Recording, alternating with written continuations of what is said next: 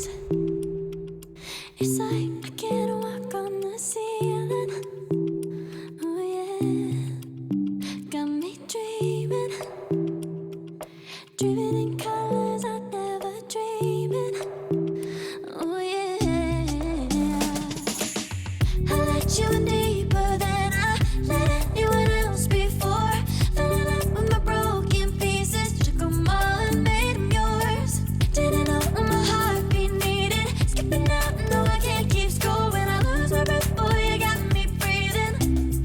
Oh, every little thing you do, every time you hold me, take me higher, higher. Every little thing you do, every time you hold me, take me higher, higher. Oh,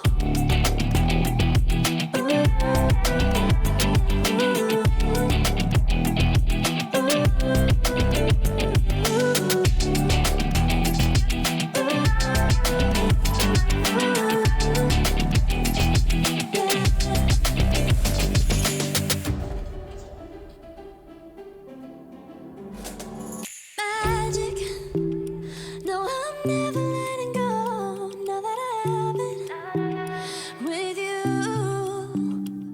When you kiss me, it's like the stars fall out the sky onto my heart to cover up what I don't wanna show. I let you in deeper than I let anyone else before. Fell in love with my broken pieces, took them all and made them yours.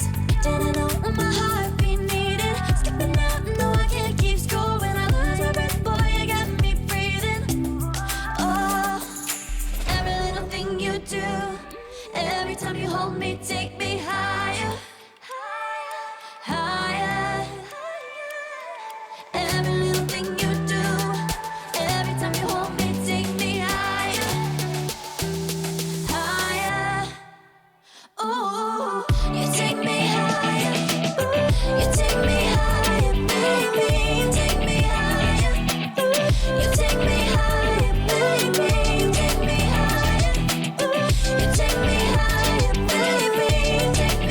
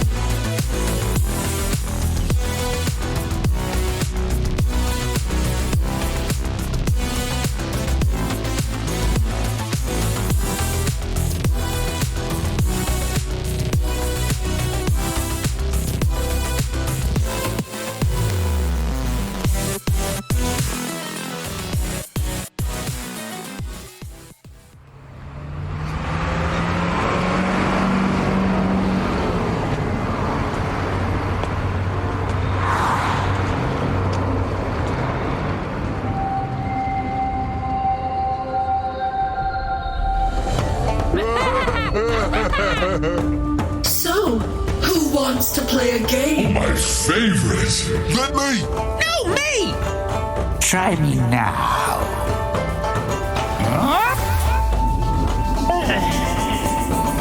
And down.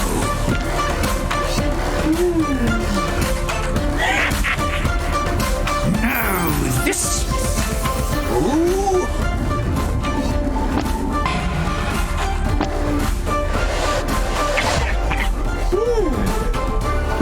Next. Damn. What's this thing? Let's find out.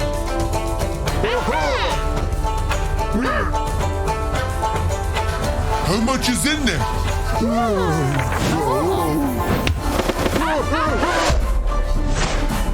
And again! Guess we better. Yep. It's just as high as we can go. Expertise!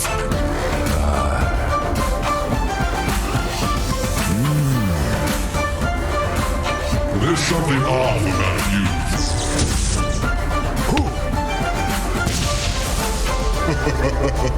It's in the bag. Watch me now. Yoo-hoo! I always get what I want. In the bag. Nice! Such talent, such sorceress. You're doing good! You too! Where are you? You want me? Come get me. Welcome back, one and all, here to the spring tour of the China DPC. We had a 2-week break almost. It was a long time away, but we are finally back home, ready to continue the action and see how all these teams fare up in the progress, in the step-ups to Tour 2, to Tour 3, and especially the second major, technically the first one, but let's pretend what happened last time doesn't really count. Now that we are here, my name is Snare. I'm joined with Lizard and Drag and Drop. Gentlemen, it's been a long time. It's been a while. How y'all feeling to be back? Lizard, you swept out the environment there in the background. Yeah, just a little bit.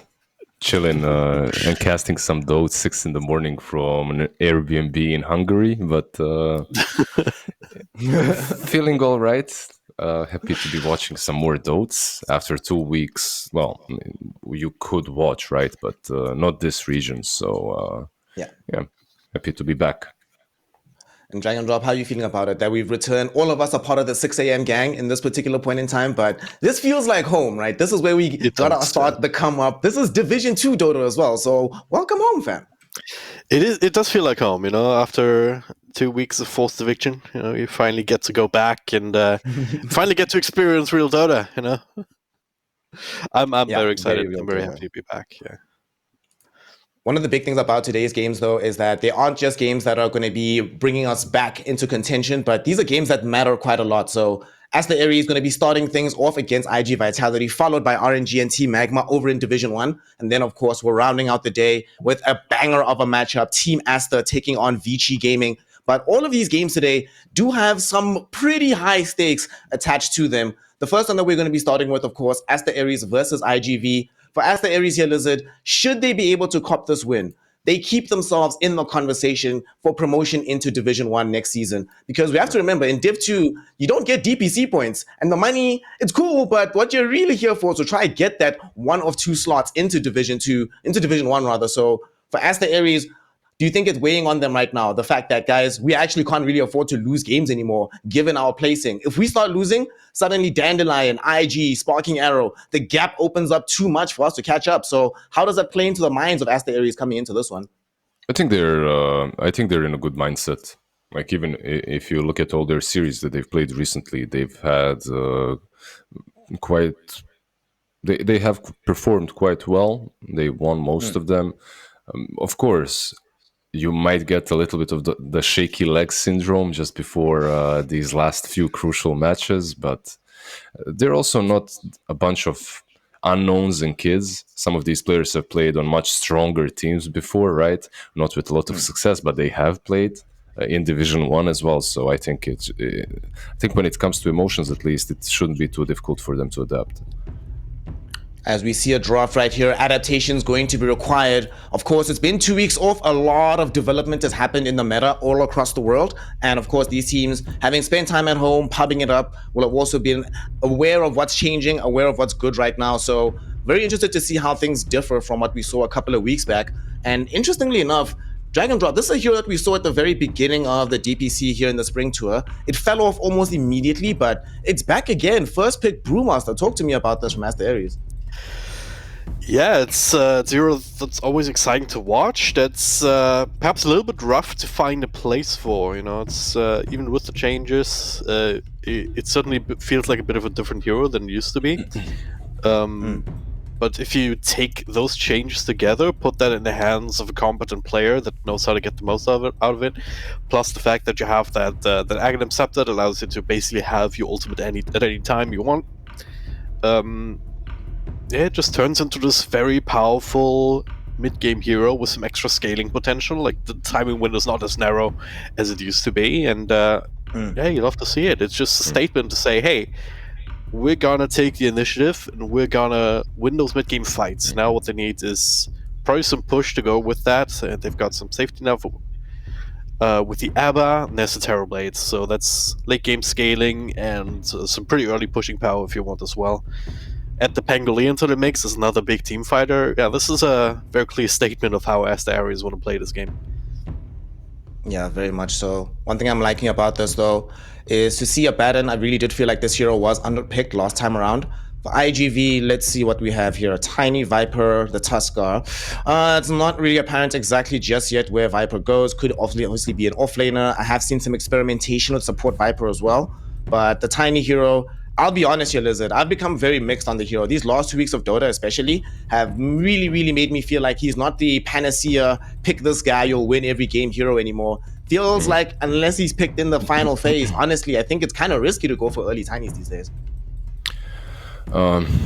Yeah, I can see where you're coming from, but it's also, the meta evolves all the time, and 1 week can change pretty much everything and the hero can come back, However, I have to agree with you and what Drag and Drop has said earlier. I like Aster.A's draft a bit better so far.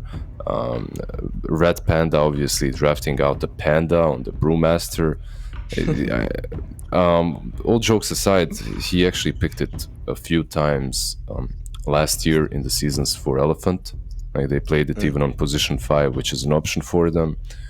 But opening up with the Brew plus Pango versus opening up with the Tusk plus Viper, I'm not really sure which one I prefer. I would even say that Tusk and Viper are extremely strong. A couple of months back, this was what everyone was fighting for. Like, this opening Tusk Viper or Tusk DP was literally what you wanted. So there are some nice things for iG.V as well, and then Aster.A's counter it out a little bit with Yabadan. They get the TB in the mix for that hard carry potential. I think both of these teams have got what it takes. Enigma is always that hero that changes things completely if there is nothing to really punish her hard, and so far on Aster.A there isn't. Like, they don't have any BKB breaking capabilities, and if you don't have that versus an Enigma, you can always lose the game no matter how far ahead you are. Yep. X Factor stuff in games. And you gotta love it. That's the great thing about Dota. It's never really over, and especially heroes like Enigma keep the game going much longer than it could be otherwise, just to deal with the threat. Where is this draft still going for them on the side of iG.V here? For Aster.A, one thing we have seen about them here, Drag and Drop, is a lot more straightforward, this draft. For iG.V, cards have to be laid out on the table soon. Where do you think this Enigma going? Is this offlane Enigma, or is this going to be some uber greedy 4-position Enigma for iG.V? I don't think you can get away with that when you already have a Tusk. Like, I think you want to have the 3-position Enigma. Then Tusk is freed up to roam around early. Like, he's going to get a couple of levels on the offlane. And then he's going to leave Enigma to his own devices, like laning and jungling the way he does. And then Tusk's just going to roam around trying to get some kills on the Viper and tiny lanes. They're thinking that they need a mid laner on iG.V, which would kind of play into what you're saying, I guess. right? Like Yeah. Puppy long time ago started off the Enigma 5 and everyone kind of picked up. Is it still viable? Have you guys seen the EU games where Enigma was picked? Where was she played? Was it not, offlane or? I can find out for you quickly, good sir. Because I've seen a couple of Enigma picks, but I haven't really paid complete attention to where they drafted her. They finalized with an Invoker. Just I don't really see I don't see why overall at the moment at least. But Curious to me how they banned out the Ember instead of just picking a hero like that. Just, I mean, nothing against Invoker. The guy has a big toolkit, but there's other heroes that have a much easier time catching people and initiating these team fights. They have no catch on Aster.A. Yeah. That's a problem for them. Like literally no catch. You can't rely on a Pango to always roll in and get that pick off with a Blink Dagger. It takes way too much time. So banning out Morphling, Puck, Ember, it makes sense because they're also really good versus TB and Brew. And Oh, an MK. That's interesting. So I just checked for you. Every single time that Enigma's been played in EU so far, at least in Division 1, it's been played by Tiger in the support position for OG. In this game, it does seem like we're not going to be having a major reversal of fortunes in terms of how this Enigma is going to operate. It's going to be interesting to see how they put it into the game, but I'm very interested to find out that they went back for this Monkey King. It did kind of feel like there was a little bit of lack of team fight, but my God, the resource management on the side of iG.V is going to be insane, gentlemen. Enigma, Tiny, Monkey King. Is there enough on the map, Lizard, to actually make these heroes work together? it will be very difficult. You're going to have to do some jungling shenanigans or something like that. Just enough that will mostly be the one that's supposed to pull you through the game, but at the same time, that it's possible. But it's looking. It is quite greedy, but I don't know. I feel it's possible. And the reason I also want to ask Dragon Drop, just before we go into the game itself, if it's possible, right? On the side of Aster.A, this last pick Invoker, how do you feel about it? Is this going to give them the acceleration they need? Is it enough buff up on the Terrorblade? Seems kind of scary right now. Abaddon, Alacrity on the TB. The late game is really where they would shine a lot, but are they going to play towards it, or do you try press the tempo with the Pango and the Brewmaster? I think Invoker is also one of these heroes that wants to be a tempo hero, that begs to be a tempo hero, and in the right hands he can be with the Quaz Wex and just run around with an Urn, just getting kills left, right, and center. That would play into this general idea that you have with the Pango, with the Brewmaster, and all of this to just one buy space for Terrorblade if he needs it, and then you have the late game security from this scary carry. But he's also has something to offer in the push department if the game goes well. So I think this is a high execution lineup for Ares. They're gonna aim for this mid-game teamfight domination into the classic. All right, we're gonna take towers, we're gonna take map control and take the game off of that. And then if that goes wrong, all bets are off because we get into late game territory with Terrorblade on the one side, but Enigma on the other. All right. Well, let's see if it's going to go right for them, or indeed if it's going to be the side of iG.V getting away with already some early shenanigans with the movement of this Monkey King.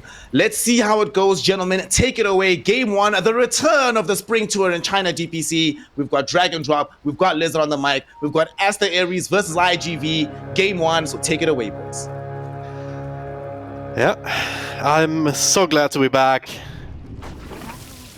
I'm so glad to see a Viper. Where did our boy leave? Where is Snare? Why do we take it away without him? Well, he's still hanging around, you know, he's watching. The watcher in the dark. It's always like, take it away, boys, and then he mutes himself, you know, takes some chips, chills. Take it away, I don't want this anymore.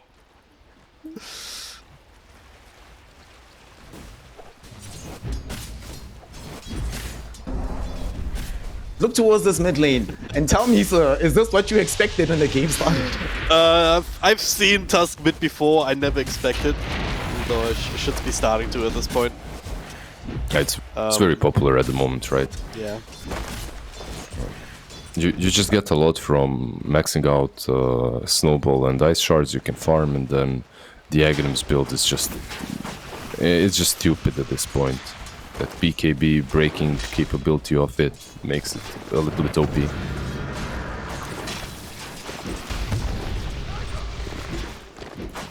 It is what it is. Let's see how it works out. But it is going to be the Quasarx Invoker at the end, so he's going to be doing his thing. And until top lane actually, Viper super low. One more click, trying to block the trying to block with the tree, but first blood is first blood, going the way of Aster.A. Nice one. Something actually I wanted to ask you all about Aster.A, but we just ran out of time in the panel.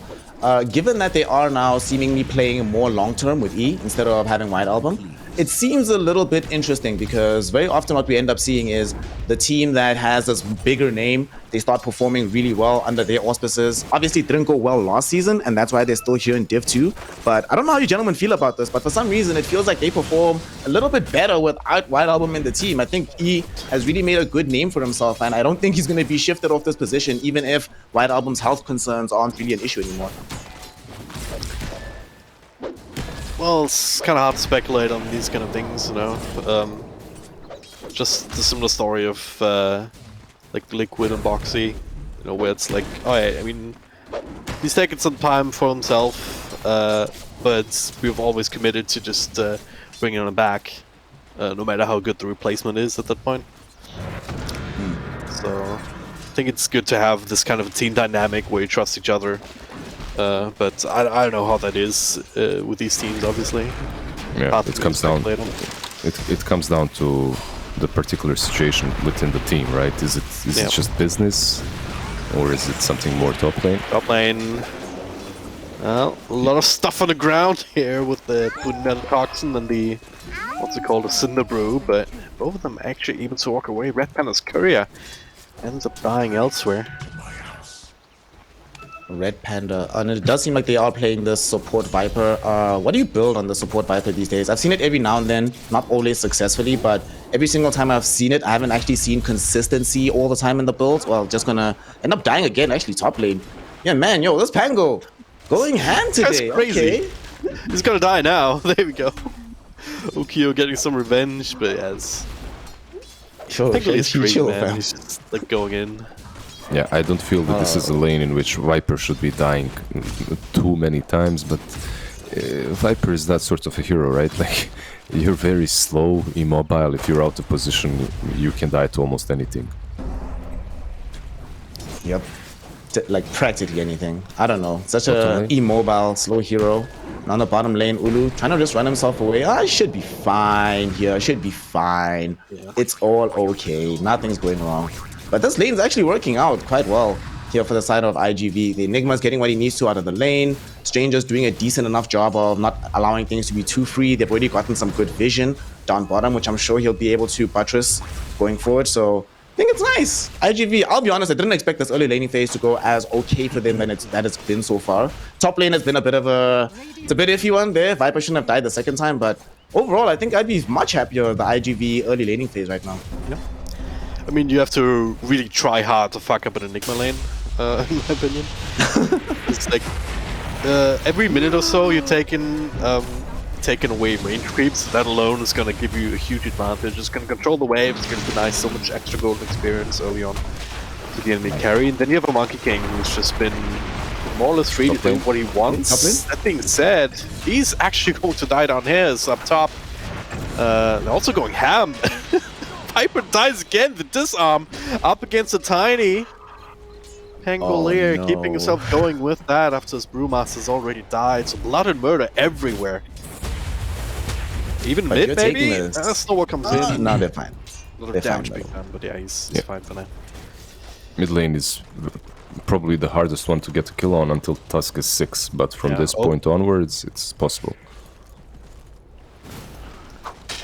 This top lane just feels like it's gonna be a bombastic place to be all the time. Like, I actually can't believe that Shang-Chi is 3-1-0. You know, been involved in so many of the kills early on, and a lot of them really shouldn't have happened, but get to take advantage of this. And we've already been seeing how well this hero can do when he gets off to a good start and doesn't have to necessarily worry himself about a poor game where you're just like, oh, this game is easy. We're just going to play it at max level. I mean, this Pango, sure, they don't have any BKB piercing disable for the Enigma, but I feel like if you can start team fighting early enough through the power of the Pango, you can sort of negate the power of the Black Hole. There'll be still 1 or 2 early good Black Holes, but you just have Rolling Thunder available so much more often than you'll ever see the Black Hole this game. That's usually if you can't deal with all her items, you need to press the tempo, right? So everything you said is right. They just need to find a way to utilize it every single time. And I can see your point. I might not share the same amount of optimism. As not only do you have Pango, you have Panda as well with very long cooldowns, and maybe that will not allow you to. There's a task rotation bottom, by the way. This TB is dead. He's very dead indeed. Too far forward, all alone. Easiest thing in the world. There's, it's peculiar that he even stayed in this lane for this long. But again. Invoker coming in to make sure. Maybe get the extra kill on the Tiny. No more mana left. Cold Snap has already expired, but the urns only gonna take away a little bit. Still a pretty beefy boy on his Tiny, and for out of juice on the other heroes to really chase him down. That being said, Pango, Shang-Chi, he doesn't give a damn. He's just going in. Hyper returning. Honestly, I love watching. He certainly wants to dive, but he's not level 6 yet, so it's a little bit tough. Logan's still hanging around. There's not a tornado EMP. I was actually about to comment on that. The fact that Invoker is still chilling, right? It always feels so bad when one team makes a successful carry rotation. The other team's waiting to try to do something. Is Viper dead again? Are you kidding me? Really? Tornado EMP, couple of Pango spells. Oh wow. Oh wow. That's not a great place to be right now. You literally just TP'd back into lane. It's his 5th death already in this game. Yeah. As a Viper support, you really want to have a decent laning stage. If nothing else, that's what you want. Well, mid lane though. Yeah. Level 6 just yet.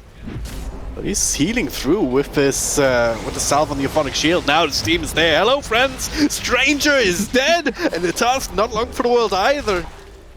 Oh no. He's gonna kill Panda maybe. Yeah. Oh, he actually did. What a guy. Yeah. Volver's punch just came off cooldown, so he got him.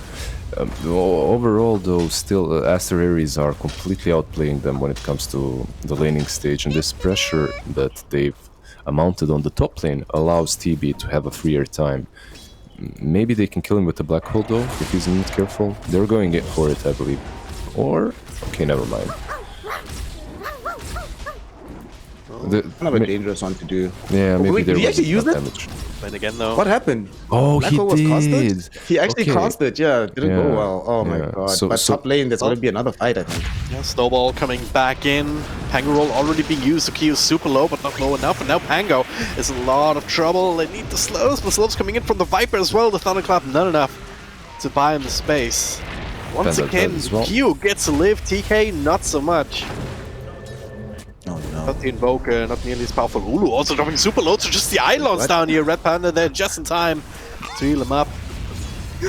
What is happening on this map right now? Everywhere we look, someone's either close to death, just died, ultimates being popped without kills happening. I mean, what is going on? So, what you're seeing is Division 2 Dota.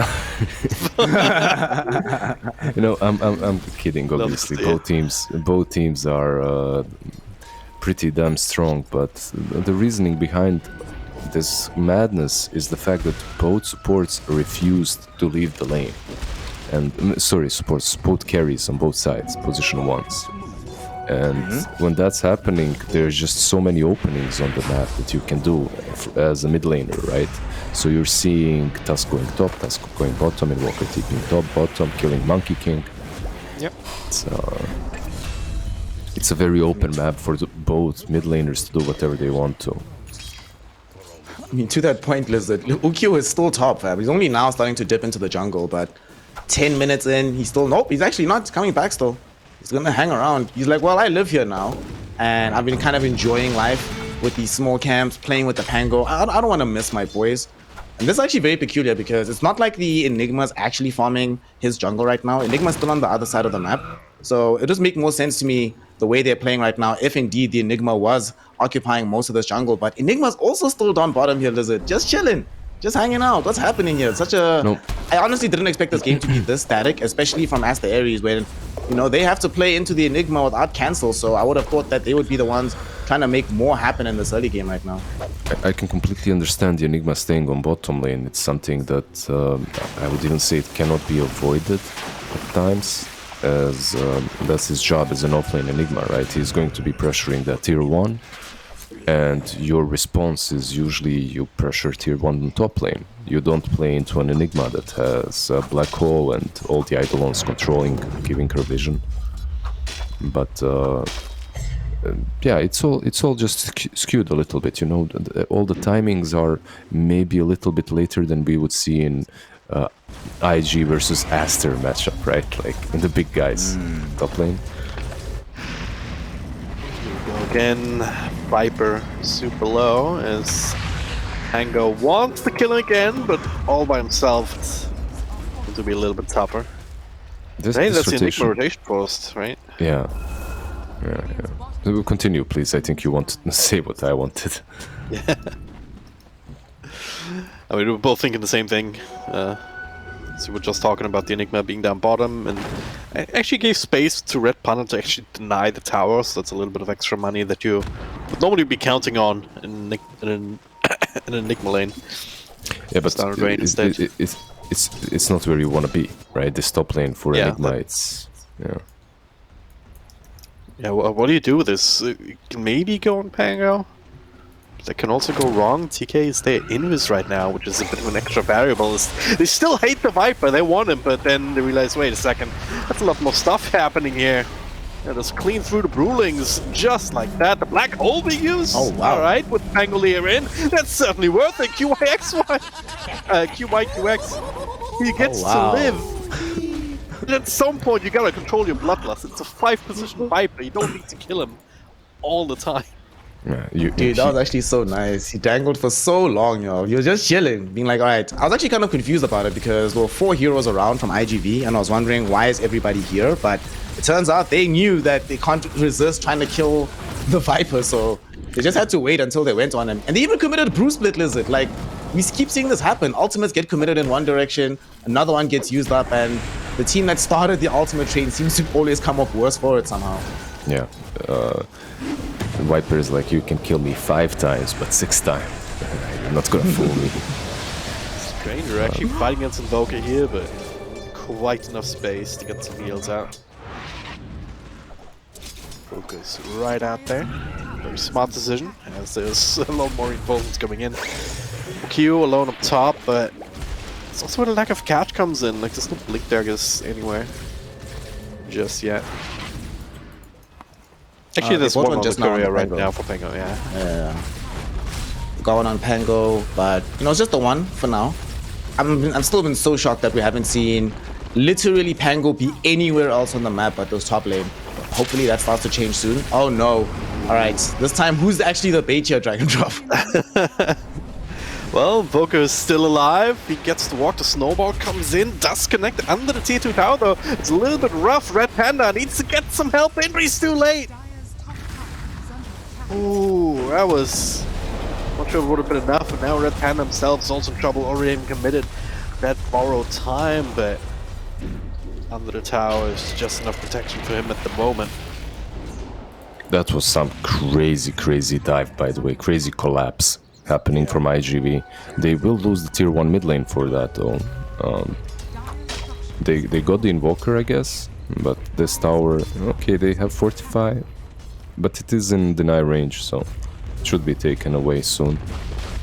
Like, that dive was crazy. All 5 heroes just committing on the tier 2 15 minutes in. It looked like OG a couple of years back. Committing on the tower, yeah, they're committing on the tiny, blinking in. Trying to find the right roll. There it is. Another one. More damage. Just need a little bit extra, and that's coming in from Ulu. carry-on-carry matchup. The Sunstrike actually connecting, not that it does too much damage here on a level 3. That being said, they still want to kill Viper. They have an insatiable hunger to draw Viper blood. Oh, Tusk does too. And Tusk, yeah. Tusk was running. Tusk was running away in a different direction. Maybe Enigma as well. No stuns, right? Yeah, it's fine. Should be fine. Basically, Panda popped his ulti and caught Tiny. And one huge thing that is happening for Ares right now is they have a vessel. The moment you get a vessel on this Invoker, which has been there for a while, but the moment you get it, you can win fights. Tiny can die easily, so he needs to get a way to either decide not to fight right now or get a way to dispel that nasty vessel charge on him. It just takes way too much damage. Yeah. Tusk came in there to try and save him in that situation, but realized after blinking in that, wait a second, I actually don't want to be here either. Who was placed to be? They're not the ones playing with the Baron. I don't think anyone wants to buy loaded. Nice move by Shang-Chi down bottom. How? What a read, dude. What a read. How did he find the right tree? Like a boss, that's how. Damn, son. Oh, that's some highlight reel stuff right there. Well done from Shang-Chi. You know, he's tired of killing the Viper. He's like, fine, I need to start sharing the misery. So, Stranger, it's your turn to die now. Viper's too far away on the map. It's a really quick fingers. Like, he even tried to line the swashbuckle up with the Primal Spring. So, as to prevent the follow-up jump. But then being able to just blink in, accurately cut the right tree instantly, it's really great kill for sure. Yeah. Well, that's the catch that you need, I guess. We've been missing so far. Oh no. Yeah, that's still a problem. That's still a problem for Aster, and luckily for them, the fights have been given to them every single time, and they also want to fight, so that catch is not as necessary. But usually, when you see that, it's not great, right? If the only thing that you have is that under, but they are smoking up. I think these two smokes there separately, which is a bit of a waste. Yeah, and Abaddon used it far away. He was far away from them as well, right? Like, yeah. He likes to smoke. He wants to do it on his own. It's fine. He's a cool kid, man. Yeah. It's very antisocial behavior. Not gonna lie. The sad thing about the smoke though is that they pop it. It's one of the first smokes they've used in quite a while, but they still get nothing out of this. Not even in position to push on top. The TB's not even there to dish out this damage, so literally it ended up being a wasted smoke. So to the degree where TK just bought another one. I think he's like, alright boys, we need to go in for a third round because the last one didn't work out. But they're pinging Roche. I am not sure about this. I think you might have the damage to take it, but the fight that's going to come your way, I'm not sure it's worthwhile getting involved when you still don't really have an accurate answer for Enigma, who is just also slowly but surely farming away, getting all this net worth. Bottom lane's being pushed in by Eidolons, Enigma's getting huge, and the fight probably going to break out top here. I think your reasoning is correct, but a little bit too early. I feel like they will not have a way of dealing with Enigma. Right now they do, so they should pressure and take any objective that they can. And force fights that way, because they also don't have catch. When you don't have catch, the only thing that you can do is force objectives, like they just forced this tier 2. I'm not saying that they will win a fight in the pit, but I think they should still go there, and especially when you have a TB with the BKB, it's just so early game oriented. I really think that they should go to that pit and take the Aegis before Enigma gets the BKB. Once Enigma gets BKB, your game becomes significantly more difficult. Basically, you want to try and play in a way to make the opponents do what you want them to do. Right? Like if you're going for Roche, if you're just posturing around this area, you're kind of forcing iG.V to commit some resources to stick around there and contest it. You know, then at least you know where they are, what they're gonna do. Then maybe you can find an opening. How far is this BKB for the Enigma at this point? Only the recipe. The recipe, yeah, not far away. As they're angling and they're going for mid here right now. Viper, of course, he's the initial target. QI, QX should end up dying. Versus team, not even thinking about contesting that one. This is Roche, right? Oh, Yeah. it has to be. Yeah. How important like- is Viper for Roche defense, though? It's not. It's not that important as like a hero. He's just important as a unit that can go in and give vision. But like, I think Ares just realized after that fight, there's no BKB on Enigma. We need to go. That's it. It's not about really just killing Viper. Getting it for free as well. Very quick with the metamorphosis. So that'll be that. Tower goes down in the bottom lane in exchange. So it's the most classic of trades, Roche for tier 2. Stranger. I miss Ooh, was just like part of the meta. He's so dead, dude. Yeah. He's so dead. Bye. It's anti-monkey gameplay, you know, just knowing that he's gonna do these kind of plays, just ready for it immediately with the Spirit Vessel Cold Snap. That combo is always so good. The Tusk is also getting closer towards having BKB as well. I haven't actually felt like this Tusk has been that impactful these last few minutes, but that being said, Aster.A has gotten everything they want. Got Roche, got a tier 2. Sure, they didn't find a massive fight, but to be able to pick off supports, one in middle, one in top, you effectively still feel like you won a fight. Now you're pressuring the whole map. Sure, you lost a tier 2 down bottom, but not that big a deal. You knew that trade was going to be coming anyway.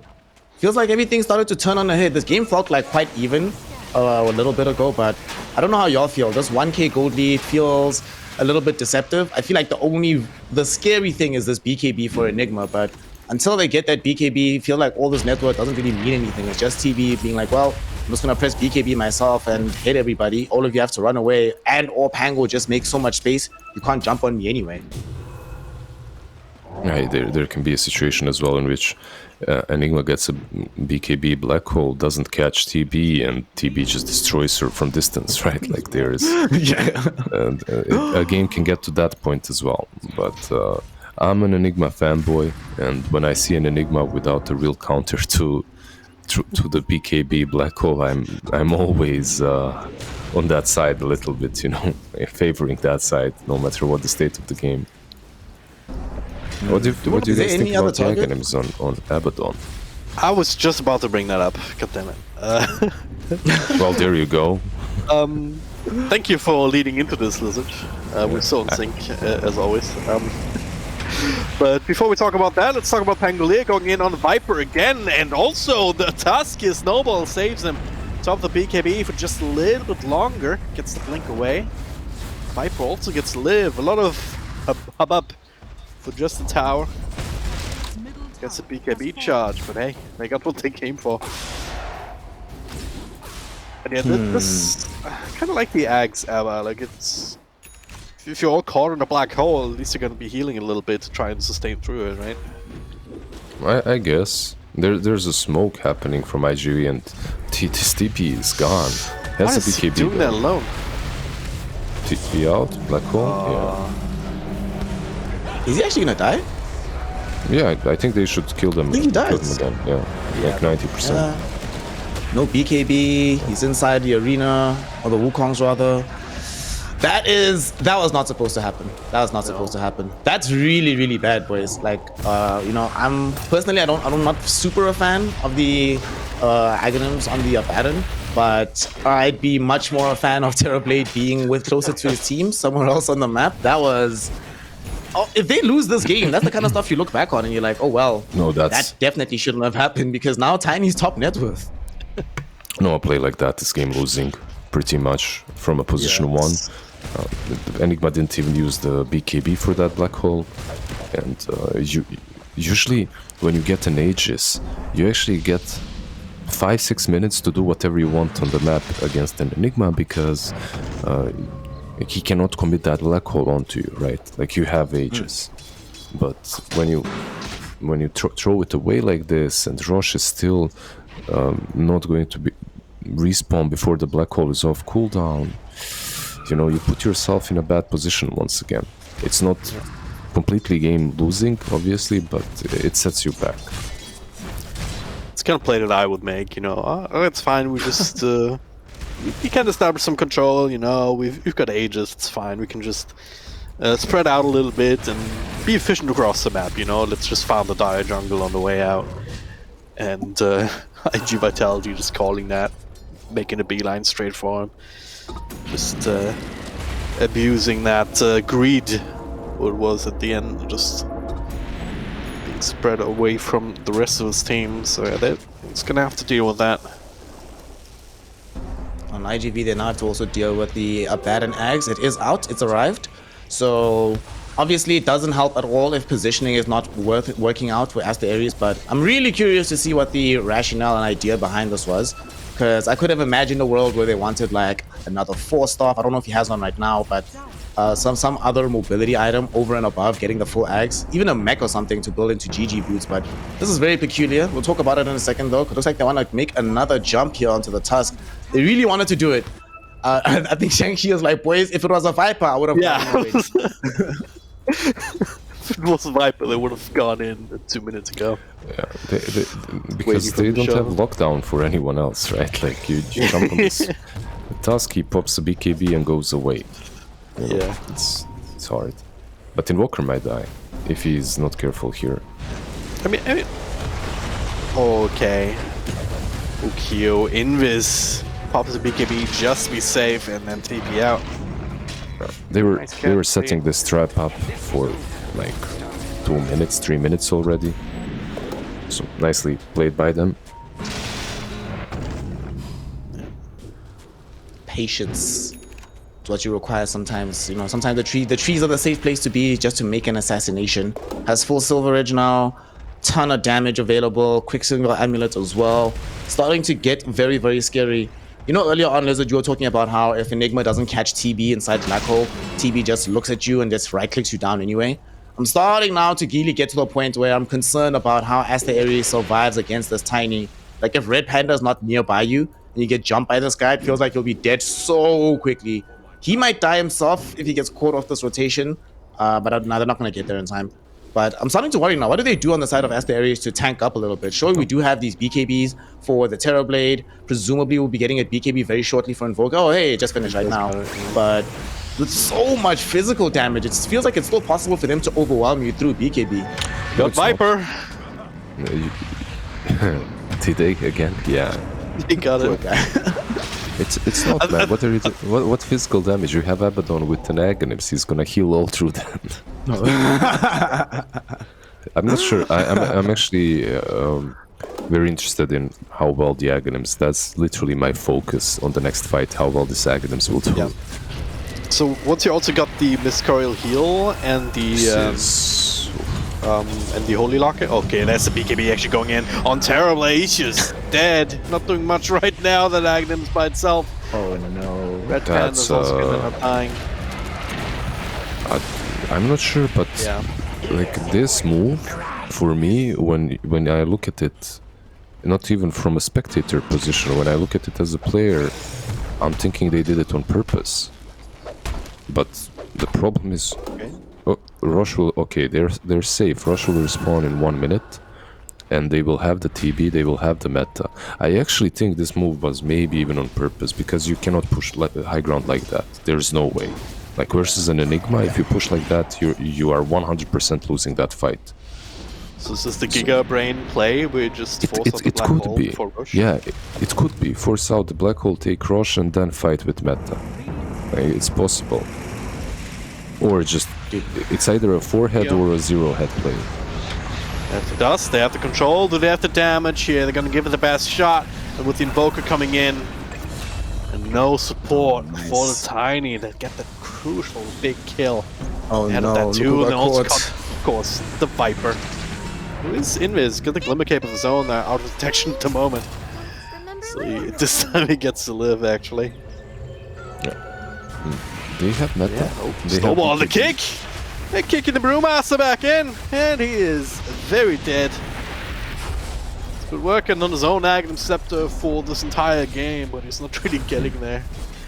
Get that second round Framen split. This will force them back into the pit instead of going for a set of Raxes. I think it's probably the safer play as well, but it does buy some more time for Enigma to get that black hole off cooldown.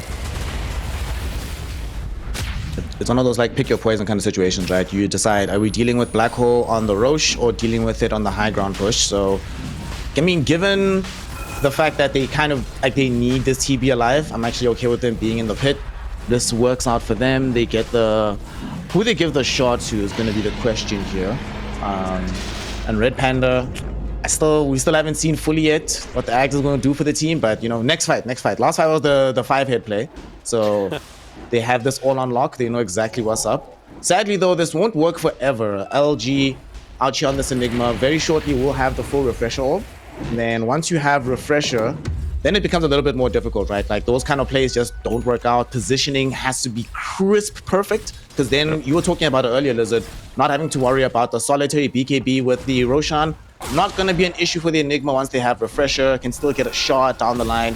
Things actually start to feel a little bit scary for how do you siege the high ground if you do have to deal with the double black hole. There's usually you cannot. Usually you just try to take a fight somewhere else, bait them out, choke them inside of their base and farm the map, right? I think that's probably your best option.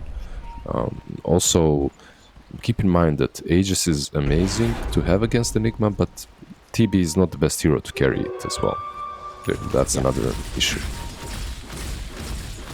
Because to really efficiently siege, you want to pop the meta. If you then die, if you don't get it back a second time, unless you refresh in the end. There's of course Viper being gone on again up top by the Pangolier. Doesn't quite have the damage by himself at the moment. The Sunstrike will almost fix that with the next scroll connecting. Not quite, that is. But what Castle Kyo with the control and the insta-kill on the way back.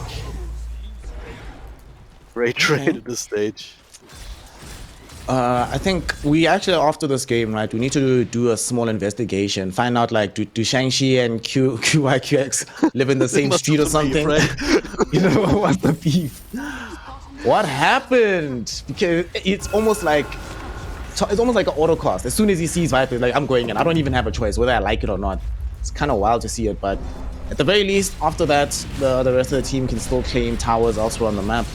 Get some additional gold for yourself. Get Ulu a bit farmed up here for the Terrorblade. It's some primal instinct. You see Viper, you go on him, right? But one thing, so far this Aghanims on Abaddon didn't do anything, by the way. Nope.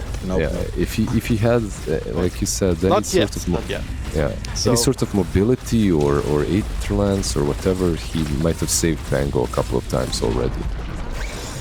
Okay, so once he's got level 15 talent, it's 310 heal, and then at 30% from the Holy Lock on top of that. That's 400 heal for every 525 damage during his ultimate. So it's basically, what, 80% or so that you just heal up immediately. Not bad.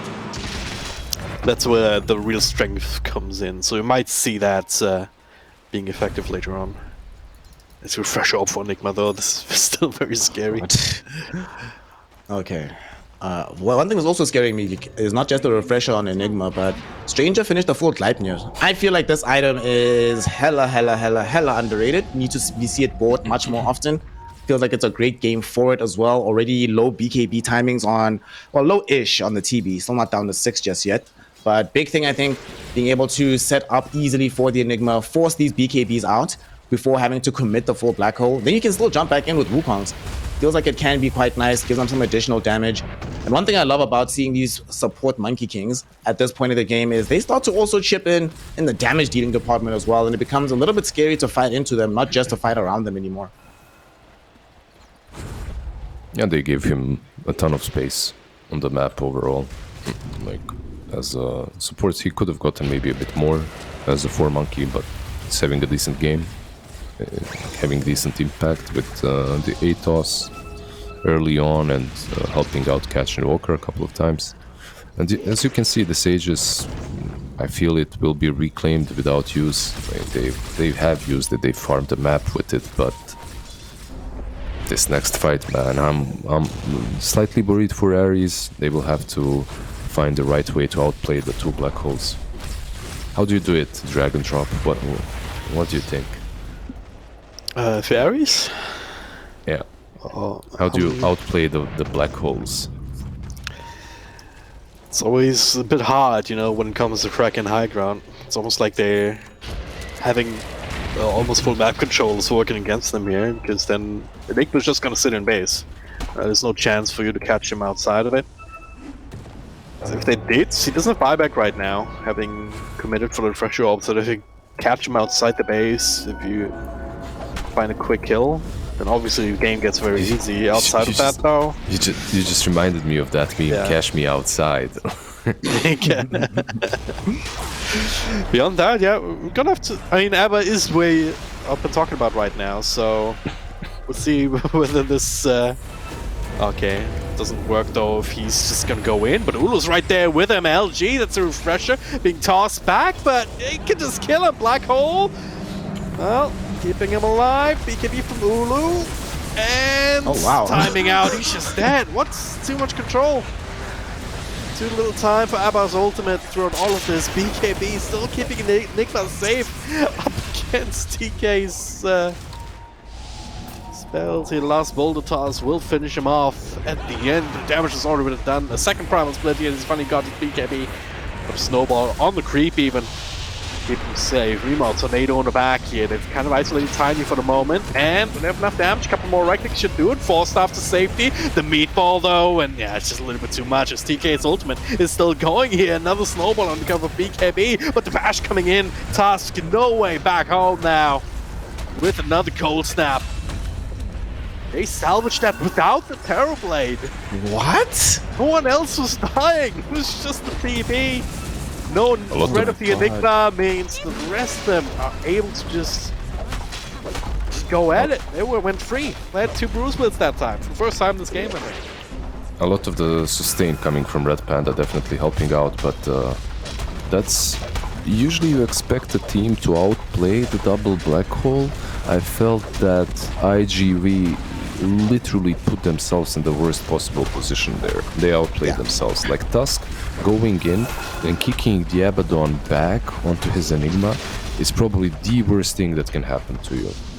You're literally putting this wall in front and he's saying, okay, do you want to black hole me? If you don't black hole me, I'll stack up my Curse of Avernus on you. You'll be silenced. You'll be forced to BKB as well. It's just the worst way to start a fight. And even that, the Enigma somehow salvaged because, he just used that long-range black hole. He caught TB. Really not a great way to start a fight for iG.V. I was also quite confused watching that fight because we saw he dropped down Midnight Pulse first, they get the big kill, and instead of splitting, they go back and they try to re-engage again, even with like low HP heroes. It was such a bizarre fight, and after popping Wukong's, Stranger even sort of left. He just scouting from the trees, wasn't actually dishing out damage, but the rest of his team still went in. Ukyo went all the way in, deep towards the secret shop, and 2 lanes of racks lost. I'm just thinking about the alternate dimension where they get the kill on the Terrorblade. They sort of, maybe you lose 2 heroes in the process, but you don't lose Ukyo, you don't end up losing the Tusk. Then you still maintain control of your racks, and this smoke that they're doing now to try and just force the game back, this could have been a smoke that's leading them into a winning position. Instead now, if this smoke fails, it feels like the game just ends almost immediately. They have 2 black holes though, so let's see if they can use them. Look how stacked up Ares is, like, man, that's so scary. Seeing 4 heroes together versus an Enigma like that, man. Yeah. Also looking for Stranger with Sunstrikes. It's very scary, like he gets caught once with this kind of plays, he just probably dies very quickly. Oh snap, look at this, yo. TK actually got so much out of that fight, not just being involved on both rounds with the Aghanim Scepter, he got enough to finish the refresher. It's fully complete, so Ag's refresher on Brewmaster, he's practically always in brew form now. You can never get him out of it. He went from not having 2 to having 4 as the blink away here. Snowball still following him though. Kick back, but that's Pangolin. He's absolutely fine. Rolled away from Black Hole. Catches only the Abba. Red Panda doesn't give a damn. LG, he could refresh, but it doesn't matter. cannot find an angle for the second black hole. The rest of his team running away. iG.V falling apart right now. Not a stun on Viper, of course. He has to die. 11th death. Buys back immediately to make it a round number again. It's Stranger. Broken, couple right clicks, 4 stuff will keep him safe for now. But that's the last set of racks up top. It's long range artillery being fired to keep them away. Don't even dare. Don't even attempt to save this one. It's still Terrorblade with Aegis, with BKB. Kick back on them though, they're gonna give it the best shot. But it's just not the greatest thing. Not even making it back to the base of Kyo now. It's all up to him. And what? It's all healing. Not even taking any damage. Stranger also dies inside his own Wukongs. Wow. There we go. There you have it, folks. Oh wow. That must have been the power of the of the axe. There we go. Though black hole. They get him once. Gonna get him twice here. No. Doesn't even respond before the agent explodes. So. There's the Aries. That game exploded. It exploded and not in the direction that I expected at all. It's like, but sometimes it happens. You know, you have an enigma, you miss a couple of your black holes, someone gets kicked into your face, and then you're like, oh god.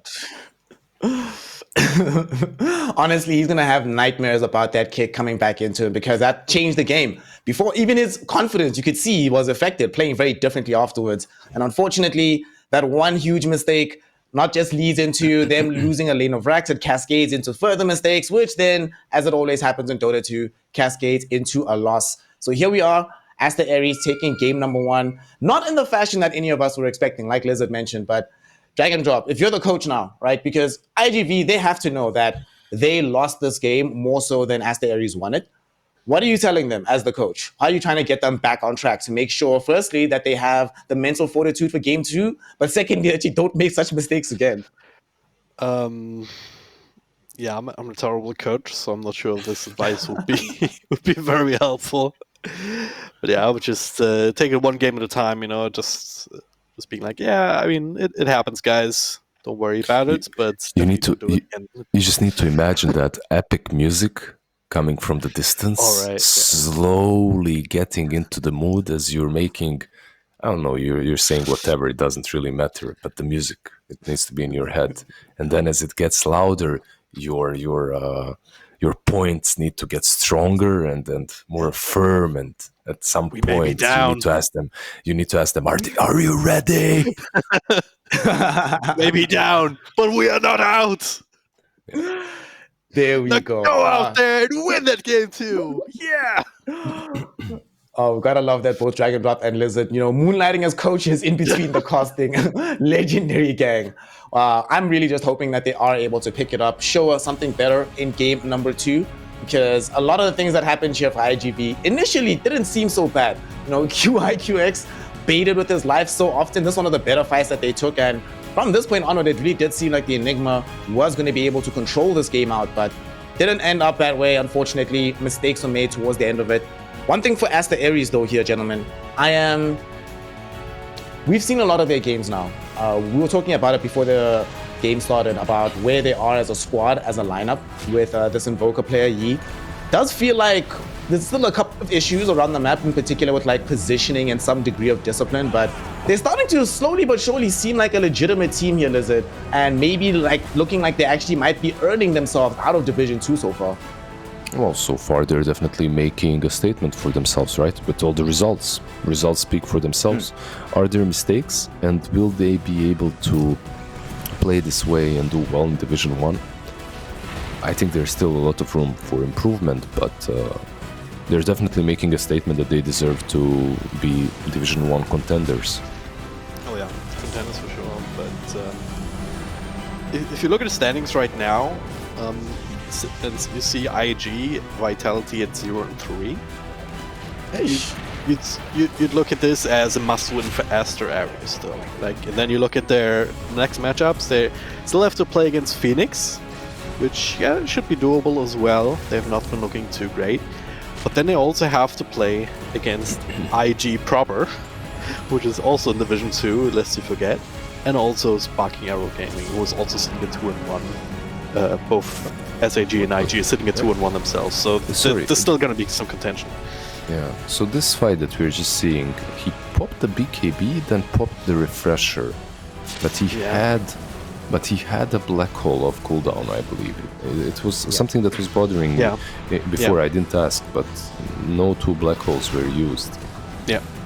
Also, look where Igukyo is. He took like that really awkward, weird path, like back into the fight, despite being able to leave at some point. This was really bizarre. This should never have happened, honestly. I'm hoping that they just completely forget about this.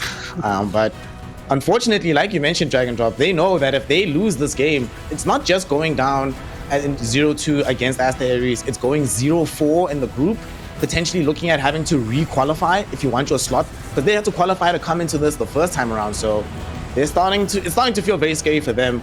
And, you know, do they have what it takes to actually keep their heads in the game off the back of a loss like this, which is kind of crippling? I feel like if they lose this next game, it does feel like the team might be broken and they might end up losing 6 or 7 games overall. You know, there's one game, like you mentioned, against Phoenix, which might be possible, but it is not looking easy for them so far. So now that we have seen these highlights, now that we have seen the game, we're going to take a short break to give the teams a little bit of time to get back in the lobby, get their breath back. And of course, in that meantime, make sure that you are following the channel and that you're following us over on Twitter as well. Until then, we'll be back in a couple of minutes to continue with Game 2 of iG.V versus Aster.A. Don't go anywhere. This is the China DPC Spring Tour with Snare, Lizard, and Dragon Drop. We'll be right back.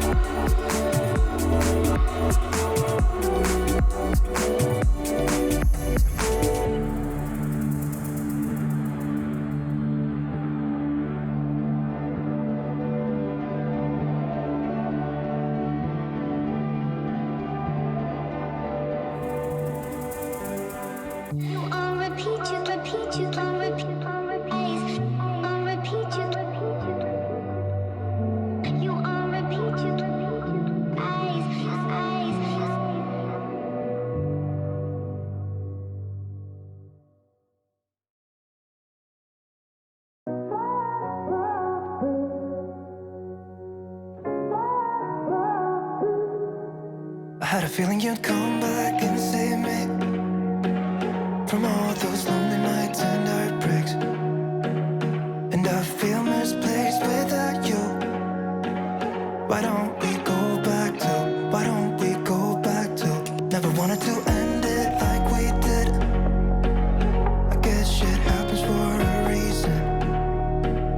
but it's like something feels different from back then.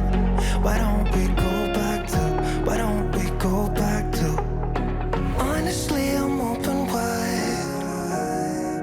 I don't feel like waking up without you by my side. I still see your silhouette. Why don't we go back to? Why don't we go back to your bedroom?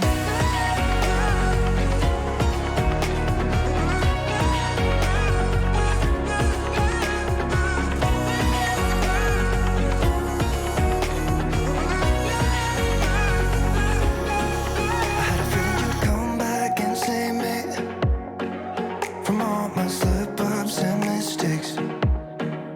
And I'm just pointless without you. Why don't we go back to? Why don't we go back to? Never wanted to end things like we did. I'm sorry for all those promises I made you that I couldn't keep. But it's like something feels different from back then. Why don't we go back to?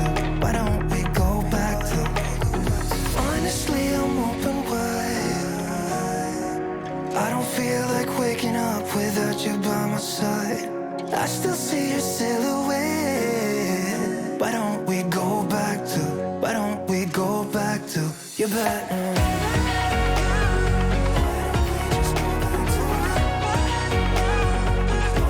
Just take me back to you.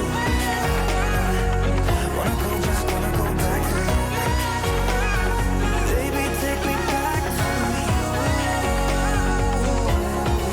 I just wanna go back to you. Baby, take me back to you.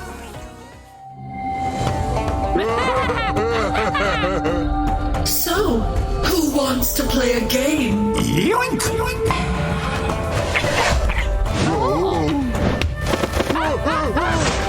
And again!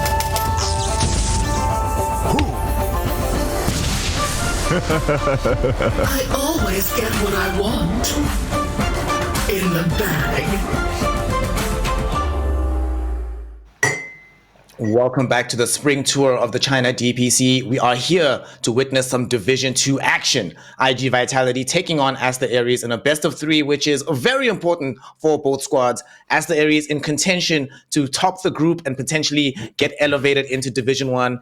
iG.V, it's on the other side of things right now. It's looking like they might be facing elimination, needing to re-qualify to come back into Div 2.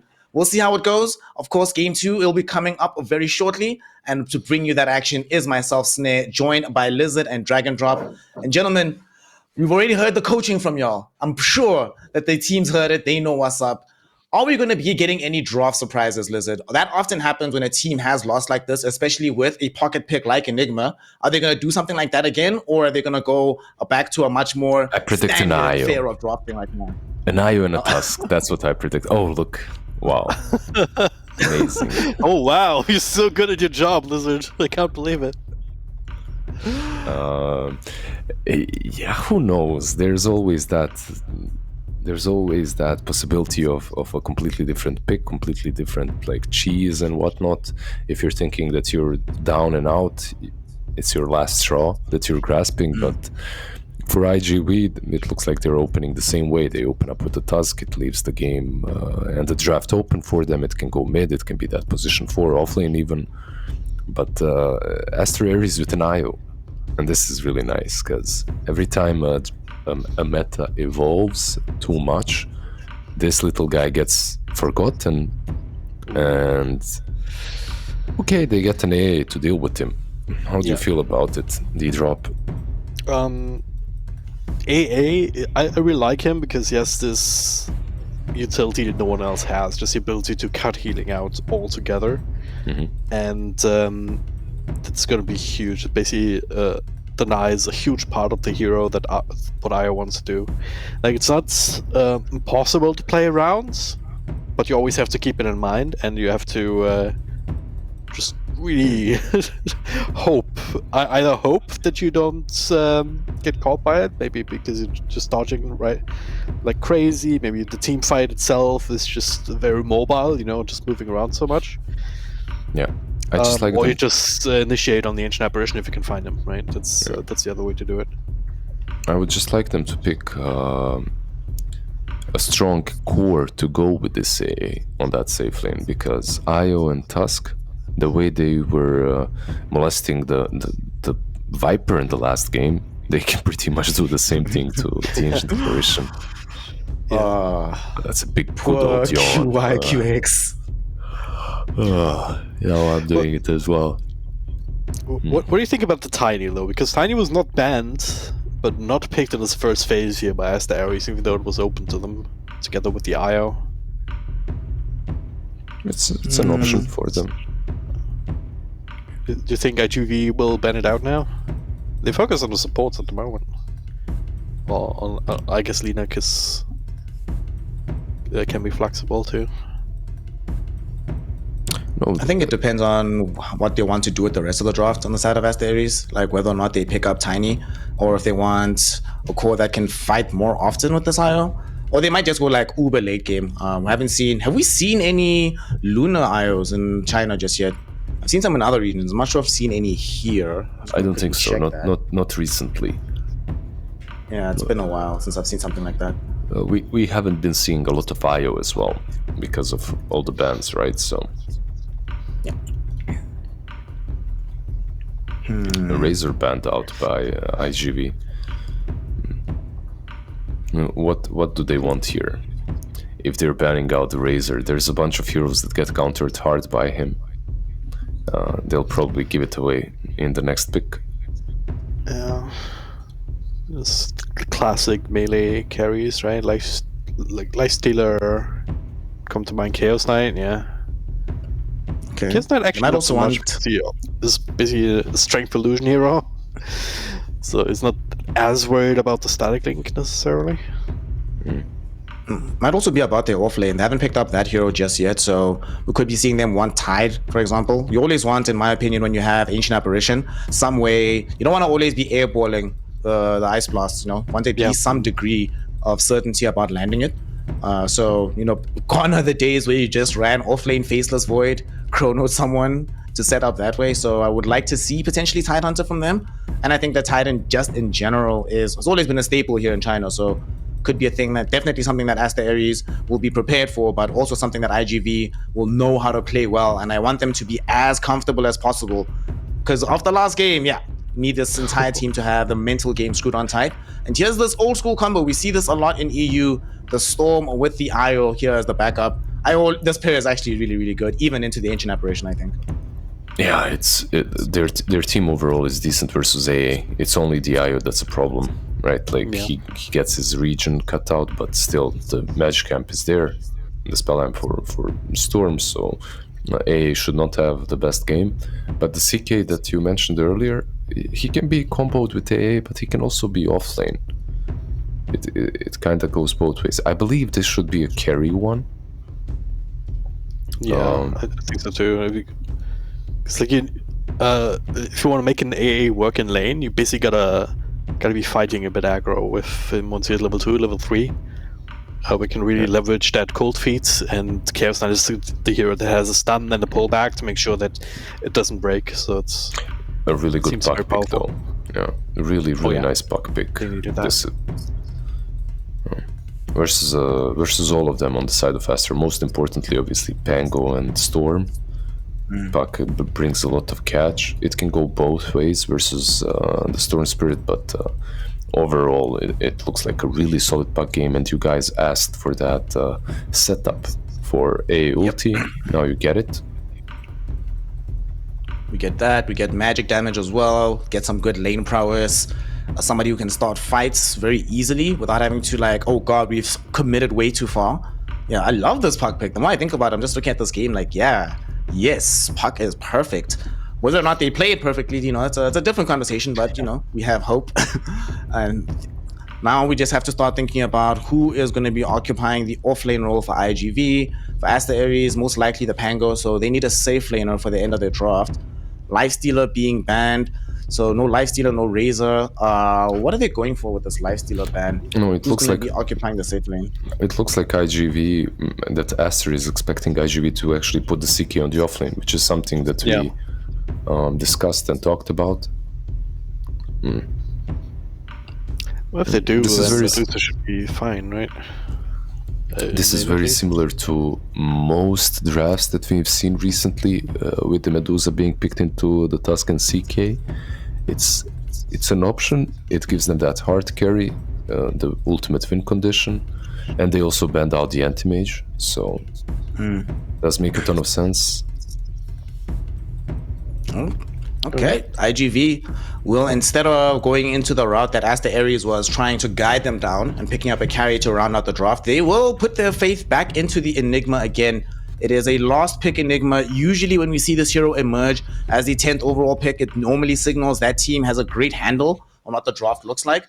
The question is this the kind of game where offlane last pick Enigma does well? I mean, they're arguably playing this into the Medusa. It's nice, I suppose, later on that you have percent-based damage against a hero like Medusa. She generally doesn't like buying the BKB, but I don't know. Is this the game, Dragon Drop? 10th pick Enigma. Are you gonna have a bit more faith in it this time around? I mean, they've got Ancient Apparition with the strategy guide, the book cosmetic. So I think they have all the info that they need, and they've figured out that this is the way to do it. So we'll see if it works out. Like, it's gonna require a lot of execution. We've seen some weaknesses of that in the last game, but they're certainly working with a much more reliable tool set, I think, especially coming from the puck. To try and keep Storm from balling out of control. I think that's going to be the main issue. If the Storm gets out of control, they might be off balance for too long. Is there enough damage, though, Lizard, to deal with this Medusa? Or rather, can she be protected in this game? Because it does seem like there are several ways to get her down, to get her to a point where she's not super safe. It's not the most difficult Medusa game in the world, but is this a winning Medusa game that you'd want to be playing right now? It's not a free Medusa game, but it is winning at some point. But it isn't free. You're playing versus, like you said, a lot of damage. You're playing versus Midnight Pulse, Ancient Apparition. The amount of dots that are going to go through you is significant, and it's not a game. It's not a hands-off keyboard. There are some drafts, I like to call them, they play themselves. It doesn't matter as long as the teams are similar in skill. Some drafts should win. I don't think that this is one of those for the Medusa side. That is for Aster.A. Well, let's find out what's going to be happening with said Medusa and whether or not it's going to give them the 2-0 victory, or if the reliance on Enigma is what they needed to do for IG Vitality. We're in the game, boys. It's game 2. Don't think we'll have any shenanigans from Stranger this time around. He's playing Tusk, not Monkey King. But what are the lanes going to break down like here, Dragon Drop? What are we expecting to see in these opening minutes? Well, pretty much what we were going in here on the side of iG.V. As you said, Stranger in a classic 4 positions, no shenanigans there, mid puck, and that's a safe lane combo between the Chaos Knight and Ancient Apparition. So once these levels come in, you might see some kills there, especially if the Pango is committed to Swashbuckle already.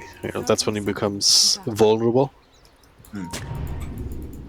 Beyond that, I mean, I'm just going to try and keep Medusa safe, do the farming thing. Storm Spirit is probably going to be the axis of Storm and Pangolier. They're going to be trying to get their levels, the base requirement, and then they're going to be starting to go aggro on Ares and try and take control of the game, buy some space from Medusa. Let's see how it goes. Interestingly enough about the IO in this game, so upcoming into it, this is the 7th IO of Spring Tour DPC here in China in both divisions. Enjoying so far a 5-1 record. Interestingly enough, the only time IO has lost has been when he played with a Storm Spirit, but iG.V with the team that was playing him. So all the ingredients that led to an IO loss are involved right here. iG.V must be like, yes, boys. If we lost with it, we know exactly how to beat it now as well. If we lost with it, then we can lose to it as well. Oh, wait a second. Yeah. A tri-lane starting on the bottom lane.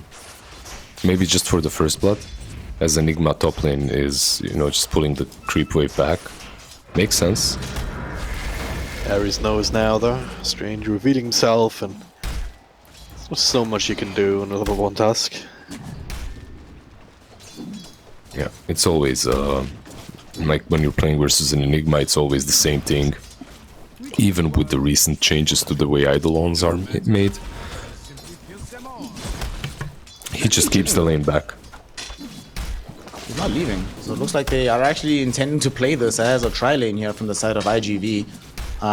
Is this about securing the lane for the CK, or is it about like giving a bit more space to the Enigma on the other side? It's this particular situation in which you have an Enigma in your team and you can allow yourself to do exactly this. But this tri-lane on bottom lane, Tusk is moving away from it because sometimes when you leave an Enigma on offlane, you can do a lot on the safe lane. But this isn't one of those games as a Tusk. You literally cannot do anything on the safe lane. You have Ice Shards, they have Tether, and they have Swashbuckle or Shield Crash. Like, you're never getting killed, so staying as a tri-lane will just leash the experience, and it's just not the position that you want to be in. Just down to this really good adjustment that Ares made, just putting the IO together with the Pango in his bottom lane, rather than just having him in the safe lane, because you realize, alright, I mean, Enigma's gonna do Enigma things, and the IO's not gonna change that. Medusa doesn't necessarily need that safety. So having that down bottom, that extra sustain to make sure that the Pangolier can do all he can be, essentially. Yeah, but it's a good decision. The setup of their lanes is really natural. It's how it should be, right? Like Ogre plus Medusa and Pango really benefits a lot from the IO. This lane it's a nice lane, right? You have Overcharge, then Pango gets more Lucky Shot procs in because of extra hits. So it's just a nice lane. Yep. Great place to be, I think. Who's happiest on the map here in this early game? Obviously, mid lane is going as usual between Puck and Storm Spirits, just kind of meh. At this point in time, there is a bit of concern though. Who moves first off the map? Because we've been seeing these Pucks rotate like what? It used to be like level 7, but now it's getting a bit sooner, level 6 sometimes. And we already saw in the last game that both teams are fairly static in their carry movements. So it couldn't be quite easy. If Puck, I think it's a little bit easier for the Puck to do something, just given the fact that they at least have a stun in both lanes. Not necessarily the case for Aster.A. It feels like they'll need like level 6 or something if they want to make a rotation into the CK lane on Pango. No, I agree. It's much easier for Puck. Overall, when you look at this whole draft, there's skill potential everywhere. It's still doable with the Storm Spirit, but you either need a good rune or someone needs to overcommit and then you punish that. Overall, it's really not that easy for Storm to make plays. Maybe with some IO overcharge shenanigans, right? Jumping on an AA, that's a kill. But besides an AA, maybe a CK if he's not having a good time.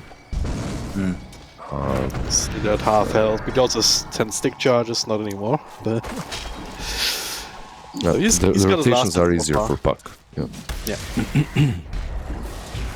Up top, actually seeing Red Panda take quite a bit of damage here. Stranger connecting him with the eye shots, but out of juice, out of powers attack team right now. 11 armor boy under the towel. My gosh, 11. My goodness. Yeah, Ogre sometimes feel a bit unfairly tanky sometimes, honestly. I mean, he has 8, right? And then under the tower, it adds up as well. Yeah. But even 8 is ridiculous. Bottom lane. Throwing out some stuns. QY, QX though, super low. A couple of right clicks will do it, but the overcharge. Jump in across, and oh my god, it's gonna happen now. Any second. There we go. First blood being gone. Once again, big commitment here, and it does have another shield crash to hop across. Don't know if that's gonna be enough. Some extra heals from IO. The coil being committed. He's juking, he's jiving, he's still living, but then he gets nuked down. Before they can swashbuckle as the coil ends, IO. Secondary casualty, so they get the first one advantage, but first proc rotation is still very successful for him. I honestly don't think, looking back at how this rotation panned out, it's not a given that they had to end up losing QX in that situation. The rotation did come a little late, but it came in, gets the double like you mentioned. Not worth it, it doesn't feel like, and unfortunately, we're starting to see that Aster.A have still not let QX go. They're like, hey man, no matter what you're playing, you're the target. I don't know what he good. Might get a kill middle though onto the Storm Spirit. That was jumping away just the last moment. I think Cold Feet was gonna proc in a second. Yeah. There was no Dream Coil. If there's no Dream Coil, they're probably not killing the Storm. But I feel in the last game they had options. In this game, they don't even have options. They need to go on this AA. It's like the easiest kill to go for. It wasn't even that easy. Like, they didn't really want to dive past the tower into the trees to make that happen, but they were kind of forced to. It's TK. Oh, he's dead. Eventually, there we go. Perhaps not an easy kill, but the easiest, right, out of all the heroes on the enemy side. I would even argue that maybe CK afterwards is the safest to go for, as long as Enigma has Black Hole, that is. Mid lane, Dream Coil. Stands up on the Storm, bit of extra damage, extra bit of control. That's gonna jump out though! Just in the nick of time. Oof. Whoa. How did that not work out? What happened? Oh my gosh, that's just really, really unfortunate there. If they had maybe like double damage or something, somebody else came in on the rotation, but honestly, that's kind of how you want to make that happen. Lizard, you're talking about it. The Dream Coil set them up for the Cold Feet. There was the snowball, but just not enough damage. I'm actually very surprised he survived. Right, it all came a little bit too late. Top lane? Oh my god. Like, Storm zips in, and at the same time Centaur stuns the Enigma, so it's like... Oh man, I was looking at bottom at the same time as TK got down again. So once again, this phase in the game where there's just skills happening every which way. Well, I want to see more of Shang-Chi and when he tries to dive onto the Ancient Apparition again. I think the way this early game is going though, I'm a bit happier with it for the side of iG.V. He got it. What? Did he get it? Nice. He got the region rune, that's so big. Especially if you get the puck now, the follow-up control is there. No way to jaunt to the orb. Oh man, this is... Alright, the game's just won for the Storm Spirit. No. If nothing else, then the mental game is won. Yeah. Steal a region rune, you get the kill. After you baited him into using all spells earlier on without being able to kill you, that's the most satisfying thing, where enemy mid tries to make the jump on you, you're like, oh, we're coming back, don't worry. He needs to kill the CK with the region as well, and then it's won. But the best thing, if you kill CK and baits out Black Hole, then you know it's like the big dubs. And he takes Roshan after. Himself, yeah. That'll happen. But yeah, really nicely played by him, realizing that there is no orb on Puck because he already used it, so there's enough space for him to just jump on that rune, snatch it away. Alright, so one thing that we're obviously going to be looking out for is where these rotations go for iG.V, and especially when they start going towards the Ulu Medusa. They went top here with Stranger, but they realized very quickly that this is a Medusa. Sure, it might be early on into the game, but even between us, Stranger and Butterfly Effect, we might not actually have enough damage to deal with this hero. This feels very frustrating. You can tell that they want to make something happen on the map, but there's just no obvious place for them to play into. And because they don't have the level 6 on AA, it's not super easy now that TK is getting on in the levels to bring these heroes down. I mean, between TK's heal, you already have for Shang-Chi the Urn of Shadows being ready, building into the Spirit Vessel. They actually need this AA sooner rather than later, so now it's actually making more sense to kill him, prevent him from getting the XP so he gets the levels for the Ice Blast. Yeah. He's not even the one that's getting the tome. They're actually giving it to Tusk. I feel that's... yeah. You probably want the AA ulti as soon as possible. More than the Tusk. But, okay. They might kill the Ogre, or maybe no. TP in up here. But... yeah. That's angle, but they're not even training the tower right now. T1 top still standing. It's like if you have A ulti there, you kill the Ogre. If you have Tusk ulti there, let's see, they have it. Gonna try. Just roll in though. Instead already, Stranger should end up going down as to the tower, relocate him just by TK, so realized, yeah, there's no more fight here. So Mid lane, Storm what's is happening really here? low on mana. dangerous. There's a silence coming in. The coil is still available here, so there's no way that Storm gets to leave here.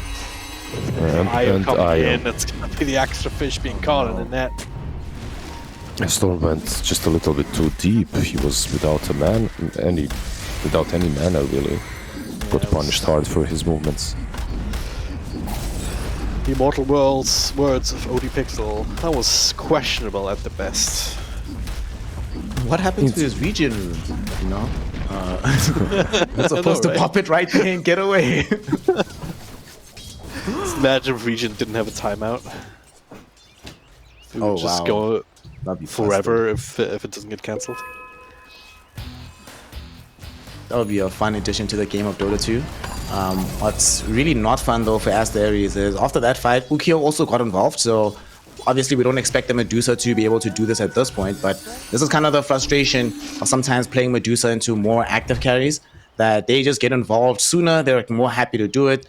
Already some gold flowing into the coffers of Ukio because of some bodies dropping, and it feels like it's still going to be quite a while. Like Lizard, you were talking about it, that's not a free Medusa hands off the keyboard game, so you don't want to get involved before you're capable of doing so. And the IO is soon going to start having his hands full because the Ancient Apparition Ultimate is available. It does feel like these next few minutes, iG.V, sure they're not fighting fights on the map, which they really want to do with this Puck and Tusk, but they're still actually finding like some progression towards the overall game state that they should be in. I mean, they get the tier 1 tower top now, Ukio's busy farming in the triangle. Things are looking quite good for them here, Lizard. Yeah, it's looking all right. It looked all right in the last game as well, and then it all collapsed like a house of cards. So I'm just waiting to see what. Like sometimes it's not about the draft; it's about how you execute as well. But let's see, top. Yeah, nothing. But the way I felt about iG.V's draft in the last game is the way I feel about Ares' draft now. And the only question that's left remaining for me is Ares really that much better that they will still hold on to, to the game no matter what, no matter the draft? Because I'm not saying that their draft is bad on the side of Ares. I'm just saying that it feels a little bit harder to execute and that they don't have as many avenues of making plays like in that first game. Like they literally are all-inning on the Storm to make the moves right now, and he's going for a BKB, which is very telling, as he needs that to be constantly on the prowl, making space for the Medusa.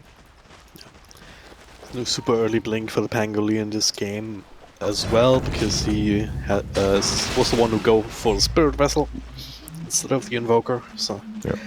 That part's gonna be a bit delayed, so at this point they can be happy about every bit of free farm that Medusa's getting. Because right now Vitality, they're not pressuring her all that much at the moment. Yeah, but look at the net worths even. Like, there's 2 heroes of IG Vitality that are above her. Usually you want the Medusa to really be ahead. But, yeah. So... Alright, boys, is TK unlucky enough to break 2 smokes? Yep, that's the case. That is the case, but this is not good. Took them towards the Storm Spirit. Almost actually got both of them killed. That might still happen here, GG.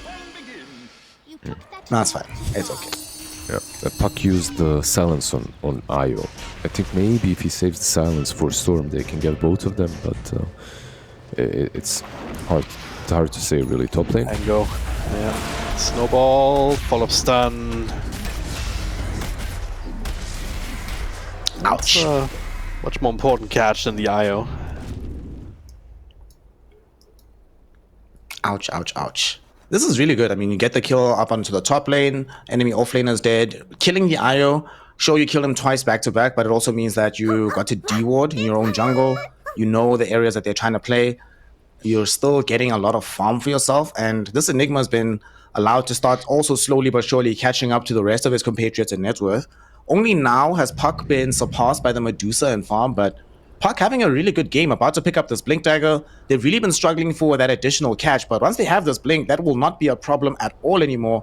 And Storm Spirit doesn't have BKB just yet, so it does feel like there's this very dangerous window Whereas the Ares, if they don't have vision on the puck, feel like they maybe should be very safe with the positioning of the Storm Spirit, lest he gets caught and killed as soon as he shows on the map.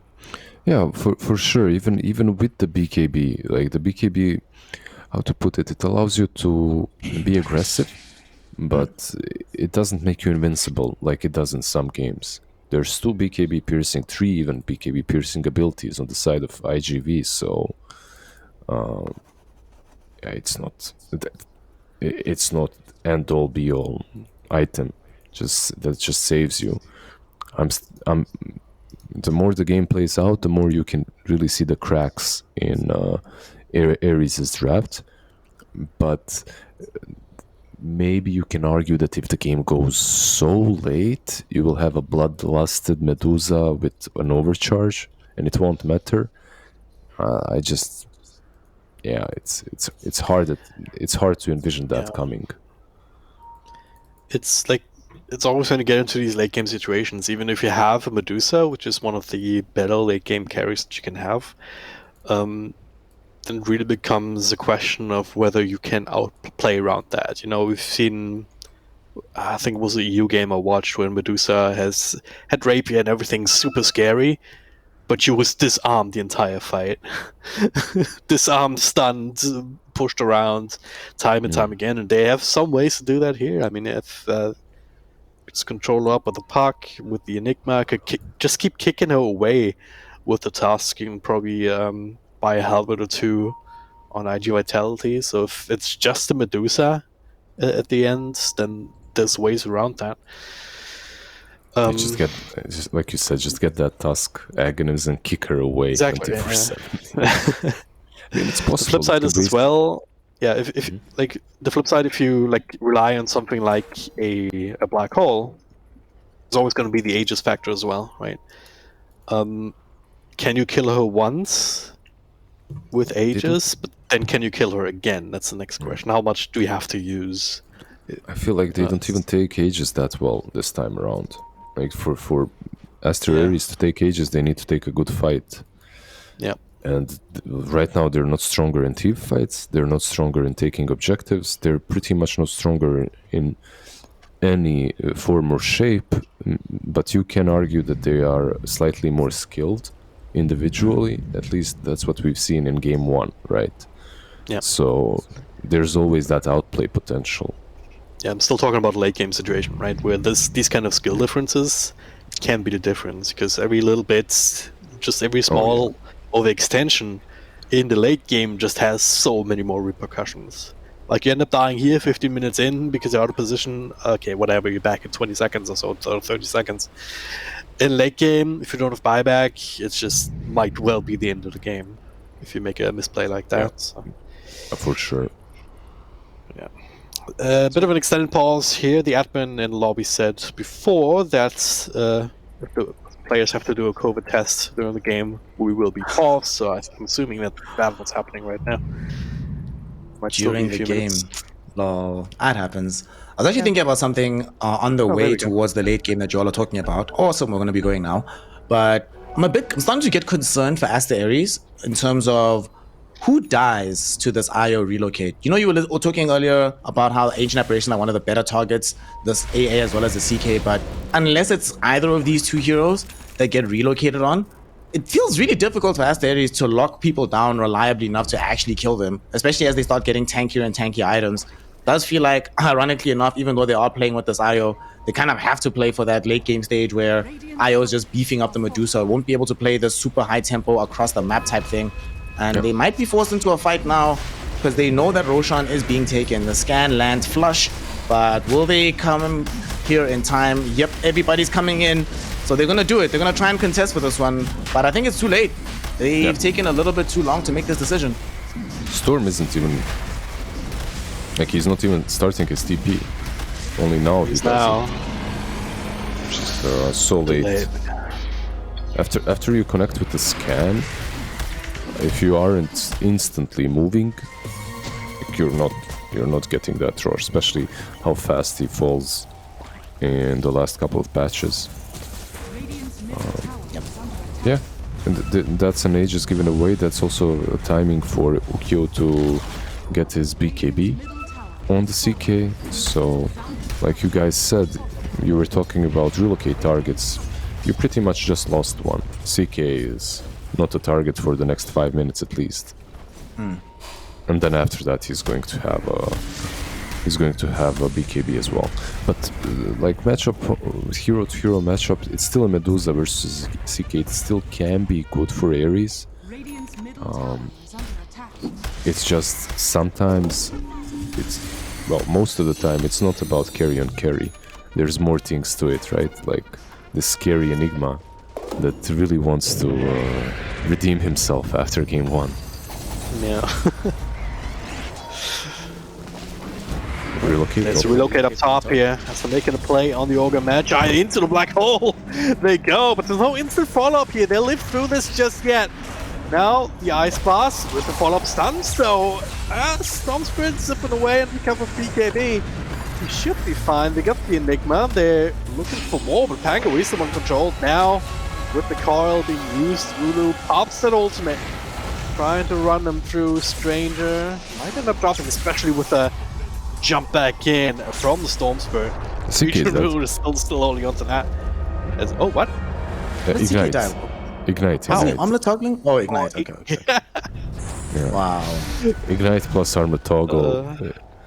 And yeah, well, once again, it shows that Jakiro's the best hero in the game because Ogre Magi has the Jakiro suit. Not the full one, but still. Like, Ignite just lasts forever. If you get some multicast on you, yeah. Yeah. Like, a couple of multicasts and it's just like you're burning forever. I every time that hits me with a multicast, I want a BKB, you know, just to get rid of it. But you saw that fight. In my opinion, like IG Vitality should never lose a fight in this situation of the game, right? In this particular part, when they're ahead, they have BKB, they have Aegis. They still arguably did lose the fight, right? Yeah, they ended up losing 2 heroes. For me, the weird part about it was they committed Black Hole. We're probably going to see Enigma die now. Yeah, he's so dead. They commit Black Hole, and then only after the Black Hole did they send in the Ice Blast, and then only after the Ice Blast did Puck go in for some additional damage. The whole time, the CK is sitting by himself with BKB near tier 2, fighting 2 other heroes. That just felt, honestly, like they were just not on the same page there on the side of iG.V. I'm fully with you that if they were on the same page coordinating that jump, they should have been able to at the very least kill Storm and the IO, but not being able to do so, this is like really bad because they also didn't really need to fully involve like the Dusa on that one for Aster.A. Like Dusa was there, but not the proximate reason why they lost the fight. Now it feels like when she is involved fully in the fight, if something like that happens again, then it's just curtains at this point. This does not feel good, I think. That mustn't feel good, especially for the Enigma, right? He did what he was supposed to do, found the Black Hole onto the relocate targets, but didn't get the help he needs. And speaking of relocate, it's happening again. Oh, they're just going home, okay. No, it's like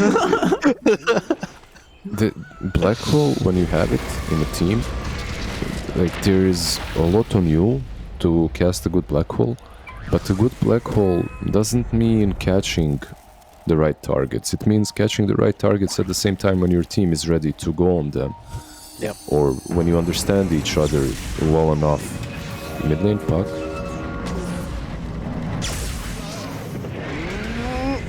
Do they really want to keep going here? BKB comes out, Ukio in the front. Doesn't have his own BKB, was forced out early. He's so vulnerable right now, the Snowball to save him. Over to the side, Pangolier in a bit of trouble. Looks like he might be the first one dying. Coil snapping and a couple of others. So that was very close indeed, but ultimately iG.V. He's going, what? Coming out ahead. Ukio, relax. Oh my god. Ukio jumping forward in that fight right after he almost died there. Red Panda dies too. That's very nice.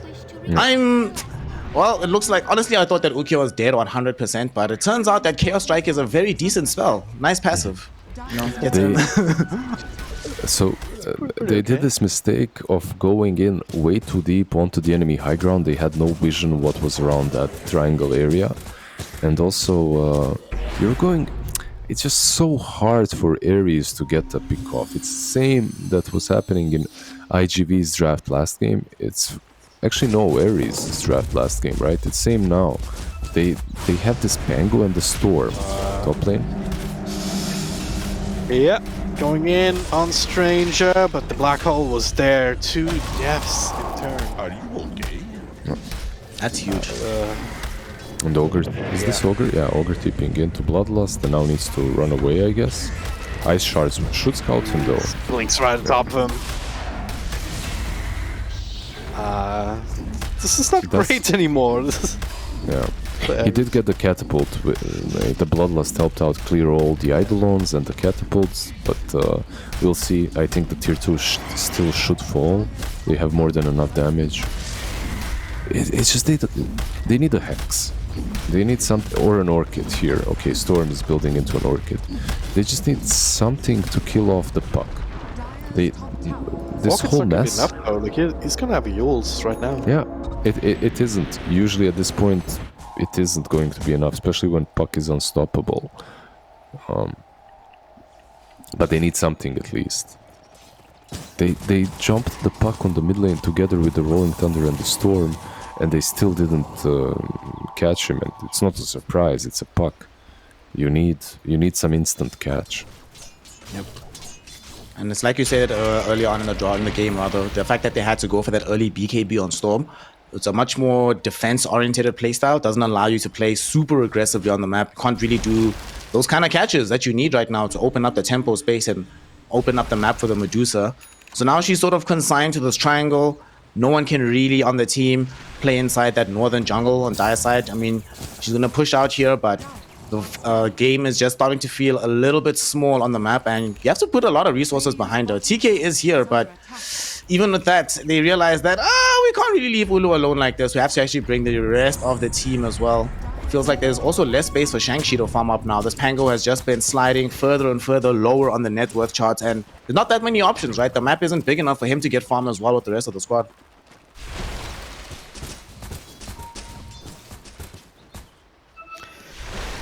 Yeah, I'm gonna try and re-establish some semblance of control here. Working away at this bottom tower. Ice Blasts. Okay, this might be going towards middle. Going. Huh. Well, They had you see this ward that's in the middle, the Radiant one? It scouted Storm out, so they were trying to prep. Okay. If he goes on the small camp, they can follow up with the CK. CK has a blink, and they maybe can kill him with an A ulti. Storm just didn't go there. Interesting. Medusa has Ags, Enigma has BKB. Enigma BKB here, very, very scary. There's no BKB piercing disable, unless you get like super lucky and you trigger Stone Gaze first. But, you know, kind of feels like that shouldn't be happening really as the Enigma if you get the Medusa into your sights. She is starting to get really tanky now though, boys. Manta, Skadi, the Aghanims still sitting with that Possess Mask. Not an easy person if she's getting jumped on, but fortunately they have ways to punch through that, right? The dot damage we were talking about, Ice Blast gets scarier and scarier. Now Midnight Pulse is also really effective against her. I think now TK, you need to stay very, very far away. Your only job at this point in time is get Medusa out of fight. Don't even worry about the relocate. But Storm, oh my god. Woo! There used to be a Storm Spirit down bottom, but not anymore. It's just so much easier to play the game for iG.V. Blink Dagger on Tusk, Blink Dagger on CK, on Puck. They can just make these pickoffs. Plus there's an A, right? So you need one hero somewhere on the map and you can get pickoff on a Storm. You don't have to commit a lot. That's the point. Yeah. No ultimates were used in that particular kill, so you can just start moseying on up for the tier 2 tower bottom, opening up more of this map for yourself. And this is a critical part as well. You're not just getting this tier 2, but you're starting to close off Medusa's access to Ancients, which always curtail some of her farm. Look at this here. What? CK, my man, buying the Orchid Malevolence, being like, wait a second. This item would actually be amazing against Aster.A, and it's probably going to be, especially since he has the Blink Dagger to instantly close the gap on top of the lockdown he has already. One problem with this positioning right now is that they're not set up for Roche at all. So Ares, they'll scout out that it's back. The other question is, can they actually kill it off quickly? I guess we'll find out.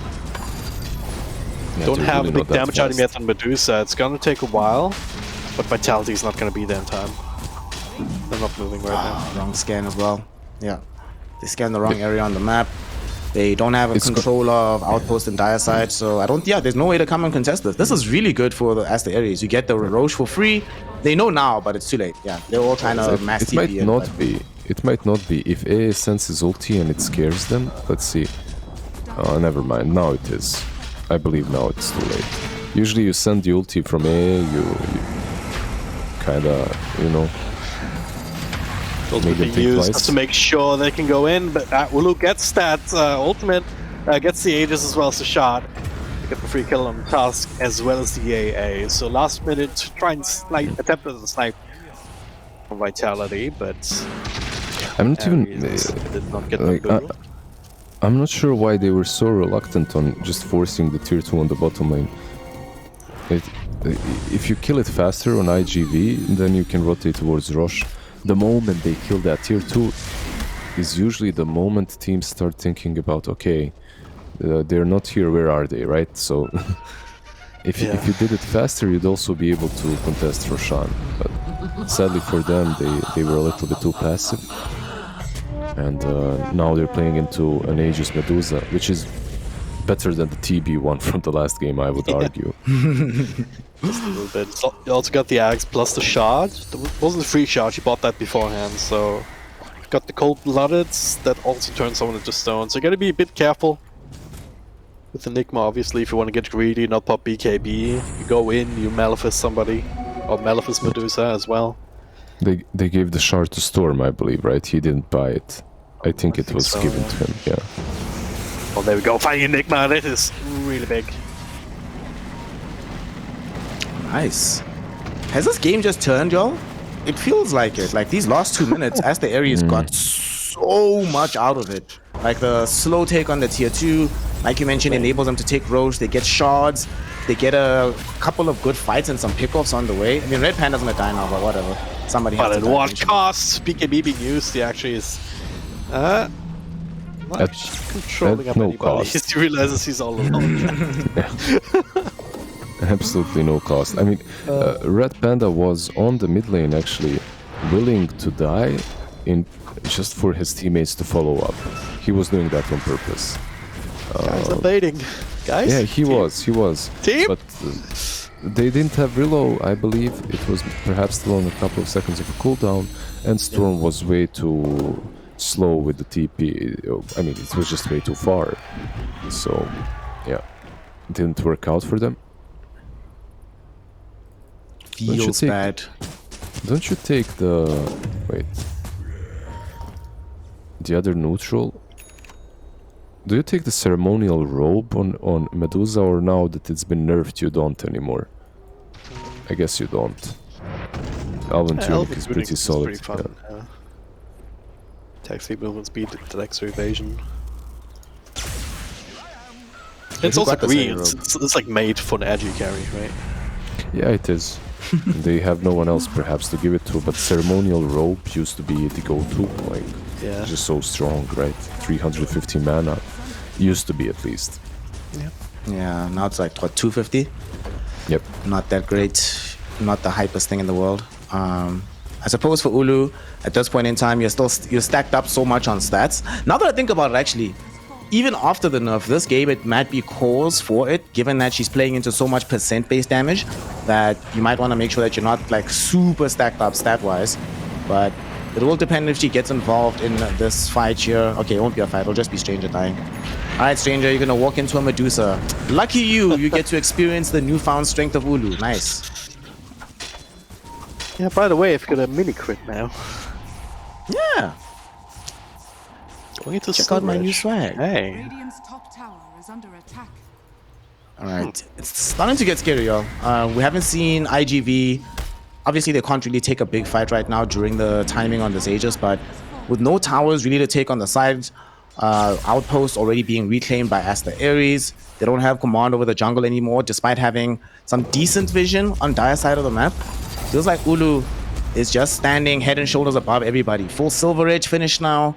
even if they can make this jump happen, fighting through her twice is very difficult, but just generally feels like Aster.A are being more clean with their movements across the map. These rotations, I really like how they're making them happen, keeping Medusa in the front lines, everybody else behind her.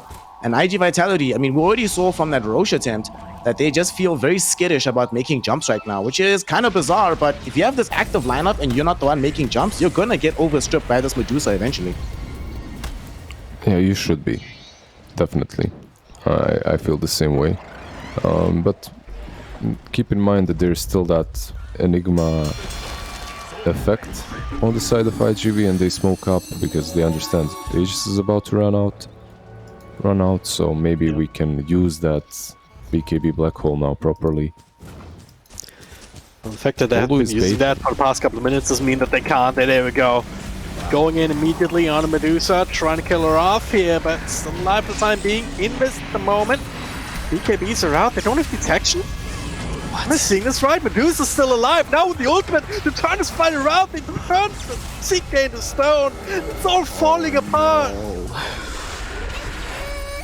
Oh what? No. Deja vu, boys. Ulu gets jumped on first. There's a black hole that happens. All the damage comes in. But for one mistake. Last time the mistake was being kicked. Like they kicked the Red Panda into the team. This time the mistake is I think they even scouted that Medusa had the silver edge. She showed in the top lane, but no vision. Nothing. No detection at all. I thought you were gonna say your deja vu. Thought you were gonna say deja vu from your pubs. It's still going here. They're gonna gather perhaps in the second round, trying to man the style, and the Ice Blast did connect, but there's no follow-up. Just keep throwing bodies at her, but it's not working. Oh no. Okay, that one was definitely from my pubs. Yeah. That situation was quite familiar. Get the jump, boys. Try again. And that was a dieback on Stranger as well. And Puck also brought back, hoping that he'd be able to do something in that fight. So that just goes from bad to worse, y'all. It's several deaths, 2 buybacks, a dieback. Suddenly there's a 10k net worth lead for Aster.A. And Medusa, the one who tanked the brunt of everything. She literally took everything iG.V had to throw at her, but doesn't seem like they had what it took anymore. Feel like it's too late. I think if they maybe manage to land all of it flush, then perhaps there's a chance if they have the detection as well. But once again, a slight mistake. And you can almost feel it that iG.V might once again end up in a situation where their confidence is rocked and then they start making other mistakes which just lead to the game being lost so quickly.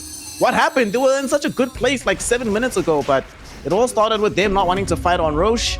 You let Medusa have a free Roche, she farms up in the time period, you try to fight her afterwards, but now she's too strong. Yeah. That's the thing, right? We've been talking about it. Medusa, if she's the only big late game carry, there are ways to play around her, but if you don't, she's gonna tear you a new one. It's just the way of it. Sometimes you just don't buy detection. You don't kill heroes. Not sure they realized, because AA did have a sentry at that point, I believe. I'm not sure if he bought it afterwards though. Not 100%.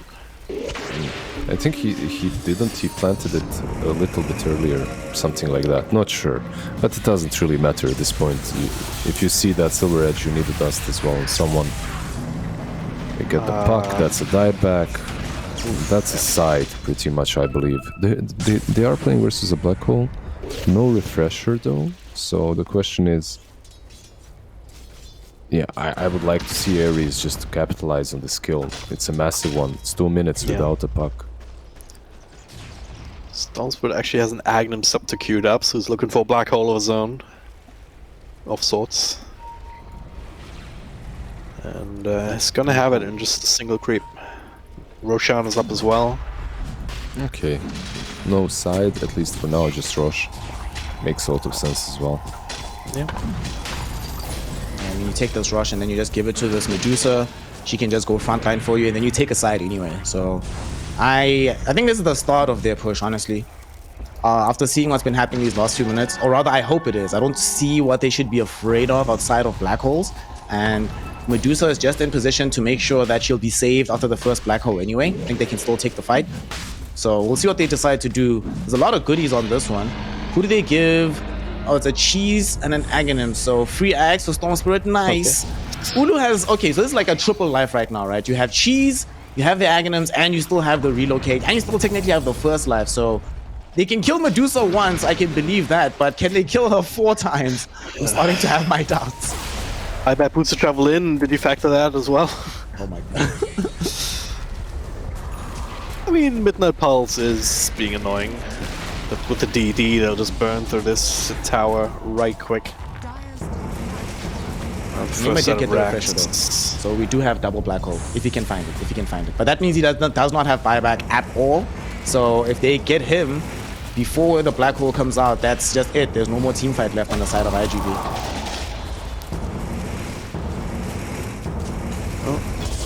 There it is. Black hole catches a couple. Not the Medusa though. She gets a click. Oh, no. She gets a click into death. Ukio out of mana. BKB will not protect you for long. He is dead. No buyback on any one of these heroes. And just like that, the game is over, ladies and gentlemen. Oh wow. That looked like it should have hit Ulu, but it didn't. Yeah, I don't think it would have actually mattered at this point. He still had that Aegis. It would feel better. That's what. There was the second black hole. It would have been a chance. Yeah, it would feel better if nothing else for poor old Enigma. Sigh. You know how you know that they've won the game? Yeah, I feel like you don't want to have Enigma in that position where you have to have the best black hole of your life to win the game. You know, that if you're in that position, it's already bad. I mean, backdoor is actually kicked in, but it doesn't matter. GG will has been called. Aster.A with the victory once again. After the game looked similar, didn't it, Snare? Can't help but seeing some similarities here. Yeah, it looked very similar, especially what ended up happening at some point where in the first game it was like a mistake happens, which completely blows the game apart for Aster.A. But in this game it was mostly like just, what's the word? Timidity. They just lacked any kind of desire to go and make something happen after a point. And you're like, well, why? I mean, Lizard isolated the perfect moment. It was when they were making that tier 2 tower push, right? There's 4 or 5 heroes stacked up around the tier 2 bottom. They could easily make the push. There's only a Storm Spirit who's defending, and they know for a fact that no one else is in the area. But they chilled. They were like, oh, we'll want to be 100% sure. And then they realized, well, everybody should probably be in Roche. Let's go. Tusk scouts out that they're all in Roche, but they still don't make that move. Although at the end of the day, I think the big deja vu drag and drop from game number 1 is just miscommunication. iG.V just not on the same page in the same way that you need to be to succeed at this particular level of Dota. And as a result, they will go down 2-0 against the side of Aster.A, who now have gone up 3-1. Had a very difficult game when they started things off, but obviously that first game was against Dandelion, one of the teams that we're all expecting to do quite well. These 3 wins on the bounce here, Lizard, they're starting to look really good. We were already speaking about how they look like contenders. How do you feel about their prospects after this particular stomping at the end of game 2? Yeah, it's I'm not that impressed. I have to actually calm it down a little bit. You know, put the ball on the floor. I feel that they definitely can get to the Division 1. They have a chance. They're contending for that slot 100%. But there are some issues. Like this last game, I wouldn't say that it's their stomp. I would actually say that iG.V, they had the ball and they threw it away. They could have taken this game if perhaps they were a little bit more precise with their movements, a little bit more active. I think their draft was slightly better. The Medusa obviously is always a problem, but you had ways of dealing with her if you took proper team fights. So when it comes to Ares, congrats to them for winning. It was an enjoyable series, but some small things, some small refurbishments, especially in the drafting compartment can be done. And then this team will look like a true Division 1 team even. Division 1 will of course beckon, but sadly drag and drop, most of these highlights that we are going to see are going to involve some degree of mistakes happening in fights or overcommitment happening from either lineup here. So for iG.V now, this is their fourth loss, and not only their fourth loss, their fourth time going down 0-2, haven't yet won a map, unfortunately, here in Division 2 of the DPC. No, I think they won one map. One against Phoenix. Phoenix, they took one game, I think. Game 1 or something. But this is not good for them. This is really bad, given that is it now starting to get to the point where the only option for them is having to think about qualifying again next season? I think so. I haven't done the math, but it seems pretty hard for them, like with this kind of performance. You count them, even if they win all 3 games to follow. It's kind of hard to imagine them not having to requalify, if you want to be brutally honest here. Oh my gosh. But yeah, I do want to sign what Blizzard said about Ares as well in this game, though. Like, they are a contender, but they certainly have to tie things up. Like, we've seen some of extensions here, and you cannot rely on IG proper to give you the same kind of openings that IG Vitality has been giving you in games like this, where the game just ends, you know, because of a mistake. So that's something that they're gonna have to fight through, and that they're gonna have to fix and shore up in the next matchups. Yeah, that is true, actually, because across both games, although they were able to win it out, oftentimes it is the case that iG.V dropped the ball, like Lizard said, lost themselves, instead of Aster.A being the team to be super far ahead. Another thing that I am a bit skittish about, if I'm honest, on Aster.A, I wasn't always a fan of the itemization that we saw across both games, but we are going to be seeing some of the stats here from these games. That first game, Shang-Chi made me laugh a lot on that Pangolier just going after QIQX, poor guy. But overall, obviously, we were just talking about how they didn't really fight or communicate as well across the map as they could have. What are the bright spots for iG.V here, Lizard, that they can walk away with in order to try and stay together, train harder? What do you think is the one thing that they at least don't have to double down and improve on that versus everything else? Losses don't matter, You have a team that won a major. You're a senior team, won a major, and still lost a lot, and even got demoted to Division 2. So you can have that thing in your head. It's fine, guys. We're just saving our best for later on. But no, their playstyle, like you said, would, in my opinion, also be best described as timid at times, and that's when you aren't completely sure what's the best approach to the game, what you're supposed to be doing. Usually you look that way, you look timid, like with everything in life, right? If you're not sure about yourself, it takes a little bit more time, and sometimes you miss that opportunity, that shot. I hope that they will find that strength for them, that decisiveness, as everything else is there more or less. Like you could see that the individual skill, some mistakes here and there, but not too many. And the drafts were pretty solid, in my opinion. I think the drafts were all right. The second one as well. Yeah, the Medusa was a problem, but overall they had a pretty solid lineup. So it's hard. It's hard to say all the positives when you look at the standings and they're sitting 0-4, 0 points. Oof. Nothing gained for them after several weeks of play. Of course, we have taken a 2-week break, so it's a bit rough for them to come back into this and experience a loss. Literally the first game this has to happen. The one bright spot is that they don't have to wait too long to complete their other 3 games, as we do have a bit more of a condensed schedule, reminiscent of 201 actually in this regard. But, iG.V, they're at the bottom, 0-4.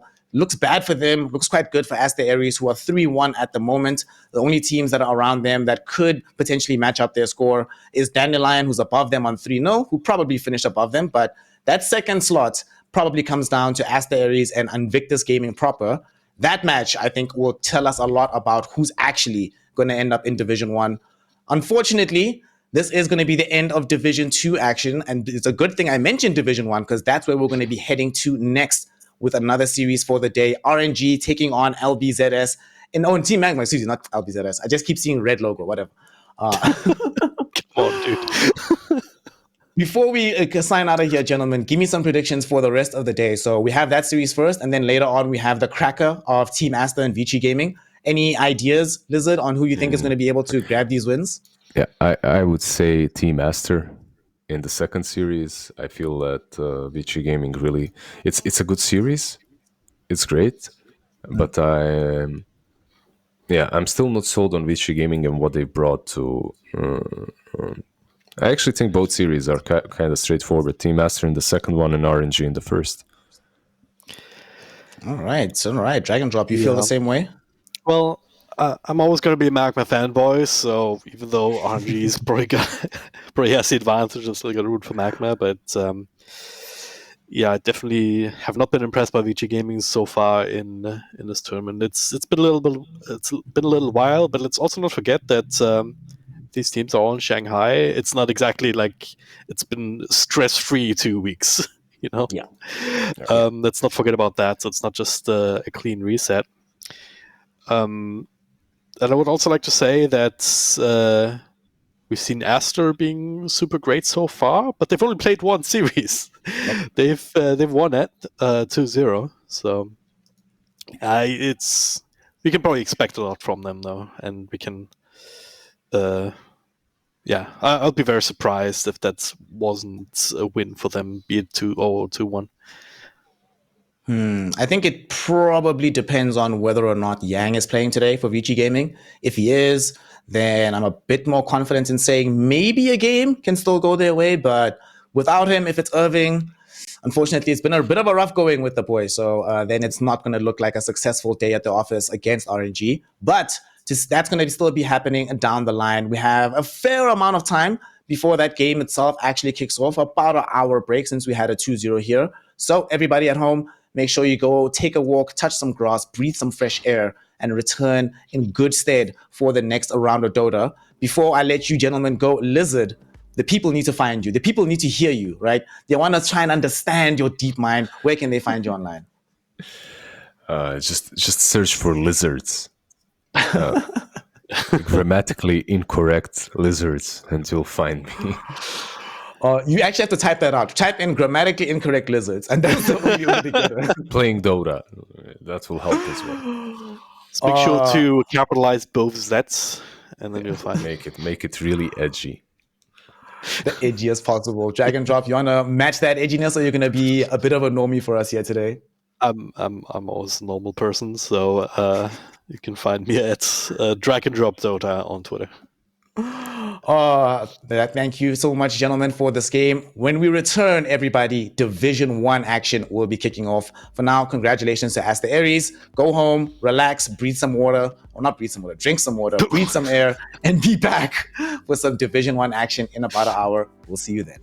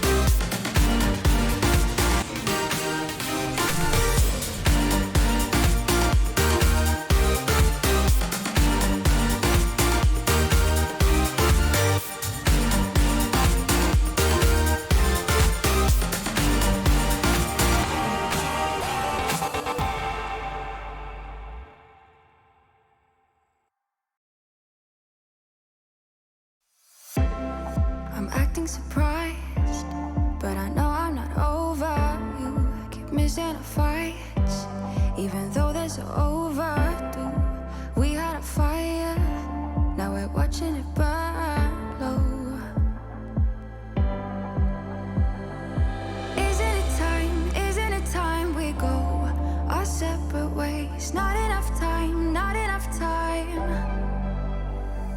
I'm falling behind, I hate to separate my body and mind, my body and mind. You feel like demons in my mind, demons in my mind. It tastes like demons in my mind, demons pushing all my triggers. Losing my pride, but I guess that's what love do to people like us, struggling to come through. We had a fire that we watched it burn out.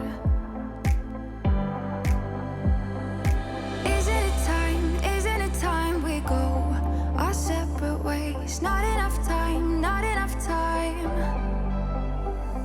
I'm falling behind, I hate to separate my body and mind, my body and mind. You feel like demons in my mind, demons in my mind. It tastes like demons in my mind, demons pushing all my triggers. Demons pushing all my triggers. Demons pushing all my triggers. Demons pushing all my triggers. Demons pushing all my triggers. I'm acting surprised, but I know I'm not over you. Keep missing our fights. Think I'm losing my mind, but I guess that's what love do.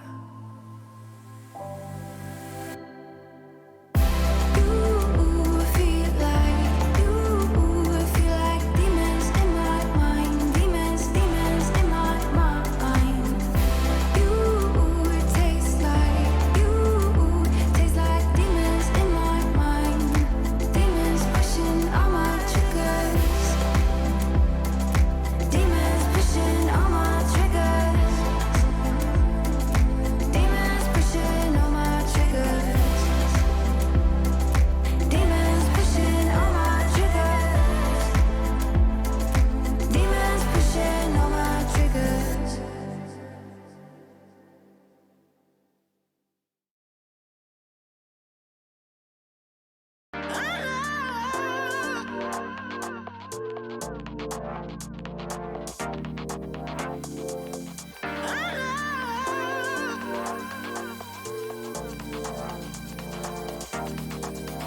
Where are you? What's up? What's going on? Simple truth, I'm low. Let's get it on. Touching the stars, touching the stars. Dancing, dancing, dancing, feel like dancing in the moonlight. Dancing, dancing, dancing, feel like dancing in the spotlight.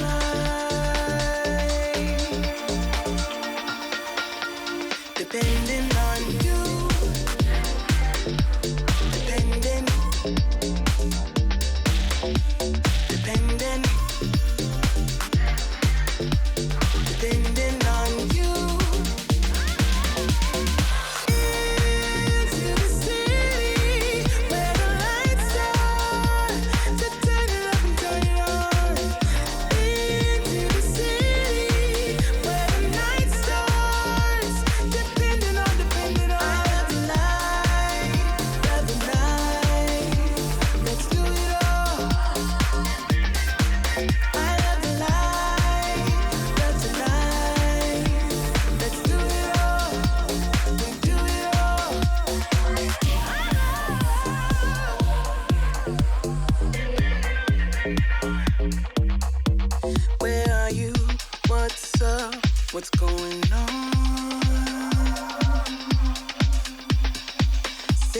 true. I'm low, let's get it on. Touching the stars, touching the stars. Dancing, dancing, dancing, feel like dancing till the daylight. Dancing, dancing, dancing, feel like dancing in the spotlight.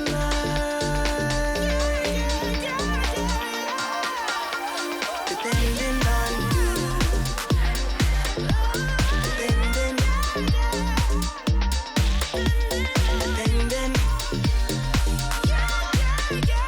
depending on you. Into the city where the lights are, to turn it up and turn it on.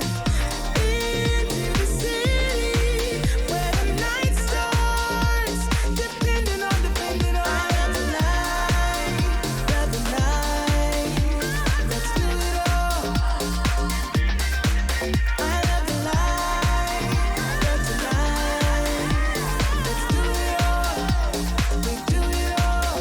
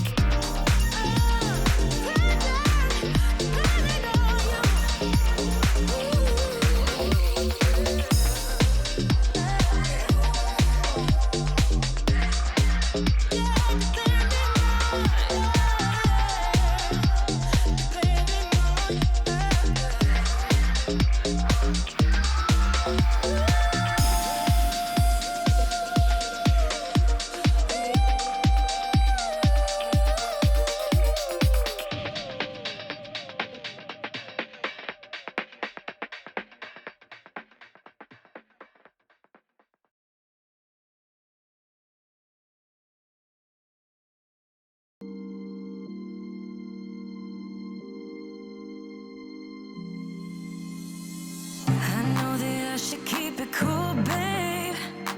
Not lose my swag and play the fool, babe.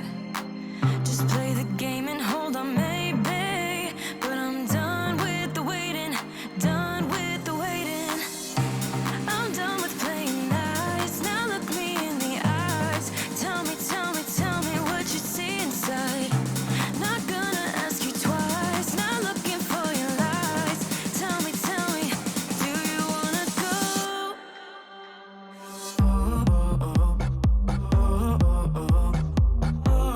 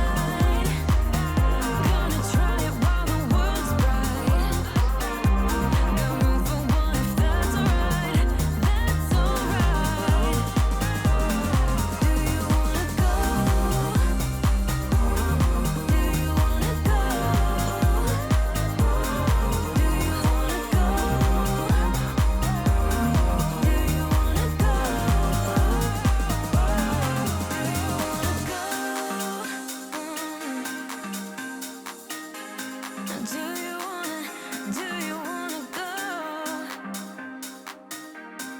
Do you wanna go?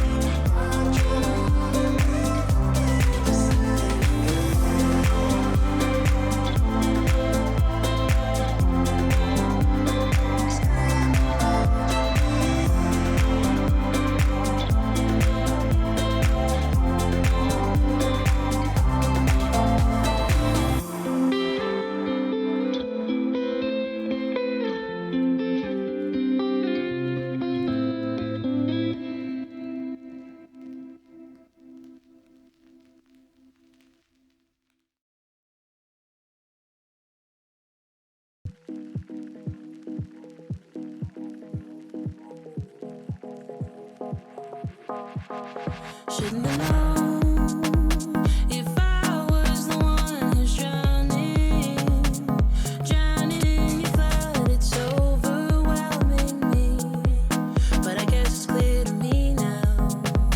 After staring holes in all my walls, don't you cut me off like you did that time. Once was already enough, I'd say. But I wonder if you hear me. Can you hear me?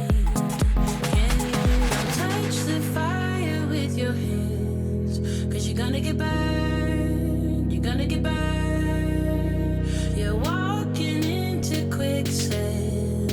Not a lesson learned, 'cause you're gonna get burned. Let it go without thinking about tomorrow. Gonna let you know you're spending all the time you borrowed to get through this. Not giving you a second chance. So turn around and fill in the blanks. You're a star, but you've forgotten how to follow. Gonna leave a scar if you don't take the time to heal everything underneath this. You're watching the hours are ticking away. So turn around and fill in the blanks. I gotta say that you could do so much better. Like a vagabond, you're lost in your own ways, stranded in your desert. I hit you up, but there's no one there. If I wanted something distant, I would have found just what I want in you. But I'm not really like that. Don't you know that? Said, don't you know that? Touch the fire with your hands, 'cause you're gonna get burned. You're gonna get burned. You're walking into quicksand. Not a lesson learned, 'cause you're gonna get burned. Let it go without thinking about tomorrow. Gonna let you know you're spending all the time you borrowed to get through this. Not giving you a second chance.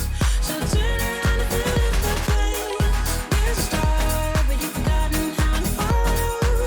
Gonna leave a scar if you don't take the time to heal everything underneath this. You're watching the hours are ticking away. So turn around and fill in the blanks.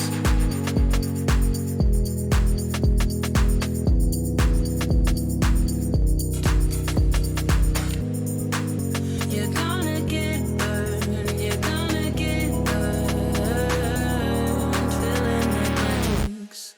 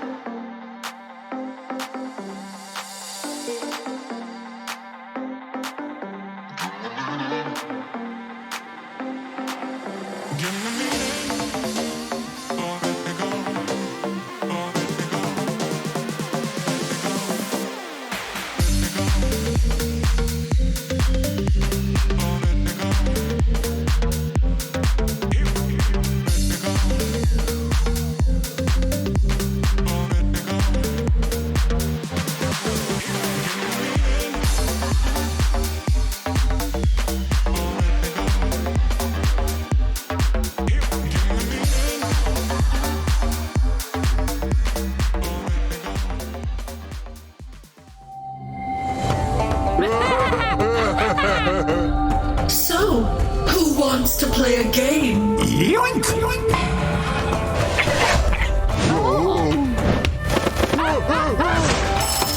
again!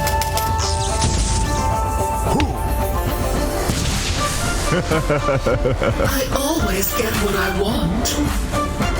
In the bag. For life. Welcome back, everybody, here to the spring tour of the China DPC. We've concluded Division 2 for the day, and now we are in for the big leagues. Division 1 hype finally back after weeks away, and we're going to be giving you a cracker of a game as we lead off with RNG versus Team Magma to see if Team Magma can hopefully show a fighting spirit. They can stay in the competition. And on the other side, RNG, of course, hoping to extend their 3-game winning streak to 4 and put themselves in contention for those all-important major slots. My name's Snare, and we have swapped out our Europeans. We're joined by some North Americans. We've got our Cryptic, we've got Neff Sensei. Gentlemen, how's it going? Neff, we'll start with you. Where'd you get that shirt, my G? That shit's fire, yo. This was on a advertisement post that Moxie sent to me and said, look how awful this shirt is, Neff. And I thought to myself, I have to have it. And so I actually looked up the shirt and then ordered it, as I had no other choice at that point. I agree. You had no other choice. Shout out to you, my man. And our Cryptic, good sir, you're back. And it's an interesting thing that you're back for, right? So firstly, how are you doing? And secondly, how do you feel about becoming an old man? Those of you who don't know, our Cryptic just turned 30. We basically turned 30 on like the same day. So this last weekend, we have a lot older cast. Sorry, Neff, you're the junior here today. You guys are boomers who don't really understand video games or what the kids are up to these days. So, I'm sorry, Neff. Are you immortal or are you not immortal? I don't know which one it is. I don't know what you're talking about. I'm kidding. Yeah, no, I'm honestly super excited for these games. This should be a lot of fun. Yes, also did just celebrate my birthday. You as well. You know, we both just hitting the golden 30s. You know, the ripe years of our lives. There we go. Wrong language at the top there for a second. But looks like we're all... Oh, no. There was a small thing that we fixed. Yeah. It's a small thing that we fixed. But Ricky, for your birthday, look what we've got here for you, fam. RNG versus Team Magma. Team Aster taking on VG Gaming. We've been off for a while, but isn't this the best kind of day to come back to? The only way it could get better would be like RNG versus PSG LGD, but we'll have to wait a little bit for that one. The thing I want to ask you, though, about this particular game, I know you are generally the man that loves being able to talk up the underdog. Give us hope. Tell us why Team Magma is going to deliver a birthday wish, a birthday gift by beating RNG somehow. You know, all right, so hear me out. So Team Magma, you know, they're hungry. They've really struggled. They're at 0-3 right now. They've gone ahead and they've got the Death Prophet. They've got themselves an Earth Spirit. These are heroes that they want to play active with. They want to run over RNG. So, you know what? I kind of believe in them. I kind of believe in them with this opening draft. It's pretty strong. But that being said, RNG do get the Pango Bane, arguably some of the strongest team fighting heroes. So I'm going to backpedal this a little bit. But, you know, I think... that's what I was laughing at you for. We didn't have the draft pulled up on screen yet. Production saved you by switching over. You know, I saw them. You forget where you are sometimes. I saw them. Yeah. We were looking at the standings and stuff. You know, like the Magma 0-3, RNG 3-0. It's a little bit of a polar opposite here, but you know, Magma's due for a win here. I think what it is you know, we had a little bit of a break because of the lockdown and everything, and this gave Magma time. You know, they hit that hyperbolic time chamber. They've been planning, they've been training for the best possible outcome. So yeah, I mean, they came in second in the OGA Dota Pit tournament that ended up happening recently. I think that surprised a lot of people. But then they had to play some of the hardest teams to begin this tournament, right? They played against PSG LGD. They had to play against Extreme PSG, Gaming LGD, as well. Extreme and eHome, yeah. Yeah, I mean, eHome, I would say, is a little bit of a step down from Extreme Gaming, PSG, LGD, but they did not have easy opening matches. One of the benefits of playing those games, they, you know, can pick apart all their issues that they had and figure out what exactly it is that they need to work on when they're playing against another super good team like RNG. And I'm not sure if you guys have noticed, but they actually have a sub standing in for them today. God King is being replaced by Flyfly. I did ask the admins about this one in the lobby before the game started. It was just a sub. There was rumor that he's going to be permanently replaced, but that is not the case here. No, thank God. Well, especially since you're the one that loves the God King, it's a good that we will still be Yes. having him as part of RNG. And interestingly enough, about Team Magma, you were mentioning the OGA Dota Pit tournament. At that tournament, every other team that's in the top 4 right now, PSG LGD, Extreme Gaming, as well as the side there of Team Aster, they actually have managed to play them. And because they have already done so and they've managed to do that, that's RNG is the last remaining holdout of these super great teams. Might actually work into their favor that today they are playing with a stand-in. So Team Magma hoping to take advantage of that, especially like you mentioned, Ricky, they have the Death Prophet, they have the Earth Spirit, 2 heroes that we've seen generally be super dominant these last 2 weeks. Even if they haven't been dominant in China, global Dota seems to prioritize these heroes very, very highly right now. Well, nothing's been dominant in China the last 2 weeks since they have not got the chance to play games. True. But I mean, realistically, we're not really seeing a lot of. We're not seeing anything really different from what we've been seeing at a lot of like the professional scene lately, right? Like Pango, Death Prophet, these have been pretty much the same like top picks since week 1. We're seeing the Lina, who's getting a little bit more favor. The Queen of Pain, I think, has fallen off slightly, but is something that is still kind of like a dominant mid lane hero. And when Somnus gets his hands on it, I have a hard time believing that Somnus is not just going to dominate out of the mid lane with it. So I would imagine this is just like more of a comfort pick, something that he can play really well. But Magma, they've got to come up with something here. There's still no real counter to the Pangolier in my opinion. So you'd like to see Bloodseeker, Winter Wyvern, Beastmaster, that sort of thing picked up. Gyrocopter certainly isn't one of the heroes that's countering at the Pangolier. So both teams have allowed these super good heroes to make it through the draft. Gyrocopter is actually a little bit surprising to me. This hero, in the games that I've watched anyway, has almost been specifically played in position 5. Barely anybody runs it in 1 anymore. So do you think that's where it's going to be run this game, you guys? Absolutely, yeah. Like you say, it's been a long time since I've seen this hero being played pos 1. When I really knew that the age of Gyrocopter pos 1 is finished, I was casting a South American game the other day. HFN was in the game, his team picked Gyrocopter, and they still played a support. And it's like, all right, cool. This is just a support hero now. It's all good.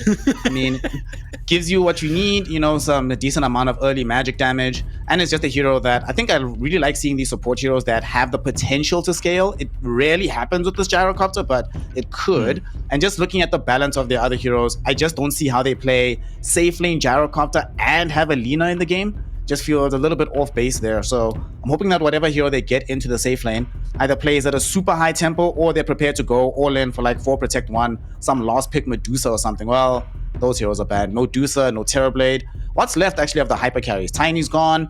Morphling still in the pool. Was Morphling really at the same hyper carry that he used to be after the E-Blade change, though? It was like such a big part of his kit. I feel like he hasn't been the same as he used to be, but maybe I've been watching enough Morphling. I think you're right. I think Morphling's a much more of a niche pick nowadays. Like that hero has definitely fallen off in terms of like just being like end all be all hyper carry. Especially when you're playing against something like especially when you're playing against like some of these heroes here that are already in the game. It's a pretty rough Morphling game. Yeah, I think Snare's right about them needing like a super hard carry, or at least more AoE clear to deal with the Chaos Knight. Like Gyrocopter is decent AoE clear, but I think like magic damage is preferred rather than being able to burst things with the flat cannon because Chaos Knight Illusions tend to have a little bit too much armor. The rest of the draft I do like. Death Prophet's probably going to be running the offlane alongside the Earth Spirit. Lina is probably the matchup you want mid against Queen of Pain because her dagger is going to be kind of useless against the kind of range that Lina has. So I think Magna's done decent with their draft, but I'm not sure how they round this one out. Yeah, that is the question. Fortunately for us, though, we are already going to be in for a treat. TZY Death Prophet as well as Mian Mian Earth Spirit's going to be phenomenal to watch no matter what. Obviously, we have Chalice on the Pangolier on the other side. A lot of high execution heroes for both teams. And what do RNG need to round out their draft? It's unlikely that this Queen of Pain is anything but a core, so we are looking then for this hero to be played in the 4 position for Felix Shaba. What does he have available that he's played in this tournament thus far? I'm quickly going to just go take a look here. You're cheating by doing that. I'd like to inform you. You're not allowed to. I was going to say, one thing that's really interesting about both these drafts is they actually have a pretty flexible core into support matchup. So Pango could be flexed into the 4, and Magma could essentially grab a carry here and flex the gyro somewhere else. So this is actually kind of what I expected. I think both teams were probably going to save their core pick last, and I think RNG here are probably likely to run an offlane CK and run Pango in the 4 and then pick up a new core pick here, or potentially run CK1 with a new offlane and a Pango core. So I'm curious what they go for. They could go for like a Venomancer. It's actually not that bad with the amount of control that they already have, but pairs up pretty decently against the Faceless Void. Yeah, I'm thinking that as well. Venom would be great against the Faceless Void. The question is how effective it is against the rest of this draft here. I'm worried if they go Venom that things just slow down a little bit too much from RNG. Whatever they put into the offlane here, it could be the CK, and Chalice was one of the first people to start doing that very often before it was really cool. So wouldn't be too surprising if that's the direction they go for, but I definitely just want them to play faster, you know. And there's our boy Chalice, always smiling when he's on camera. Very hard to feel sad when you see this man on the screen. True. Yeah, and I mean, that's the thing I really love about RNG's draft right now. Like the Pango, CK, both super flexible in terms of like what they want to do. Like we said, it's definitely gonna be Somnus mid Queen of Pain. We're definitely gonna see the Bane in the 5, but Pango could be 4, CK could be 1 or 3. So this gives them a lot of flexibility in terms of like how they want to play their lanes, how they want to play their matchups. And I think if you're RNG here, you just pick something that's slightly better in lane against the Faceless Void. Because your CK right now, his lane should be okay based on what you already see. What do you make of the Void pick overall, though? Hoodwink. So it's going to be 3 Pango, 4 Hoodwink then. Okay. Cool. I can live with this. Felix Sharba Hoodwink. I do really like seeing this hero in modern times.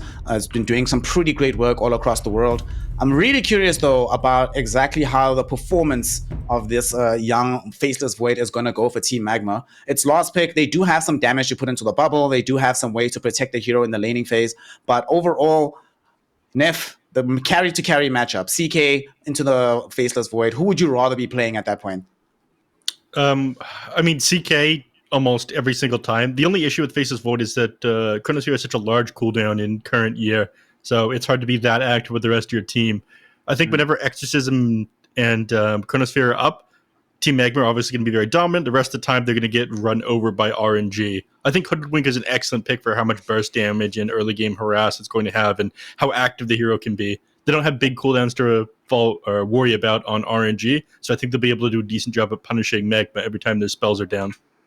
But you also have to worry about this Hoodwink because it's damage that goes into the bubble here, Ricky. So how do you feel about this draft at the end here? Does RNG have what it takes to edge them out again on Magma and go? I mean, this is their first game that they've played together with these squads since their inceptions. So who's going to be coming out on top in game number 1 here? I still favor RNG. I think, I look at their draft and there's not really a good Pango counter outside of Chronosphere. For the most part, that's pretty much it. And anytime you leave Pango that unchecked, I think you're in a pretty rough situation. And the rest of their draft actually makes a lot of sense to me. I think CK should have a pretty good time. So I'm going to go RNG here as well. The double for RNG. I'll try and make it interesting. I love this Broken Death Prophet Earth Spirit combination for Team Magma. So let's hope it works out for them. Let's hope that the Chronosphere is in their favor and not against them. But to find out, we will need some premier casters. And we have them. We've got Neff Sensei. We've got the immortal birthday R Cryptic. And we've got a game on our hands. Gentlemen, take it away. We'll see you right afterwards. Happy birthday, buddy. And congratulations again on earning yourself Immortal. Thanks, man. Who would have guessed that in my old age I would still be good at Dota? Well, you got Immortal before you hit 30. Now I imagine you're going to be forgetting where things are in the shop, or when the enemies are ganking you, or what day it is. Wait, what day is it? Actually, I have no idea anymore. It's Tuesday. It's very valid points. Wait, is it actually? Oh my god, it is. No, it's I get that. That being said, I have only gained MMR since hitting Immortal, so old man brain coming through. So your experience rather than your reflexes, which I'm sure are starting to go.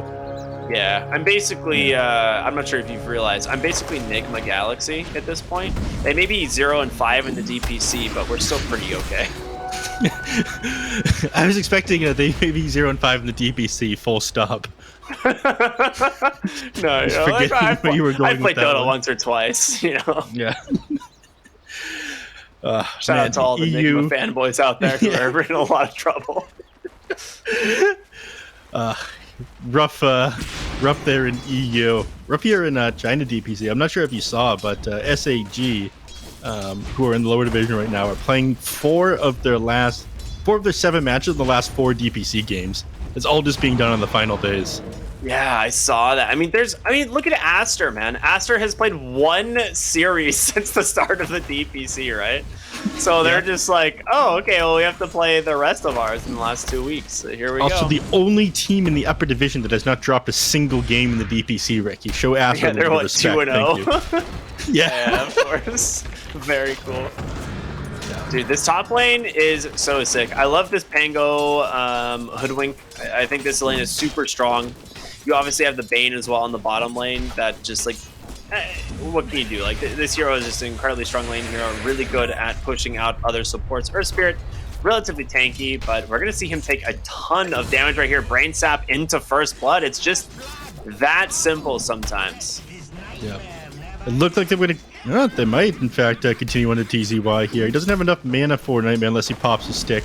He's got it now, but I don't think it's not going to be super easy to commit onto TZY here because, again, Spirit Siphon, if they try to commit onto him, it would have been healing you a little bit more if you dropped it on a Fishman. So, Fishman, aka Flyby, just going to focus on CSing up after grabbing the First Blood. It does suck that it has to go to the Bane, but, you know, he can buy some supportive items for the CK so he doesn't buy them himself with that First Blood gold. Okay, when did he change his name to Fishman, by the way? This is... He's a copycat because there's a European player called Fishman. Ah, interesting. Okay. Yeah. You didn't know that? No, I did not. That's new for me. Yeah. I believe I was casting some DTCL with Drag and Drop a little while ago, and there's a Fishman in the game. I think he's in the DPC as well. Anyways, enough about European Dota. We're here to talk about Chinese Dota in this game. Earth Spirit, one of the annoying parts about playing this hero is he's not super effective inside the lane. You can kind of play with the creep wave in order to do things. He's going to, in fact, like pull the wave, I think, behind his own tier 1 tower in order to deny the enemies a little bit of CS. But as far as being able to trade with the enemies goes, Earth Spirit, not a very effective hero. You have to be like creative with how you do the laning phase with this hero in order to be that effective. He is amazing at ganking the enemy mid laner, or ganking any lane when he's off the map, so that's something you always have to be a little bit careful of, but it's still a little bit early for that, and when you're playing against Queen of Pain, she's able to blink away from you if you roll onto her, so not as effective against the Quap. And speaking of mid, the matchup's actually pretty even so far. I think 16-1, 15-3.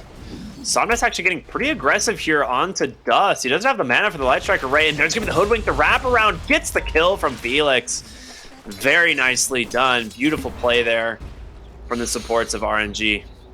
Mm-hmm. And it's surprising they end up finding that kill, because again, you do have the advantage here on Lina. A lot of the time, you're not going to be able to land these daggers on the Quap, or you get punished with a lot of auto attacks if you do try to go for those, but Punish is there this time. And Earth Spirit has rotated over here and is trying to set up onto the Queen of Pain, but this is an easy setup to do.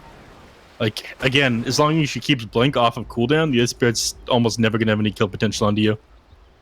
And X-Nova is here as well on the Bane, right? So it's not going to be easy to go for any play here. Like, they're just trying to protect for the runes. And X-Nova, of course, will always win that on the Bane. Securing the other rune for Somnus. Is under attack. That's your Blink on cooldown, but unfortunately Mercy is way too far to roll underneath the tower there. But yeah, water rune secured. They're trying to make sure that Dust continues to have a miserable time here.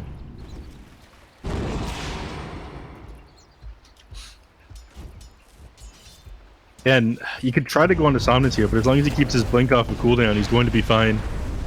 Exactly like that, as you see. That was close. They almost ended up connecting the two of those, but even then, I don't think you have the damage to pull that one off. Agreed. He has Raindrop already, and with that, it would definitely prevented him from going down there. No level 6 yet on the Queen, or on the Lina, of course. Mm-hmm. All right, looking up here in the top lane. Kaz is getting run at here. In fact, he might just go down. It would be close. He does have 2 points of the time dilation on him, or 2 stacks rather. And Faceless Void, if he gets a lucky bash here, Chalice might actually go down. He's got, oh my gosh, a 2-hero bushwhack. Perfectly done into the shield crash. Chalice now in some trouble as he rotates on in here on the Earth Spirit. Faceless Void gets him with one last auto attack. So a 1-for-1 trade as we go in the way of Magma there. Rotating over to the mid lane. Felix trying to help set up onto Dust here, but Somnus' HP is a little bit too low. They might go back in for this to drop the Sonic Wave onto her. Nah. That'd be too bold of a move. It'd be scary for sure. Yeah. You don't want to give up the rather advantage you've ended up building for yourself.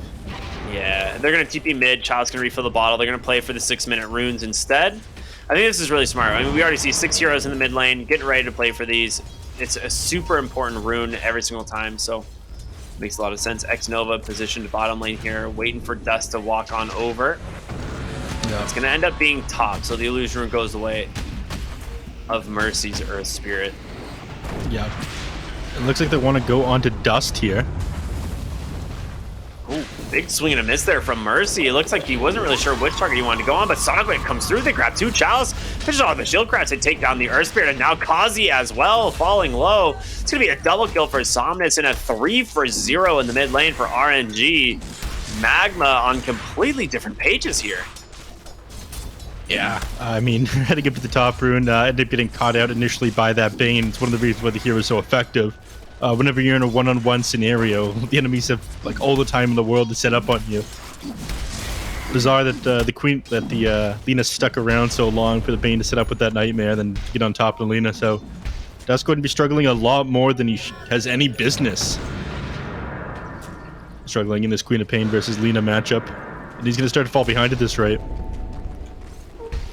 They've brought both supports top, but they do actually have a really offensive warrior on the side of Magma that scouts both of them. Sentry's not going to find it, so you know about that. Meanwhile, bottom lane, Fishman grabs a kill there onto TZY. Not a huge commitment either, which is nice. Just a Phantasm. A little bit of damage out from the CK. Yeah, CK, Queen of Pain, make that rotation. Death Rock, but definitely too far forward there, and nobody's able to come in and assist at the time. Well, see, looks like Bane wanted to set up towards the top lane on some of these heroes.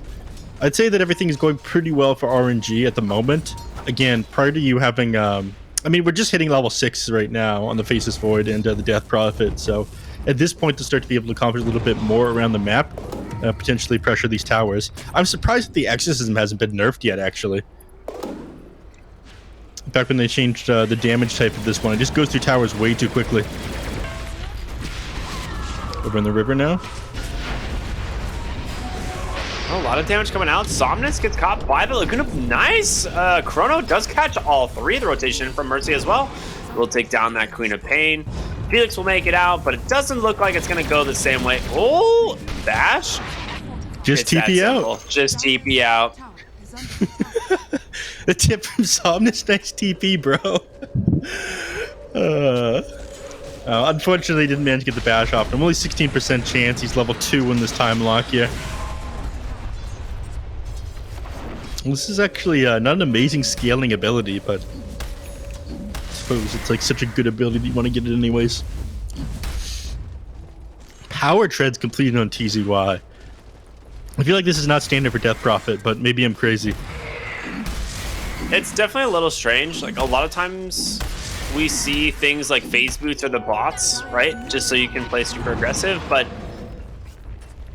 yeah, I mean, goes for treads this game a little bit of extra HP here, I suppose. But mid lane, we're seeing a lot of heroes positioning themselves, and Somnus decides to delete one of them very quickly. Yeah, down he goes. The tip comes out from Somnus afterwards. So again, they're continuing to play aggressive with this lineup, and that's kind of what you expect. They don't have Chronosphere for another 80 seconds as well. They don't have Exorcism for another 60 seconds. Your Gyro's level 4? Yeah. Catches a bushwhack? This hero's just food. X-Nova gets him with the brain sap. It's just that simple. Roll forward here from Mercy. We'll catch Felix. Nice boulder kick. Does slow down the 2 of them. And Bane now behind the tower, left alone. Is this going to be a double kill for Dust now on the Lina? Yeah, very nice find. Yeah, Chalice trying to set up here onto Dust, then drop the Rolling Thunder. It goes on to Mercy instead. And he is one of the worst places he could possibly be against Pango. Yeah, stairwells against Pango, not the best place you can be. Well, so I'm going to pop the DD there and going to get a bottle refill as well. Yeah, surprised that they managed to defend from that one. I thought that they'd definitely be able to push the mid tower in with those abilities on cooldown, but they managed to hold, and despite it feeling like an overwhelming advantage, it's only a 1k net worth advantage to the side of RNG, and these big ultimates that I was talking about are just about off the cooldown. Another 15 seconds until you've got Chrono, another 1 second until you've got Exorcism available, so it's possible to try to set up for some recovery kills here on the side of Magma. Bottom lane, TZY might be in trouble here. Gets the silence off with a rotation in from Chalice as well as X-Nova. It's just going to be a matter of time before Fishman manages to chew through the rest of the Death Prophet's health here, and he does end up getting the kill. So very nicely done, and you look for more in the jungle, or rather, it's going to be Somnus who runs into the enemy team. He's got no blink anytime soon. Fiend's Grip does catch the face, pulled back into the Chaos Knight. If any way of saving him, it doesn't look like it's going to be a Light Strike array, but it's too late. Dust will trade a 1-for-1 there, but you've already lost the Faceless Void. Chalice looking for more Mercy, about to fall as well. Fishman gets himself a triple kill now on the Chaos Knight. And that is about as good as it gets. That looked very funny. Turns around and hits him with a crit after he rolls onto him. So, managing to find so many heroes. I think they ended up getting 4 at the end of that one. It looked great for them at the start, you know. Queen of Pain ends up putting herself out of position, but it is very obviously not what Magma wanted. They ended up being a little bit too late, getting down there into the bottom lane to saving the Death Prophet. And they wasted a lot of time like setting up the smoke beforehand. Lina? Yeah, you don't want to walk up the hill right now on Fishman. He knows better. Flyby proving to be that'd have been pretty rough. Yeah, a level-headed stand-in for God King. I mean, he actually did a pretty decent amount of damage on Over to Dust, but I mean, the thing is he's the most farmed hero in the game. He just wants to continue farming. He's got his armlet working towards his BKB. You know, it's like the worst thing you can do right now is feed, you know, your gold advantage on over to an enemy carry, and it's going to be Kazi right here on the gyro. Unfortunately, giving another kill on over to RNG now, 15-6. Yeah, 4K net worth advantage. I mean, 3 to 4K. It's fluctuating a little bit, but the important part of that kill is they end up taking it so close that mid-tier 1, they're finally going to be able to sit up on this. Lina definitely not going to be able to defend. She doesn't have her BKB yet and sitting pretty low on her HP, so mid-1 tower finally go the way of RNG and give them a little bit more control over the map. X-Nova is level 6 here on the Bane, does have Fiend's Grip cooling down in just about 5 seconds. He's going to get the Nightmare off. The time walk will delay it, the time dilation will delay it a little bit, and they'll be forced to get back. Yeah, I mean, the rotation in from Mercy as well as TZY, very easy cleanup for them here. Now, Ricky, are you pro-Shrine or anti-Shrine? Sorry, Outpost. I was like, hold on, what are you talking about here? Yeah. I think outposts are actually pretty important, personally. I mean, they're important, but are they good? Yeah, I think they are. I think they're good for the game. I do. But that being said, I think there needs to be... Well, we'll come back to that thought. Chrono top lane onto the Queen of Pain. Light Strike Array. Be able to follow it up. Make sure she's stunned just long enough to get the kill. So Dust grabs that one. Meanwhile, in the other side of the map is going to be a kill onto TZY. And Chalice continuing his Rolling Thunder, trying to find Kazi here on the Gyrocopter. Has a Spirit Vessel completed, and Felix will grab himself the double kill there onto the Hoodwink. Nice find, but I honestly think that does favor the side of Magma. All right, never mind. Up in the top lane. They get the Light Strike away to interrupt that Fiend's Grip, so really nicely done there by Dust, and X-Nova has to back off completely. So he turned himself into a pig. Why did he I was wondering the same thing. Yeah, he was just kind of like, oh, well, taunting maybe. That bottom lane rolls on Chalice. Does he have anything? He has no shield crash. Can't get it off now. Swashbuckle in 1. He's still got a missile coming. Looks like the rest of the heroes around Magma a little bit scared to continue the chase, except for maybe Mercy, who's going to regret that. It gets hot by the Spirit Vessel. Has to roll away. Yep. Doesn't end up connecting that shield crash onto him, and I think he would have been... Does he have 4 points in it? Yeah, he would have died to that shield crash, man. That's a lot of damage. Yeah. He had below the 225 at one point if the Spirit Vessel applied its damage. He definitely would have gone down there, but he ended up getting just out of the range of that one once the shield crash landed. Black always complains about this one. Well, Black and Lizard, how Shield Crash has 500 AoE. It doesn't look like it's a 500 AoE ability. Yeah, it's true. I've been playing Pango a little bit recently. It's very deceiving. Well, bottom lane, TZY shoving this one in. I mean, again, not going to be able to push this one that quickly. He doesn't have Exorcism up for another 80 seconds here, but does have the catapult with him. They're preoccupied elsewhere on RNG. It looks like they want to set up towards these enemy here. They pinged it out a couple of times on Chalice. So I don't think don't wanna RNG's give all up this that tower for free. concerned. Like they've got a 5k gold lead. They should be able to pretty easily start this engagement, and that's exactly what it's going to be. It's Felix with the jump, and then of course Somnus to follow it up. A lot of damage. The Acorn shot doesn't end up connecting onto the Death Prophet, so a little bit of unlucky there for Felix, but Fishman with the rotation in, able to get him, has actually popped the BKB, will finish him off. Phantasm now to follow as he turns attention on over to the face foot. He has to jump away, but it's going to be Dust with his own BKB, dumping the damage back the other way. Nice roll in from Mercy as he grabs the catch onto Fishman, trying to make his way underneath the tower, but he's falling low, and fast Life Strike Array to follow. They get the kill. 4 heroes dead for the side of RNG, and Magma get themselves a tower to boot. yeah, I'm not sure if you caught that one, but they knew exactly what they were up to. They had this ward up here on this cliff, and ended up catching the rotation in from the Pangolier, and that completely botched the initiation there from RNG. So they managed to catch the Pang before he gets anything. They ended up getting the Bane before he got his Fiend's grip. Roll.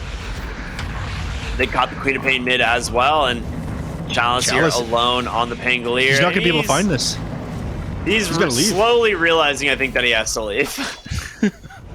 So just off of that, I mean, those quick kills, the amazing catch on the Pangolier, finding the Bane before he gets his Fiend grip off, and finding another kill on the Quap up in the mid lane immediately after they take that last team fight.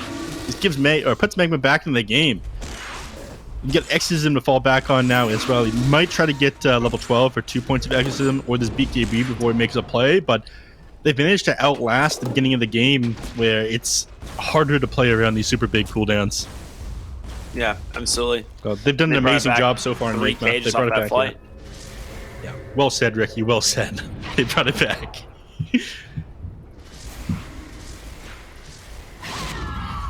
All right. From what here, can they do next?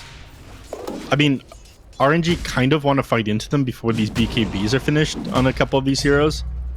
You've completed it on Lina. You almost have it done on the Death Prophet. I'm pretty sure it's going to be, the next thing that Phases Void works on. Without these, the only person you really have to be afraid of, I think, is the Chaos Knight. So the game's pretty difficult. They're about to walk up into Dust. If Mercy scouts this out, this is great. They will find yeah, Mercy. this is fine. Oh, nice roll block there from Somnus. He almost got out. That would have been a really good play by Mercy, but Somnus, I mean, it's not even... at least they get a constellation kill, right? Smoke's not for nothing, but yeah. I mean, it's like if they lose the Earth Spirit of the Gyrocopter to everybody smoking up, it's fine, but they're going to try to take Roshan off of this one, which is the best thing they could do. They find a kill right beside the Roche Pit, and they go for this one. They ping it out. They realize the enemies have vision over here, and I'm pretty sure they know they're in the Roche Pit as well, but they're more focused on completing their BKB than they are afraid of these enemies having a second life in the Roche. Yeah. There's not a lot you can do right now anyway. Chrono's on cooldown for another 15 seconds. That's going to be a big part of your team fight. You do have the BKB on the Lina, but it's not enough. Right? You need the BKB on the Death Prophet to be able to really dish out the damage in these fights. So, like, as you said, just going to wait for those to come off onto the heroes before they really try and push the objectives here. Yeah, and EG did this a little bit in their series in the DPC regional finals. In their matches against various teams, so like give up the Aegis, or they'll fight right into the Aegis as long as they know like the condition of fighting into the Aegis is fine. So they know these BKBs are more important than taking a bad fight into the Roche Pit. Like you can deal with the enemies twice as long as you can kill like these other heroes that are struggling around with the magic community. BKB broken item, by the way. Needs to go back down to 4 seconds. Needs to what? Go back down to 4 seconds. It was 5 seconds, wasn't it?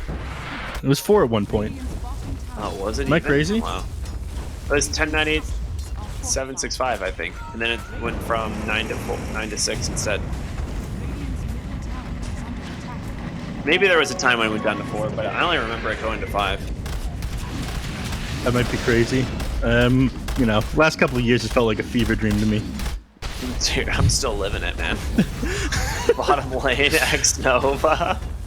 Yeah, he's in the Waiting, trees he's like, here. guys, you ready to go? Who wants to defend this tower? You're like pinging the tower, and everyone's like, nah, bro, you crazy. We ain't defending that. Yep, go ahead. You got this one, my man. Yep, they'll take the outpost immediately afterwards. So both teams, their opponent's outpost, and this is fine right now for Magma. I mean, again, with the BKBs, I feel like they're able to fight into RNG at the moment, but if they can wait this one out, even better. RNG are working into pretty important items for themselves. I was going to highlight Chalice, but speaking of Chalice, up in the top lane, getting run down. Yeah, Mercy gonna die, tick out here to that Spirit Vessel. He did his best, but Chalice, caught by the LSA for the moment, still has a swashbuckle. Make his way to safety for the moment. She'll crash on over to the side. They know he's here, of course, and Dust will be able to finish him off. So a very valuable kill, of course. Mm-hmm. He was holding his We neck did for get as long confirmation, Neff. I'm not sure Go if you ahead. noticed. It's patch 6.78. BKB did in fact go down to 4 seconds. Oh, thank you. I'm not crazy. Yeah. 6.78. That was. Yeah. All right. I'm not crazy. Thank you. Shout out to my man Snare for looking up his stats on that one. Anyhow. Looks like we're back in it. I was going to mention that he was holding his mechanism for a super long time on the Earth Spear before he ended up going down. Like trying to wait out the Spirit Vessel, but then he realized the Pango had enough charges that they could just spam it onto him. So ended up popping the mechanism towards the end and healed almost nothing. But now the Earth Spirit has his Guardian Greaves, so things are going to be different. He's not the same man he was 30 seconds ago. Indeed. He has powerful boots. Mm-hmm. I'm not sure the logic behind this one. Again, it takes the Spirit Vessel off of you, but usually the reason you pick up the Guardian Greaves is when you're playing against like a hard disable that just owns you. Or it's mostly just like silence as well. Yeah, this is right? actually... Yeah, there's no... I mean, there's Quap Shard, but that's not a super long silence. It's like 1.75 seconds. I'm wondering what the logic behind this one is. Well, he's stuck in a tree, so we're not gonna worry too much about it. But yeah, But he's just got like that's his only item. It's just Guardian Group, Smoke, and Observer Ward. It's bizarre to see. Maybe he really was hoping they were gonna go for an Orchid. You never know. Takes off Quap Dagger as well, I guess. Fishman, smoked up. Gonna find Kazi here. Gyrocopter. Sorry, bud. You ain't gonna live through that one.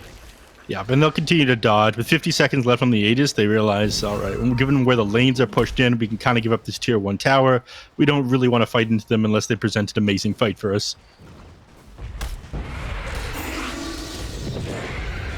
Huh? Looks like they're going to try to dive this one. Yeah, I mean, they do. They pop the BKB here. Chaos Knight, he blinked in for this one, so his Aegis just they presented an amazing fight for them. He does have a couple that's of way leashes too on the early. backside of the fight. Yeah, that Chrono came out way too fast. It's going to find Chalice, and he will go down. Dust pops the BKB, but so does Fishman here on the cast. The question is, can he actually stand him ground? Sharpshooter off the mark. They will take down the Death Prop of Fishman. He will bite the dust in the process, and the Fiend's Grip on the backside does catch Mercy, but it doesn't last long enough, and it's another 4 kills for the side of Magma as they take their first lead of the game, despite being down in kills. Yeah, 23 to 18. I mean, we both favored RNG coming to this one. So I thought the Chronosphere was way too early at first, but then I realized on the backside of the team fight, he ended up dropping it. It prevented the Pangolier from coming in with the roll. At the same time, the Chaos Knight was going to respawn. So this is the second time in this game Magma's been very mindful of the Pango's initiation and him trying to disrupt in the middle of these team fights.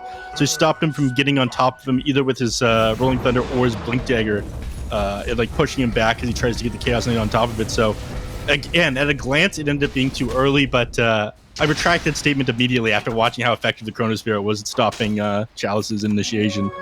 So excellent play there. Yeah, really, really smart.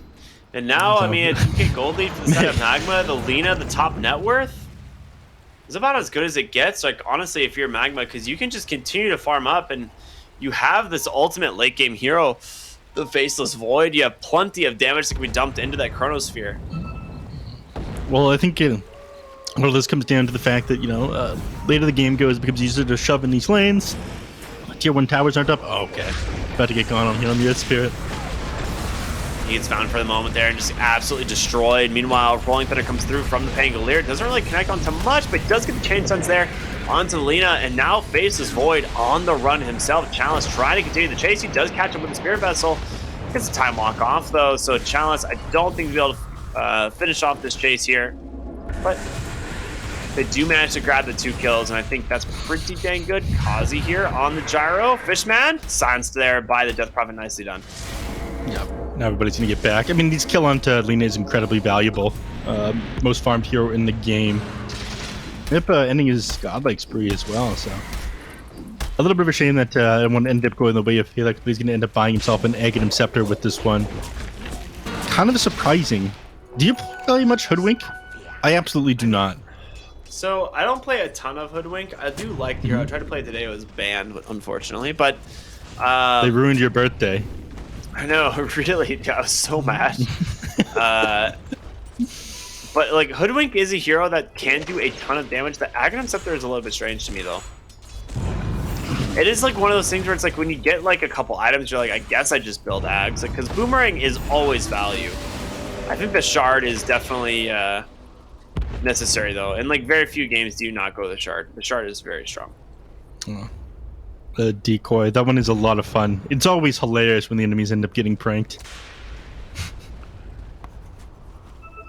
Hunter's Boomerang, I'm just not super familiar with this one as a skill, so I don't know when it is incredibly effective, but I guess it's decent with the status resistance reduction, everything like that, especially if Faceless Void's their only target. They want to keep him down, locked down for as long as possible, so Hunter's Boomerang followed up by like a Bushwhack, then a Chaos Bolt is going to do a lot of work this game.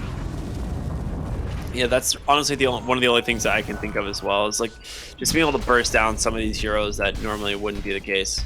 Yeah, before they can pop the BKBs. Roshan respawn is going to be relatively fast, by the way. Ends up being a minute in total, another 30 seconds until this one's up. So both teams starting to position themselves around the pit. You've got all of your cooldowns to work with on the side of Magma, so they're looking like they're going to be in pretty good shape for this. Dire's bottom tower has fallen.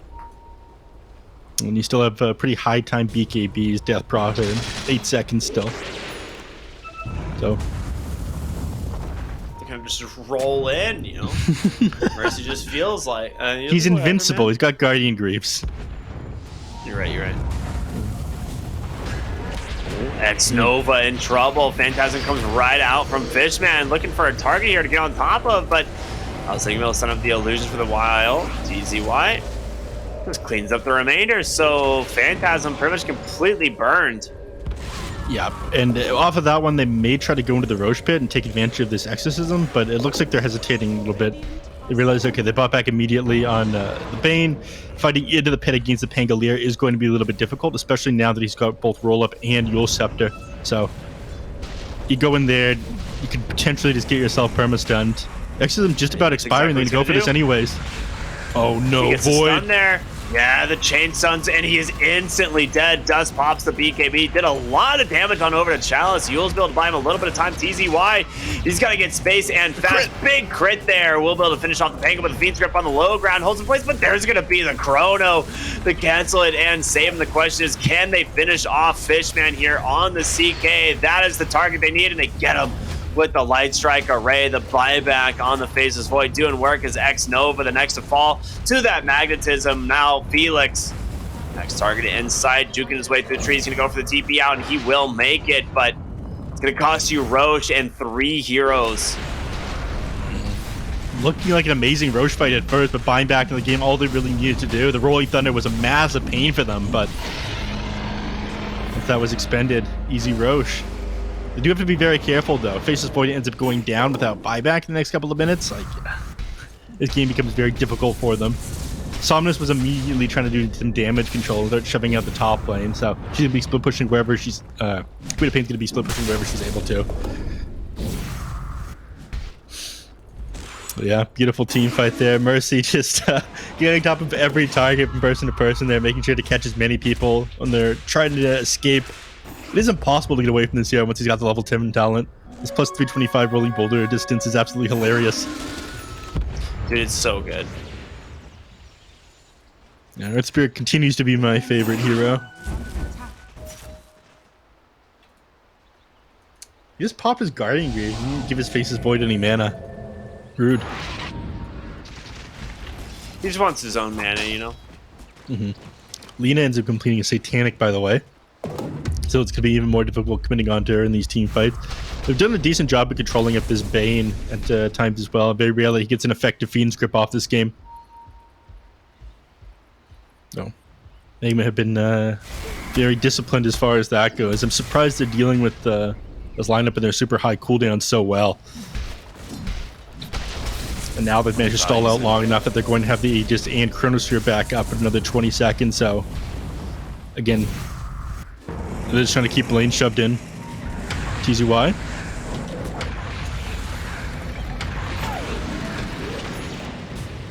Looks like nothing really going to come out of that Chalice. He's the one who might be in real trouble here as Dusk is stalking him at this point. Let's go to mid wave, gets the blink out. Mercy, the roll on through. Boulder kick to slow him. The silence as well. And the second roll into the last tracker away. Yule's to dodge it out, but dude, there's no way Chalice survives this, right? No. Yeah, pick him up. Okay. The time dilation is incredibly effective against the Pangolier. So once you had that on him, there's just no escaping. But they brought the whole squad there. They've done a decent job of keeping these lanes shoved in, though. Again, Fishman and X-Nova up in the top lane and shove this all the way into the enemy tier 3. They've got a catapult there as well. Somebody's got to get back in order to deal with this one. So they're not able to take advantage of this Aegis just yet. They give them the runaround all over.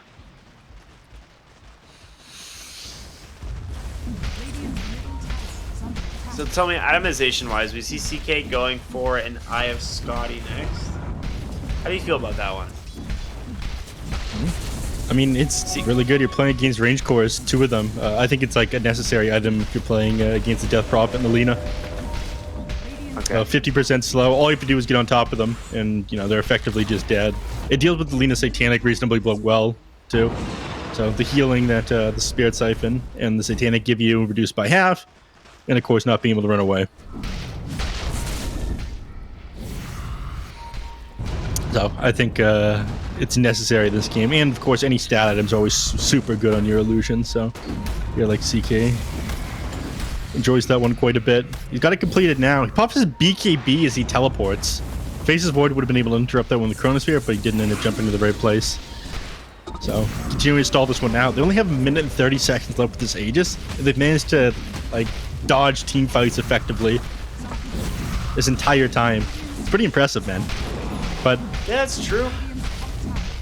They have kind of given up the game to be at the point that they're currently at because they were leading pretty hard earlier. We saw like 11 minutes in the game. It was like a 76 win probability for the side of RNG. Now, it's basically the other way around.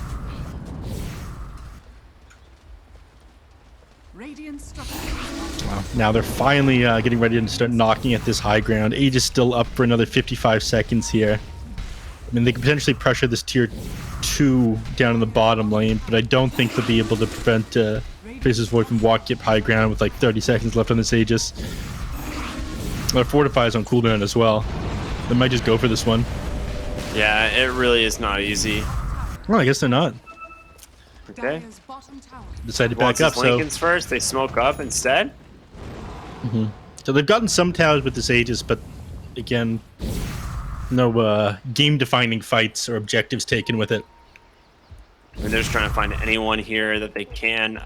They do technically have targets bottom, but they've already TP'd home. So a little bit of an unfortunate situation there for Magma. And meanwhile, it's going to be RNG, the ones that smoke up, as they now look for enemies in the process.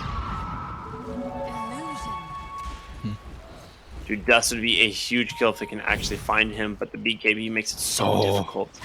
They're lucky they didn't walk up that hill. They would have gone right into a Lina illusion and probably dropped a lot of abilities on it.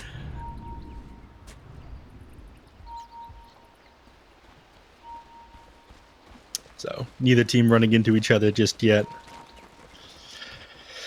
Lina's sitting on a bunch of net worth. She can just about afford a Lincoln Sphere right now, which again is super helpful against both the Bane and the Chaos Knight. So we'll see if she ends up buying out for this one. I think holding buyback on Yelena is pretty important. Faces Void almost has his buyback back up. Still another minute and 30 seconds on that one. So they probably want to dodge until that's available on the side of Magma.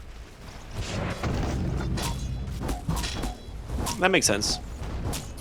All right, well, I hear the Phantasm bottom. It looks it's gonna be CK just wanting to try and clear as much of the wave as possible.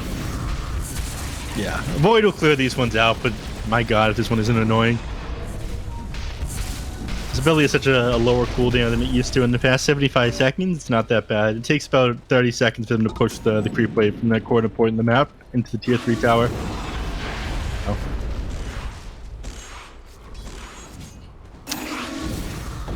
I mean, if they really want to, they could try to push high ground while Phantasm's on cooldown, but it doesn't look like that's what they want to do. I'm going to find a pick off first. We've hit the downtime point in the game. Tricky for teams to fight into each other.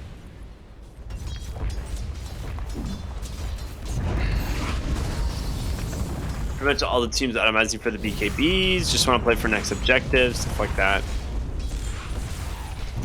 Whenever I'm playing Earth Spirit in these downtime periods, I just roll into the enemy team by myself and then get frustrated that nobody's with me. Classic. What can you Guilt do? them into feeling bad. Yeah, And yeah. And then joining the game, losing fights. Yeah, exactly. There's something about playing this hero because you have so much catch. You always just want to go. What is the Earth Spirit working on right now, anyways? Oh, he's almost got his Aghanim Scepter completed. This guy has, really? Yeah, he has an absolutely insane build. He's just gone straight Guardian Greaves into straight Aghanim Scepter. He didn't even send out any of the components of the Aghanim Scepter onto himself. He waited until the entire thing was done. Well, Rolling Thunder from Chalice. They find Death Prophet, able to stun down Mercy as well here on the Earth Spirit and zone out the rest of the team. He gets the roll off for the moment, but the real big question is if RNG can get anything else, and it doesn't look like it. Once again. Yep, they get the Death Prophet and nothing else. Okay, the Earth Spirit Aghanim Scepter received a huge buff in 7.31. You can actually cast it on allies from a reasonable distance now. It's got 500 cast range. Before, it was less than melee range. There's so it's an, I believe, wasn't it? Yeah, it's an incredible save again, a lot like how it used to be. I like Felix, or I'm sorry, Xnova, who's just sitting in the pit right now, just waiting for Roche to spawn.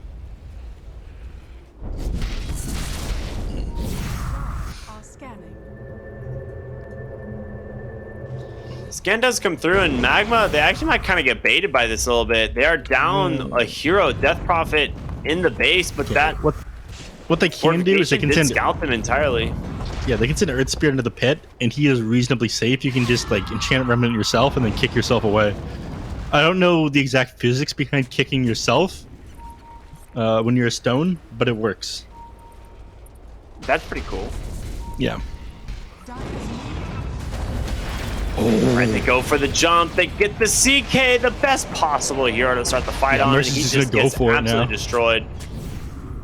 I'm surprised he doesn't just responding for 40 more seconds though. Yeah, he wanted to get in the pit and get a vision. I'm surprised he doesn't just go for it and try to like blind roll into something. In fact, that's what he's going to do.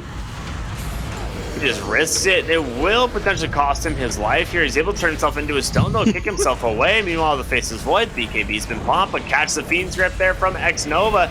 No follow-up damage coming through as he just gets absolutely destroyed. CK with the rotation in, though, will make a very successful trade there to take down the face of void. Does BKB is expiring. The Eye of Scotty slow.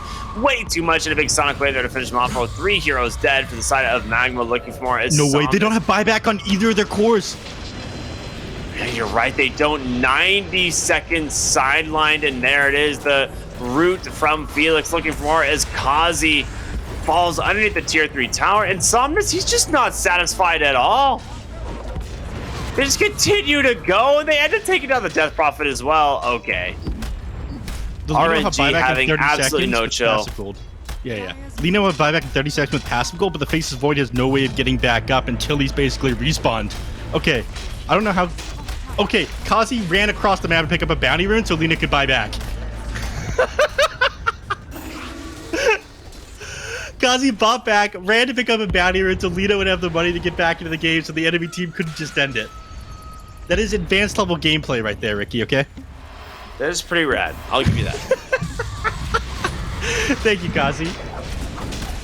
Into Roshan they go. Aegis, Cheesy, and Refresher, the third Roshan of the game, and it doesn't look like anybody on Magma or any of the wiser. So, what do you think? I mean, you think it's trying to push high ground here at this point? They've got 40 seconds without Void. I don't think they push high ground off of this one. They're waiting until they take a more effective team fight. They're still waiting on a couple clutch items. Like BKB is just about done on the Bane. At that point, just doesn't have to worry about like the Queen of Pain blinking on top of him and silencing him when he's Fiend's gripping. So Hoodwink working on an E-Blade right now, just about has the money for that. Overwhelming Blink almost done on the Chaos Knight if he doesn't want to save for buyback. Queen of Pain working on a Refresher Orb, but still far enough away from that I don't think she'll have it for this next team fight. I think it's just the BKB on the Bane that they're working on. As soon as that one's done, it may be the C-Blade on the Hoodwink they'll go. But yeah, with these buybacks on cooldown for the next little bit, this game is looking a lot better for RNG all of a sudden again.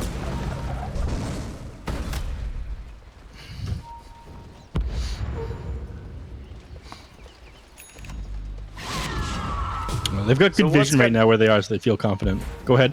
Yeah. I was just saying, so what's got to change here, right? So 7k gold lead. Magma did have things like kind of coming back their way for a little bit, but now seem to kind of be slowing out of control. Is this like an itemization issue? Is this just like a hero issue? I mean, they got...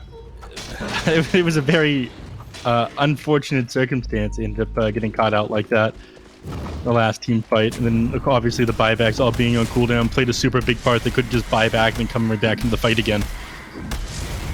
At this point, though, Magma don't want to fight into them. When you have a Faceless Void in your team and you're relying so much on Chronosphere to win you these team fights, the Aegis is a much bigger problem for you than it would be for RNG if you had... Or sorry, yeah, if you had the Aegis. Okay, So, that makes sense. Yeah. I mean, it's one of the reasons why they ended up banning out the Wraith King, right? Yeah. Wait, no, sorry, other way around. RNG banned out the Wraith King. Where does he have 5 hero smoke here? Is he getting ready to wrap around on the backside? They do get Somnus. The BKB does come out, but the damage from the Faceless Void, is it enough? It is. Before I can do anything, it's in the corner. They take down that Earth Spirit. He's going to buy back into the game pretty much right away, and TZY just getting absolutely crushed. The Fiend's Grip does come through as well, and that will be enough to actually get him out for the moment, but Mercy will end up taking down to that Hoodwink, so they end up being a 2-for-1. Pretty good fight there once again for the side of RNG. Yeah, beautiful save there by the Ice Spear. Ended up enchant remnanting the Death Prophet and then kicking him out of the team fight. He does go down for it. He's punished, but at the very least, they have this hero that's super important for defending the high ground. And the person has buyback and cooldown would have been down for ages. So they continue to hold. They had an ideal Chronosphere as well, ended up connecting with the Death Prophet, but even then, I think they're so far behind when things are an issue.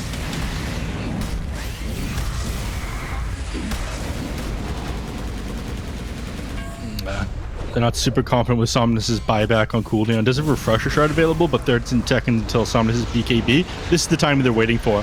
Once this is up on Somnus, along with his Refresher Shard, he's just going to go crazy on the back line. 3 seconds is going to be it. Oh, he's trying to Sharpshooter. They go for the Lina. Hex up for the moment. Sonic Wave does come out, but is it enough to finish him off? It is. There's going to be the Refresher pumped as well. Somnus does have the Hex. The second BKB does come through. Next, finish him off. Sonic Wave number 2 into the Rolling Thunder from Chalice. They do manage to take down 3. And Chalice, even though he's in the enemy fountain, doesn't seem to really care all that much as Fishman's got the space he needs to find the kill. Another Hex on out, plus the pullback. They get the kill. 5 heroes dead, and there it is. The GG in game number 1. It's going to go the way of RNG. Yeah, Magma definitely had moments of brilliance. I mean, you had these back and forth team fights, but in the end, RNG, they managed to clutch out a couple of fights, and I think a lot of it came down to what we saw in the last 2 engagements. I mean, Magma not being able to buy back into the game on their core heroes, and like retake that team fight. And RNG, obviously they lost the Queen of Pain to the Chronosphere, but immediately she buys back in the game and just keeps going. Yep. Yeah. Ah, gentlemen, that game, honestly, there was a major point in time where I legitimately thought Team Magma had what it took to get that dub. But just like you mentioned there, Neff, that one fight they took just north of the Roche Pit, where it was actually a disaster, right? It's hard to describe how bad it was. Lina gets isolated all alone. Lina is fighting with the Faceless Void. They're fighting into Fishman. It seems like they're going to win this fight because Fishman has BKB, but it's running low. The Chronosphere is coming up. Everything seems great. And then 3 Chaos Strike hits, and then you're dead. It's like, oh, that wasn't supposed to happen. Now the entire fight is awesome. Unfortunately for Team Magma, although they did give a fighting chance, at the end of the day, RNG just were too good for the day, and they end up taking game number 1 here. Not the easiest and smoothest thing from them, but, especially since they're incorporating a new substitute player, obviously things could have been worse. But the main highlight for the team, what a performance from Somnus here, Ricky. Damn, he really popped off on this Queen of Pain. Yeah, I mean, he owned. It's one of those things where, like, you look at the game and it's like not even just Somnus. Like, it is definitely like a team effort from everyone. But yeah, Somnus had a phenomenal series, and I think that's as expected. Like, it's one of the reasons we saw the Queen of Pain picked up so much for RNG. It is just a lane dominating hero. It is something that he's familiar with. I think the refresher shard was just so value as well. At the end of the game, it really allowed them to close that one out. Yeah, it really was. Like, that was like kind of the ace in the hole. Like, Somnus was already kind of owning, but that refresher shard was so sick. Like, that was literally gave him everything they needed.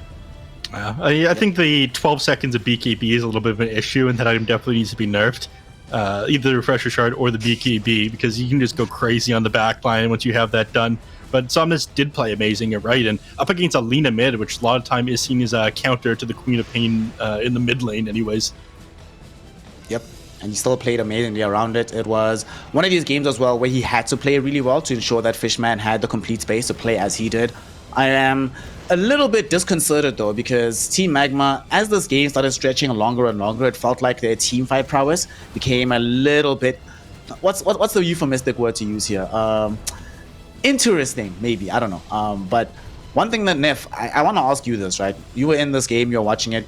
At some point, this is around maybe 30 minutes, we'll probably see some of the highlights coming in. At some point, it started to feel like Team Magma actually had enough damage to reliably deal with Fishman. This is one of those great fights. They stopped the roll in with the Chronosphere. Yeah, I was like, wow, this is way too early, and I was so wrong. It was like the perfect Chronosphere.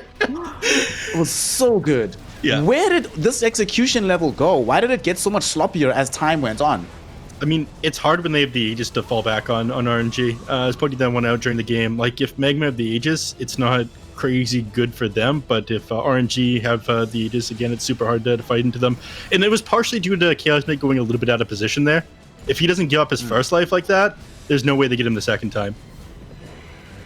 So it's a little bit on the other team to make a mistake, but there's definitely like absolute brilliance in execution and team play here from the side of Magma. I agree. Team Magma. Interestingly enough, this is the second time in his entire career that Bayi's played the Faceless Void. Only the second time. It is 2 losses, regrettably, but to make it doubly interesting, the last time our Cryptic... Tell me who you think the last team they played when he played Faceless Void. It was actually against RNG. Fishman was actually in that game at the time he was playing as an offlaner. Even Felix Sharba was in the game, so... This must be a little bit heartbreaking to be in a situation where you're like, guys, this time for sure, and we still take the loss. Yeah, I'm not the same man I was last time, but, then he ends up being the same man he was last time. Yeah, I mean, that's exactly what it is. And we've seen some regions have some success with the offlane Faceless Void. I think specifically, like, there's some teams in NA who are experimenting with this and actually had a lot of success with it. But, it didn't end up working out this game. He did have some great plays, but... Again, you're playing around the cooldown of that Chronosphere, and that is never an easy task. Yeah. Not easy at all, and probably made much worse by the fact that since we are playing the TZY Death Prophet, we have double massive cooldowns to play around. There's practically no space to move on the map when one of these spells are down. Everybody has to be very resource-minded about when these cooldowns are up, how much money we have for buybacks and things, and there's too many things to think about. If the game isn't going super well at some point, it all just starts to fall apart. And Team Magma, unfortunately, it fell apart for them. And they are in a very poor situation here, Nev. If they lose this next game, they go 0-4, right? Yes. At that point, it's pretty much guaranteed that you're probably going to be relegated. Best case scenario, you get to slightly maybe fight for a tiebreaker, but this cannot feel good going into this next game, especially when the chance was there to win.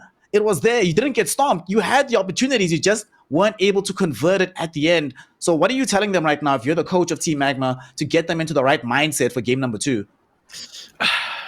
I would say just pick apart like one thing that would end up going wrong in the previous game and try to work on that rather than think too hard or try to redraft everything that has gone down. So maybe they work on rotations over the mid lane or give Dust a different hero. Everything else I feel like was super good, but I think Queen of Pain, Somnus definitely popped off a little bit more than he should have in that matchup. So that's something they should work on in this game number 2. Yeah, we saw some of the itemization that they ended the game with, and I think it never bodes well when both your safe laner and your mid laner feel they have to buy Linken's and BKB just to have a shot of trying to survive these fights. So you get to that point, it's like, you can get the damage out, but if you are that defensively orientated and the other team is not making those mistakes, then they're probably going to end up exploiting you to take the dub. So now that they have taken said dub, Team Magma obviously looking in search of their first dub here, and RNG looking to make it 4-0 on the bounce. Several teams have yet to have dropped games. RNG, PSG LGD, Team Aster, and Extreme Gaming, and PSG LGD is set to be the first team today to make it to the 4-win mark, which, if memory serves, has usually served as like the baseline for qualification into the major. Obviously, tiebreakers can still come into effect down the line, but we will see. And we're still a bit preemptive on this one. They actually need to get the 2-0, which means they need to finish the second game of today's series. With that, we're going to be taking a small break. Before we go, though, gentlemen, I was going to say, what's the... Yeah. 4-0 is that line unless you're an NA. If you're an NA, you can be a 6-1 team and still not make it to the major. Go ahead. In the reasonable regions, where there isn't just madness and calamity every single day. I do hope, though, that once we come back, what do you all think? Do we get a shorter game next time around? Is RNG warmed up, or is this going to be a revenge tour a little bit for Team Magma? I believe in them. Go ahead, Ricky. I would say it's not that I don't believe in Magma. I just think RNG executes their team fights a little bit better. I think they came out of lanes really well, and despite Magma having a little bit of moments of brilliance here in the mid lane, finding good pickoffs, RNG just plays the team fights better. They play their objectives better, and I think it's going to be really hard for Magma to come out ahead here. We'll see. Magma have yet to win a game in this DPC here in the Spring Tour. They've also not won a game in the last 4 months where they lost game 1. So let's see if that's going to be a change of their fortunes, a reversal of destiny, or if it's going to be RNG sweeping it up. Until we get to see that, we're going to be taking a short break here in the Spring Tour. This has been Nef Sensei with the birthday boy, the immortal R Cryptic, as well as, just regular old Snare. We'll be right back with some more incredible Dota 2 action.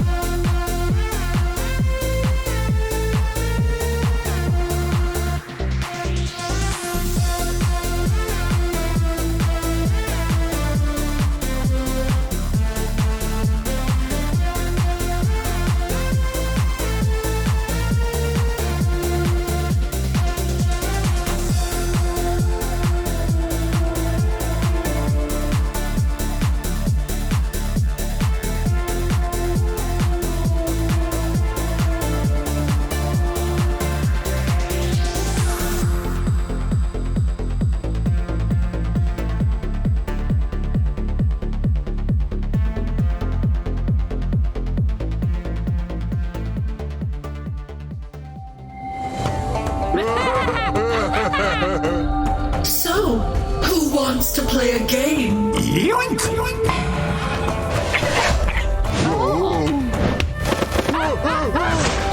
And again!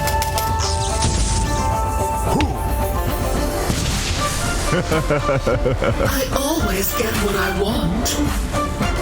In the bag.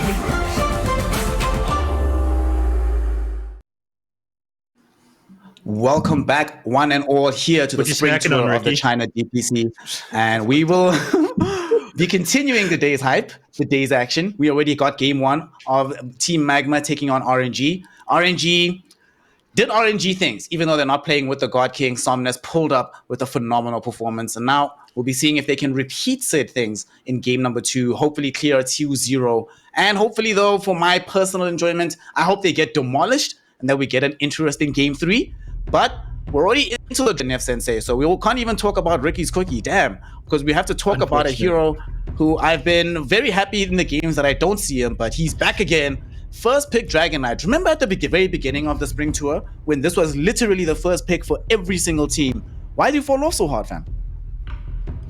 I don't think that he's fallen off per se. I think part of the issue is that Silver Edge is a very good item. I think the Dragon Knight is kind of easy to counter in lane. He's two-dimensional as well, but he's got a massive low cooldown stun, which makes him very good. The Shard solved a lot of issues for him as far as DPS and team fights and ability to clear out creep waves without his ultimate. So he's gotten a lot of fixes in 7.31. I'm not exactly sure why he's fallen off, though. I still think that he's a very good hero. I think maybe it's just the fact that we're in a patch where so many different heroes are viable and there's so many heroes that are super strong, like that sometimes the Dragon Knight kind of falls by the wayside.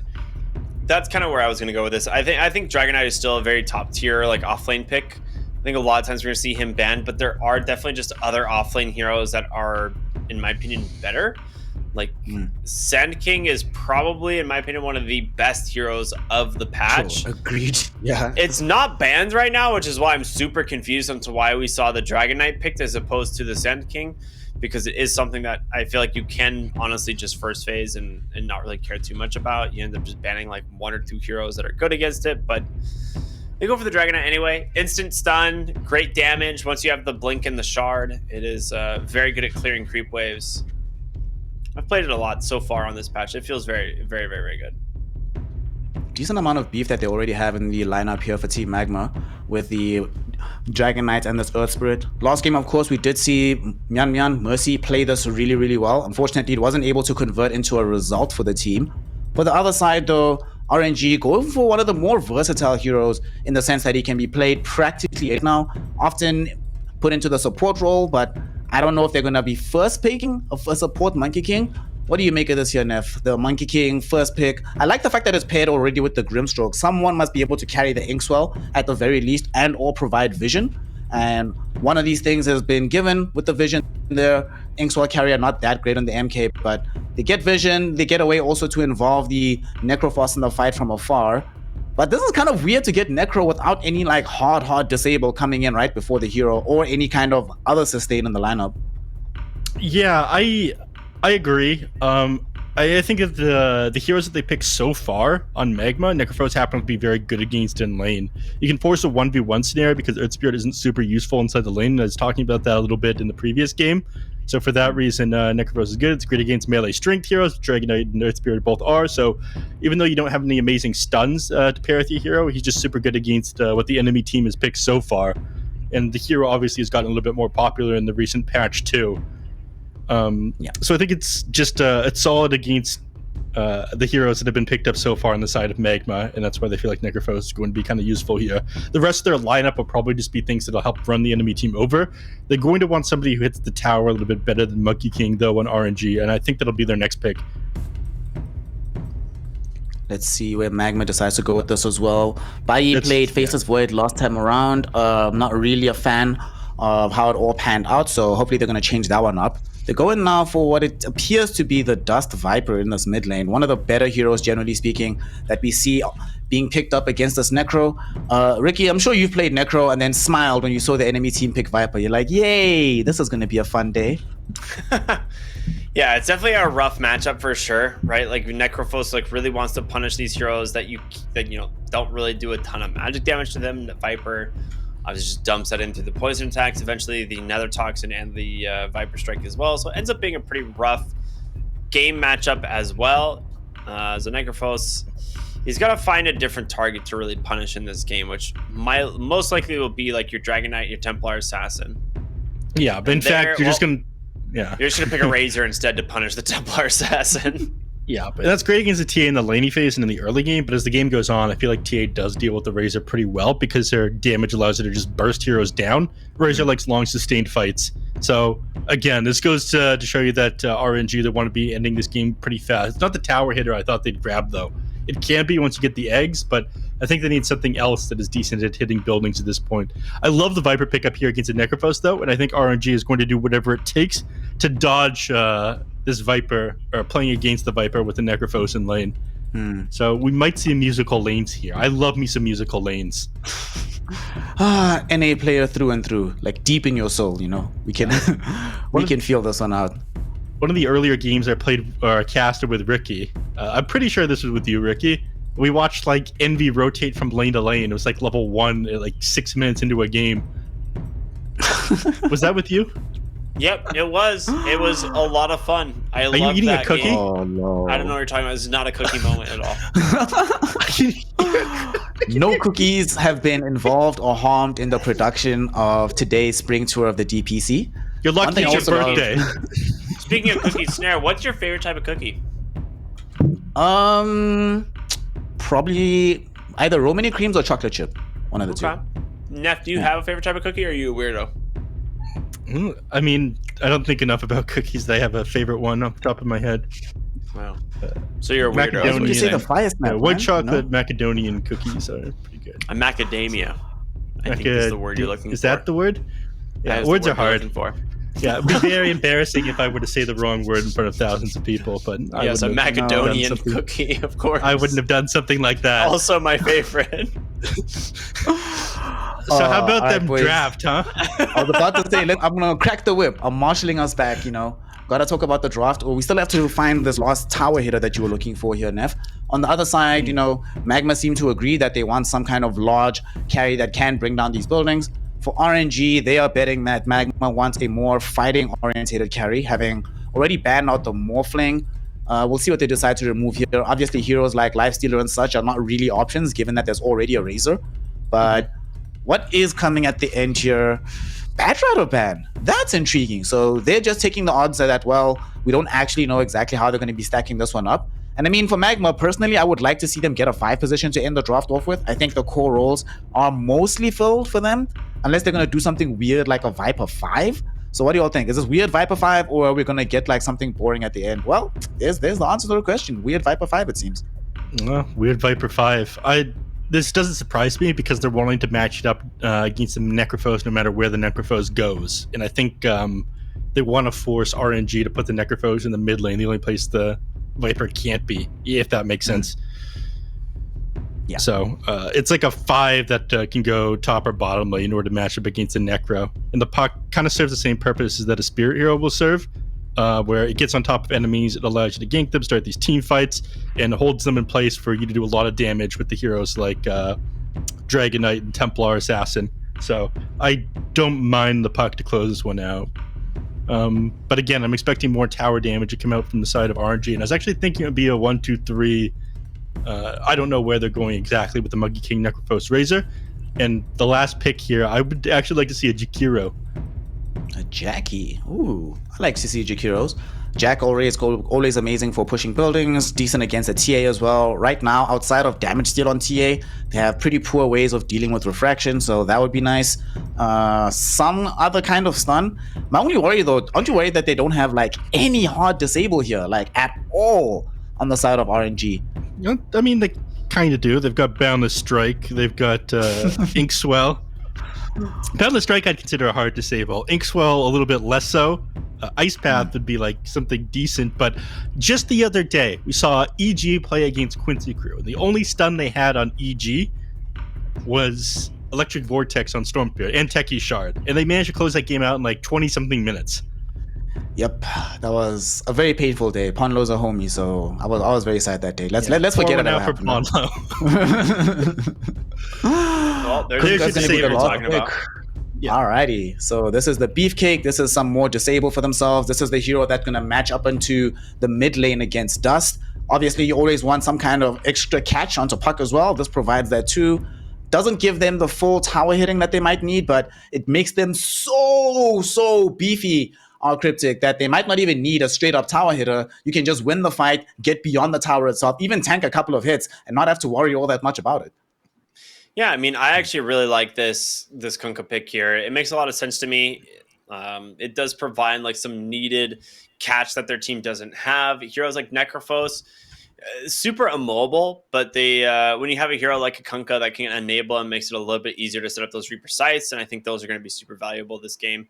And it is, like you said, like the support Viper, so it's not as impactful as we would normally see from a Viper. And you know, I think right now RNG have some pretty strong lanes. I think they should be pretty happy with what they have. Unfortunately, Neff, it sounds like our Cryptic is giving me the boring answer. It sounds like he's favoring RNG on this one. Excite us, you know. Earn your paycheck. You know, they don't just bring you here to say, is RNG going to beat everybody? always earn Give my us a paycheck. reason why with this draft, Team Magma can make this work. All right. The reason why this one is a little bit better than the last one is that this Necrophos is going to have a miserable game matched up against the Viper. That's going to follow him around the map and click him down. Ghost Shroud, pretty useless. He's got low movement speed to begin with. It's going to be even lower once you build up a couple poison attacks off onto him. And your mid laner does not escape from the Earth Spear nearly as well as he did in the previous game. So these rotations from Mercy are going to be absolutely ruthless, and TZY is going to do an amazing job at sitting down here in the bottom lane by himself. So I think the matchup this game favors him a lot better on Magma, and I would actually favor them for this game. Ooh, all right. We finally are going to be leaving our Cryptic in the minority. I like what I'm seeing from Magma. I hope they win. I hope they give us game 3. But to find out if they will or not, game 2 of RNG versus Team Magma is now underway. Neff Sensei, the immortal R Cryptic, take it away, boys, and let's get into the hype. Neff, does it ever feel weird that I'm referred to as the Immortal? Yeah, it's because you're very old, and it's surprising to everyone that you continue to live. I'm still at alive. 30. Is that what you're saying? Yeah. Are you saying it's surprising I'm still alive? At 30, yeah. I'm pretty sure in most anime I watch, if you're 30, you're like a decrepit old man who, like, I don't know, teaches his students at that point. Dude, Doesn't have anything of value happening in the series. God. Fleet Fox posted a funny meme of a super old dude in like an old Mega Man game being like, I'm 30 years old! And it's just like a decrepit old man with a cane. I'm like, great. That's me. That's you. Thanks, Fleet Fox. Sounds about right. Dude, Kazi is just getting slapped bottom lane right now. Yeah. He builds up the Jingu Mastery stacks and decides to stop going forward. He would have had to go underneath the tower, and he's got a Fairy Fire to fall back on as well, so he was never going to be able to find that kill. Does Great for some Felix, good though. damage. You to can him, just go back to lane with these and get some easy denies or some harass on the supports. So 110 gold worth of punishment, though. Kazi's forced to use the Sal before the laning phase even started. He did get the bounty run, though, so there's that.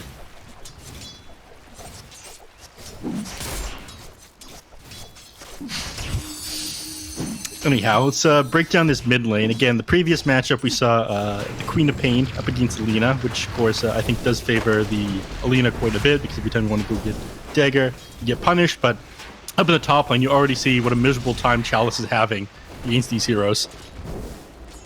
If Kazi came into lane with the salve instead of having to pop it right away, he'd be full HP again, and Chalice would continue to be zoned. But already they struggle a little bit. And I thought this Necrophos pickup was amazing up until I saw the Viper.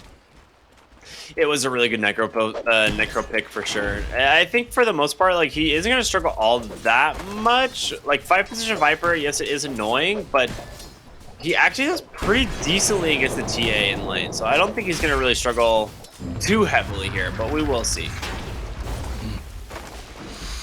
Because, like, Viper, like, really gets this damage out once it gets level 3, and it's going to be a little bit slower from the 5 position, right? Yeah, that is true. You're going to be soaking up a lot of XP from Temple Assassin, which make current life kind of miserable.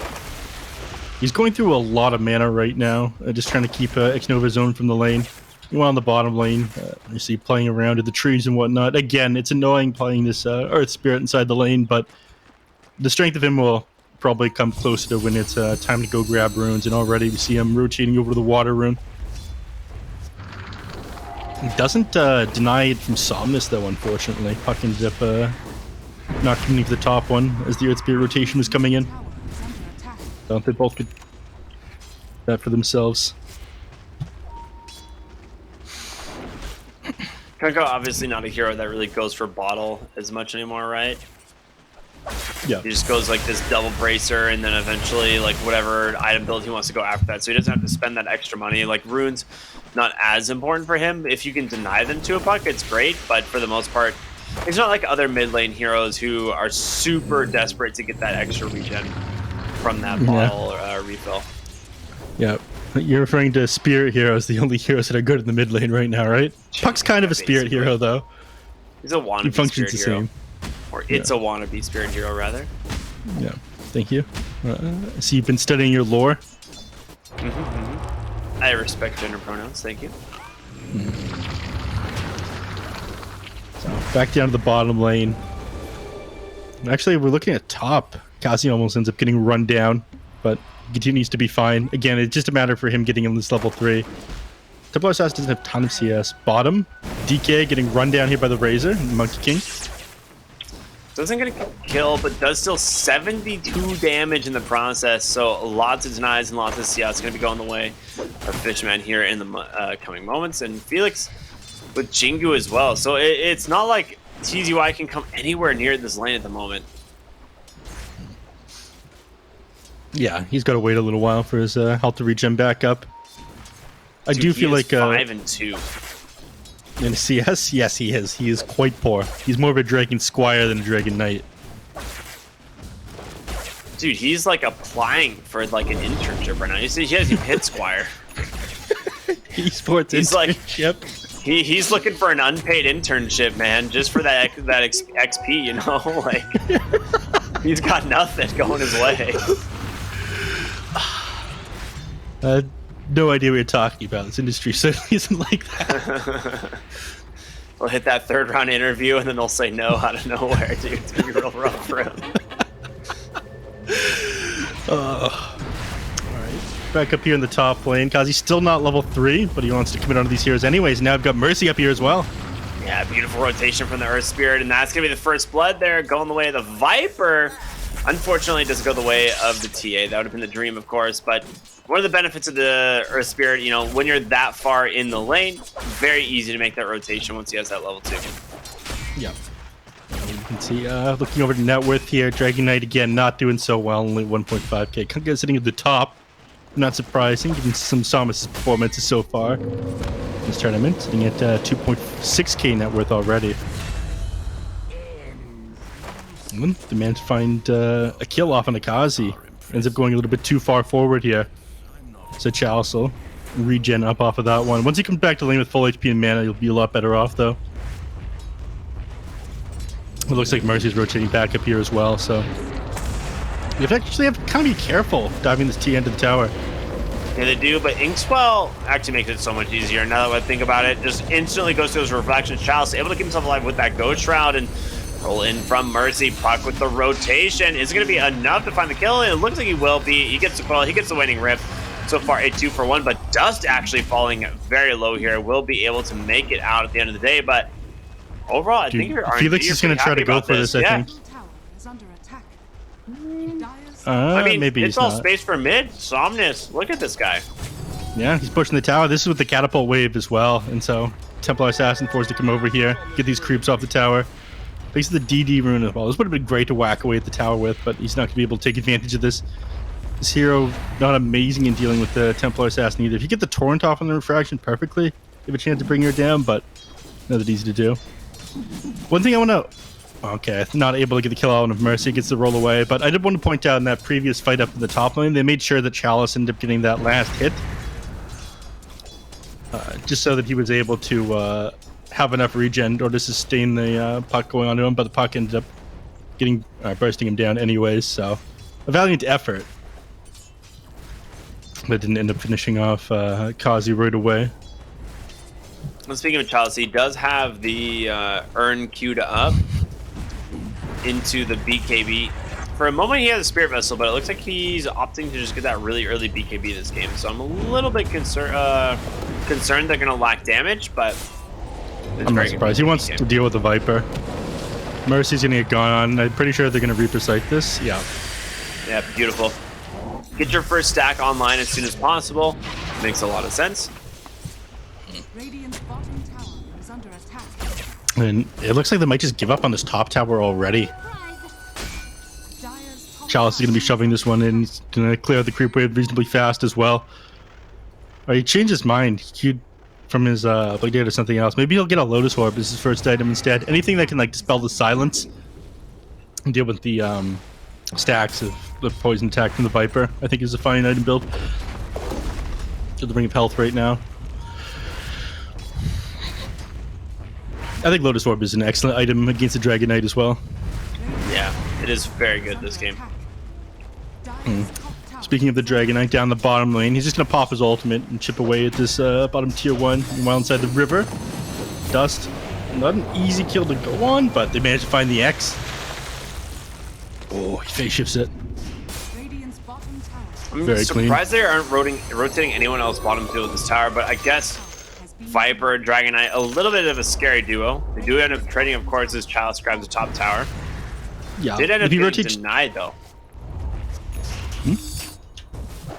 Mercy denied top the tower? Yeah. Oh, yeah. Yeah, it's not easy to rotate onto the Dragon Knight and the Viper, though. You get hit by a Dragon Tail and then Poison Attack. It's just very easy for them to run you down. They were a little bit busy dealing with Dust at the same time as well. I thought they'd be able to get a kill off on him, but he did a great job at dodging the X with his phase shift.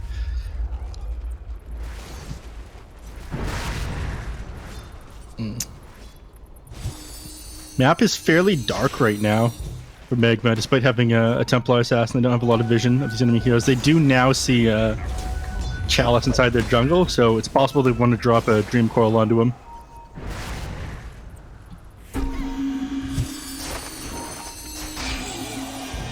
Catching X Nova instead. Yeah.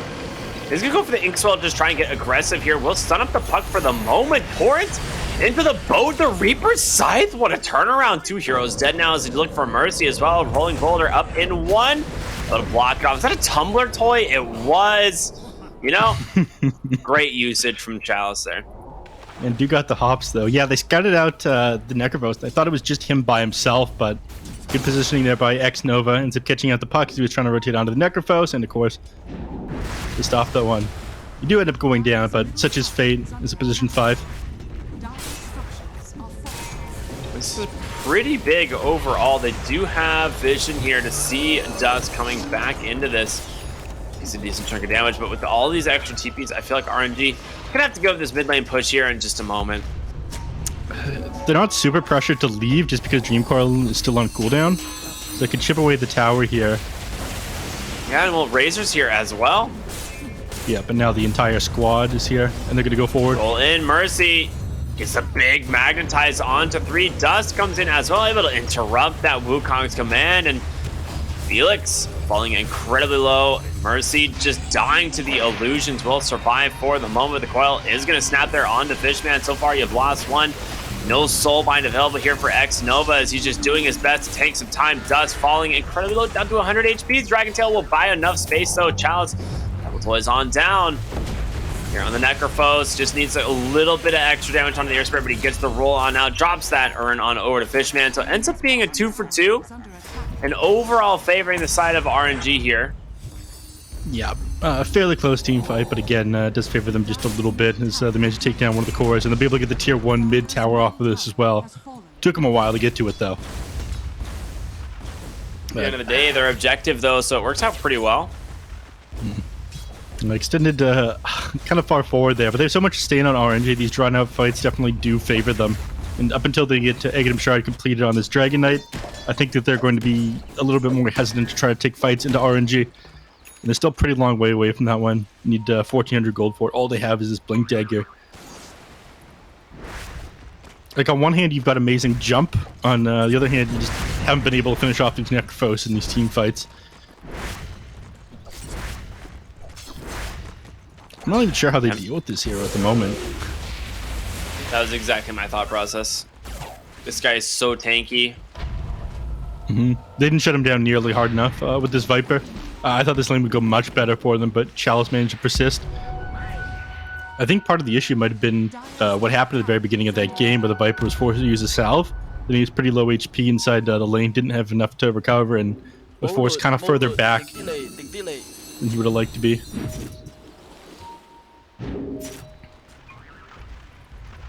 Well, it's not like they're losing crazy hard, though. 3K net with advantage at 12 minutes is bad, but, you know, still winnable, as they say.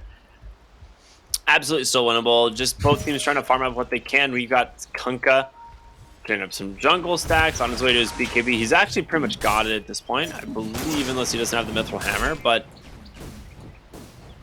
we see the DK blink completed on TZY, so that is definitely a go item for them if they can use it. Yeah, and Kazi's working on this 13-minute level 6.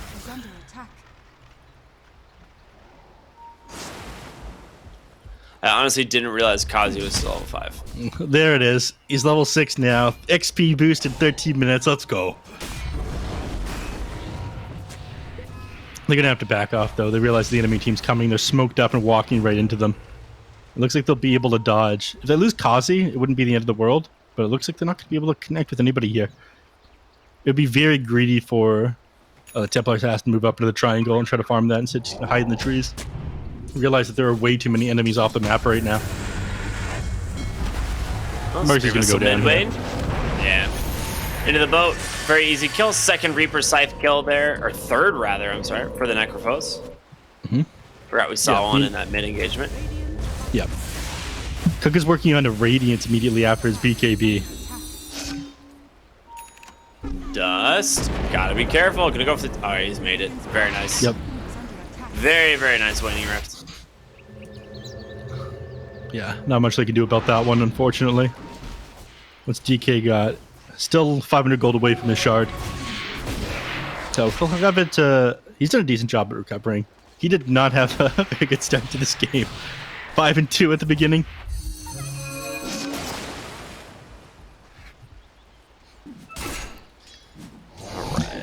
So they're smoked up now on the side of Magma. Again, I'm surprised. You cannot get this Kunkka either. Like, again, he just pops a BKB the moment they try to commit onto him, but...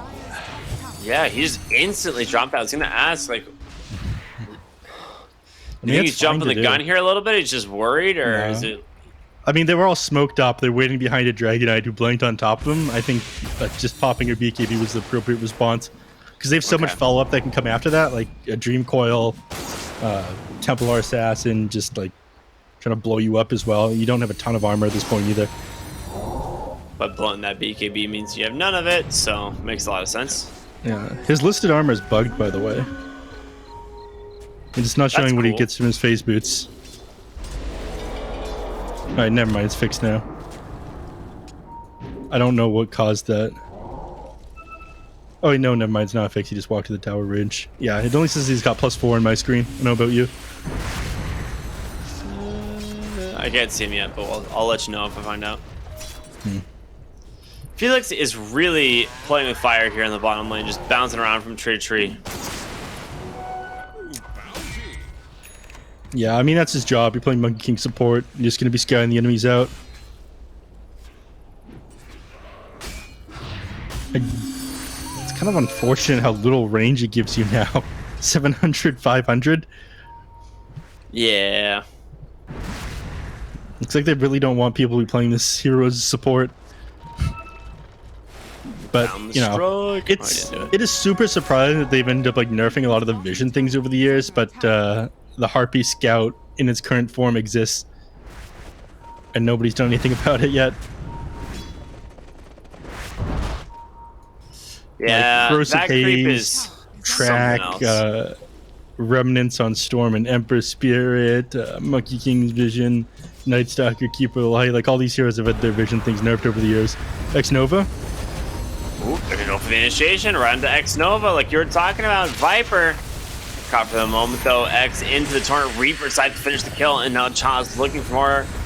Do you get the to get this under the hero, but he's able to make it out for the moment. Puck Guys are on the outside of the fight, and it looks like he's going to be fine for the moment. X and the boat not able to connect.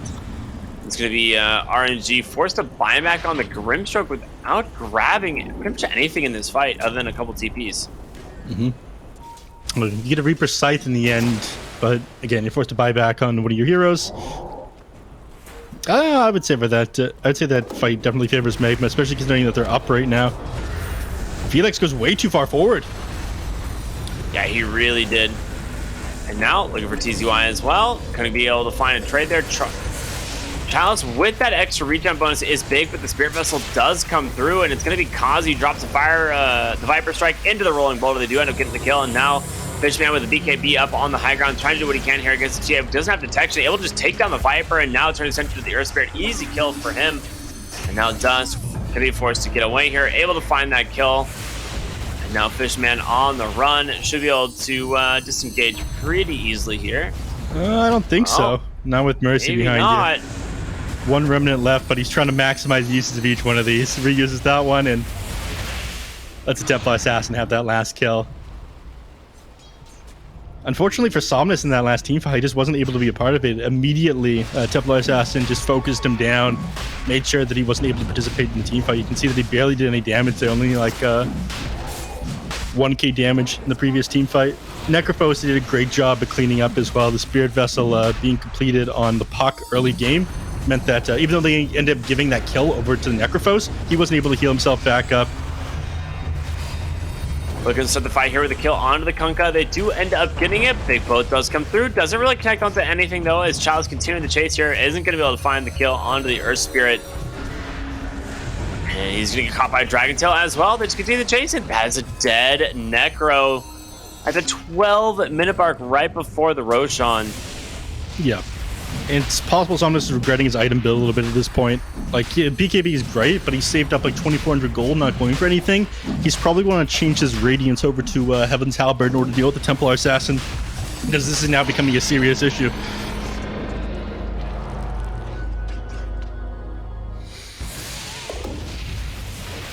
They just going their way. So, last couple of team fights, they managed to bring it back. Net worth pretty even at this point. Now 14-12. Magma, they're looking good now. Yeah, absolutely. The question, as always, is can they keep it right? I mean, they've got the tools for victory here for sure, as long as they continue to... That was a nice silence there. Kunkka didn't... Somnus didn't line up a 2-second wait time properly on the X-Torrent. But also a nice silence there by Mercy. So he's doing a great job on Earth Spirit. I can see why they end up picking this for him 2 games in a row. Are you a fan? Yeah, I think he's done a great job.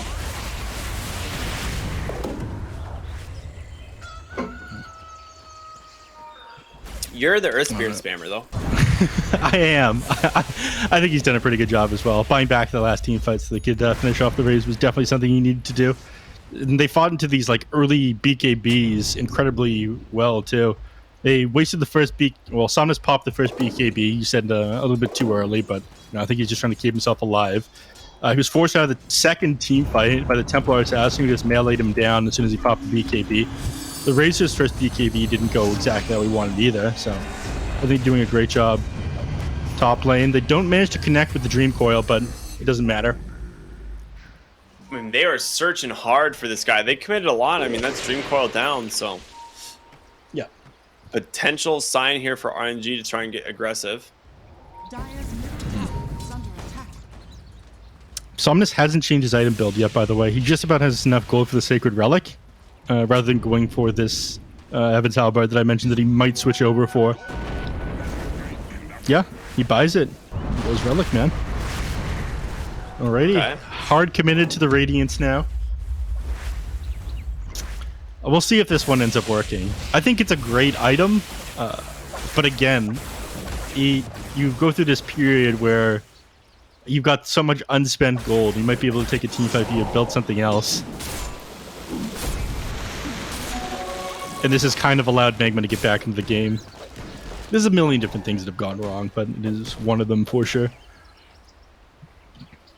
Well, he'll have this one completed pretty quickly, though. Another 500 gold for the Talisman of Evasion. It is pretty effective in these team fights. The burn damage will disable Blink Daggers on several of these heroes that have them. The TA, the Puck, the Dragon Knight. On top of the evasion that it's going to provide your entire team. We'll do mischance on the enemies. Not too bad. As long as he doesn't just get blown up immediately by the TA in these team fights. Because unfortunately the Radiant's going to help you that one. Yeah. It is pretty useful because it gives you flat evasion now, just on the Radiance itself, rather than all being from the burn.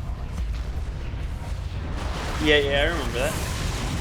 So, TA will miss some of her attacks even with the BKB active. Roll in from the Earth Spirit. It will help find the kill there onto the Necrophos. A little bit too far forward as it will allow them to also find a second kill there onto X-Nova.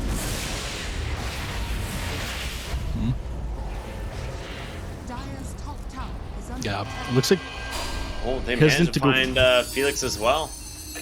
Yeah, he'll die. Took for out this to Iron. that Spirit Vessel, so really well done there by Dust.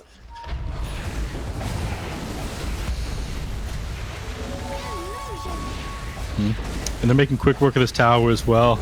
The Corrosive Breath, the Desolator, the Grove Bow amplifying the Corrosive Breath damage so he takes 22 per second instead of 20. That's pretty good. Yeah, game changing even. Radiant's middle tower has fallen.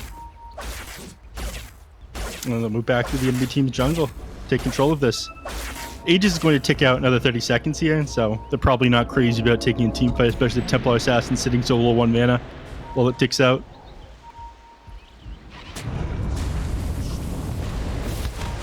Oh, Viper. He gets caught. I think they just need to leave him, but Mercy's going to go forward. Wants to try to save him. He's going to get punished for this. He's... Okay. Yeah, he's fine. not fine. I thought he'd get the other rollout, but he did not. Come on, Mercy, walk it off. Just, he's fine. You mean roll it off. Yeah. Oh, they end up connecting with the torrent. What a catch by Somnus. And that's another Reaper Scythe, and that boy is dead for 50 seconds, but a 5th Reaper Scythe kill now for Chalice, who is 10-4-6. Dude, y'all in chat were like, oh, you know, it's going to be a hard game for Necrophos, this 5th-position Viper. That was me. What he? That wasn't chat. That was me. I said y'all. I don't say it was just chat. I'm just saying, you know, y'all were disbelievers in this offlane Necrophos. I'm just saying. He's almost got the BKB now as well, having a so great the time. Spirit Vessel is not going to save him as much anymore.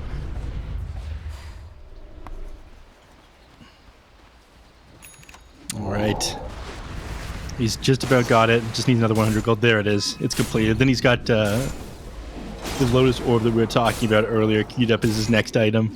Once he's got that as well, he's able to dispel like the urns, the silencers off onto him, or just be able to reflect like the Dragon Tail, whatnot. This game's going to be a lot easier. It's unfortunate that they'd lost 3 heroes in quick succession there on Magma, though, because it definitely makes the game a little bit harder. Dragon Knight really needs his BKB done for himself in order to sit in the middle of these team fights.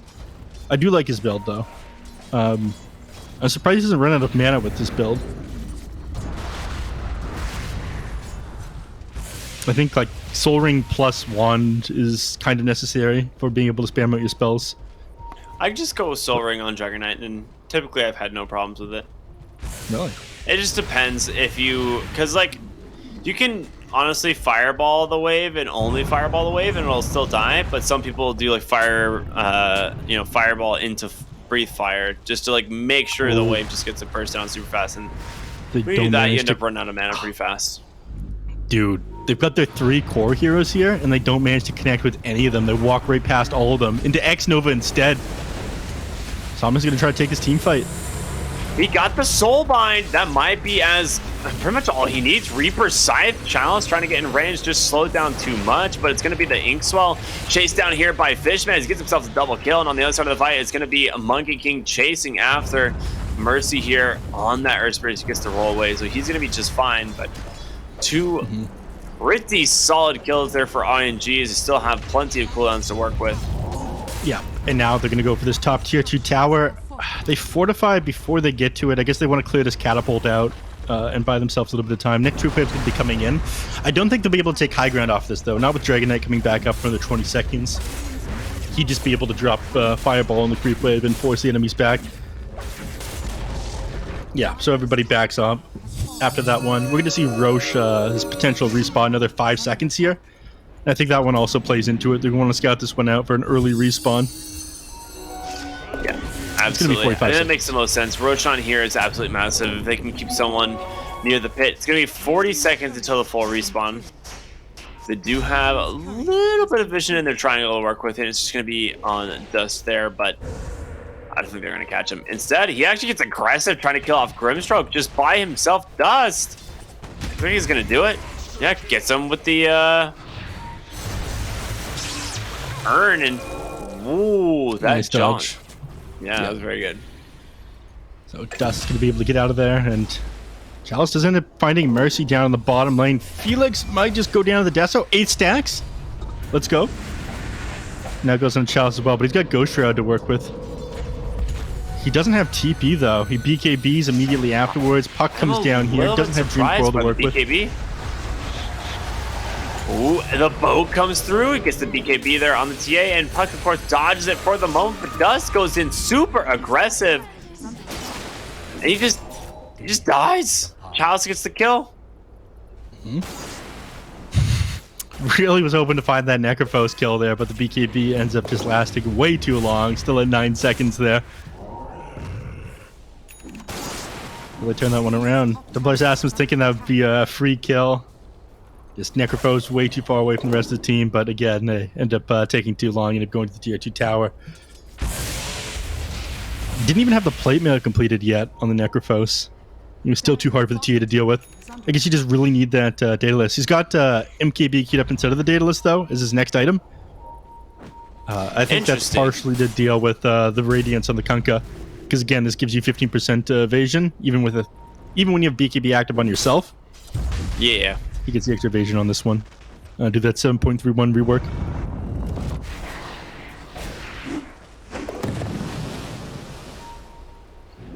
We look at everyone's net worths right now. Templar Assassin at the top, nearly 18,000 net worth on her. Kunkka, not far behind, second at 16k. And of course, it's a really big pickup. Ooh, the MKB, it's nearly done here on TA.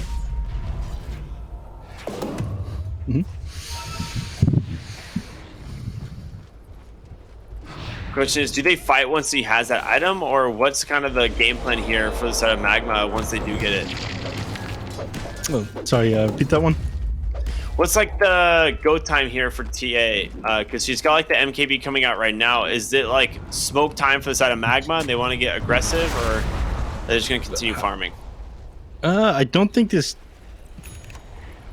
MKB on TA changes too much.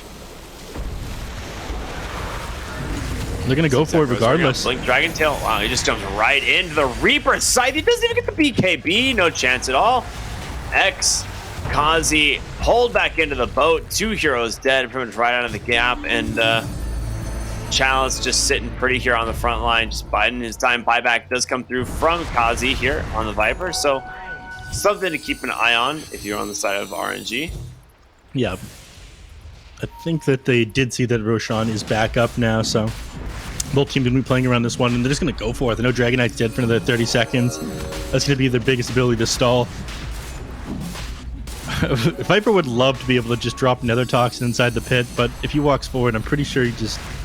Alright, he does it. I mean, that's risky, man. Yeah. We saw what happened to the Dragon Knight when he walked forward moments ago. So they stalled out for refresh my mind. I mean... +1 stack to Reaper Sight, man. Ah, the classic. That's what happened. He's got 33 extra regen per second at the moment.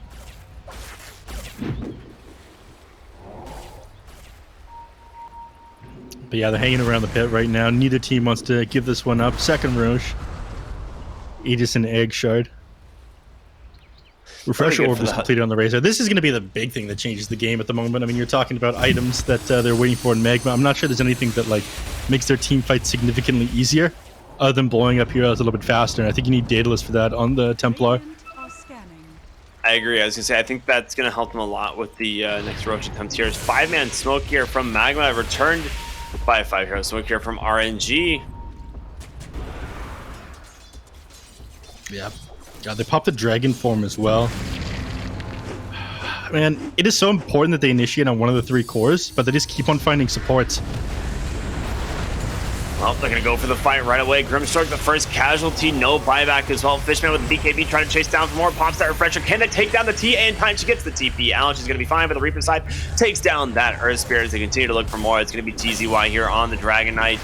So a 2-4-1 favoring the side here of RNG. And the good news for them is, you know, your Razor still got every spell available in the book. But not mana for it all. Yeah, no mana yet. Not quite yet. What you're feeling are the effects of this refresher orb nerf.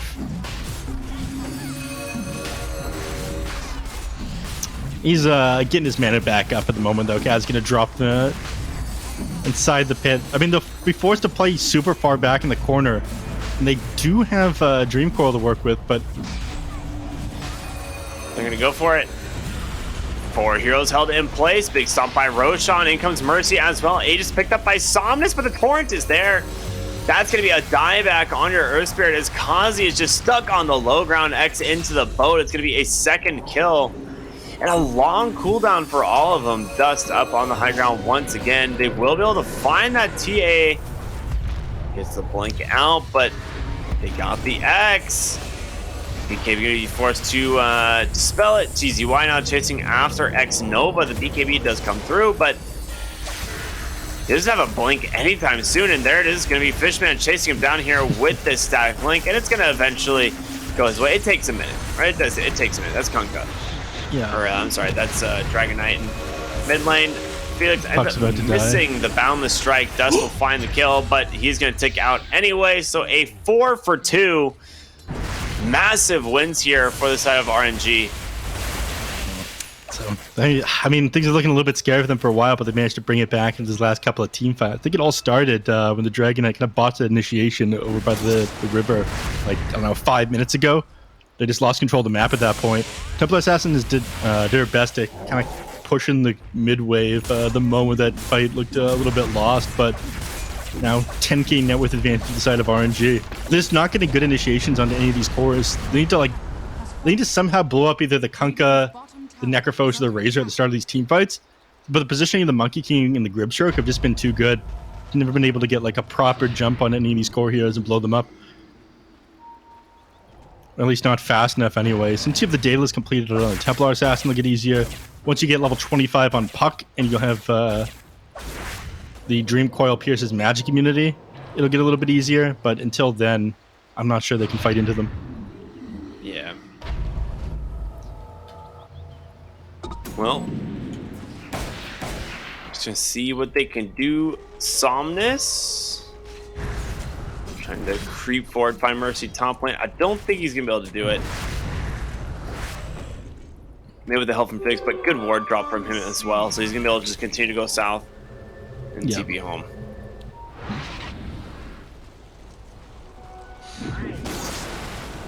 Now again, 9k net with advantage here for the side of RNG. I think you want to stall out this Aegis for as long as possible and work on this Puck getting his level 25. Daedalus has just been completed on the TA now, but finding the enemy team without buyback I think is also a little bit scary. Yep. Mid lane, looking for the Puck. Reaper Scythe not enough to finish it, but the Ink Swell stands up for a moment. Gets the jaunt off with that and a blink as well. And it looks like Dust might actually survive here. Really well played by him. Meanwhile, down the bottom lane, I mean, these 3 heroes hanging around, hoping someone comes down here to defend this tower. They're going to have to with 2 catapults here. These catapults will take the tower if they don't make a rotation on RNG. But they're focused on Mercy, and so TA decides just to try to shove this one in. You'll have to walk up to the high ground. You leave yourself susceptible to getting gone on here. That's what you decide to do. Yeah, TA's going to go for it. So, trying to do the race while RNG push the tier 3 tower up in the top lane. Templar Assassin tries to shove mid in. Yeah, they force the Necrophos back, and they know that he's gone now, so Maybe they look to take a team fight, catch somebody out on Magma, but again, not easy without Puck having this level 25 talent. This is one of the reasons why it got less popular as well. Before you spend 4,200 gold, you can get that BKB piercing Dream Coil in the early game, and then you have to wait until so far in the game until you have this. Yeah. All right. And is there any avenue for Magma back into this game, or does it just feel like they're slowly starting to bleed more and more? I mean, again, I think it all comes down to... I'm beating a dead horse here, but I think it comes back down to him getting that level 25 and then them giving him the run around on the map. It's possible that TA changes up her items. Instead of going for the Swift Blink, goes for... Alright. Well, speaking Bottom. of level 20, they're going for it. TA, Just TP out. TP out. It's that simple. Big rotation in from RNG. They're not going to find anything, but they will grab Puck potentially on the side here. Will he hit the jaunt? He does. Blink in one. Dust makes it. Outbound strike off the mark, and another orb to get himself plenty of space. So Dust, he's free to live another day. Get my boy out of here. Dude, Felix is a mad dog. He's not giving up. He gave himself away trying to attack that courier as well. Oh, Mercy? His TP's not up for another 2 seconds. Dude, this is crazy. I just ran from bottom lane to top lane. It chased him up there. That was wild. X-Nova's going to slow down the push here a little bit by dropping the Ink Spell on the creep wave, but they continue to try to show up that one again. Again, just buying their time, trying to get Dust as level 25. He's working on Dagon as well. Wants to be a... Felix! Beautiful find mid lane. Can they actually take him down, though? Hex onto a creep, not onto the real hero. Yeah, they were just spamming that on the ground there. This game is so difficult for Dust. I feel like if he makes a significant escape, the enemies just win. He might need boots of travel, in fact, so I can TP around the map a little bit more, but Felix's like only game is catching out this Puck when he tries to like dodge him. He's got the Orchid, he's got a Yules. It's a game of cat and mouse.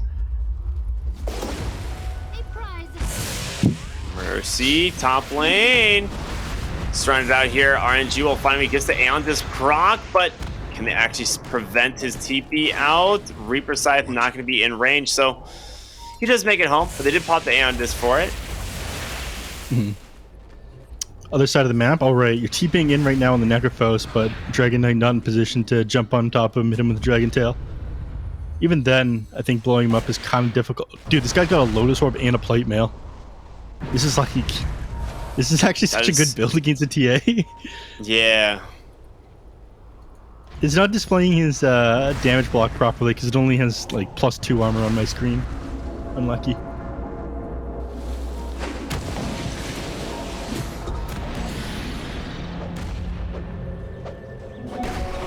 Gold Viper just TPing out. Very classic.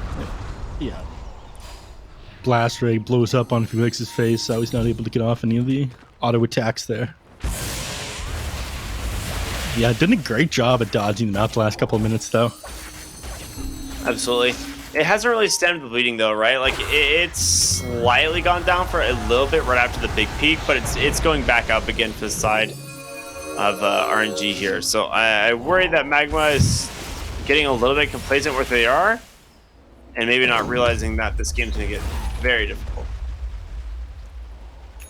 I don't think either team's getting complacent. I think they're both doing a great job at doing exactly what they need to do. I'm just genuinely incredibly impressed with how much Magma's clutching all this out, though. And they get the top tower.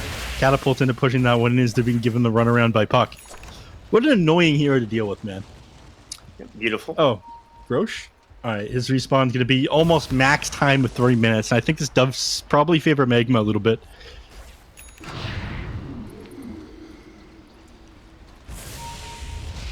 They're smoked up as 4, see if they can find anything. Roshan, as they know, is available, but they need to get some kills in the meantime. And honestly, Monkey King, not a bad find. Mercy's going to grab him, breaks the tree. Very easy pick off for them. He's why jumps forward and finds Chalice, but he gets BKB he gets the BKB off. Reaper Scythe, does he want to drop it? He's got that. He doesn't drop any of them. He doesn't get the chance to. BKB was on the DK. I think he was trying to drop that onto him, but actually ends up getting leashed there on the DK. He tried to BKB and then TP out immediately, but leashed up there by the Grimstroke and if going through his magic community. Yeah, that's really rough. That is about as bad as it gets. I mean, they managed to find a kill on a Monkey King before that, and have continuously given the runaround this game. Things have... I want to like open up the net worth chart real quick, look at win probability. It's actually gone... It stayed pretty static despite how much overwhelming domination RNG have, and that Magma can't really fight into them. It started at like 81% 5 minutes ago, and it's actually dropped a little bit since then. Not much has happened just because how this puck's been dodging.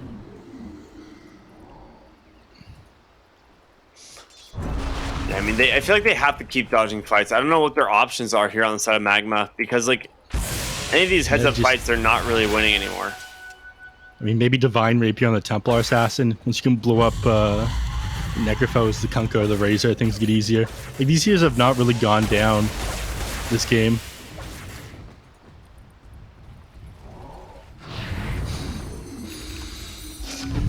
They're grouped up like they want to smoke on Magma, and we see 45 seconds until this is like basically the max Roshan respawn timer, so both teams are going to be wanting to set up around the pit.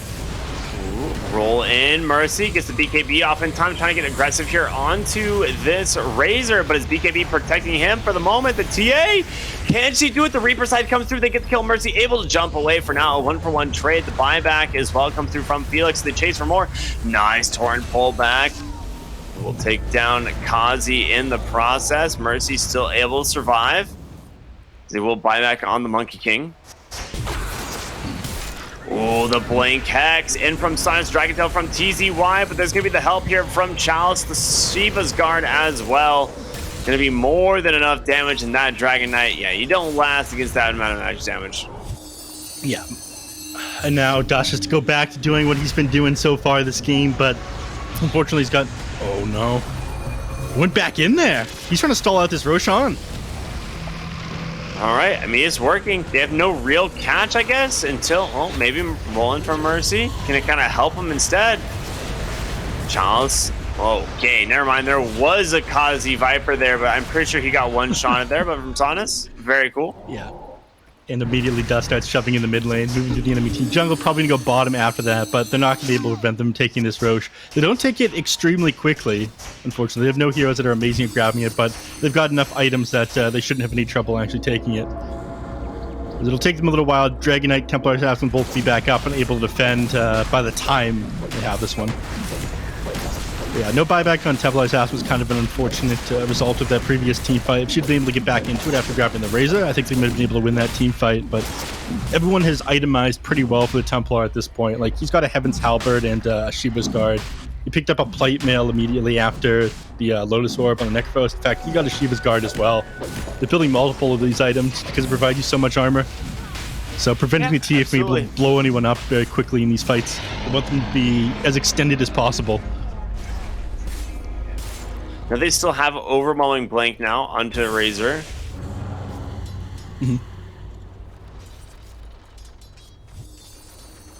Overwhelming blink on Razor? You mean Kunkka? Kunkka, sorry. Yeah, my apologies. Yeah, no one. Yeah. This one, I mean, it'll make it trickier for the enemies to escape, but I think he's just like looking for something to put in another inventory slot at this point. Bottom lane. Yeah, Puck able to just get out as he... Ooh, the Hex Somnus. Okay. Yeah, this Hex pickup is doing so much work this game. How often do you see, like, Blink Hex on your Kunkkas, honestly? Not often. Not often do I see this much farm. This game has gone pretty late, 46 minutes. Yeah. 20k gold lead now. With the Aegis now on the Razor, I don't know, man. Like... I don't know where you're like back in like for this game is, you know. I mean, they haven't had a great way back in, but they've been doing amazing at holding it out. I guess they're waiting for RNG to make some massive mistakes. They also have a tricky second position to be Hex in. on X Nova, by the way. Yeah, I mean, this is essentially how you deal with the puck split pushing you around the map, is just instantly be able to get in and side the vice him. Unless he's got a Lincoln Sphere, he's not going to be able to dodge that one. He's not going for a Lincoln's. He's going for a No. Desolator on the puck. Yeah, it doesn't make a lot of sense to me, I'll be honest. I mean, he wants to be able to burst heroes down, I guess. All right, fortification comes out. The Aghanim Scepter here on the Razor going to start doing work on the buildings. Again, they have that refresher if they decide they want to use it. But maybe he'll save that until his second life after the Aegis comes through. But they're just going to destroy that lane of barracks with ease. Top barracks has fallen. Yeah, I mean, all that And needed to attention happen towards was mid. puck go down. Like, him being off the map is actually just tragic for Magma.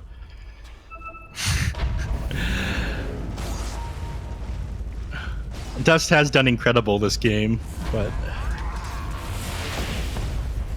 the enemy team has itemized very well to deal with both him and the Templar Assassin. This last tier 2 is the only thing that's going to be able to prevent them from just like going up to the high ground and taking mega creeps from them. Like, these tier 2s are actually pretty important.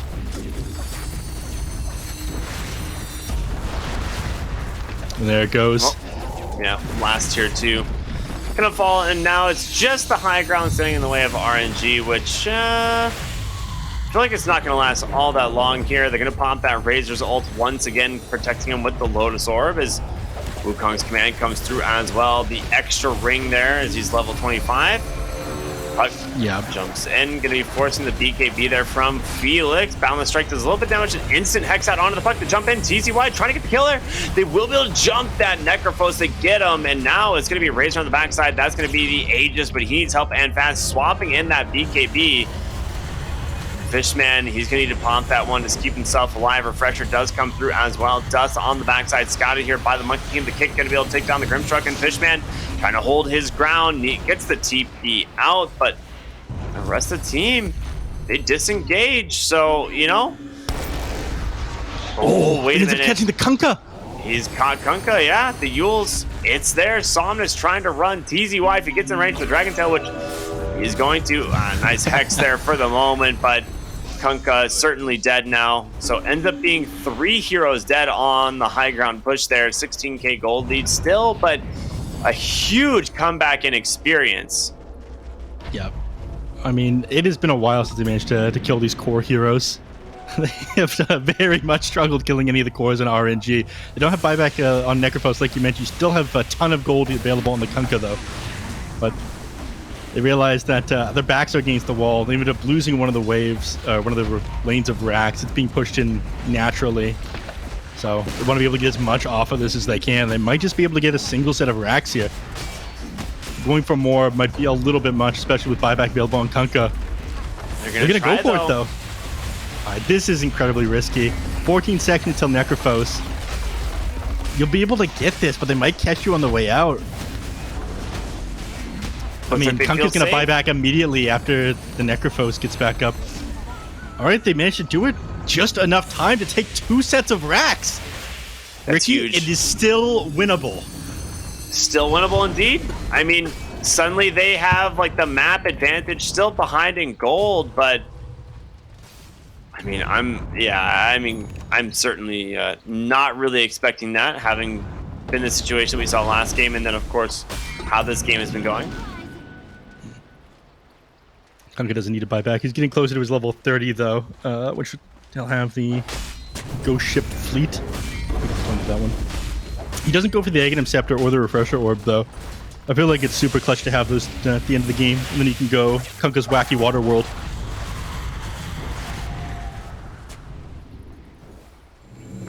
Puck doesn't end up buying anything. Pretty funny.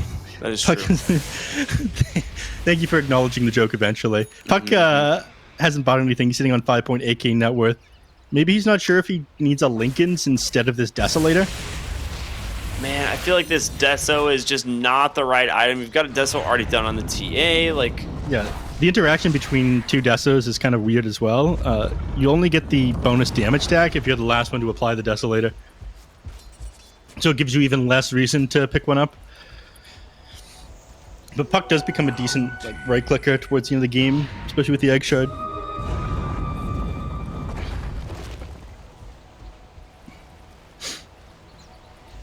Maybe he just has it queued up for the sake of having it queued up. I don't know.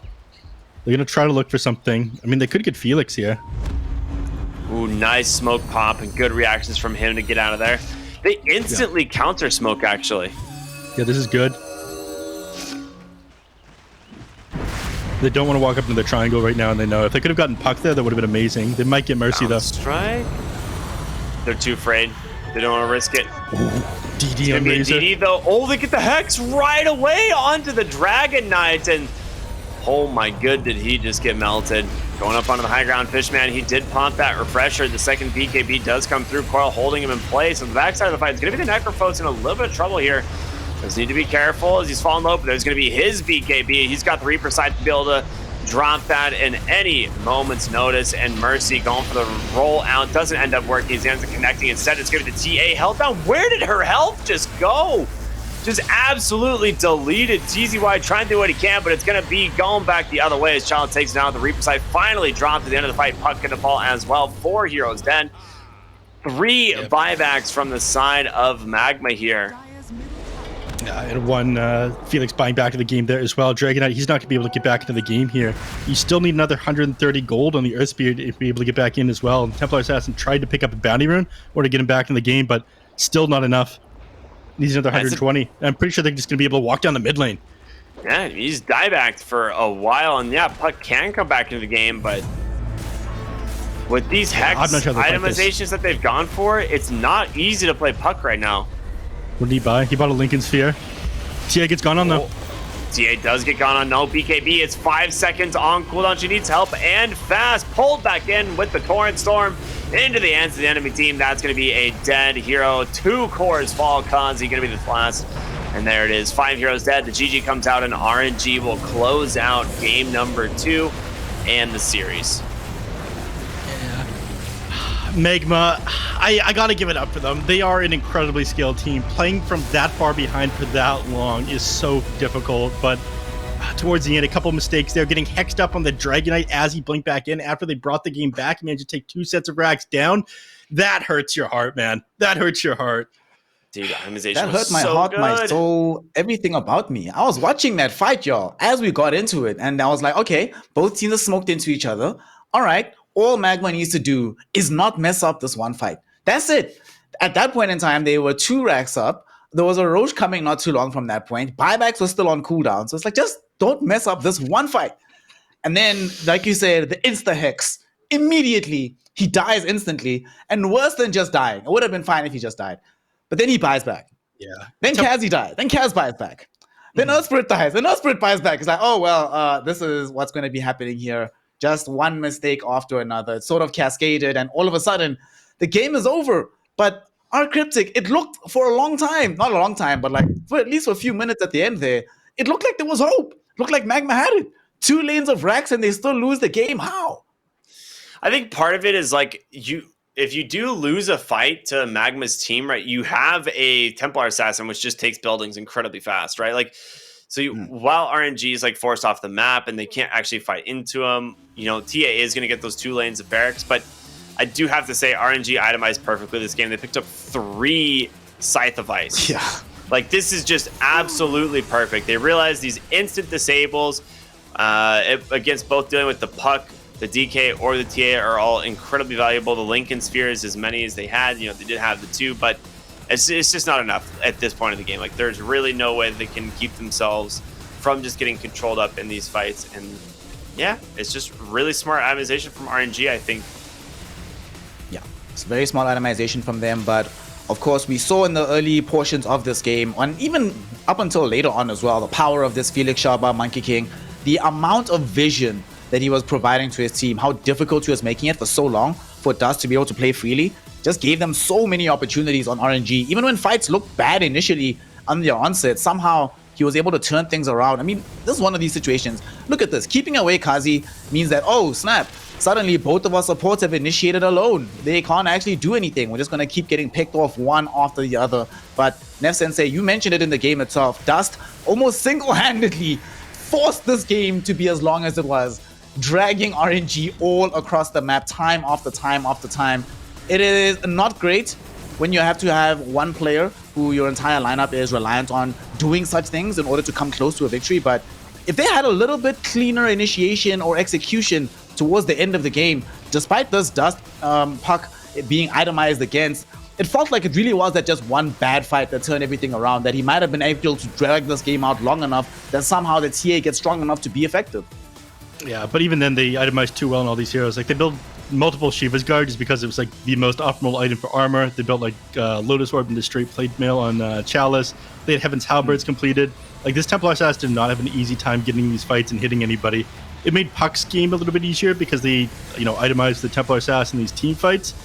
But she was never able to actually do her job and blow heroes up in these fights. And a lot of it does come down to Felix, like you mentioned, because I feel like they never had a proper initiation.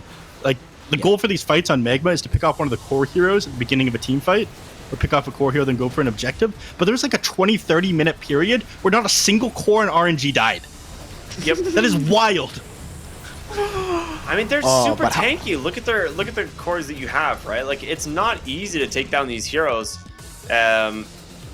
through the mid and late game, especially with how they've itemized, right? Like BKB Refresher Razor, Kunkka, like overwhelming Blink BKB. You have the but look at this with like a Lotus Orb BKB Shivas. Like, all these heroes are so durable. Yeah. TA tries to go into the team fight, switches onto the Necrophos, tries to attack him, sits on the outskirts of the fight, and then I think tries to get in towards the end, hops on the Razor, but then he's hit with the Death Seeker right away, so she just can't initiate ever. Your game on this Templar Assassin is actually miserable. It just kept you in it, yeah, but you never had the opportunity to actually play the game, it feels like. It was just one of these situations where RNG were doing everything properly and Magma sort of just trying to pull things rabbits out of the hat. And unfortunately, the rabbits eventually finish. The hat ends up winning and RNG take the 2-0. We're seeing just throughout all of these fights, like y'all are mentioning, the super tankiness of these core heroes, the vision control of Felix Shaba. But with that and their W, RNG are now the first team here in the Division 1 of the China DPC to claim 4 wins for themselves. Absolutely no losses. They are looking hella strong right now. At this point in time, it's not just the case that they've come this far without being able to grab any series losses. Their map record is also extremely good. Only a single map has been dropped, ironically enough, against LBZS, who beat them last season. But here they are. They're at the top. Everybody else will be chasing them. And now things get to an interesting point for them. It's no longer about what do these games look like.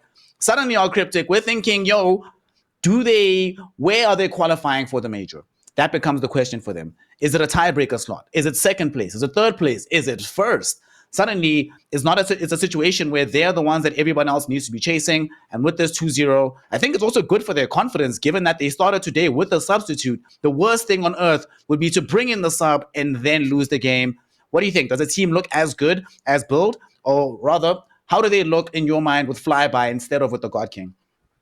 Honestly, I mean, they looked really good today. I think overall, I mean, this is, I would say, one of the weaker teams here in Division 1, so it is hard to say for sure.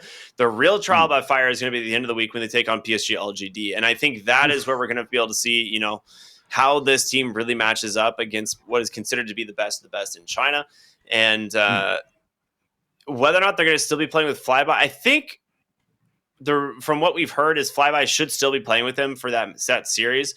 Obviously, time will tell, but I mean, if RNG continue to play how they played today, I think they have a pretty good chance at taking the series against PSG LGD. And if they do that, I mean, I would definitely slate them as number 1 in the division. They have a very rough road ahead because they play PSG LGD on Sunday. 3 days later, they play up against Team Aster. 3 days after that, they have to play Extreme Gaming. So only the difficult teams that are left for them. Unfortunately, though, Nev Sensei, we were speaking about this before the game started, that Team Magma, they've had to start their proceedings against the toughest competition of PSG LGD and Extreme Gaming. Regrettably, now that they've gone up against RNG, it seems like they actually are outclassed, and it is the case that Division 1 might be beyond them right now, right? I don't know if that's fair. They played too well today, and especially in game number 2, they played too well for me to say that they're outclassed in Division 1. Like, they're definitely capable of winning that game there, but as it stands right now at 0-4, at this point, they're fighting to stay in the DPC. VC Gaming and LBZS also have a chance of getting knocked out, but again, hopes of going to the major have kind of disappeared at this point. They want to show that they're good enough to fight with these teams, and they're good enough to fight with them in DPC and not just in the OGA Dota Pit tournament.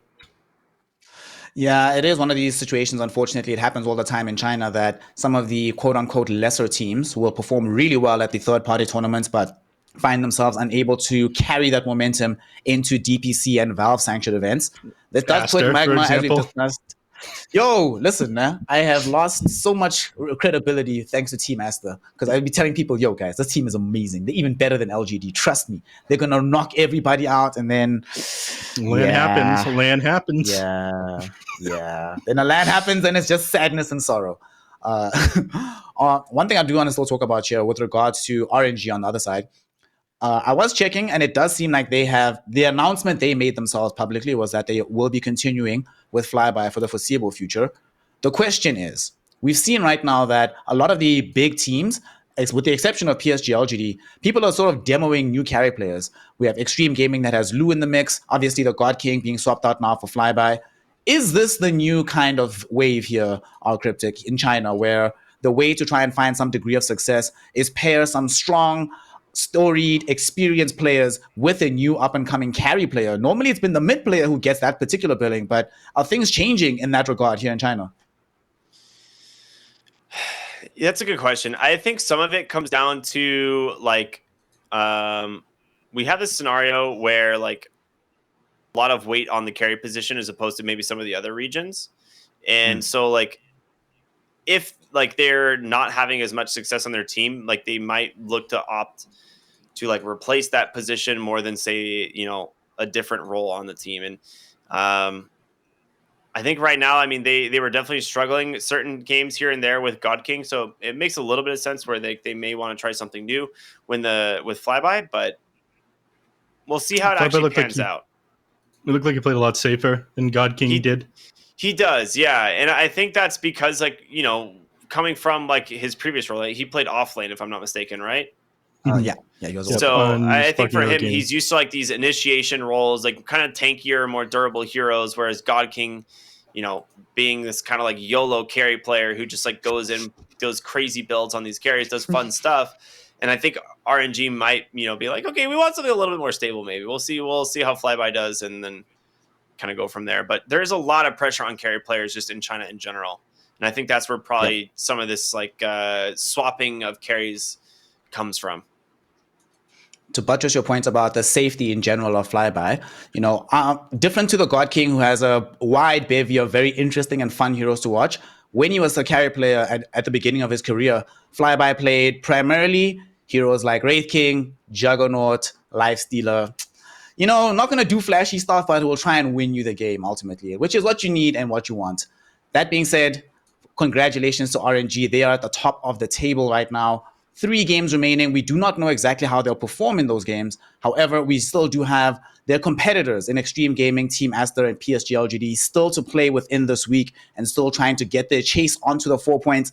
Right now, it's also a situation where if you're the team that's sitting on 3 wins and not 4, suddenly even games against lesser opponents become so much more impactful. We already saw RNG come very close to being missing out on the regional finals due to a loss against LBZS. So all of the teams that are left in Division 1 simply cannot rest on their laurels. Still a lot of competition to go for, and still those all-important major slots to claim. However, we are now done with this particular series. Not done with the Day of Dota, though.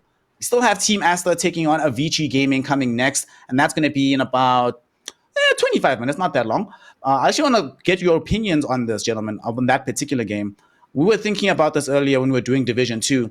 I was speaking to Dragon Drop and Lizard, and Nef Sensei, I have a feeling that when they play with Yang, all of us before the season talked about iG.V Gaming. Not a lot of us were confident and hype on them. But I feel like when they play with Yang, this actually has potential to be a top 4 team. How do you feel about it? And how do you think this team has been performing in general to your expectations? I wouldn't say that they've been playing amazing. I think you questioned me at the beginning of the season about who I thought would end up getting relegated and who I thought would be top 4. Did I put VC towards the bottom of that one? You did. I'll tell you the exact position now. Yeah. Pull that one up for me. Get the, The logs, the chat logs, please, Snare. Thank you. But I would say, I think we had this discussion once before where I said Yang, I feel like, is a little bit more flexible with what he's able to play in off lane. I think right now you need to be flexible and be able to play like a core hero from that role a lot of the time. That matters a lot in current year in Dota 2. It's not like the static, okay, I play a tanky hero that's like a great initiate. A lot of time you're going to want to be playing a carry from that role as well. Your mid lane, your safe lane is going to be playing like a position 2, and your mid lane is going to be playing like a Templar assassin who's 1. And I think Yang does that one a little bit better. Yeah. Yang is certainly one of those people that for years and years and years, he's been not necessarily, even when he's not at the top of the game, you always know that like he's going to perform more than adequately, going to help you out in the game. Cover different roles as well, because often I've felt like the new incarnation of Vici Gaming really, really struggles with being able to figure out a new plan when the original game plan is not going well, but Yang can do different things for the team as needed. You put at the bottom LBZS and Magma, whoops. That it was accurate.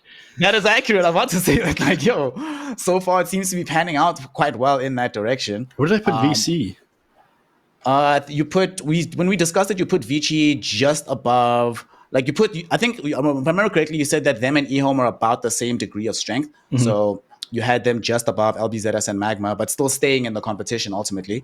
Okay. Well, with that, as it looks like for some reason our Americans are glitching out. We're getting different birthday boys in for the day. Right now, we are going to be closing out this particular series. PSG LGD, Extreme Gaming. Oh my Team God! Aster, what the hell happened? Is he frozen like that, or? He is frozen like that. Yeah, that's what I'm saying. We have. Oh my. Oh my God! His eyes. Oh, lol. All right. Well, everybody at home, this is your time to take quick pictures, quick clips, because this is going to be hilarious. But what is not going to be hilarious and only exciting is the next round of Dota still coming up. Team Aster versus Vici Gaming in about half an hour. We're going to take a break, release Nef Sensei, release the immortal R Cryptic. Actually, no, we're not going to release him. He's frozen in place for the rest of time here. And we're going to be taking a break for a short while. Don't go anywhere. When we return, more Dota 2 action here in the spring tour of the China DPC. But it's Snare, R Cryptic, and Nef Sensei signing out for now. We're not okay. I look into your eyes and see you fade away. But we're not the same. It's like we're on two sides of the Milky Way. Somehow we got used to the problems. Baby, we got used to falling. I'm tired of feeling blue when I lose myself to love. Yeah, I just wanna lose my breath.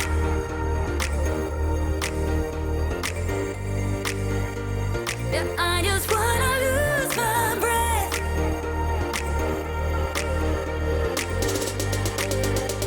Yeah, I just wanna lose my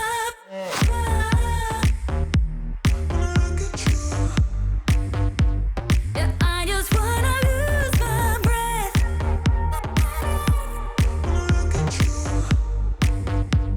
Yeah, I just wanna lose my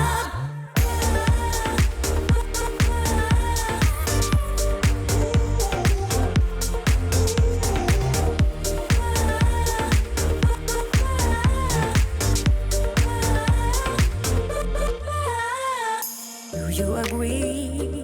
This is not the way it is supposed to feel.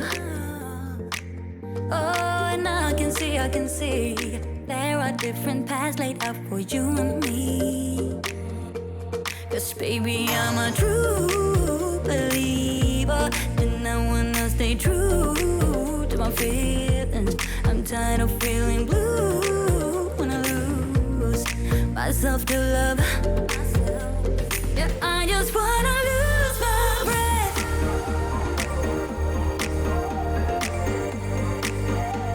Yeah, I just wanna lose my breath.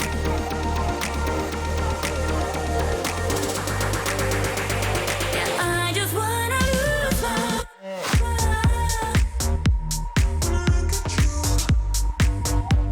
Yeah, I just wanna lose my breath.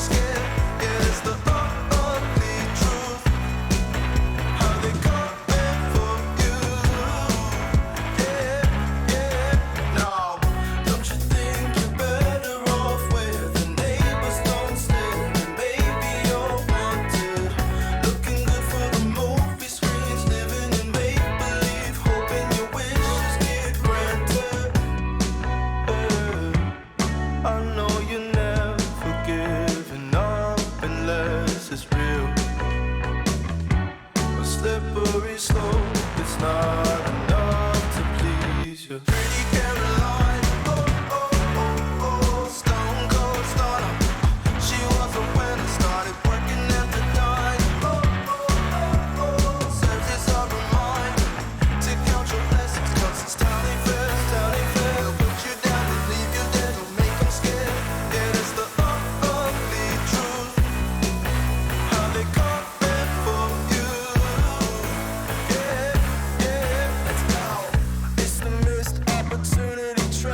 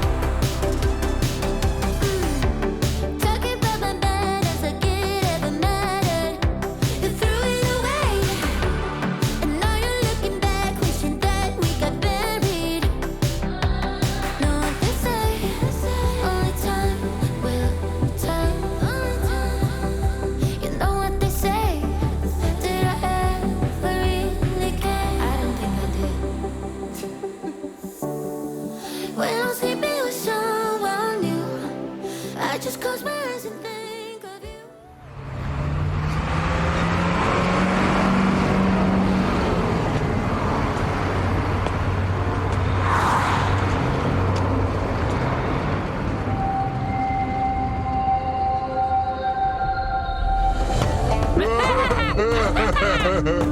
So, who wants to play a game? My favorite. Let me. No, me! Try me now.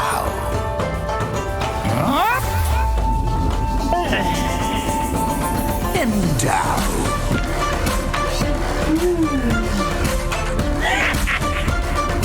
No, this. Ooh.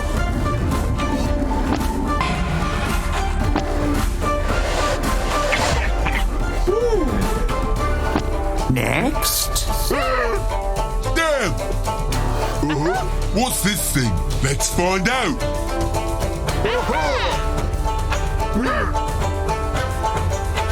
How much is in there?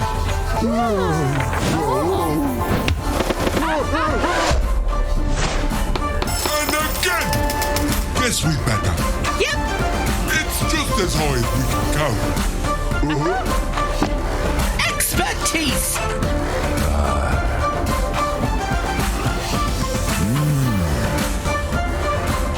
There's something off about you.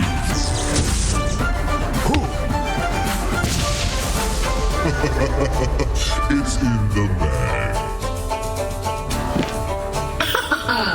Watch me now. Yoo-hoo! I always get what I want. In the bag. Nice! Such talent. Such sorceress. You're doing good! You too! Where are you? You want me? Come get me. Hello and welcome back. Yes, that's right. We are back with a bang. It is the China DPC after our long hiatus of about 2 weeks' time due to the lockdown in Shanghai. But thankfully, the light is at the end of the tunnel and we are now bathing in its glorious shine as we get into the next series of the day, the final series of the day, and it is a good one. We've got Aster versus iG.V Gaming. My name is Nomad, and bringing you the action, we've got BKop and we've got Neff. So, BKop, how are we doing? Excited to have China back? Oh, of course. I'm always excited to have China back. It's my favorite time of the year, similar to Hanukkah, but that changes all the time, so I can never account for it. But I do want to just shout out that you look like your apartment is or your house is so immaculate, it looks like you're in front of a green screen. I'm not even going to lie. It looks like you're placed in front of it looks so great. And this is when I actually got screwed. My apartment was rubbish, and I did literally just put like a big picture behind me. But no, I'll move the cushion. Okay, I can't reach the cushion. I don't think you're real. I think that you're a paid actor. He's AI. He doesn't even exist. There we go. Okay. Impressive technology that you have there to be able to knock over your background. Code Nomad. Thank you. I've got a backup if hosting doesn't work out. Alrighty, well, we do of course have iG Gaming versus Aster on the cards today. Now, if you look at the standings, you will find that these two teams are both tied 4th place right now, but that's not really the case because Team Aster have only played one series so the far. Undefeated team, the only upper division team to not drop a single game in the DPC, Nomad. Yes, yeah, there's so many nonsense statistics we can pull from this. For example, did you know that Aster.A has only had 2 deaths through the entire DPC? Oh, that is absolutely insane. Incredible. And it's can we talk about the font, by the way? Can we talk about it? The font, it looks like my doctor's writing. Oh, your doctor has good handwriting then. Let's be real, your doctor has good handwriting if it looks like that. Holy smokes, we don't even get a chance to talk about these teams. We are straight into the draft, but I'm going to just quickly put the draft to the side for a minute. I want you to talk us through the journey which iG Gaming has been on so far now. Me? I feel like this is unfair, but can I steal something from Snare? No. You can. He's a great man. I'm not allowed to steal stealing No, from. you can. Go for it. Snare thinks that a lot of the issues are with Irving. They think that Yang would be a superior substitute for them, and that they'd be performing a lot better if it wasn't for the off lane. I'm not sure how you guys feel about them, but I mean, they've won a decent amount of. They've done decent so far. Like, they managed to take games off of other teams, but sitting at 1-3, I think if they lose this series here today, they're not going to be qualified for the major coming up. I think this is like one of the last chances that they have to make top 4, and Aster is not going to be an easy team to beat. So rough journey so far, having played against LBZS, RNG, which is one of the better teams so far in the tournament as well. And what was the last one? Oh, the PSG LGD, of course. So they've had to play against some of the, quote unquote, better teams. But Aster's like one of the best teams at slaying teams inside their own region, I feel. So I don't think there are any easy teams for them. No, not in this region. It is too hot and too spicy. But yeah, it does look like Yang is playing for Vici Gaming this time around. So we've seen him standing in for the team before, and I mean they found a little bit of success. I mean, it was against LBZS on one of those games, so take that with a grain of salt. Although LBZS are no joke, but for sure, we do expect Vici to be winning that one regardless. And it does seem like he's back for this series. So again, might be trialing, might be replacing. I don't think we have any info on that, do we, guys? I believe it's a full-out replace at the moment. Bcop with the insider seeing info?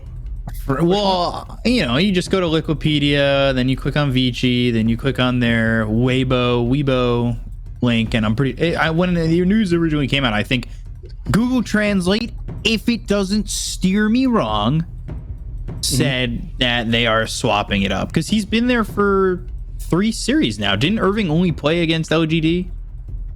And then since then, they've played 3 series with Yang, and this would now be their 4th. So I believe that Yang's been the full-on switch. I believe Irving played with them for another one of those series, but yeah, he played against them. He played against Extreme. Extreme, yeah. Yep. Yeah. So, anyways, they're doing something, but it does look like. I mean, it is noted on online that they are going for the all-out replacement. But of course, on the DPC website, he's listed as a stand-in because obviously you can't replace players through the season. So we'll see how that one goes. But we have ourselves a draft to jump into, my friend. So let's have a little chat about the heroes we're seeing coming up so far. Now it's going to be a Pangolier and a Death Prophet for the side of Aster. Meanwhile, Vici Gaming, they are going to grab the Sand King and the Hoodwink. So both teams drafting a fair amount of team fight, a fair amount of lockdown, and some good damage coming out from both. This just feels like very balanced and safe openings from both of these teams. Right? Go ahead, B-Cup. Sure, I'll give it a shot. Yeah, no, it does. I think China's definitely been liking their Hoodwink. Hoodwink kind of came into favor for China back at the TI qualifiers. FY was playing with it, and since then it's kind of had like this. There are some 4 players who really kind of utilized it really well. The lockdown for Vici looks good, while the pushing and the team fight looks great for Aster. And of course, they've got Pango, right? Chalice saying that Pango is the most broken offlaner in the game, and I still think that holds pretty true. Shield Crash is one of those abilities where you go, how is this still in the game? And they've got it there with the Death Prophet. But I'm wondering what they want to do with the Death Prophet Pango. If it's just going to be a 3-4 Death Prophet Pango 4. My thoughts on this one is they're like 2 of the strongest heroes inside the patch. So if they make it through, then you just want to be able to take advantage and grab both of them up. So Death Prophet, we saw a ton of when we were doing Season 1. This is before it bled over into a lot of these other regions. Then, of course, in this patch, they improved the Shard. They changed the damage types and what it does to buildings and whatnot on her Exorcism. So she's even better for that reason. I think Pango just has amazing control in team fights. So it's less of thinking too much into this one and more of, okay, these heroes are solid no matter what because of how strong they are inside the patch. On the other side, though, I think that the Sand King is a bit of a bizarre first pick. It's like a decent stun. It does well enough inside the lane, but it's a little bit surprising to see them go for this when the enemy team ended up getting like the Death Prophet and Pangolier when things like Medusa were still in the pool, and I guess still are in the pool. I thought they'd go for something like that, which is just super good inside this patch. They have decent like jump, stun, and burst damage between these 2 openers, though. Jump, stun, and burst. That sounds like duck, dive, dodge, dip. Yeah, the dodge, rules of Dota. Duck. Rules of Dota. If you can dodge a that definitely gank, you features can stun dodge a twice ball. on the rules of Dota. To be honest, that's relevant. DP still the highest contested hero across all regions. She has a 95% contest rate, which means in the draft she is picked or banned 95% of the time, which is very, very high. The only person, there's no one close to her. Tiny is next up at 78.6%. So Tiny is like a full 20% below Death Prophet. He is the closest guy to holding a candle to her dominance. So that gives you an idea of how important Death Prophet is. And this means that Vici Gaming, they haven't let this through without a plan. Okay, they know what they're doing. They've got an idea. And they're going to try and eliminate Aster by baiting them into this DP pick. But that seems like a very bold plan. And of course, the thing with bold plans is that when they don't work, then you do look a little bit silly. Yep. They take the Invoker afterwards, which I think is going to be a Quas Wex Invoker, and pick up a Spirit Vessel, because against the Death Prophet, that's almost certainly what you want. The Kunkka does not surprise me, because again, it's a very flexible hero. It can frontline, it builds an early BKB. They're going to be taking early towers. The Enchantress after it is a little bit more of a question mark. That one surprised me, but again, this draft that you have so far on Aster plays fairly fast. You need a way of fighting into this. Invoker is a decent answer, because he's just going to be able to like tornado EMP things if he goes Quas Wex. He goes Spirit Vessel, deal with the DP. But you need a late game hard carry that doesn't get countered too hard from what they have so far. Any suggestions, you two? I think Medusa is an excellent hero in this patch. Do you think it fits in this draft? I just hate Medusa as a hero, just because I just hate Medusa games. I'm sorry. I get, we've seen it 1,000 times. So just don't like it. Medusa's totally a bad hero. Everybody in the pro scene should take my advice and never pick that hero ever again. All right, B-Cup, enough from you. But another one with Medusa. Pick a star. The statistics say, B-Cup, that she is the next highest contested hero behind Tiny. So very popular across the region. It's a hot commodity, and for good reason as well. But they go with the Clockwork on Vici Gaming. They want to grab their other support by the looks of it. I don't think this can carry Clockwork. I'd be very excited if it was, but that seems extremely unlikely. Probably just the POS 4 or POS 5. And yeah, this is going to leave them with last pick This carry. is bad. Oh, I have to damn. say This is it. bad. Yeah, this is bad. I mean, the BKB counters your entire lineup so far. I want to expand on that a little bit, but your BKB definitely counters the entire lineup. I think Kunkka's going to be building one incredibly fast. He usually likes building in his first or second item. Same goes for Death Prophet, or if they end up taking last on Aster if they plan on running this Pango as support, which in all likelihood they might, given the fact they have Death Prophet that's usually run as a 3 right now. They just pick up another safe laner and have it be a BKB hero and just run at them. So you have a lot of really great ways of getting on top of heroes. You've got global potential with the Invoker as well, eventual Sunstrike, but you need a way to get through BKB, and you need one hero to be able to do it all. And I think they banned out the 2 heroes that were able to do that, which of course is the Medusa, one of them, the other one being Clinks, which got a little bit more popular in the Chinese region prior to the 2-week break. We saw it be picked up a little bit more, right? Yeah, just it found itself in a couple of games. We'll see if what it finds itself coming forward, but we'll see what teams have really felt. And I'm thinking maybe Faceless Void for Vici after this pick is not showing up for Aster, but it is Alchemist that's there for Aster. Can't see it on the screen, but it is Alchemist. So unpopular right now that they don't even have an icon for it in the HUD, right? They're just like, should we load it in? Nah, that hero's not going to get picked. No one plays Alchemist. This is an Alchemist coming out for Aster, which is crazy. This is I think the first time I've watched this hero being played in this patch so far. I mean, my goodness. I mean, you're humming at me, Neff. I was humming at you because it was picked up. I believe it was picked up in the. Is it the Simply 2-base series, or was that? Oh yeah. Was it the Zoomer series? He can't even name it. It was the Zoomer series. Zoomers versus TSM. Series we're awake for, Neff. Come on. It did not win. Let's put it that way.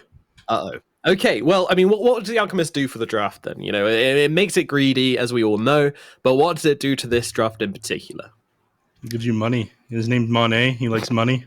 That's my analysis. That is top tier. I love it. I'm so down Not for wrong. it. Yeah. There we go. Thank you very much, That's Neff. why I get paid the big bucks. Yeah, you get paid the money as well. B Cup, you got anything else to add to that? I nothing that can top that, truthfully. This Ori pick is not very original. What's wrong with you two today? I don't know what's going on. Neff's contagious with his jokes, so I just had to try and stay at the same level, you know. But yeah, he's looking for the Monet. He is looking for the money, indeed. We did skirt over the Lifestealer pick a little bit for the side of iG Gaming, but that seemed very quick from them. Seemed like they weren't thrown by the Alchemist pick at all, so possibly something they've been running in scrims. I think the important thing to remember here is that these two teams have probably been playing against each other quite a lot because everyone's been in lockdown, but obviously, you know, they're still going to be scrimming, they're still going to be playing against each other remotely during that time because they can and they want to stay fresh, and it's a DPC. So I'm imagining there's kind of been like a little bit of a meta which developed. So I don't think this Alchemist kind of caught Vici off guard in any way, and they were ready for it with this Lifestealer pick. Is the Lifestealer Alchemist matchup a good one now? I don't like either of these heroes, I'm going to be honest with you. But yeah, Lifestealer does play into the Alchemist reasonably well. I think you build a Scotty regardless on Lifestealer this game, and of course it's very good against Chemical Rage. And not to mention the fact that, you know, the Acid Spray doesn't pierce spell immunity, so a lot of your kit just isn't going to work against the Lifestealer. But I don't think you have enough damage America this game, to be completely honest with you. I mentioned whatever your last pick was going to be, it needed to be able to pump out a lot of damage, and this is not the answer. Yeah, absolutely. Alrighty, well, we are now good to go for game number 1 of Aster versus Vici Gaming here at the DPC China region. Let's get into it. B-Cup and Neff, take it away. I'm going to hang around as well. It'll be the 3 best friends that you have ever seen. We're also known as the 3 Musketeers. But you guys didn't know that much. Well, in my mind. Oh, okay. Peacock continuing to drop knowledge bombs on me. I did not know that we were the 3 Musketeers. Well, you do now. Sorry, Ricky. Thank you, buddy. By the way, also, Erica on anything but the Wraith King is a win for Vici. Whether or not they win this game, who knows? But when you're not putting Erica on Wraith King every game, I think that's always a plus. And it is going to be off-lane Pango as well. Yeah. All right, so you were correct. I thought they'd end up playing this one as support, but I was very wrong about that one. They actually moved the Death Prophet to the 5. Yeah. I mean, this has been popular in some other regions, right? Well, Death Prophet 5 was popular in China for a little bit as well, and then it kind of took a back foot. There's been a bit of change in terms of where these players all like to play Death Prophet, and you've got Bobica on the Enchantress, which I think is more so a specialty for him, because as much as everybody knows him for his Monkey Kings, his Tusks, and his Earth Spirits, he does play a very mean Ench, and it gives me a little bit of those Chinky vibes, where it's just like, how does Bobica get away with all this? Yeah. You know what my theory here is, B-Cup? Yeah, Aster are massive fans of NA Dota, and they were watching EG Quincy Crew game, and they saw the Death Prophet 5, and they were watching the 4 Zoomers TSM game, and they saw an Alchemist, and just wanted to copy these NA strategies. No one is copying NA strategies now. Come on! Let me help this. I didn't want to say it, but yeah. You can't. I respect that. But okay, let's go back to analyzing the game. So they end up warding the camp here beside the Enchantress's lane in order to stop her from getting any CS, but they didn't end up warding the small camp or the medium camp that's a little bit further away. Usually wanted to lane like the first couple of camps nearby the Enchantress to make sure that she's not able to take advantage of Enchant at all, and that she wastes the majority of the creep's like duration walking back towards the lane. But Bobica didn't even try to do that. Instead, just put this first point to impetus and decided to harass the enemies with it. And by God, it's working. I mean, forcing a salve and 2 tangos out of this Lifestealer like a minute and 30 seconds into the game. Yeah, impetus early feels really strong, and we've seen aggression come out from Enchantresses all over the place, and I find that when you go level 1 impetus in Enchant, I think you're so much better off I don't think many people expect Enchantress to be this hard hitter early, but Impetus really does suck to play against. It's not fun to just sit in lane and be like, how is this an Enchantress hitting this hard? Yeah. So you want to know boom. something interesting about the Baboka Enchantress? Because, you know, I definitely consider this a Baboka hero as well, but it is really low down in his list of heroes he plays. It's down with like 20 games total professionally that he's played. But out of those 20 games, he's got a 70% win rate on this hero. So clearly, you know, he knows what he's doing, and every time he does play his hero, he makes an impact upon it. And he did play it versus LBZS as well. In a lot of trouble. Ooh, Ori, I feel like Ori might have been able to go for that kill. XM not a very good Invoker player in his pro scene. I think he's only got like a 40% win rate with this hero. But going back to your point about Bobica having only 20 games, you got to think about as well. It's like, yeah, he's only got 20 games. Some players only have 20 games as their highest hero. Like Bobica has just been around for that long, and of course, China, I think a lot of their stats kind of get, or their numbers get padded. I don't know if that's even the right way to explain it. With when they had leagues like DPL and all that, you have so many more games to play, so many more heroes with. So at 20 games, that still feels like a decent chunk. But I mean, I'm saying this with not having it in front of me. I would assume those Enchantress games are more recent than not. At least we've seen it more recently than not. Yeah, I mean, again, he ended up playing some decent Enchantress games. So was it the first week against LBZS? I ran him in my fantasy, that's why I remember. And he got awful points despite popping off. You were robbed, my guy. You were robbed. Let's see. He played it in events LBZS and against China last season. And then in the leagues last year as well, they played it once in the Intel World Open. So I mean, 3 games recently, considering how little Dota is played by these guys right now. That's a large percentage of their games where he's been on Enchantress for sure. We've been seeing Baboka Enchantress a fair amount. More than what we used to see from him. Man, Ori is being absolutely on it. The Torrent's just kind of knowing where XM's going to be. It is impressive how much he's managed to keep up with the Sorrows on the Invoker. He's been sitting on a Fairy Fire the entire time. That's one of the reasons why Ori didn't straight up dive him into the tower earlier. So he's able to just, potentially kite Ori and then cold snap him if he does try to chase him underneath the tower, turn things around on him. But keeping this sort of constant harass on an Invoker who's got 3 points in the Quas is incredibly impressive here by Ori. He's dominating him in CS as well. Yeah, now he's popping that salve. Yeah, you forced a Quaswax Invoker to go with salve. This is insane. Stuff. I have a question for the two of you, actually. Have you noticed that China has kind of felt like it's lost its aggression? I swear last year we saw games constantly aggressive, and before we get into that, hold on. It looked like Pikio might fall. Monet getting hit with the Burrow Strike, but nothing more. But yeah, I just think this region... I say nothing more, but Yang just gets run down. Man, Monet just completely walked him out, and that is before 6 that he got away with that. I can't believe that happened here with Bobica. Nothing doing just yet over mid. Jalma with 2-man bushwhack. Looks like still going back and forth. Yeah. It looks like it's just so sloppy from both these teams. They both don't know what they want to go for, but it is trying to control the runes, which a party over mid is never a party I want to miss. Yeah, I mean, this happens 6-minute runes all the time here. Nobody's committed for the arcane route down the bottom lane yet. Tornado EMP, and they've got themselves the acorn shot with the bushwhack. They'll get the kill into Ori, who's been dominating the lane. Nice find by them. So that'll make things a lot easier.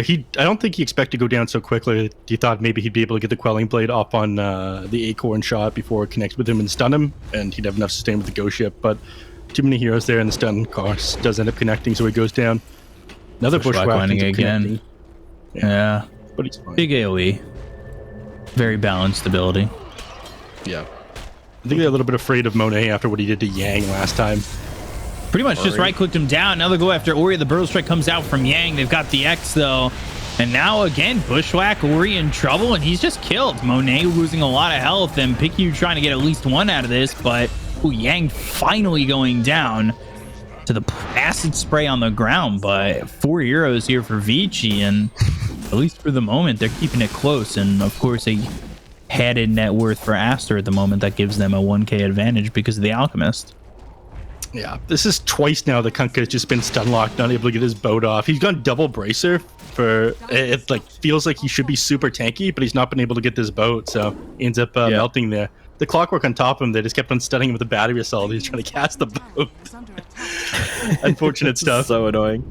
Yeah, I mean, there is actually a combo here from Aster as well, something which I think we didn't really touch on much in the draft, but this acid spray has so much value in a game with Death Prophet, Pangolier, and Kunkka in it. This acid spray is like the highest value spell in the game, so if you can get off that acid spray and then get off a Tidebringer on like multiple heroes, they're just going to turn to butter. So there's a cool little combo within their draft they've got here, Aster. Very physical. Turn to butter. Sounds good. Butter. I'd like to be turned to butter.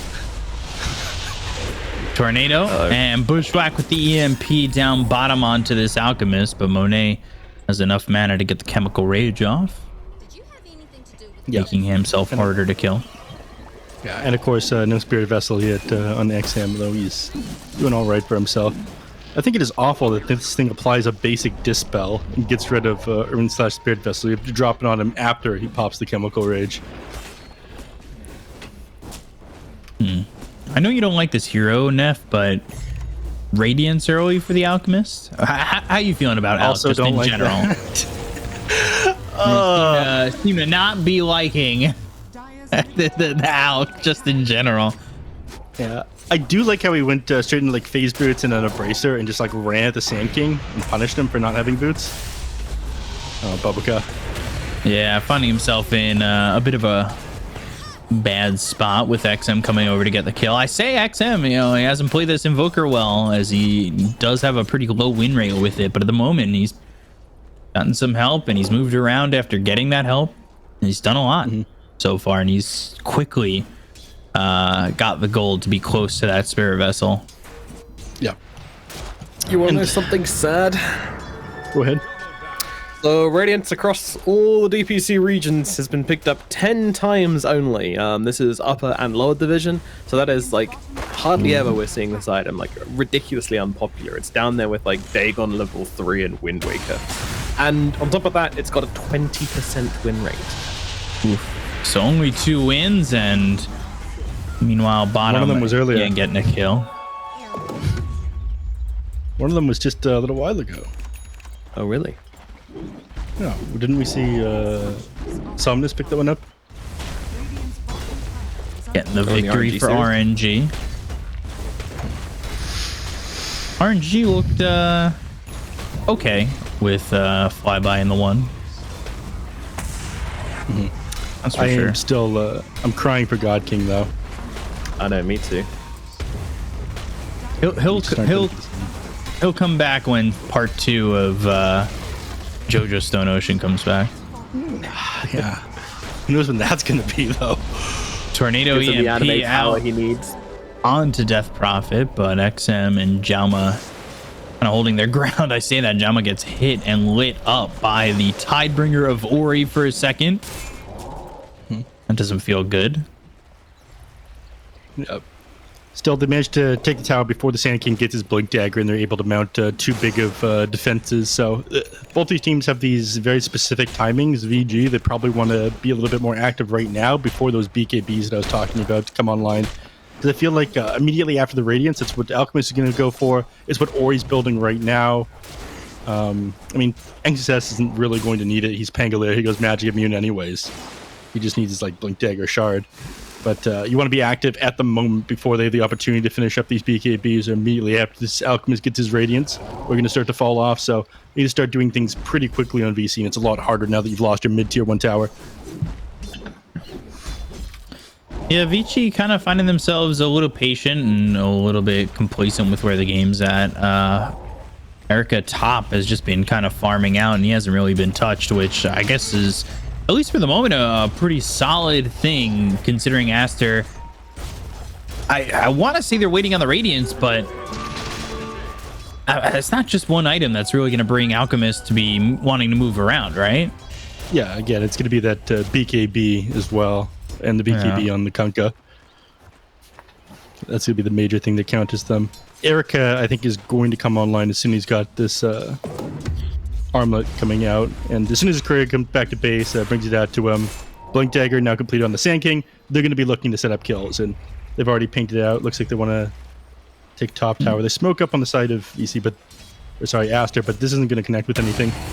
Bobica, though, up top in some trouble. EMP, Bushwhack, easy kill. XM now on a killing spree. Oh, Yang, Torin. Oh, well placed. They've got the X and the Ghost Ship with the silence, and that will be a kill here for Aster. It does end up connecting with Yang, and I was a little surprised on the timing on that, knowing that Pango was really close to his Blink Dagger, but now with that kill, he'll have it now. All right, I was very wrong. There was a super sick torrent. It didn't end up tipping him off at all. I thought that kill would be too hard to get, given that he's got like a Vanguard and Blink Dagger already. But the torrent setup, being able to do that from smoke, is pretty sick. Oh, nice play there by them, and they did. I don't know. Try to punish them for being on that side of the map by taking the top tier 1 tower. It doesn't look like they're going to try to contest this one, especially not with these heroes waiting nearby. So they'll lose this tower, but they get that kill off under the Sand King. I don't think they really need to be contesting that. Nobody needs to be farming that area of the map anymore. Yeah. They're actually moving over, but they're right under a ward. Again, a lot of information that they're giving up. Surprised that they didn't try to invade the enemy team's triangle a little bit more, or set up shop up there. Given that, again, they're still not completed these BKBs. Not completed the Radiance either on Alchemist. His farm has slowed down a little bit the last couple of minutes. He's not as far ahead of the lifestealer as he should be, in my opinion. Could end up being a bit of an issue. Now he's got that Radiance, so he'll start to burn everybody away, and he's going for the BKB. So his BKB will be a little bit later than the Kunkka's, which might lead to a little bit of an awkward timing for Aster. I'm not sure how much later than the Kunkka's. I think he'll probably have his BKB done in the next like 3-4 minutes. But by then, you know, Aghanim Shards and whatnot are going to start to come online. Oh my god, We'll see. XXS up in the top lane gets absolutely destroyed as they pop out of the Sand King. The Infest Gang kick successful. Now they move across towards Monet hit. Yeah, grabbing this Alchemist and control. Ooh, Epi. All right, Epicenter stun. Still everybody's here though. Followed it up onto Monet. This is what they need to be doing at the moment. Again, now that these now they've got like a couple items on themselves, the BKB still aren't online. Mid tower is very important to all this though. It's going to give them a lot more control over the map. Did they do that one? Tornado. Oh, that was so close. Never in doubt. Showing off the Blink Dagger now, though. Time there, you will bring him down, but oh, two-man Burrow Strike still pulling back XM, going to the Exorcism, but on the retreat. Popped it and immediately turned away. Yeah. Yes, the old defensive exorcism classic. It's a zoning all. You wouldn't get it. Yeah, you wouldn't get it. It's an NA strategy. It's a Shylock Come strategy. on, man. I'm sorry. I love you really, Neff. It's only for you. Ooh, the double hops there, and the Bobica managed to get away. Oh gosh, 3-man shield crash. He's probably still gonna die here, but that ability is so strong. It doesn't work when you've got 5 heroes there, though. I mean, it kind of works. It took a while to bring him down, but it looks like they are finally going to lose this tower. They're just following up with one after the other. Bobica in a odd spot, odd choice to be up that far. Yep. And the moment anyone else comes by, like Clockwork's just going to hookshot onto them and punish them. They realize that they do have to give up this mid-tier 1 tower. So this is the awkward timing that I was talking about. BKB is now done on the Kunkka, but they definitely need it done on this Alchemist before they're able to fight into VC.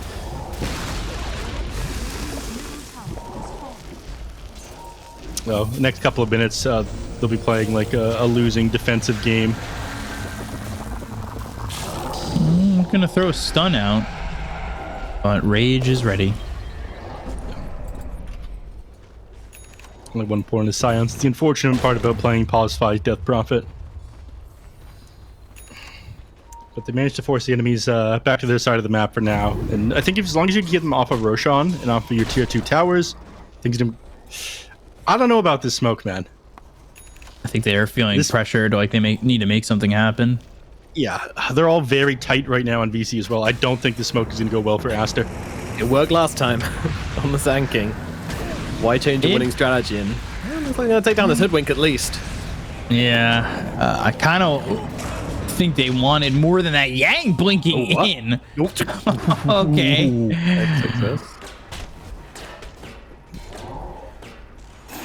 That was a blink hype back and move. forth. I see why Lizard likes him so much.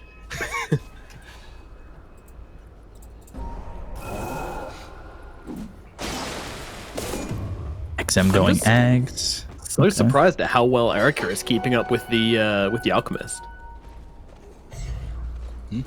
Yeah, I mean, it is impressive. I mean, they put a lot of pressure on these heroes, and they've been kind of grouped up, so Monet hasn't been able to take like full advantage of being able to free farm on the Alchemist, but Lifestealer is doing surprisingly well, given that he doesn't even have a Maelstrom either. Yeah. The man's just farming well. He has just not been touched. Yeah, he hasn't been bothered at all. Whereas Monet got pressured a lot bottom, and I think that really messed with his game. Yeah. The Heaven's Halberd is an odd choice this game, given that you're not playing against like ranged cores. They're going to be clicking you down. I mean, you might deal with Bobica fairly well, but I think you're just going to be like on top of the Enchantress. She's not too much of an issue. I do like the Basher. He's got keyed up again. Although you see those building BKBs, you want a way to lock them down while they've got it. So this is going to be fairly important pick up for the Lifestealer. Yeah, especially if he goes AC next, which I really, really want him to, because we talked about how important, Aster's anti-armor strat is, with like all this physical damage flying around, so it would make a lot of sense. Aster's online now, by the way. BKB complete on Alchemist. This is their timing. Problem is that it doesn't even feel like it's their timing. I just think they've put themselves in not a good enough spot for it to be a proper timing anymore. Like, yeah, it's what you need to make something happen, but at the same time, I think VG have just done a good enough job to counteract that idea. Into the Clockwork we go.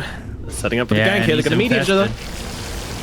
Go after Monet, and if you can kill the Out quickly, and he popped his BKB, but he's dead. Like, the Rolling Thunder is nice. It's not going to turn into anything, and right now, Vici have the advantage.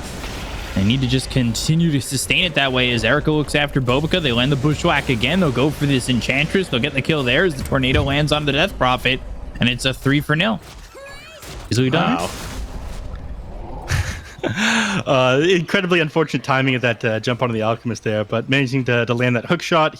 He had like 1 second up until his Chemical Rage when he got gone on as well, so wasn't able to get off the BKB or the Chemical Rage as he was run out there, and of course picked apart before he was able to do anything. So great initiation there by VC Gaming. Took advantage of their extra vision, long range initiation. I think we said they got the jump, they got the burst, and happened to be enough even with these BKBs done. Yeah, BKB don't mean jack if you can't get it up in time, unfortunately. And that Alchemist, man, he is feeling very sad right now.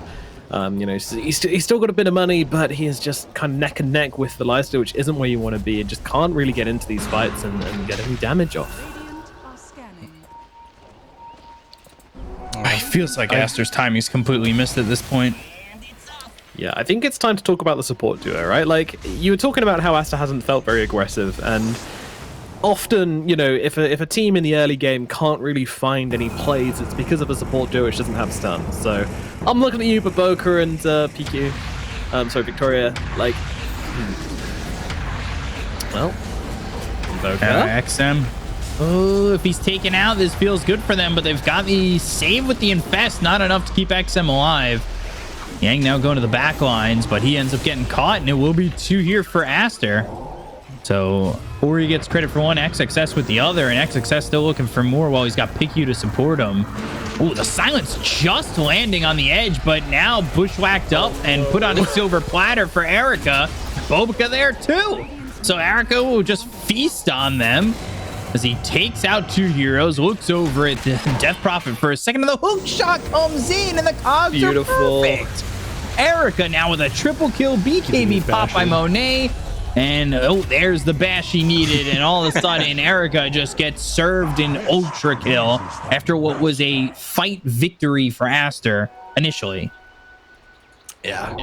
XSS jumping up onto the high ground was an incredibly bold move. Got like first hit bashed by the lifestealer as well, so he wasn't able to dodge the bushwhack that came out onto him afterwards. Like he had the roll up ready, and he wanted to stand his ground and continue to chase more, but he got incredibly unlucky with that bash coming out from Erica.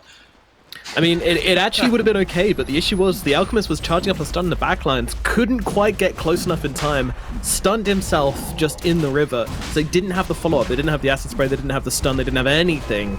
So the Alchemist was just stunned in the river whilst they watched the Pangolier die. Like, it's very, very unfortunate.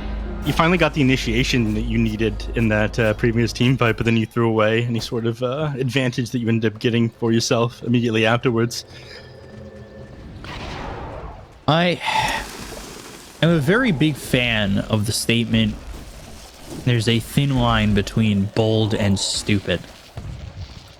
And XXS, while trying to be very bold, looked. I thought you were referring to me, that line definitely the very applies opposite size. No. I just, XXS, he's trying for way more than I think he really should have. Yeah, I'd agree.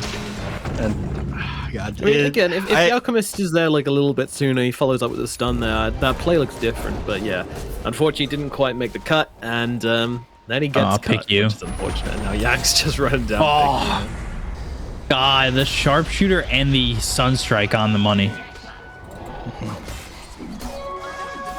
Yeah, a lot of burst damage from this team. I don't know, man. I saw EG run, the same lineup with the position 5 Death Prop. The only stun they had on their side was an Electric Vortex. They managed to make it work, but they weren't ever in a losing position in that game that happened. This one, Aster. I guess it could definitely still feels work. like they've been playing from behind. They are, but like their net worth difference is literally only Hoodwink to Enchantress. Everything else is even. Yeah, but that's not how it should be when you have an Alchemist on your team. Oh, of course, but it still feels very doable, especially if Monet can get his hands on this AC, and you've got Ori going into a Bloodthorn, so he's got the Orchid right now, looking for the Mage Slayer, and then of course the finish on it. But like this is certainly, I don't know. It feels like they've missed the timing, and maybe we're assuming a bit because that's how it is with Alchemist lineups. You miss that timing, and it always usually feels done. But it still does feel relatively close, right? Winnable. Yeah. Hoodwink's getting so much gold though, and has now made it a 3k difference on this Enchantress. They find Ori, and I will eat my words very quickly. Man, Erica is on something, dude. He's been trying to high five every fight. He's been dishing out the voice lines. I mean, damn, he's feeling it.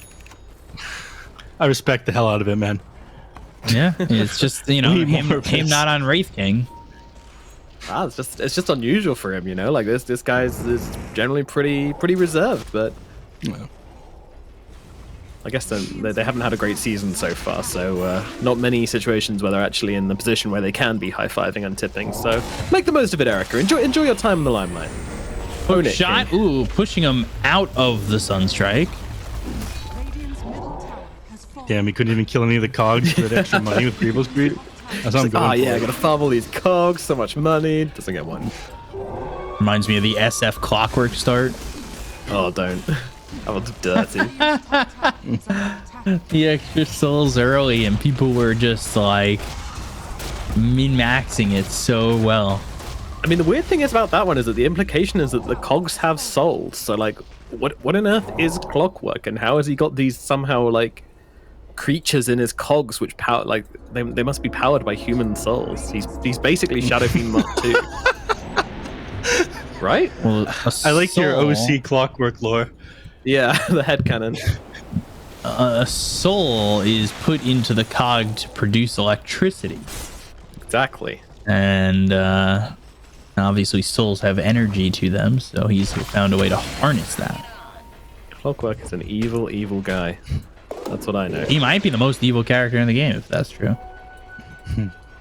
He's got a lot of souls as well. He just used power cogs freely. Yeah. Killed a lot of people. Kids too, I hear. Meanwhile, Clockwork just is, there from afar like that SpongeBob meme. He's just looking at me menacingly. Meanwhile, we know how ridiculous Clockwork can be. Harnessing the souls of humans, or everybody. Harnessing the souls of whoever comes close enough. Yep.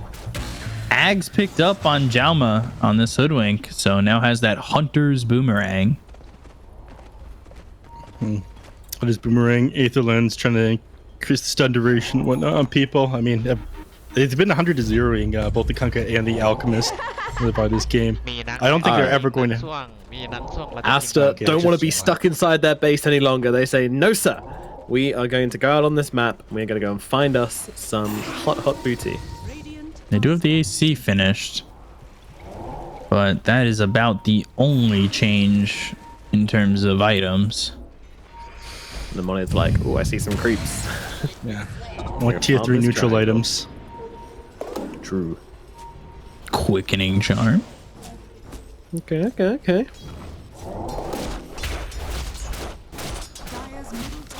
Cloak of Flames. I'll go straight. They're just going to walk up the high ground. I mean, they realize that Um, these lanes are being shoved in. The enemies are trying to do a smoke gank, but they've got nothing to fear right now. So much damage on the Lifestealer. XXS Rolling Johnson looking for the Thunder. backlines. And the roll up. Now, like you said, onto the back lines, looking for the ghost ship. They'll find Victoria, but again, it's just a Clockwork. A menacing Clockwork. The Grim Reaper gets taken down, but yeah, that's a high ground defense. That's a tick in my books. Good job, Aster. Nailed it. Oh, okay. All right, defense. Quotations. I don't know. This is a hard game right now. They defended their high ground. They lost to tier 3. The only thing the enemy team lost was a position 5 support. They did this. They pushed the high ground here without an Aegis as well. You see, they just have all the confidence in the world. They're going to go back again a second time. Rolling Thunder still on cooldown for another 25 seconds. They've got Fortify to stall for a little bit, but I don't see how things change too much.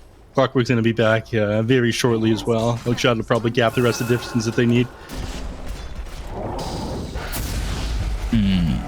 Okay. All right. And defended. Look at that. I mean, they're just stalling for Roshan right now. VC aren't going to really hard commit onto this Rax up until they've got Aegis on the Lifestealer. The annoying part of their lineup is they don't have anybody who's amazing at hitting buildings. Like, Lifestealer can do it, but he runs the risk of just getting gone on by the enemies when he hits the building. So once they have Aegis, I think VC are going to be ready to end this game. It's still winnable. Like, you could stun lock this Lifestealer with the Pangolier probably, but That's a big probably. execution, yeah. Execution of these fights is very hard. Yeah. I'm a little concerned. I'm a little bit concerned, but hopefully they'll be able to pull it off here, Aster, and make this game. I mean, as you say, like the net worth isn't looking like super scary, but then again, it is because they've got an Alchemist, right? Like, Alchemist's a fundamentally weaker hero due to the fact that he can farm better than any other hero in the game, in theory, if given the chance. You can still get there. I think one fight, one Aegis gives him an opportunity to kind of bump himself up quite a bit. That might be my Cobium talking, though. Boomerang on the squirrel, hell yeah. I mean, they had this amazing timing. The BKB was still on the Alchemist. Like, they fight into VC zeros, and then they get stunned. He doesn't pop his BKB until he's almost dead.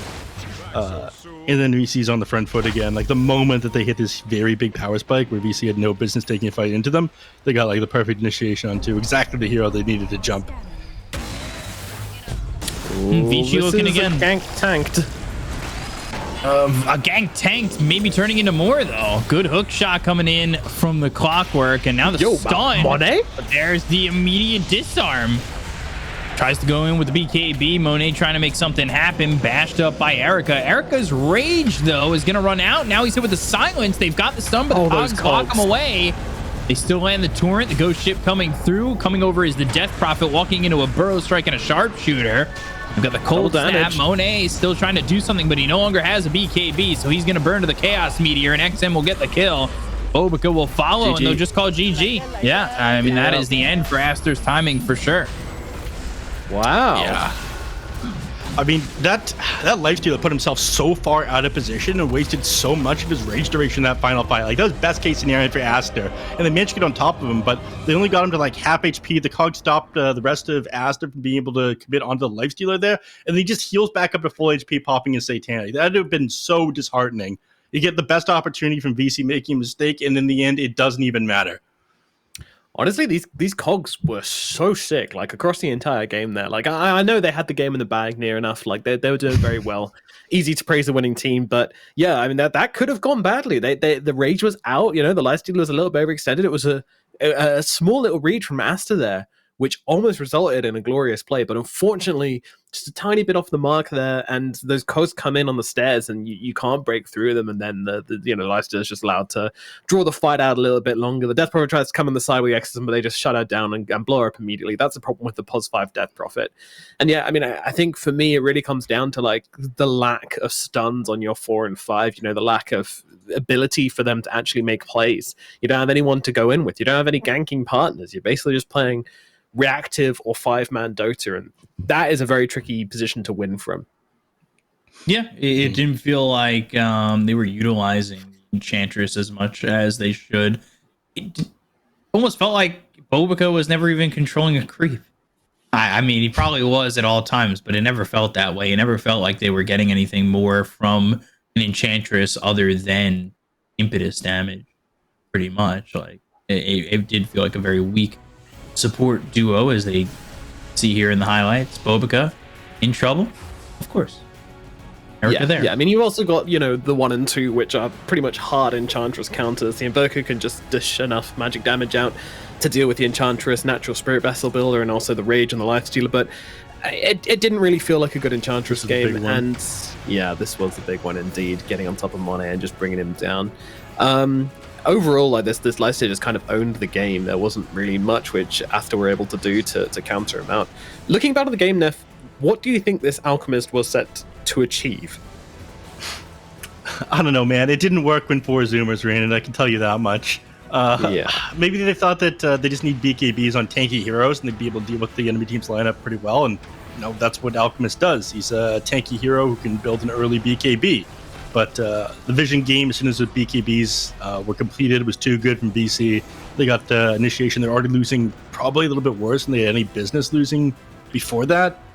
And so they were never able to recover. There was this one right here. He jumps up and immediately gets bashed, so he's never able to proc that roll-up. Like, some of these fights were just kind of unfortunate at timings that were super important for Aster. And I think that's a big part of why VC won. Oh my god, the hook shot ended up connecting with both of those. Didn't even see that it didn't land on the Death Prophet as well. Then, of course, Erica itemized perfectly. Your BKB doesn't matter. I'll stun you anyways. You're not walking away. Excellent Dasher pick up there. Well. Yeah, so many sick moments here. Oh my goodness. Victoria just having an absolute slammer of a game on this Clockwork.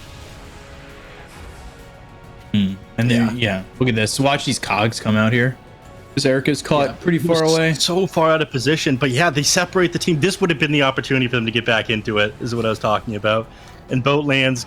Erica, he's below half HP. They go on him, but then immediately just pop the Satanic and trades with Monet. Yeah, you can see Monet, he was like, oh, a double damage rune. Hooray, we can turn the fight. And then he just gets killed. And he's like, oh. Yeah.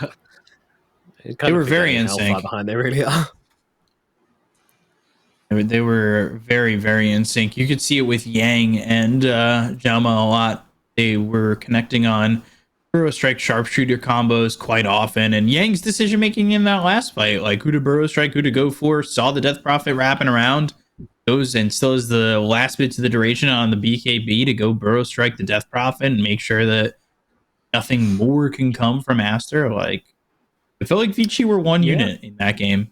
For All right, sure. I'm going to hand you the loaded gun then, Beakup, and feel ready to fire it away.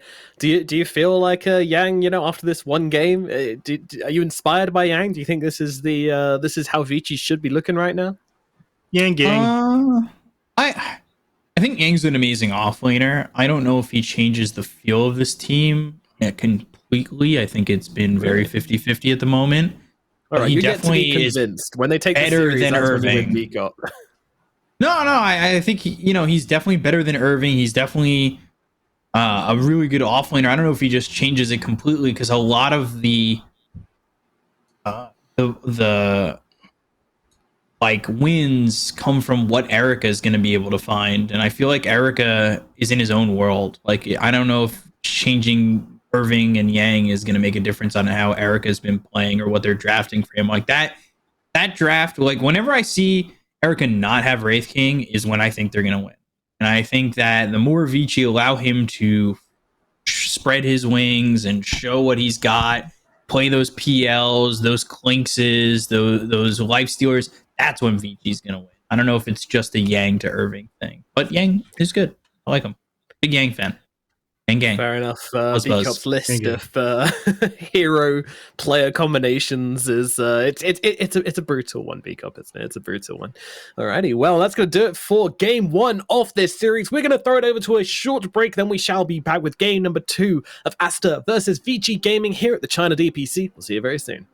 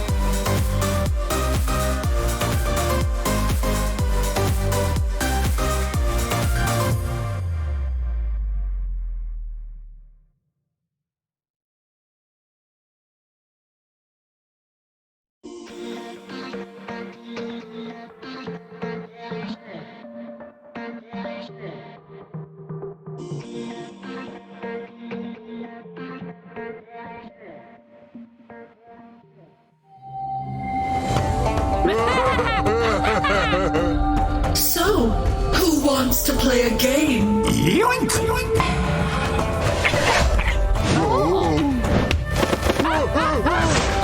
And again! I always get what I want. In the bag. Hello and welcome back to the China DPC, where we are now into game number 2 of Vici Gaming versus Team Aster, and we are blasting into this one. These teams, they're hungry. They want to play some Dota. They've been on a 2-week break and they're ready to smash each other's heads in. So we have a draft straight off the bat. So let's waste absolutely no time in jumping into that one. And of course, we do have our lovely casters, B-Cop and Neff, to take it away for this one. So I'll let you guys talk about the heroes we've had picked up already. All right. I will talk second. Go for it, Neff. All right, excellent. I allowed you to start last time. We're going to completely ruin any flow of the show that we had built up previously. Hoodwink and Dragonite to start things off for VC Gaming. We got more stun, we got more burst, we got more jump. If it ain't broke, don't fix it. That's what was written in the Art of War. B-Cop, take it away.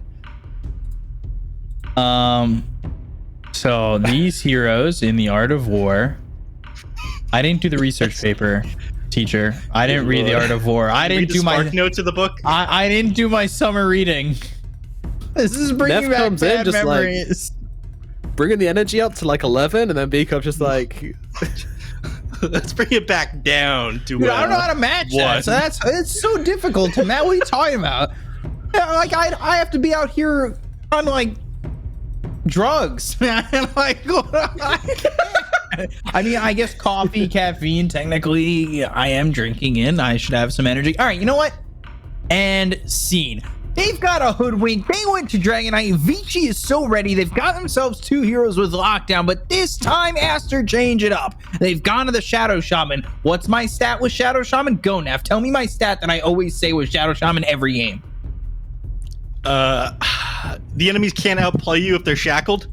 No. Second highest base damage in the game. That's what I say every single time. That is what I always go with. But he does have shackle. He does have lockdown. He does bring the heat. And that will work with Pango. Because you've got the lockdown with the shackles. You'll have the Rolling Thunder coming through. Then you roll up when you got that shard. Roll up. And then you just lock him down and kill him off. Way better picks, in my opinion, this time. Instead of that 5-position Death Prophet. No. Is that enough energy? I'm liking the energy. I'm liking the energy. I'm going to continue to try to match that one. They look at Pangolier. He's going to bring Thunder with his Rolling Thunder. They have Shadow Shaman. They're going to take early game towers. Aster, they ended up breaking their lossless run here in the DPC. But that does not mean that they're broken. All right? They're going to bring it back this game. They're going to play aggressive. Back to the fundamentals here. Absolutely. And you ready for a hype stat for this one to open it up? I am ready for a hype stat. Dragonite and Hoodwink, 100% win rate together. 100% win rate together. Oh my goodness! I mean, this is a game, people. This is a game. Don't ask me the amount of games. It's definitely relevant, I swear. 2-0 VG. Just based off that stat alone. Based off that stat alone. Don't disagree with me. Don't disagree with me, or you bring out my inner demon. Don't ask the number of games that data is taken from. That's it's not important. Just listen to the stats, okay? Don't question them. The stats don't lie. They got the Templar Assassin on Aster, though. I mean, I feel like they got decent ways of just burning through that refraction. Hoodwink, the way that they ended up reworking the Bushwhack, ends up going through it right away.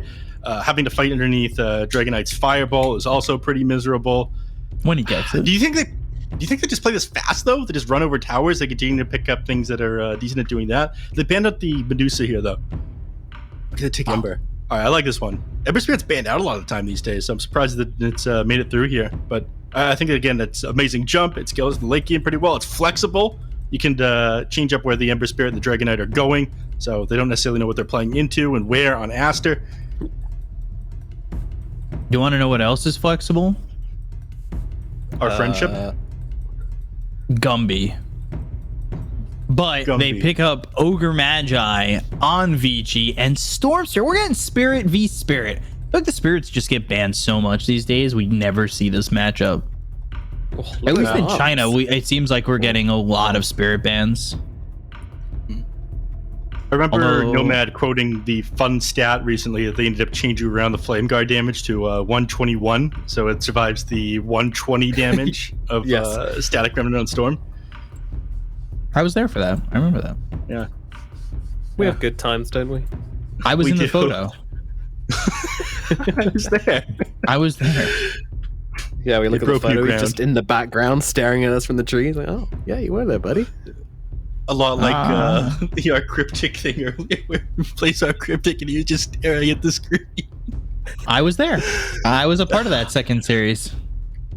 Yeah, that was the good stuff right there. They have what do we 2 think- minutes and 10 seconds of reserve time left on Aster Nomad. They know exactly what they're playing. They've wasted no time. Tempo drafting.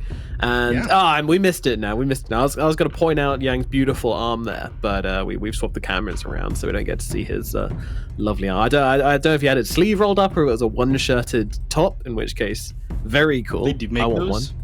I don't know. Excuse but if me, they do, a I'm buying one. one-shirted top? One-armed shirt. Okay, there we go. Yeah. I was gonna sorry, say, what's a one-shirted top? Yeah, I feel like every shirt is a one-shirted top. No offense. None taken. None taken. Yeah, Nomad. Jeez, what were you thinking? It's my language, B-Cup, alright? I think I know how to speak it.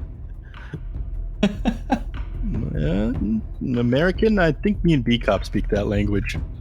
Yeah. I definitely let's do. not. I've been getting my Texas accent on, or my Southern accent on, my Arlington accent on. Oh, yeah. I can't. No, do a that was Southern accent. Wisconsin. That was so. Oh yeah, don't you know? That's a Canadian one. I can do that. I cannot do a Southern accent. Yeah, we used to get yourself to Timmy O's. There's that Clinks we talked about. There we Clinks. go. We're finally going to see a time height. I love this hair. Clinks coming in and just getting Summoned by the gods. Well, sorry. Very edgy. Yeah. You know, Clinks is actually a good guy in his lore. He was just under very unfortunate circumstances and became a burning skeleton. Happens to the best of us. It's what it is. Like, Yeah. Keeper of the Light's a bad guy, Scorpion. so. It happened to good guys like Scorpion from Mortal Kombat. Yeah, I don't know his lore. I only play Dota. It is indeed. Alrighty, we have the drafts now completed and in front of us. So, based on what you guys are seeing, what are you liking out of these two teams? I really like Aster's lineup. Aggression is the name of the game, and it does feel like a lineup that can kind of get the ball moving quickly. Especially, I'm going to be excited about Bobica on this Coddle. I'm ready for it. I'm there for it, and he's going to be hitting them with the Illuminates. If I had to say something nice about Vici Gaming's lineup, it's that they have an Ogre Magi. I like Ogre Magi. That's the thing nice to say about them. You like? I their probably Ogre have other Magi. things. I just am not smart enough to articulate them into words. All right, I'll articulate it for you. They got the stuns. They got Ember Spirit to close the gap. They got Ogre Magi, who's going to be a tanky frontliner for them as well. And then they got Clinks, who's going to scale the late game, does amazing damage. Great hero into the late game. VC, they got the early game, they got the late, they got it all. They realized that they did things right the first game. They're going to do it again this one. I believe in them. You know, you said you're excited to see Bobica on the Coddle. You know who's not excited to see Bobica on the Coddle? XXS. Oh. No, XXS. I mean, you've just given the greediest position 4 player possibly in the world an ability to clear creep waves from like level 2 onwards. I mean, this isn't going to be a fun game for the Pangolier. This is going to be a battle of the farm. But no, obviously these guys, you know, the most experienced duo in Dota of all time now. So you know, they'll have things figured out. They'll have the communication down. But yeah, going to be a fun lane. Also, Pangolier going to be getting his cooldowns reduced, which are already ridiculously short in my opinion. So that's going to be super fun. But I think there's definitely potential in the Aster draft. I think these are very even drafts across the board, but I do favor Vici a little bit more. I'm kind of with Neff on this one. I think their draft just ticks so many of my boxes. You know, like they've got the stuns, they've got the damage, they've got a front line. I can personally see offended how it works. So let's jump into it. Let's get into it. Game number 2, Vici Gaming versus Team Aster. Vici currently leading by 1 game, which honestly is considered a bit of an upset here. Aster previously undefeated out of their singular series. But, you know. Important stat to quote. All right, B-Cop, I feel like you forgot about the most fundamental thing about this draft, the 100% win rate with the Dragon Knight and the Hoodwink combo. I'm just going to say, did that happen in 1 game? 2 actually. I almost had it. Yeah, don't come in here challenging my stats like that.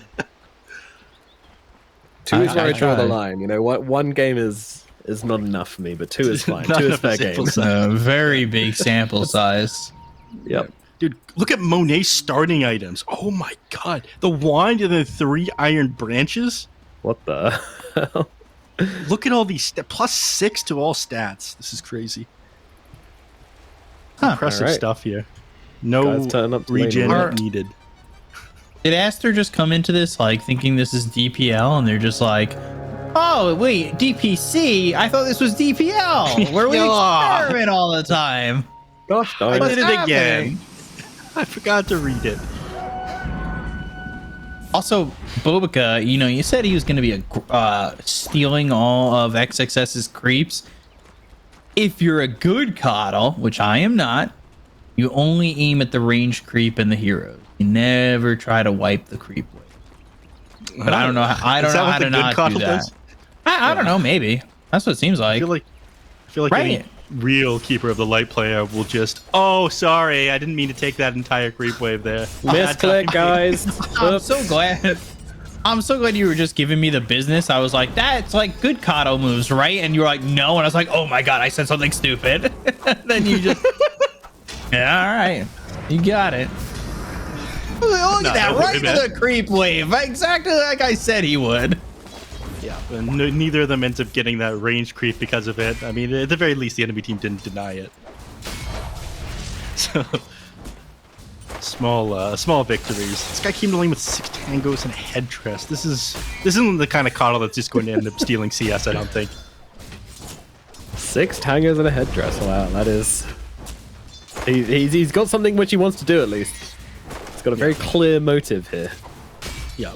Now, I appreciate good Shadow Shaman gameplay, though. Again, high base damage, a nuke at the start of the game. I don't think that this Shackle should heal you now. It is way too good. We're going to move back down to the bottom lane. I mean, it's difficult to harass out this Ogre Magi as well. Klinks isn't a very good laner. I mean, he's decent against melee heroes in lane, but he's already gone through like a decent amount of his mana trying to harass people with his burning arrows, so he's eventually going to have to be careful and he's going to be spooked off the jungle. And he needs a Maelstrom, like, at the end of the laning phase so badly to be able to like have a proper game as well. If he can get that, I feel like his game is normal, but if he doesn't have it, you just straight up lose. Hero does not do recovery well. I don't think he's a bad laner. You know, he does get to harass down with steering arrows, and he can kind of survive without a quelling blade for quite a while because of those steering arrows as well. But yeah, mana is where the issues start to come in. You don't really want to buy mana regen as a carry. It's not ideal, and obviously a support. He's like, well, I can, but I don't want to. Yeah, I'm already filling you up with just making you chug down salves every 2 seconds. Yeah. Meanwhile, they have free mana provided with chakra magic, just like in my Naruto. What? Wait, what? Don't do it! Don't do it, B-Cut. You know better than to... Come on. Unbelievable. Dude, how many times? Only a single season I've worked with you two. You already know better than to, try to continue the conversation when I bring up something like that. Impressive stuff, you two. I was trying to remember where the free chakra comes from. No, now you're gonna end up in like a 10-minute Ninetales Fox. explanation involving like the animation studios. And Look, I don't want to make Nomad upset. Not on his big day of coming back to the DPC and being able to do so from the comfort of his own home. Got a haircut for this. You look great. What's a haircut? Thank you. I haven't cut my hair since, I don't know, about like a year and a half ago. I don't know what that is. Wow. Oh, bushwhack action. And the follow-up Dragon Tail, but Shadow Shaman just too strong. Dude, does this guy really have 5 armor at level 3? That is crazy. Pretty ripped. He just wasn't taking damage from those auto attacks there. It was pretty wild. This hero has it all. He's got a heal. He's got 2 disables. He's got a high damage nuke. He's got an ability that can take towers. I feel like it's just like the perfect Dota hero. Mid lane. Ooh, Ori in trouble. Acorn shot, bushwhack, and first blood for XM. They also might catch the Shadow Shaman making the rotation and get a +1. Illuminate comes in, hits onto the Ogre, Ether Shock out, and the Shackles will not be enough. He kind of just stood his ground, but an Illuminate from Bobica will be the kill that Bobica's been yearning for. Oh man, now he's got to farm for the creep wave now that his mid laner's dead. This sucks. Oh man, darn. A shame he couldn't get there earlier, you know? Bobica is my kind of support. He's all of our support. he's every support's support. Yeah. Ends up, he does provide Stormtrooper with mana and the cooldown reduction. So he's able to clear out that camp pretty quickly. He's going to stack up the Ancients. Fair enough. I see this a lot of Yaren in NA. He's been playing a lot of the Keeper of Light in position 4. It's actually been somewhat popular. Played as a mid lane recently as well, which I don't like. But no. Oh? The new E-Blade build is pretty crazy. Oh, XM. That was cheeky. Throwing spells at Monet up at top here. I'm not sure if they've got enough to bring him down. They've used their spells, though. And they will be able to. He's got that. 14 charges on that wand. It would be very tough. Yeah. That and Refraction, but again, Bushwhackers are going right through Refraction, so if they end up getting him at the right time, it's a little bit easier, but you're right, 14 charge wand makes it difficult. Gonna look bottom lane instead. XSS, still only level 5, so not a lot of kill potential onto the Clinks until he's at 6, and Clinks doesn't have a lot of kill potential himself either. It's very slow harass out of lane onto his enemies. He's actually saving up a skill point as well. I think he's not sure if he wants Skeleton Walk. I do think that you want it at level 6 to help with rotations, but you're not really ganking anybody unless it's a super easy kill close to you. Mid lane. Shackles on XM, but Acorn shot on the Bushwhack once again. Ooh, XM, so though, low. Remnants away, survives. Illuminate's going to fly through, but they've already lost the Shadow Shaman. And the Sentry down does see Ori. Won't matter just yet. Oh. Do you guys like this build on Storm? Triple null? Yeah, I think it's good. I mean, in Storm, you don't really care about like building loads of small items. Just get the triple null, and at 25, you feel like a god. It's a lot efficient. It basically just like you know what build you're going for at Storm at this point in the game. So he's just like, am I going to be using 3 slots? Or am I going to be using 4 slots? And that depends on the amount of nulls you build. Yeah, I think if you go this triple null build, you probably want 3 points overload, 1-1-3, but he's going 2-1-2, which is kind of balanced. It's a sign that, okay, I'm going to go over the jungle and farm because a Static Remnant's the most efficient like damage to mana ability for that one. So he's kind of accepted that it's not going to be very easy going for kills on the enemies here, is my thoughts, which is surprising for him to go triple null despite doing that. Yeah. Well, I mean, it's about the item. It shows he's going for Orchid, right? Yeah, dude, it's... Alright. I guess he didn't take that much of it. Oh! Ogre. He saw it, but... yeah, he soaked up a lot of that XP, though. Yeah, it's good, it's good. I'm surprised he didn't go for the Ignite there, but... yeah. Oh, Remnants forward. Bobica in trouble. And Acorn shot with a little bit of help. XM. Continuing to play very well this series. There's not that it's fizzled out much. Oh, hold that thought as they go top for Yang, and they'll get the kill in the DK thanks to the very powerful Shacks. Level 1, of course. I was gonna say about XM. You know, there's once a point in his career I think everybody thought he was going to be the next best thing in the mid lane for China, and that kind of fizzled away for a little bit. But he's still definitely right there with a lot of these other mids. For sure. I do feel like Ember Spirit is a pretty easy hero to look great on at the moment, but man, consistently has done pretty well. I mean, I've seen a lot of impressive mid lanes tonight. Dust's performance on Puck was absolutely insane. You were watching that game, right? I was there. I was a part of that broadcast. I do remember it. It just didn't close out properly with you being there, buddy. I haven't taken a look at those Twitter posts, but I'm pretty sure some SEA Dota accounts and whatnot posted clips of that. I got to take a look later after we're done tonight.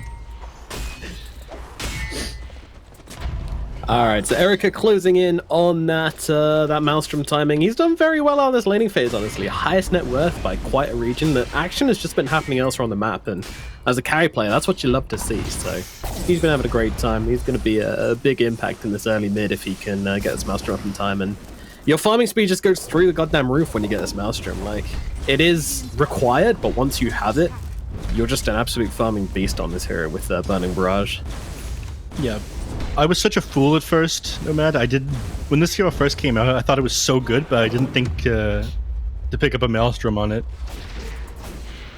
I was such a fool. I think the first game I played with the patch was with the Maelstrom. I was like, straight away. I was just like, yep, that's it. That's a build. Dragon Knight in the top lane is going to get brought down by the rotation from Ori.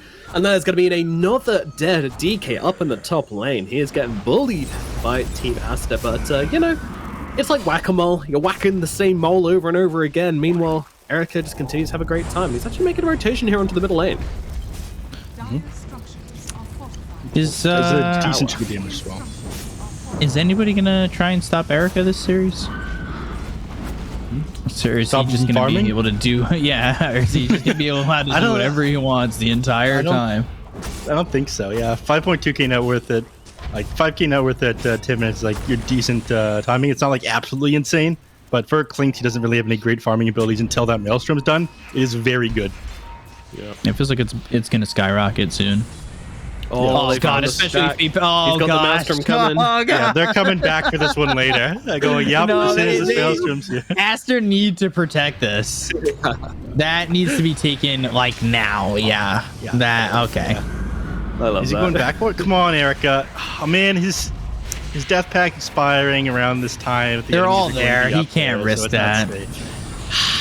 I mean, I would have respected if he Alright. just like went around the back of the Ancients and just kind of timed Burning Barrage. He probably would have died for it. Not worth it at all, but it would have been pretty funny, and that's all we care. It would have been the funny haha for sure. He also might have gotten like cleaved down by Psyblades, but you know. Sideways flash always balanced. Yeah. Didn't they nerf it, Boker at the same time as well? He's just like, oh yeah, don't worry, TA, I'll take that that hard camp off you. Oh, don't worry, I'll clear out the middle lane for you, TA. Don't worry about it. You're all good. And TA's just like, bro. You're so giving, Boboka. So giving. They have just not caught Erica, although he hasn't really been touching anything really recently. Been playing pretty conservatively, and there it is. There's the Burning Barrage for mid. Just 3 creeps. Yeah. All right. So Clinks has gotten exactly the kind of game that Clinks needs. So his like late game is basically guaranteed here. They have a great front line, the form of Dragon Knight, but he hasn't had a very good game so far.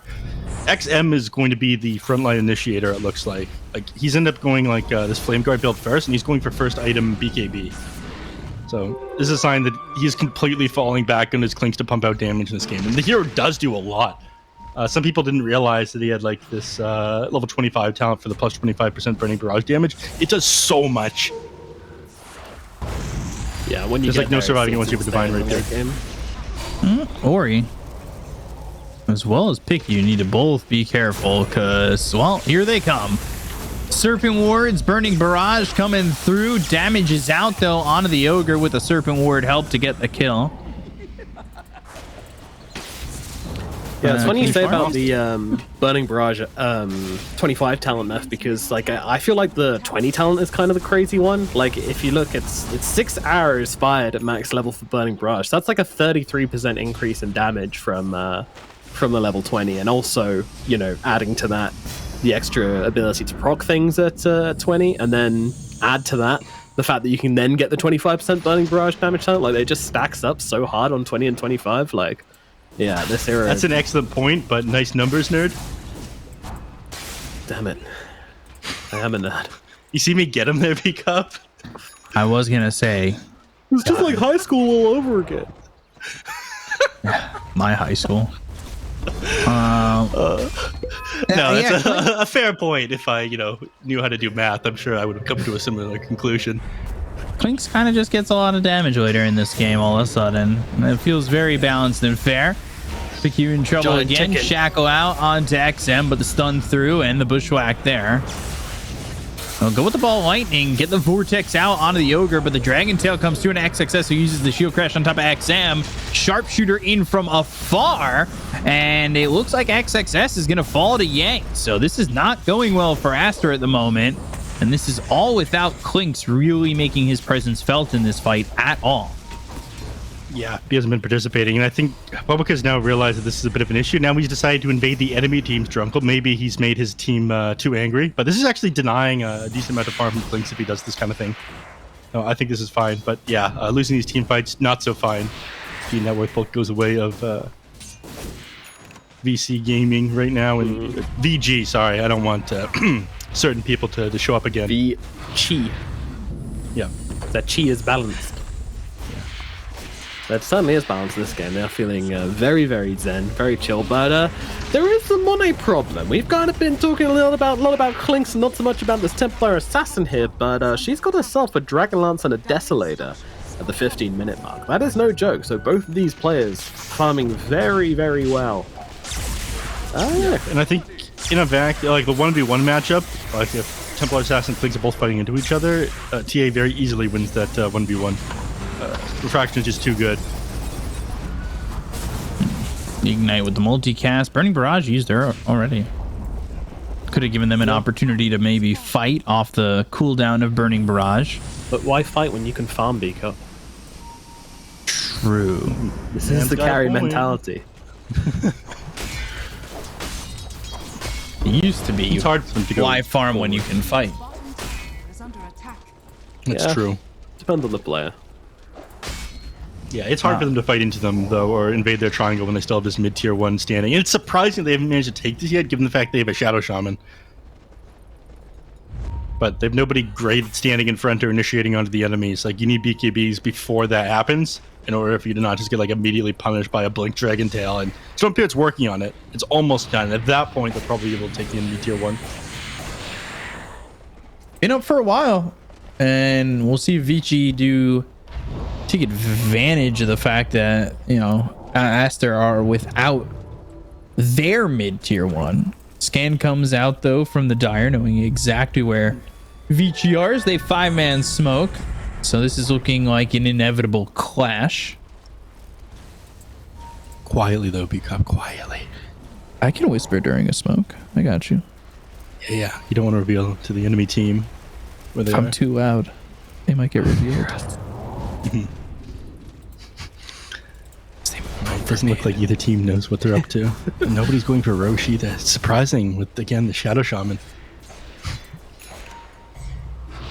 This feels like we're covering golf. Anyway, Ori didn't actually go for the Orchid. His big item was a BKB, so as I was mentioning before, when you go for the 3 nulls, it means you're not going for Kyre and Sand or anything like that, you're just running straight for a big item, and his big item is the BKB, so he's obviously respecting the catch they have, which has surprised me a little bit. I mean, I guess they got Dragon Tail, they've got Fire Blast, you know, they've got lockdown abilities, and this is just the build on Storm, man. This is what people do now. They just go 3 nulls, treads, BKB. Like, I know this seems like psychopath behavior, but... And the fireball, leaving him in the bushwhack to burn. That is rude. Ignite plus fireball. Burn, baby, burn. Disco Inferno. And again, and they're still not going to go for Roshan despite that. They'll set up inside the pit. I mean, again, the fact that there's a side trap in here would kind of give it away. The enemies try to take it. Unlucky. Clinks' BKB is almost done. I think this is one of the big timers that they're waiting for, and they'll start to invade the enemy side of the map after that instead of just defending their own. But you need a lot of item on Clinks before you're like super effective.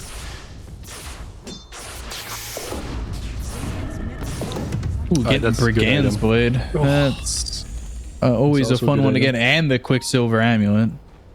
Yeah. Brigand's Blade works with Burning Barrage, so it's so good. Who's taking Quicksilver Amulet then? Like, that is too good of a neutral item for them to just pass up, but I guess it's been hit with a lot of nerfs. Yeah. All right, guys, I'm getting bored. Aster, Vici, start bashing some heads. Come on, let's get a team fight going. They're not ready to bash heads yet. They need more items. They gotta farm power spikes. They almost went on that illusion with the Rolling Thunder. That might have felt really bad. One objective, look. Stormfear, does he just... he's got his BKB. They're going to go for this mid tower and then Roshan after that if they don't have to commit wards. That's your action. That's what's going to happen, you know, man. Are you satisfied? Look, it's happening. Lightning. And they're going to go through for Xiaoma. Oh, Bushwhack missing, and they still don't have the damage to get the kill on this Hoodwink. I'm with Nomad now. Yeah. What is this? No one's killing each other. I want blood. Drop the wards. Come on. Come on. He doesn't want to do with his creeps here now. All right, here we go. Looking to go. There's the Dragon Tail, and again, they just burn out the Shadow Shaman. It looks like they will lose the Ogre. BKB popped by Erica, throwing some damage over on XXS, who's able to walk away with the Swashbuckle, but the Remnant forward. XM looking for options, and they'll find the Coddle. They have the follow-up lockdown to get the kill there out on a Bobica, so a 2-for-1 exchange. That ends with a little bit of an advantage for Vici. Never ended up dropping the wards. Didn't take the tier 1 tower. This thing has been off a cooldown for a while now. I think they've only ended up dropping it once this game up in the top, but that team fight was kind of chaotic. They jumped the Clinks on the back line, but with his BKB, the Pangolier isn't really able to do anything. And then, of course, the rest of his team pumps in enough damage to force everybody else back. No BKB committed on Storm in that team fight, though. Yeah, Clinks popped his, though. And now he's going back for the Dragonlance, and he'll pick up the Shard for the creating 2 Burning Army skeletons, which feels very strong. It feels this. It's really strong, yeah. It feels a lot worse since I changed the hero around, though. It's just you want to build around Burning Barrage, and that's it. Oh, look at these Serpent Wards doing so much damage. The piercing, such a quick Roche. The anti-armor from TA being a huge factor there, but in they go onto the high ground. Ori starting the engagement here. Yang in the backlines, though, setting them on fire once again. Always looking for the Shaman, but the Shaman says turn around and says no. This time I will not go down, but what got into the pit? Erica's found him. He's hexed up. Oh, he's fine, though. Let's try. Still looking for the Storm. There goes his BKB finally, and they'll find Kato again. Yeah. He does pop a BKB at the end. Doesn't expend his Aegis there. They do end up getting Roshan. Broken stuff being able to take Roshan with those wards. They do way too much damage, in my opinion. But they do end up winning the team fight at the end of VC. A bunch of melds as well, and that Roshan is just absolutely torn apart by everyone. Insanely fast Roshan, not able to get there in time of each game, but they do get a couple of cleanup kills off the back there. They managed to get a couple of supports and claim this territory as well.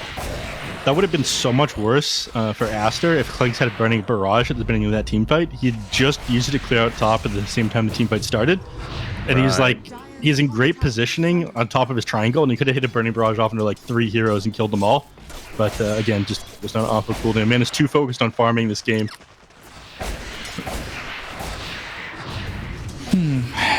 He had not used his BKB in that fight too, so now one fight where Clinks does use his BKB and Storm doesn't, and this time Storm does and Clinks doesn't.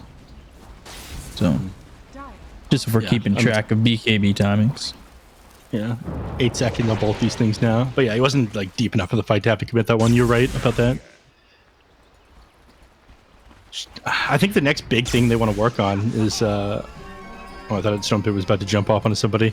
This Blink Dagger on Shadow Shaman. I think it needs to be like farm priority for the next little bit in order to get this one completed. Because I think your win condition for these team fights is jumping Clinks on the back line with the Shadow Shaman in the Storm and blowing it off before he can pop his BKB. If that doesn't happen, I don't think they win team fights. He's also just level 9. Like, he's not getting any priority in this game at all. All right, this is what I like to see. Look at him fearlessly dropping his wards on these towers. Ooh, it's like they had vision all the way back there. Ori with the BKB going after Xiaoma. Xiaoma gets the sharpshooter off before death. And now they look over at XM. XM with the BKB forced to Remnant away. They need to get out of this one with Monet popping the BKB of his own, though. They'll think about going back in and will.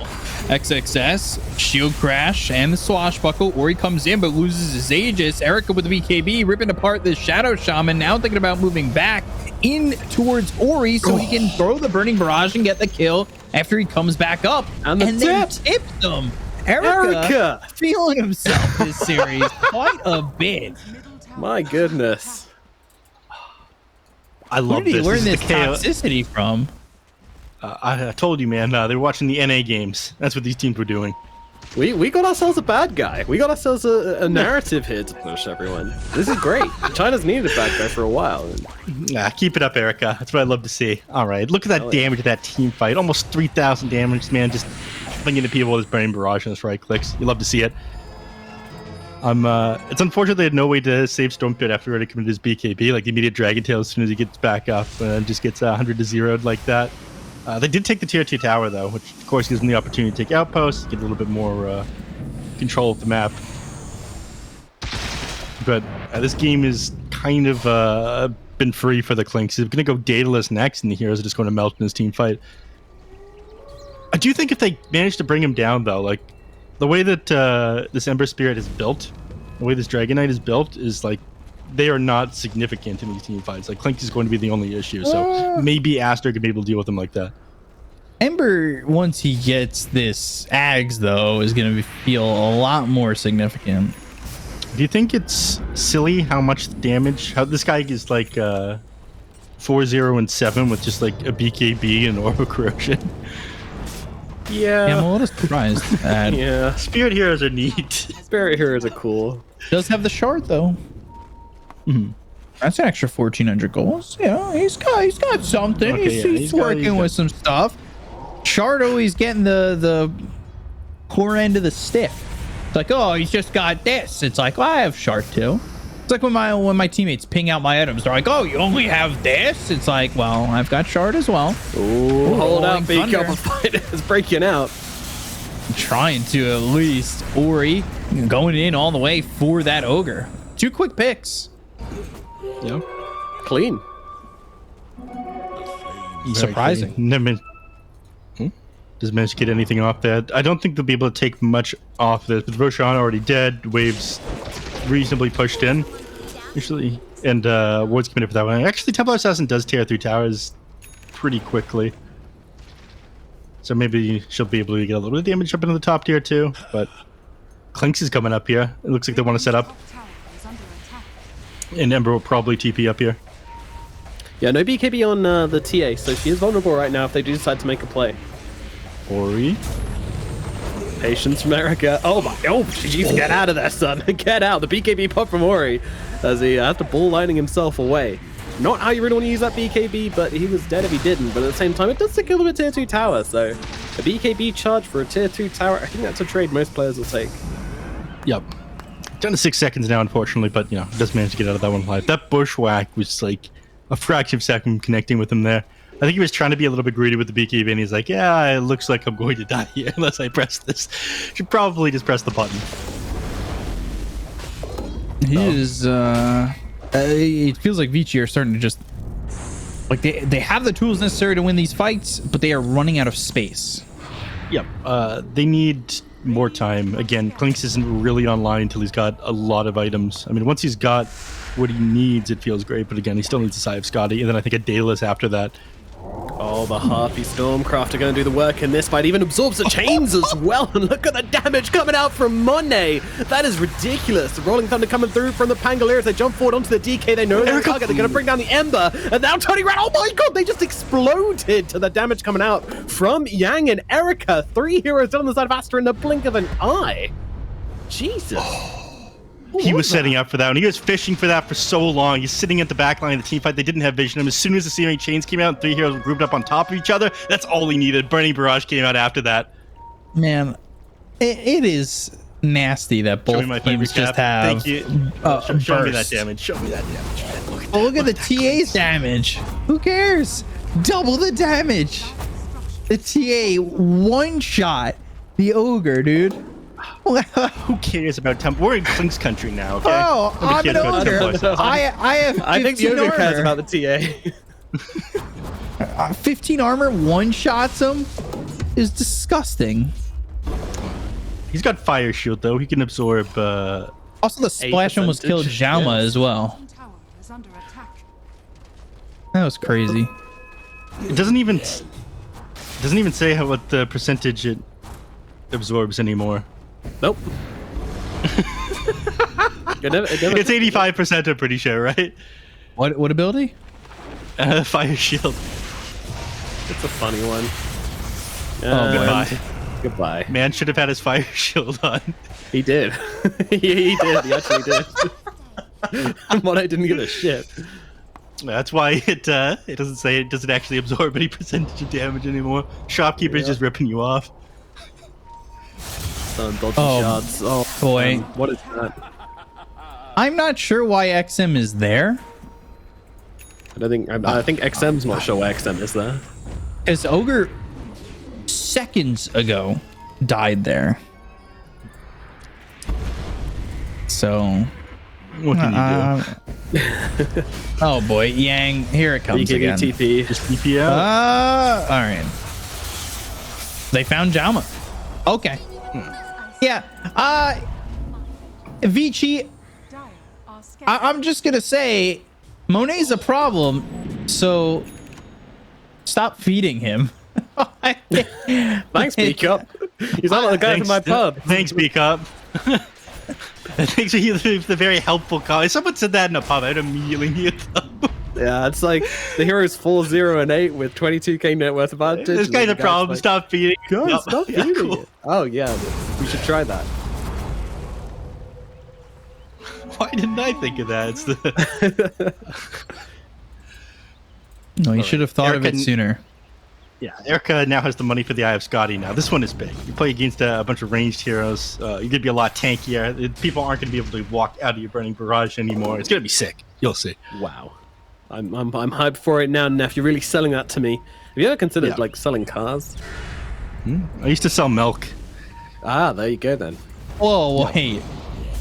Milk? Did you just say you used to sell milk? He was his agent. You can talk to me after you work in the dairy industry, Beak Up. I am in the dairy industry. I drink so much milk.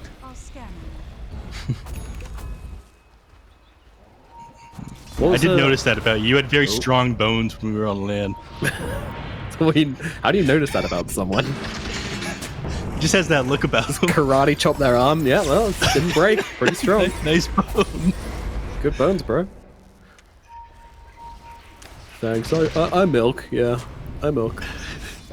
In high school, I used to go to 7-Eleven every day and grab a pint of milk. A pint? A pint. How many yards is a pint? About 8 liters. I see. Crazy measurement system you got there, my man. Actually, it was a quart. We do I pints think. in the UK. Well, I think our pints that means either. I think our pints are different to your pints, though. Yeah, I read that. Quart was a kind of rock, not a measurement. That's quartz. Right, the measurement is stone, which is also a kind of rock. Yeah, we use stones. I don't know why. I think we're just simple people. Stones just make me feel better when I step on the scale. Yeah. All right, smoke out from Fiji Gaming. They're looking to contest this Roshan. It's all on the line here for both of these teams. Whoever takes this Roshan will surely be in an excellent position to turn this game into their favor. But will it be Aster or will it be Fiji Gaming? That's what we're here to find out. That is very hype. We got the Eye of Scotty now on Clink. This changes everything. Look at that. He can attack the creep wave with Burning Barrage. Well, he's got Smoke of Deceit on himself. Imbalanced stuff. They're hunting the Storm Spirit, though. This is the most dangerous game. He also got the +3 Burning Barrage arrows, so he's level 22. It's at level 25. Could be problematic. It's true. 33% increase in damage coming out from the Clinks. Wow. Crazy. And it's going to be even crazier once he gets level 25. I'm wondering if he goes Divine Rapier immediately after this Daedalus. Is he survivable enough for that? No, absolutely not. But the game's in. Like, he does not survive. I have absolutely no doubt about that. But the idea is to burst them down before they burst you down. The best defense is a good offense. Yeah. He's just got to live. He's just got to be able to click the Burning Barrage onto them. Yeah. Live, laugh, love. That's my favorite rule of thumb in Dota. Yep. Never forget it. All right, Aster. Now they're the ones making the smoke play, and they've got the Harpy on their side as well. That little bad boy flying around, and they're actually going straight in with Rolling Thunder Beacon. We're going all the way in, looking as they get the kill on the Yang. They'll take out the DK right into Roche. Nomad, thoughts? They are indeed straight into Roche. Money turns around, throws some hits up the high ground, and just says, "Get away! This is our Roshan. You've got no DK. You've got no play." But they might be thinking something here on Vici. They're going home this. The Ember Spirit into the pit. Roshan is low. Monet gets the Aegis, and the Clink just tears apart the Shaman in the backline. Now Monet turns around, dealing the damage to Erica. Erica trying to TP away. Oh no, his BKB ran out. He gets cancelled. He's in so much trouble. He's trying to just turn around and blow up Monet. Not going to have the damage to do that. Meanwhile, Ember picked off in the backlines as well. Ori does actually overextend and fall, but it looks like it's going to be Aster getting yet another kill here. 4 heroes down on the side of VG Gaming, and the Aegis claimed for them. A really brave attempt there from VG Gaming to go in for that, and doesn't really pay off. Yeah, that was a super clutch Yule Scepter that came out into the Clinks there towards the end of that one, though. They obviously clicked him, saw how much time was left, just like spamming that onto him, knowing how important going for that kill was. He tried to stand his ground afterwards, but just was not able to pump out the damage necessary on Templar. And if they did bring down Bonnet there, I think he still goes down not long after that. Yep, nice attempt. Not getting that Aegis steal, though, I think was the biggest part of that. I think not everybody was on the same page there, because I would have thought the Clinks would just like drop his Burning Barrage from an odd angle on the pit and on the Roshan, but opted not to do that. I think the plan was to just escape after stealing the Aegis. They made it a little bit too far. Yeah, I'm not really sure. Like, yeah, he got the Shadow Shaman, but he could have been on the other side of the pit, just throwing Burning Barrage in onto the TA or something. Yeah. That's what I was thinking. I mean, the hardest thing about all that was Clinks probably didn't feel confident wrapping around the pit because that RP Scout. And they did their best to try and clear that on VC, but they kept on throwing Illuminates off onto the Harpy Scout to heal it back up. Like, he kept on dropping the Fire Remnants with the Shard to try and do like the DPS and drop Slay a Fist onto it, but they could not actually kill the Harpy Scout because of the heals from the Coddle. I think this is absolutely ridiculous, man. Harpy Scout is so stupid. Yeah, I mean, like a Hawk would have died there. Hawk, like, not only isn't able to move around, it also would have died. It's just what? It's flying vision. Yep. 1800 flying vision during day permanently. and night. Yep. Okay. Very It balanced. costs 2,400 gold for permanent 1800 flying vision. So Clinks probably didn't feel comfortable wrapping around the pit for that reason. I hope that it's the Coddles too. Yeah. He's the one who's got the gold. He's the one who Bobica's the one who got the Helm of the Dominator to make sure that he also is giving vision. So he's giving vision, mana, also has the recall. Like, this is insane. Oh. Did they scout out like the hoodwink? But, wait, can they the could Harpy probably just just run stay the storm there? at him. Yeah. Oh my god. Goodbye, little squirrel. Another victim of the Harpy Scout. Oh, there's a ward up there. No, there's not. There's a Harpy up there. Yeah, they don't know. They popped the Elder Dragon form like they want to just go for this. Ball lightning in, BKB pop, buyback used, and they'll look over at XXS. They'll look over to try and get anybody on this, but the Burning Barrage is used very early. All to defend. Or at least try to. Not able to catch anyone there. It's unfortunate. This game feels super hard. Wait, you can fire shield towers? Oh, the down on. Yeah.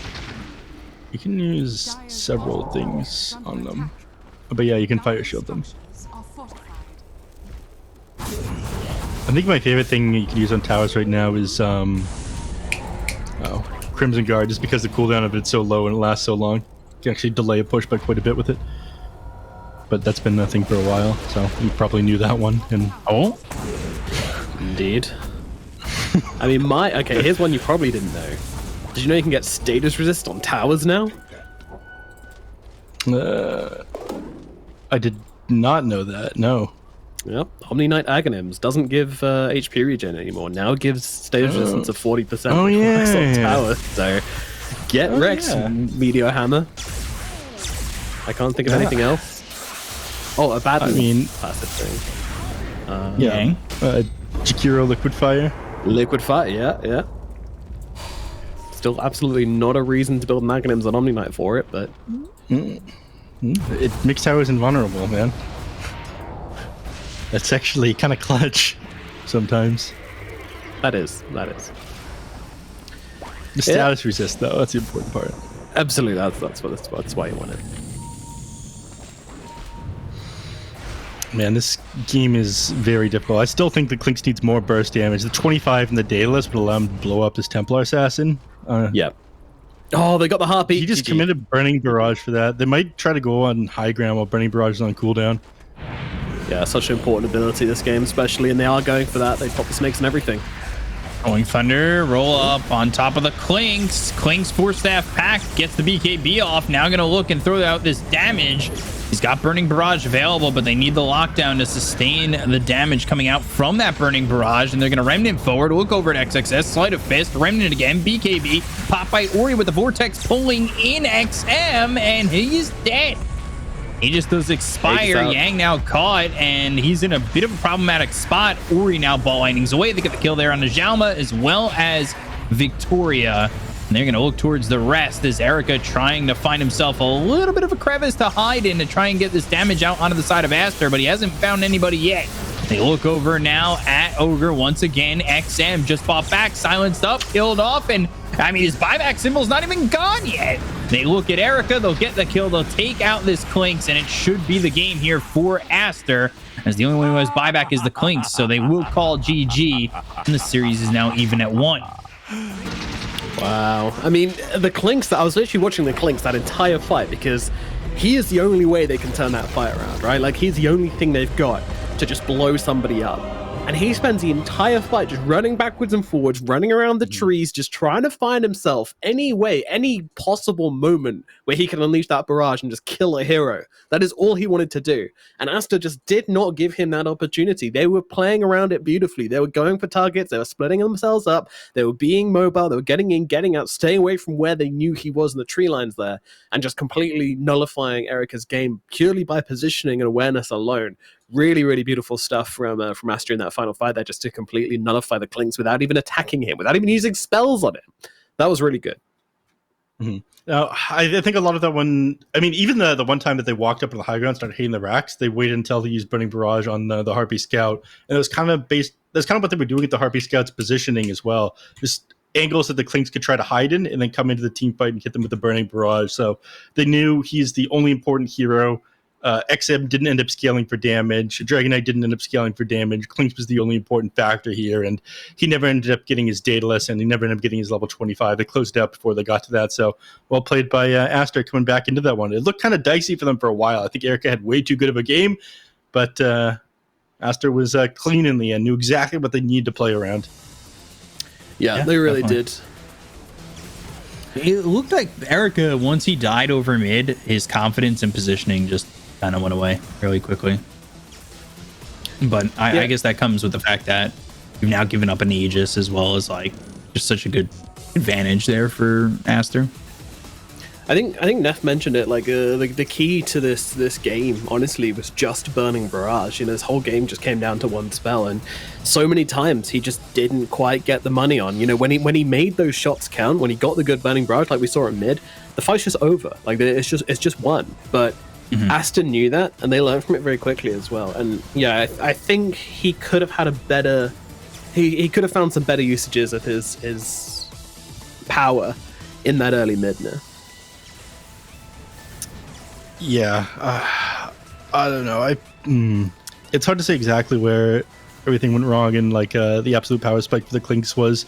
I played a lot of this hero since the patch came out. You know, we've always got like, you always feel like you need one more item, and so maybe he never felt like he was actually able to fight them. And I think some of it comes down to fighting this Templar Assassin in a vacuum as well.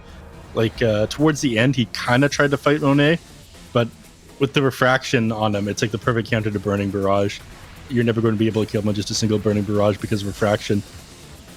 There's too many things that need to go right for them here in order for them to take these team fights.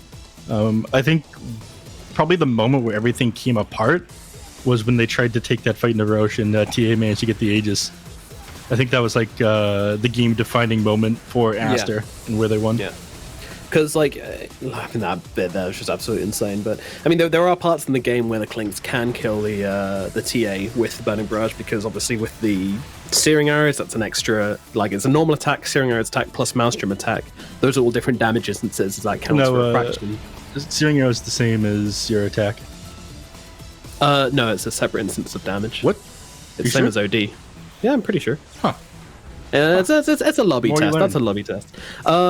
But the issue is you just don't have enough attacks inside the Burning Barrage, as you say. I think when he gets level 20, it's possible, but then by that point, Money's always got like an Aegis, he's got a team behind it, and like in a team fight, you're just not going to get the chance to sit there and just right-click away and Burning Barrage or TA. It's just not happening. And yeah, this is the final fight here now. I just urge people to like keep an eye on the Clinks here and see how little he was able to do in this fight. Like it was actually miserable. I love XXS's You're right. job here. I lobby tested it. Hooray. Go ahead, XXS's job, like, he started that fight, he just Rolling Thunders in, hits the blink, goes and slams up the DK, and then rolls away. He's just like, all right, do my job, bye, see you later. And then he's got Refresher, he's like, I'm back, I'm rolling again. And it's just like such a disruption to the fight, but he's not getting touched the entire time. Like, the team just had no way to really lock him down or make anything happen with that. It was one XXS game. Yeah, it was a tough one. But Aster, pulling it together. But out of the two games, I want to ask, which one did you find more convincing? Did you find Vici Gaming's win more convincing, or do you find Aster's game more convincing? I thought Aster's win was convincing. I think the lineups were closer in terms of like, it wasn't an Alchemist lineup that just got beat pretty early and couldn't do anything afterwards. This was more of a closer game. I think that it was just more clean. Like, we talked about how Vici looked like one unit in the first game. I think Aster looked like a very clean unit in this game as well. Ori had a little bit of trouble mid early, but like, the game plan was there. It always started with XXS. They were using the Coddle and the Harpy, Scout. Like, everything just felt in sync. And they were just like, bye. You agree with that, Neff?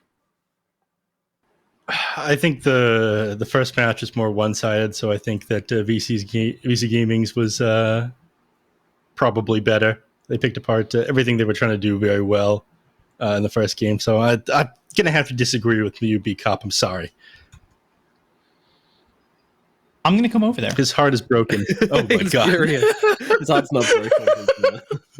Okay. I would jump through the screen right now. All right, Don't do it. I think Vici definitely, like, when an Alchemist draft doesn't work, it always looks so much worse than any other draft. You're always like, what are you doing picking this hero? But then when it does work, it's obviously super convincing. So it's definitely an all or nothing kind of play. So once you get on top of that, it definitely makes it look very, very disappointing. But I felt like the second game was just a higher standard from everyone as well. So I'm saying you're both right, and we can all be winners today. Enjoy your participation trophies. So let's throw it over to a break, and then we'll be back with game number 3. It is Aster versus Vici Gaming here at the China DPC, and we'll see you very shortly for the final match.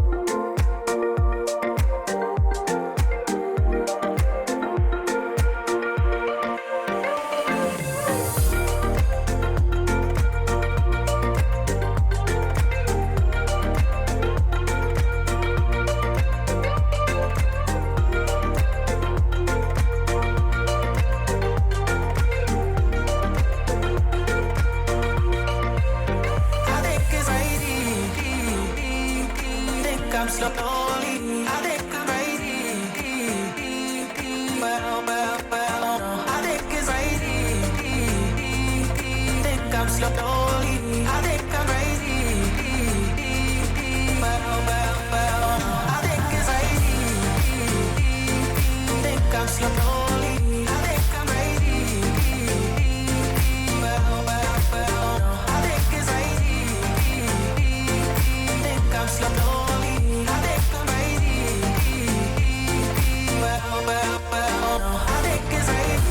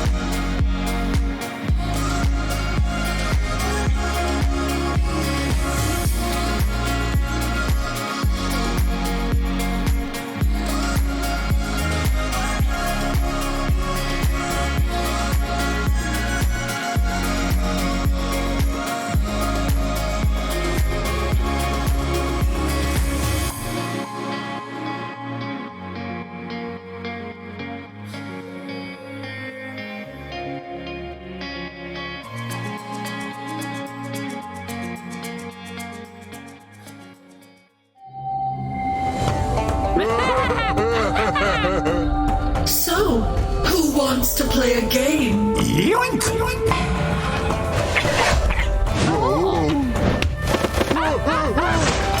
And again!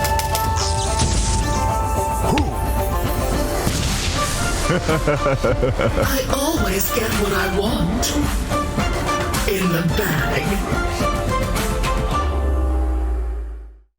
Hello and welcome back to the China DPC, where we are now into game number 3, and my name is Nomad, and my friends' names are B-Cop and Neff, or at least I hope they're my friends. They keep telling me otherwise, but I insist. Let's get into it. Game number 3, it is Aster versus VT Gaming, all tied up at 1-1 right now, with a convincing game coming out from VT to start things off, and then Aster strike back in true Aster fashion, utilizing some pretty epic nonsense in the Flying Harpy and just controlling up the team fights.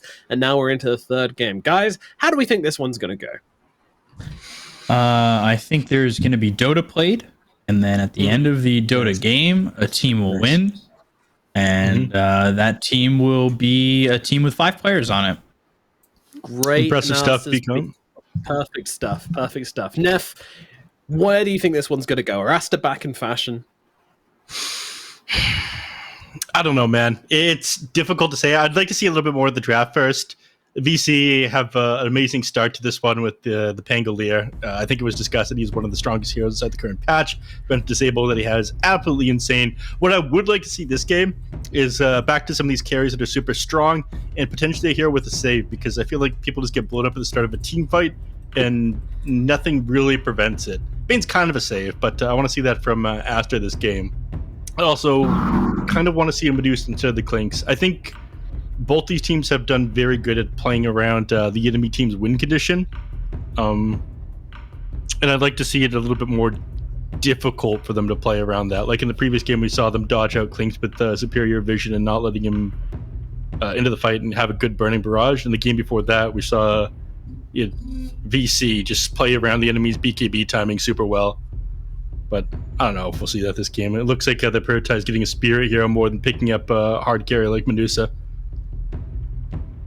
Yep. So Aster going to open with the Grimstroke Storm Spirit combination, a classic, I would say, at this point. Very, very popular combo between the two of them. Obviously, you throw in that egg spell, you send the Storm Spirit into the fight, and bish bash bosh, you win the game. It is just that simple. Really is. I wish all my pubs were that simple. We know who's been a little bit better recently. Speaking of saves and whatnot, is Abaddon. He's very good in open qualifiers. His win rate, I think, across a bunch of regions has improved the last little while. I think I have some stats here from the 7th. I need to double check what they are real quick, though. From April 7th? Sorry, the 9th. I have some stats from the 9th. April 9th? Some different stats then. We've got Storm Spirit Grimstroke sitting at 15 games played across the DPC with only a 53% win rate, so that's about 7-6 is the scoreline there. So nothing super impressive, but we always take positive win rates.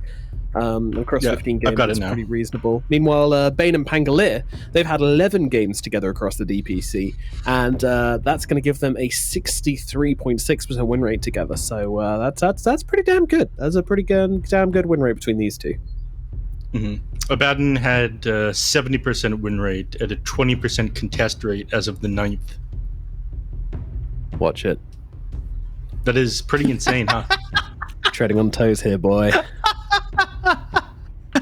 Oh, right. I don't want to take your job. Sorry. Watch it. Just the tone of that.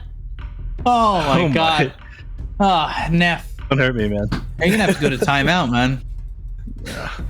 I should stop disagreeing with you. I mean, last time I disagreed with the Clinks mechanic, I was very wrong. Nomad made you look very foolish. B-Cop, of course, was right about the drafts the previous game. I just don't know anything anymore. Don't doubt yourself. That's why we get paid the big bucks. Let's go. Let's get some predictions in the bag, Neff. Come on. What are you expecting? Redeem yourself. For hero picks? Or what? We sniping hero picks now? I don't know. Whatever you want. Whatever you're most confident in. My confidence is gone now, Nomad. I'm being honest with you. Shattered. In tatters. All it took was 4 games. You'd have to be quick. What is it going to be? Ooh, I like Puck. XM Puck is good. I would like to see Medusa alongside either a Treant Protector or an Abaddon for the side of Aster. That is not the hero. Ooh, That is also not there.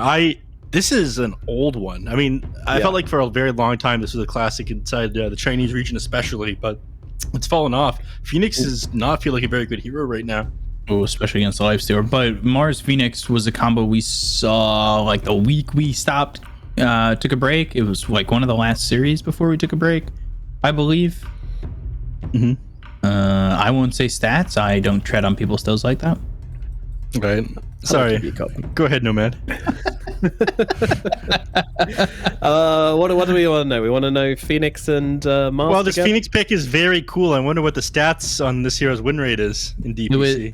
The last Phoenix was from LGD, though. Yeah, so Mars and Phoenix specifically together is 10 games, which goes 7-3. So that's pretty good. That's pretty good. We'll take that. They've got decent answers to it, though. The Lifestealer, of course, like you mentioned, B-Cop, does very well in lane as the game goes on as well against both the Phoenix and the Mars. So there's going to be a little bit of an issue for them. I think they have okay ways of jumping the backline with Puck getting on top of Phoenix. Obviously, Stormpeer would have been a little bit better. They've got okay ways of defending the Phoenix. I think that they have damage issues on Aster right now. They could have solved those damage problems. Yeah. Do you think they just take like a Terrorblade here? Alk? I'm kidding. I'm only kidding. They call him Money Monet. Like, yeah, let's go back to our old lines. They call him Money Monet for a reason. No, I want to say they're going to go with Phantom Assassin. Wow. This guy don't miss.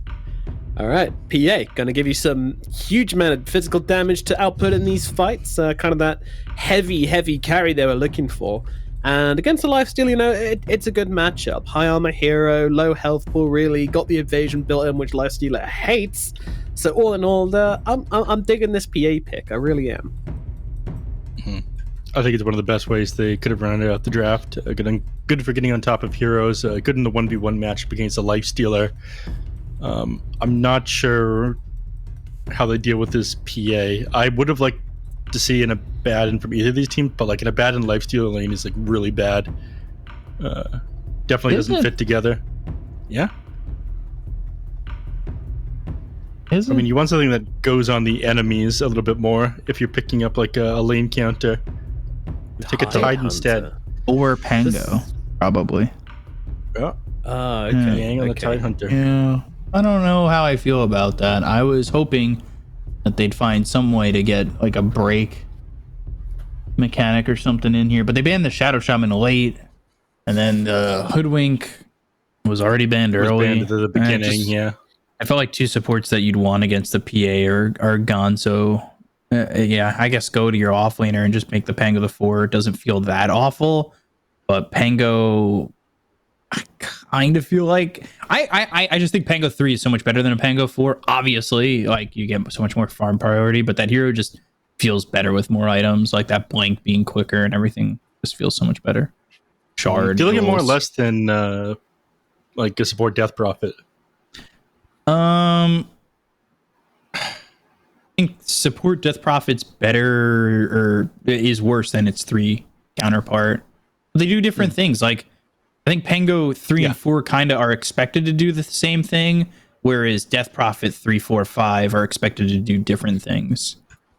So it's a little bit it's apples and oranges a little bit there, because I feel like Death Prophet, when you're a 4 or 5, you're more expected to push, and when you're Pango 3 or 4, you're just expected to initiate and Rolling Thunder. My biggest question though, Neff, is why Tide? Why have they prioritized this hero so highly to put their Pangolier into the 4th position? Like, I kind of like Pangolier versus PA as the 3 versus 1, but they choose to hit the Yang Tide Hunter instead. Why do you think that is?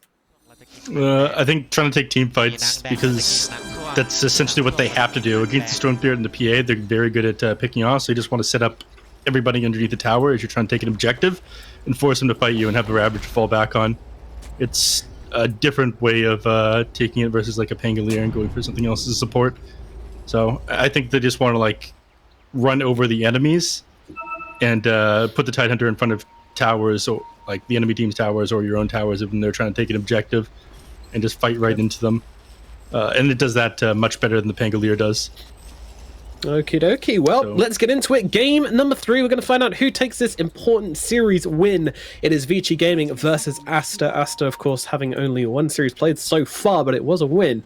Meanwhile, Vici Gaming, they have played a lot of games, and they are not looking too pretty. A win here would be absolutely critical for them for keeping them out of the bottom 2, and more importantly, possibly going some way towards getting into the top 4 so they can get to that all-important major.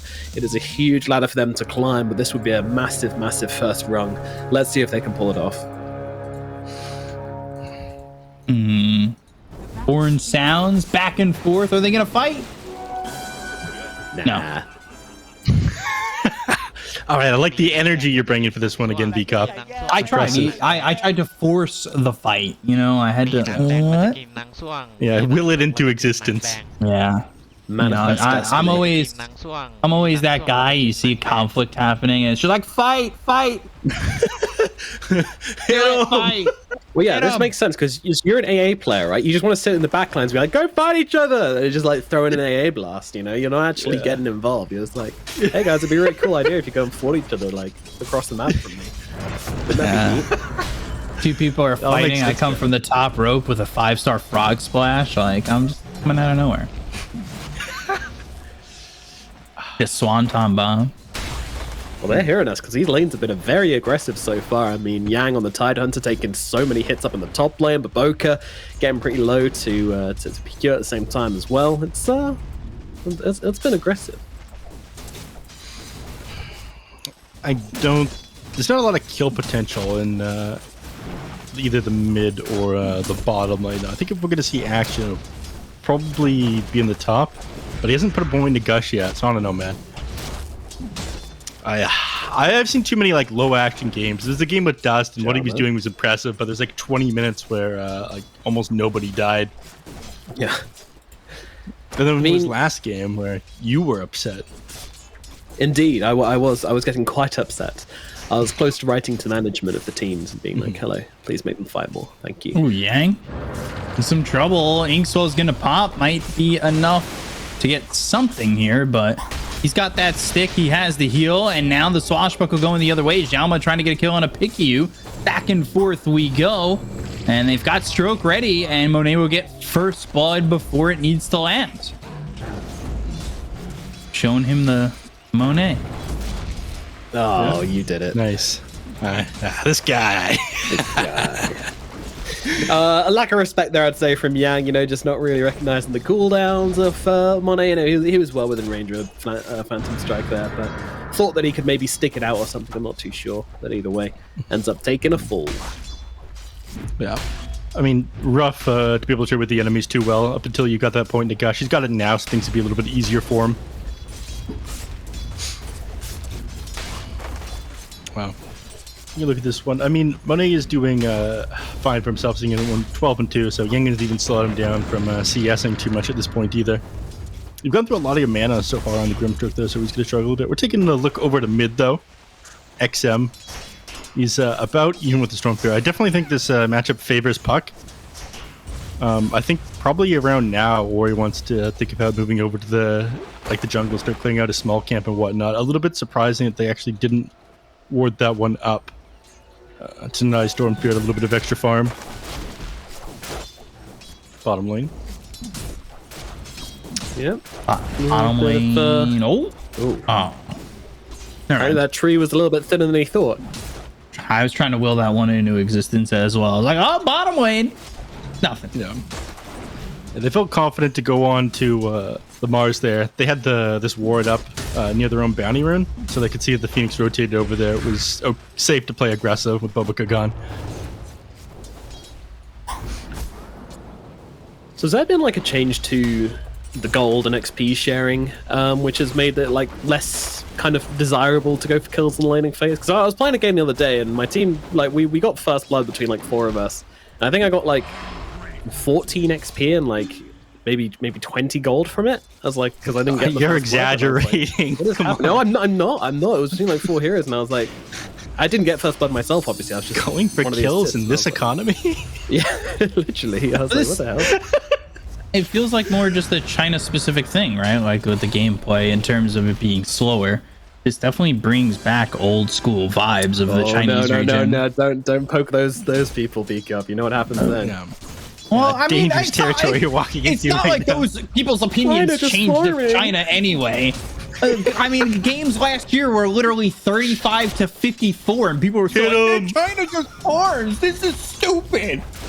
You can't change them. Yeah, but I also don't want to provoke them either. You know, just leave them in their slumber. Jama? That only come out in a boring game. But I don't think this game is going to be a boring one. Definitely not. President Sleeper. No, I mean, the lanes, how much is actually going to happen. I mean, I wasn't surprised the kill ended up coming up in the top lane, especially because they wanted to punish Yang before he ended up getting this point into Gush, but at this point, a little bit more difficult. Pengu's now walked away. Oh, that's a ring of health. Yeah, that feels bad. Yeah, I agree with all the sounds you just made. Thank you. I appreciate you taking my high-level analysis of that, making it I mean, valid. that's exactly how it feels when your ring of health goes down. How it feels. And without that ring of health, yeah, here they go. He's not very healthy. He's not very survivable happy at all. Oh, where are you getting the kill there? And he's looking for the high five. It's like, remember that time Erica denied. tried to high five me? No way. But he gets left hanging. I was playing a game recently, and my one of my allies was trying to high five a Vengeful Spirit. The Vengeful Spirit was dead. It was just an illusion, so the Vengeful Spirit bought back to high five him. Nice. I respect that. Yeah, it was a high level high five play. Yeah, that's huge. Middle tower gonna take a bit of a beating. The bottled illusion rune available, as well as a dream core, gonna make it very unappealing for anyone to come and kind of defend this one. But they will have to. They'll have to bring a lot of heroes across to make sure. Victoria. It's nice to say. In fact, they see the Bane on the sidelines. They go on to him with the Inkswell. Look at the damage coming down onto the Bane. He's just gone puck. He's gonna get a 3-man call, but he's also been silenced up with the illusion rune. That's gonna burst it as the Phoenix getting pretty low. But Xiaoma can't seem to finish the job. The Orb will do that though, as they do grab that kill. Ori considering going in here, but as the Stroke of Fate won't land, he will not do so. All the while, this little siege creep here has just been blasting away at this tower. Yeah, ended up taking like I think like 800 health off of this thing. Tower took a lot of damage from that one, so nice play there by XM. Without that illusion rune, there's no way he doesn't go down. Oh. I just want to say, speaking of siege creeps that just get to put 800 damage onto a tower, if you are going to compete in this year's TI community like video making, Where are you going with this that, one? This is a tangent, but go on. So you guys know the movie Brave Little Toaster? You need to make a video called Brave Little Siege Creep, and it's just the siege creep eating away at the tower. You know, more ideas coming after that was just the literally basic a video idea. last year, dude. Was it? Yeah, that was a siege creep one, which like I think did it win or it did very, very well. It was like a little siege creep, and they were all trying to protect it and stuff. And it was like, oh, get it to the ancient. It was hype. I don't know. It was good. What I do remember from TI last year is I went to a place called Monkey Burger. Okay. Did they sell monkey meat? That's it. No, that's it. That's the story. Good. That'd be pretty immoral. Yeah. This, Why would you call it monkey burger? It's not monkey. So I also feel like that's some Yang? false advertising. Oh dear. in trouble, top, getting chased, and he will steal into Ravage, and go, now baby. throw it out. That seems late. That seems potentially worth it, though, with XM coming in and throwing out the Dream Coil. Monet's still surviving, but the Gush comes in with the swashbuckle from Jauma, and they get the kill onto Monet, finally taking out this Phantom Assassin. HP is a resource, and Yang knows that like the back of it. That's his #1 rule for playing Dota, dude. He just lets it go down all the way, pops a Ravage. That's enough time for the puck to get him with the coil. Beautiful stuff from GG Gaming. These guys have found their coordination. Is it just Amazing too what happens little, when you're too no longer late? playing with a kicked player. It was a pretty sick Ravage, though. Ended up clutching that one out pretty well. Not possible without his Ring of Health, of course. Of course. Of course. Now, the question is if they stick around up here on the top lane long enough to take this tier 1 tower. That is a question, Neff. But what is the answer? No. No, you're right. It doesn't seem to be that. XM has been farming a lot of these jungle creeps. It's interesting. He's just been chilling in the enemy jungle. Like the Pangalier's taken mid.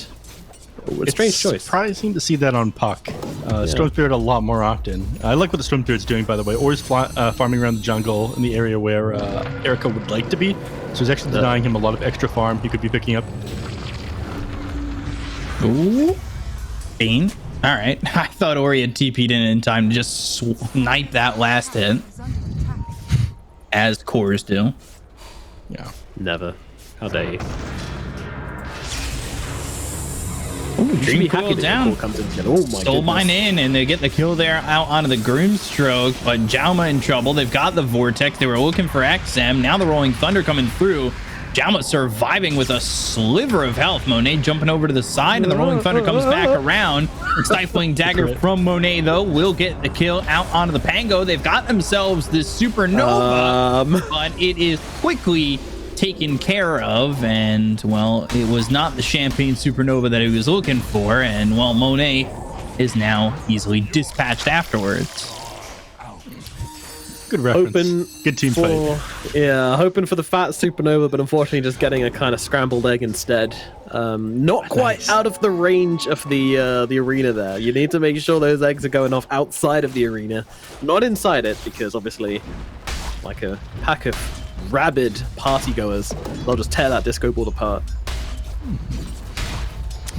It was that Supernova was like centimeters away from being good too.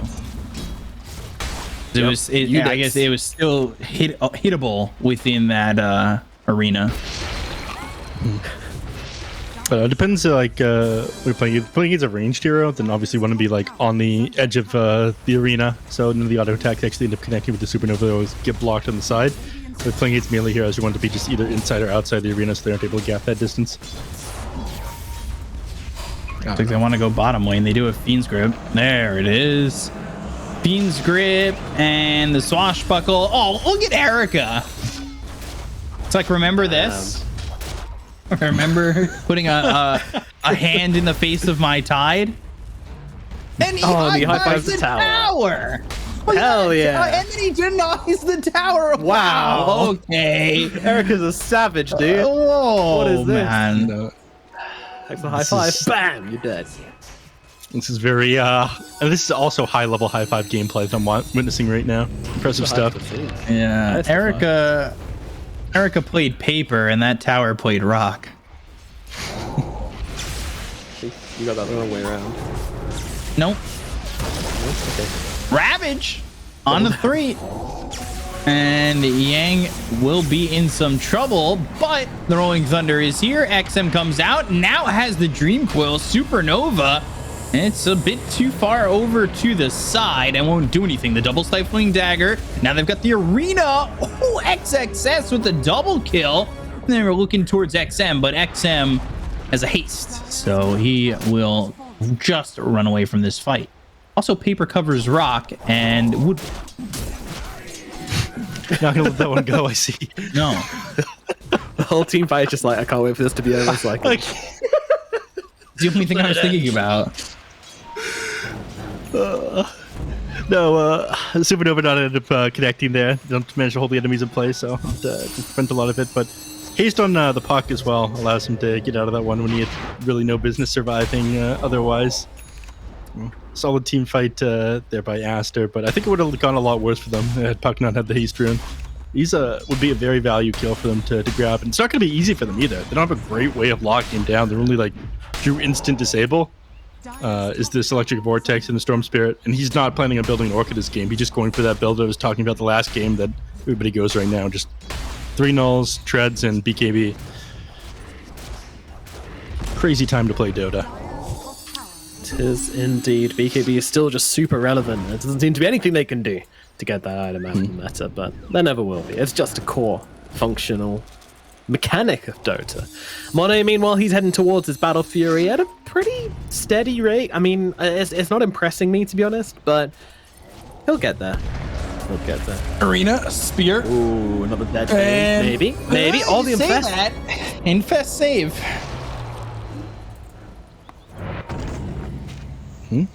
He's not going to hop out yet. I'm sure he'll do it in a moment. Ah, they're going for a no, play. look at this. All right. This is Yeah, he's got Fiend's Grip, so he's ready to just get the Fiend's Grip, pop the Infest, and dive on in. Yeah, 20 seconds until Ravage is up as well. This would be such a sick play if it works. Oh. They see him. They see him coil. Oh, they just about connect with it. Jaman's going to start with the roll-up as well. And that is going to be a dead Monet. The play works. And they're going to claim themselves a tower for this as well, VG Gaming. Beautiful stuff. Yeah. Look at that. Impressive synergy. They turn that is incredibly efficient. They turn that play where they end up saving the Bane to design a smoke gank. And then finding here, they get a tower immediately afterwards. So playing it right this game on VG Gaming. VG just going through and diving on in. Getting that kill out onto the Phantom Assassin. Oh, and Yank stealing the stats. Nice. You love to see it. I think that they'll just play defensive for the next couple of minutes on Aster, because again, they want to finish this BKB on the Storm Spirit. They probably want to get the Battle Fury plus one other item on the Phantom Assassin before she's ready to fight. I'm a little bit surprised about Erica's item build. He's going straight into the 7's Halberd. We saw this last time, we saw a Life Stealer, but I'm not crazy about it. It doesn't feel super useful at the PA matchup.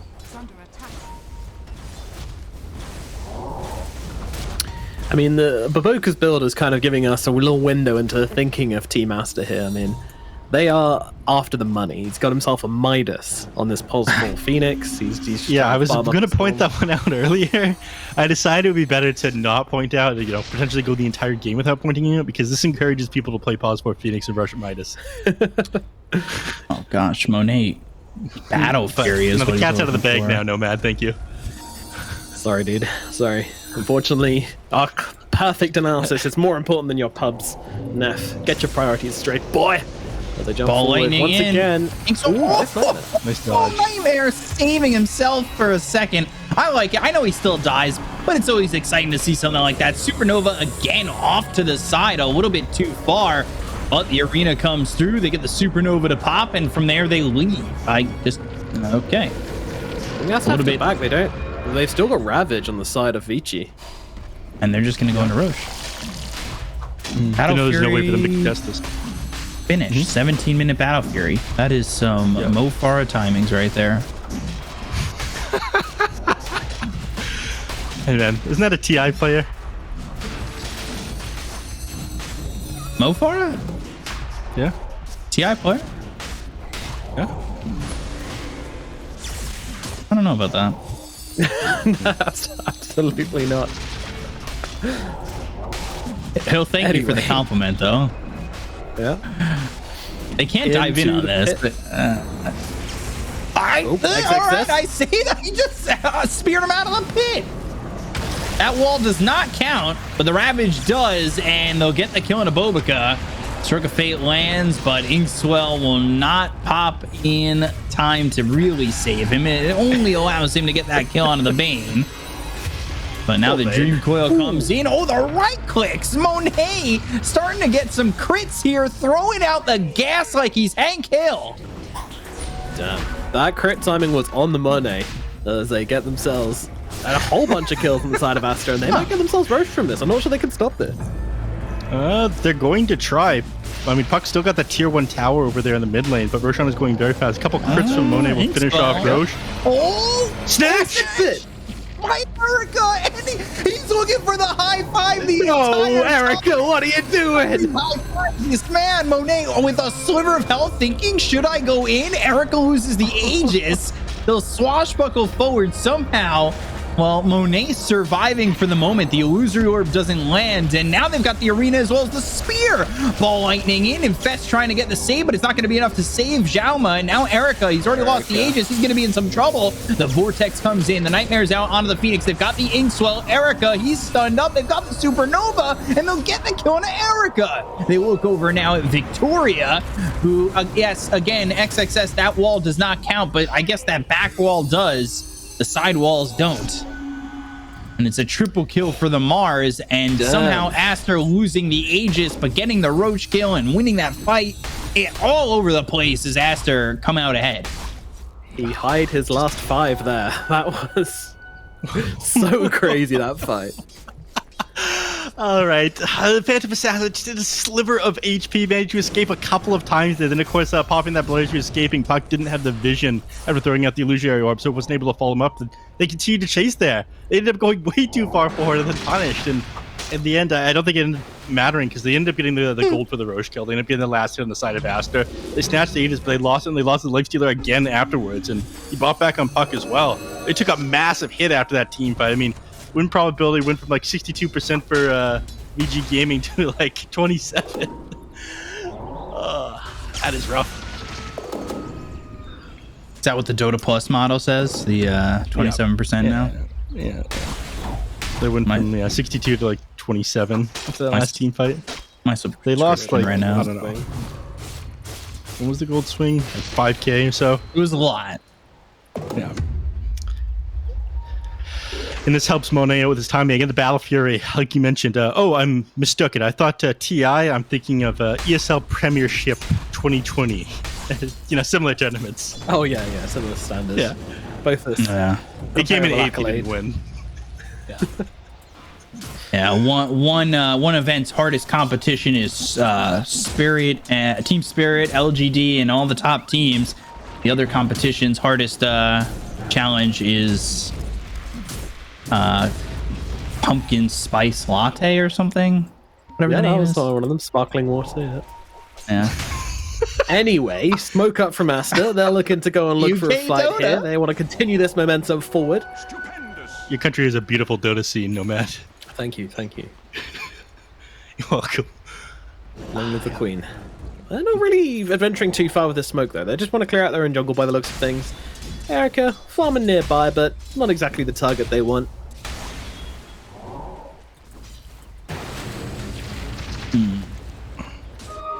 That overextension from Vici really killed them. And also, Monet was getting that done with just the Battle Fury. And I say just the Battle Fury because, like, he was getting the benefits of some pretty timely crits. Yes, definitely, especially on the puck. That was some frustrating things for the puck. You're like 1 second away from getting out, and then you just get crit, and you're just like, well, alrighty. This is my life now. Thinking about going in onto Ori, and I do find him on the back lines with the Dream Coil, and the Fiend's Grip used on a Bobica. Meanwhile, Ori will hold the BKB, very patient.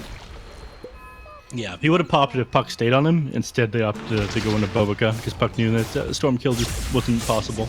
He's got 2 pieces of that Midas, first item of the Midas afterwards.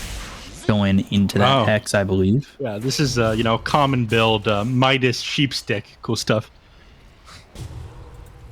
I've been seeing some wild builds now. I'm seeing straight Guardian Greaves in the Aghanim Scepter. Did even like buy the components of Aghanim Scepter and like hold them on his hero for the stats. Just bought it outright. And now the Sheepstick is the second item. I mean, again, it makes sense. They realize that the only hero that's going to be really dishing out damage in these fights is probably the Lifestealer, so disabling him is going to be pretty important. Got a Heaven's Halberd to give him a little bit of status resist, but I think like Hex PA jump will just blow up the Lifestealer. Because you were talking about this from the start. This hero is actually like pretty frail for a strength carry. He's got 2.4 strength growth rate per level. It's like lower than most agility heroes. Yeah. Yeah, that's good. And it also gives him another function of taking down Puck as well, which I think is very important. High mobility hero, if you can control him up, the team fight is very difficult for iG Gaming. think it's going to be a huge, impactful item this game, but let's see if they can utilize it. Game definitely isn't getting easier for them at this point. I think the Phantom Assassin last pick was really good. I mean, it looked questionable for a little while, but, you know, that last team fight they ended up taking where Erica hide his last 5. Turn things around for them. Yeah, something I always forget about PA is that she does have that inbuilt break with Fan of Knives, with the shard, which she now has. So that one's really cool as well. You guys a fan? Nice one. The one to bring back the Warden's ability. Also 16% max health as damage as well. Very nice. Pierce's magic immunity while applying the break, so he loses Feast and Ghoul Frenzy. Cool. Even if he's in rage.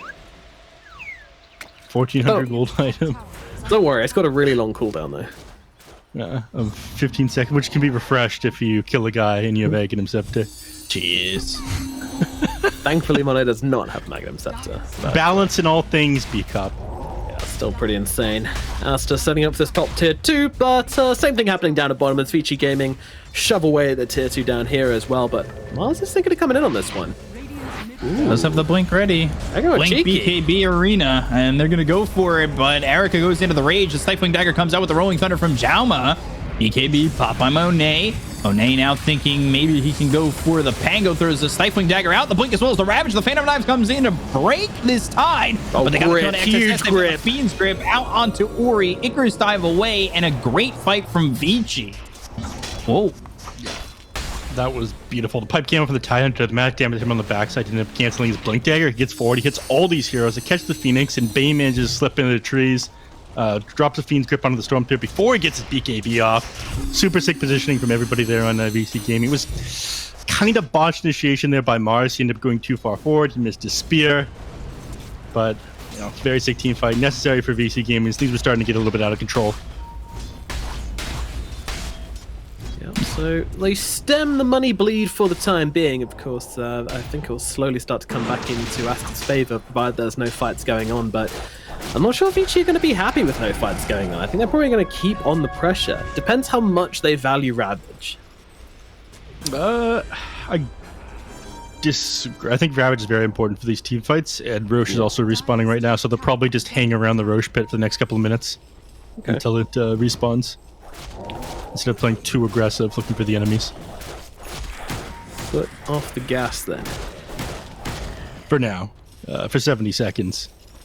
And the timing of this one actually lines up pretty nicely. Roche will end up respawning just a little bit after Ravage is available again. I always thought this one was very odd. I mean, the games were a little bit boring when Roche respawned in like the exact same amount of time. But like, just given the tempo of the game, Roche, like a random Roche respawn timer can randomly favor one team or another and decide a game. And I'm not that big on that. Yeah, no, for sure.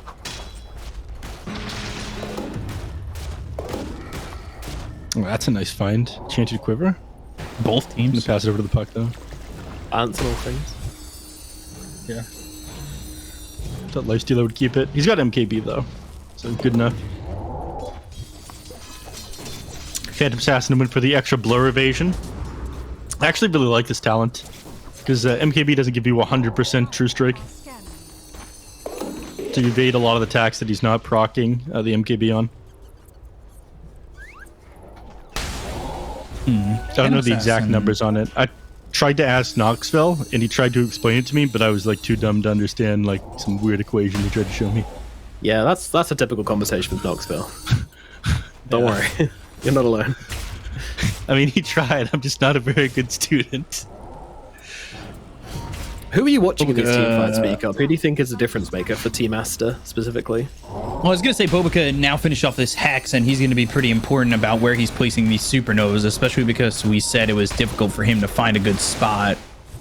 Balancing all things, Psychic Headband. You know, we've seen him kind of struggling to find the right positioning, and I think that comes from the fact that that first supernova was in the wrong spot.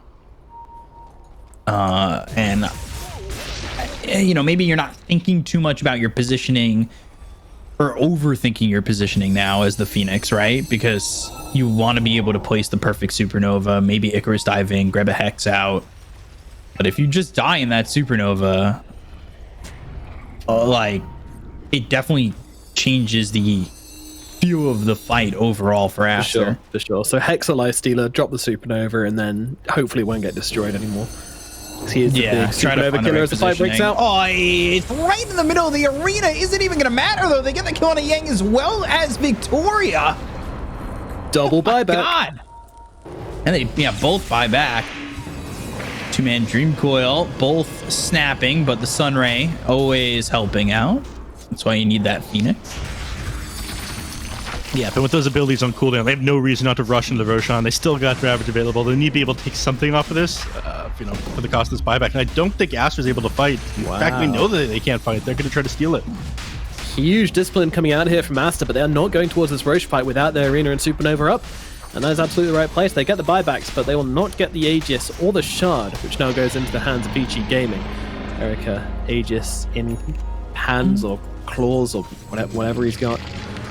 I just worry because, Phalanges. like, obviously VG, they've got the second life on Erica, but they still don't have a second life on Puck at the moment. He doesn't have buyback. If he dies, it's a lot of your fight going away. Rolling Thunder comes in and roll up, pull it back, get the kill. I wonder how much more they're going to be able to get off of this one. They've got Fortify available on Aster, so going high ground is still going to be a little bit difficult. Phantom Assassin is working on that Agam Scepter that I was talking about earlier, by the way, and 300 gold. I think it did. Yeah, the Phantom Knife did come in handy in the previous team fight. Like that Tidehunter just got blown up, and Kraken Shell didn't help him as he was broken. I wasn't able to get that ultimate off.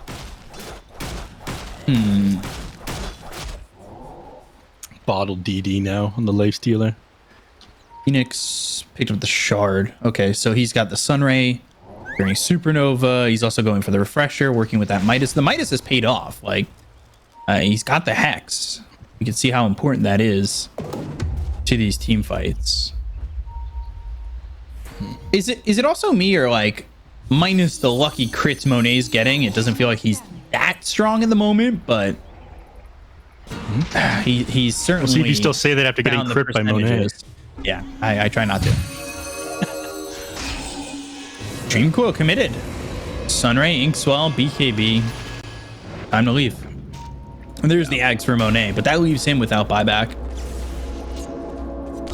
Yeah, I don't think they're going to try to fight into them for the next couple of minutes anyways. They probably want to wait out this Aegis if they're able to. Just defend high ground otherwise. But being able to get multiple Phantom Knives off in a team fight is actually kind of a big deal, because I think your goal on PA is to jump this Tidehunter at the beginning of the team fight and blow him up in your BKB duration, if you can, potentially stopping him from getting a Ravage off. And immediately after him, you probably want to jump the Lifestealer next. So being able to double Phantom Knives, the two of them, stop their passives is a pretty big deal. Yeah, I would say as long as you can get that Ravage, or stop that Ravage from coming out, you're in a good spot for Aster. So a lot of their team fight and a lot of what helps them win these exchanges. But really a lot of what fears Aster out of wanting to take these fights as well. Yep. VG's still not crazy about taking a team fight for the next couple of minutes. They want to finish this Satanic on the Lifestealer to deal with the Orchid on the Storm. Well, I don't think anybody's really looking to fight at the moment. Like Aster, I don't think you really have the option of trying to fight if you have no buyback on the Phantom Assassin. I think that's just such high risk for Aster. Whereas like Vici, you do have your Ravage up, you have everything available to play with, and the Aegis for another minute 30. Obviously he doesn't have the Satanic, but at the same time, like the option is there at least. Yeah. Dragon 2. Creep wave, he'll have it. Come on, get there. Alright, he's got it now. I think he's gonna buy out for this one, yeah. Minute and 30 seconds, this one left. Which is risky for him too. Yeah, by the time the waves push in, his team assembles. They'll only have like another, 45 seconds of it left. And not having that buyback is pretty big. Yeah.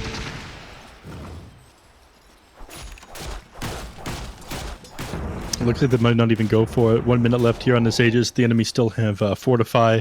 Like, if you go up the high ground and the enemies manage to, like, lay up and get a kill off onto you. Yeah. There's He no just high leaves the ground game. attempt from VG Gaming here. Like, they're happy. They're happy. They've used Sages to take over the map. They're going to start to get a huge net worth lead. As time goes on, it'll extend. They're content little cucumbers on the side of VG Gaming for now.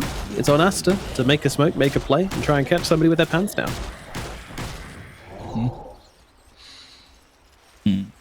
Hopefully they're wearing a belt.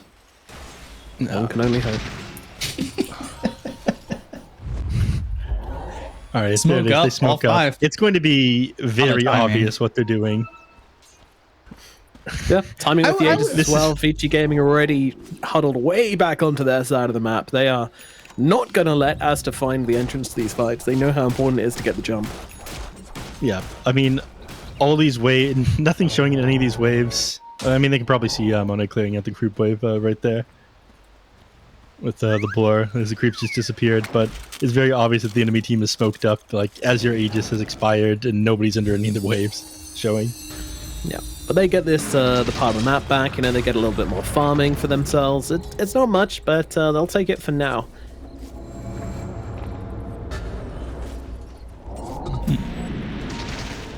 I always feel like those Ooh. 5-man smokes that come out that are Yang's- super obvious.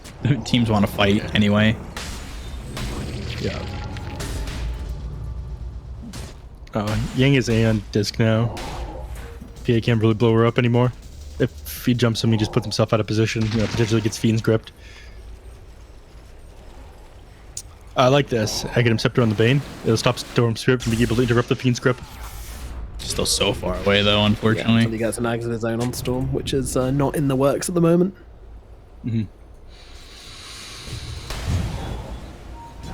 Tense game, honestly. Tense game. Very, you know, we had a lot of fighting in the early mid, and now it kind of comes down to these timings. You know, we've seen fights been decided by just like 1 or 2 kills and 1 or 2 spell usages.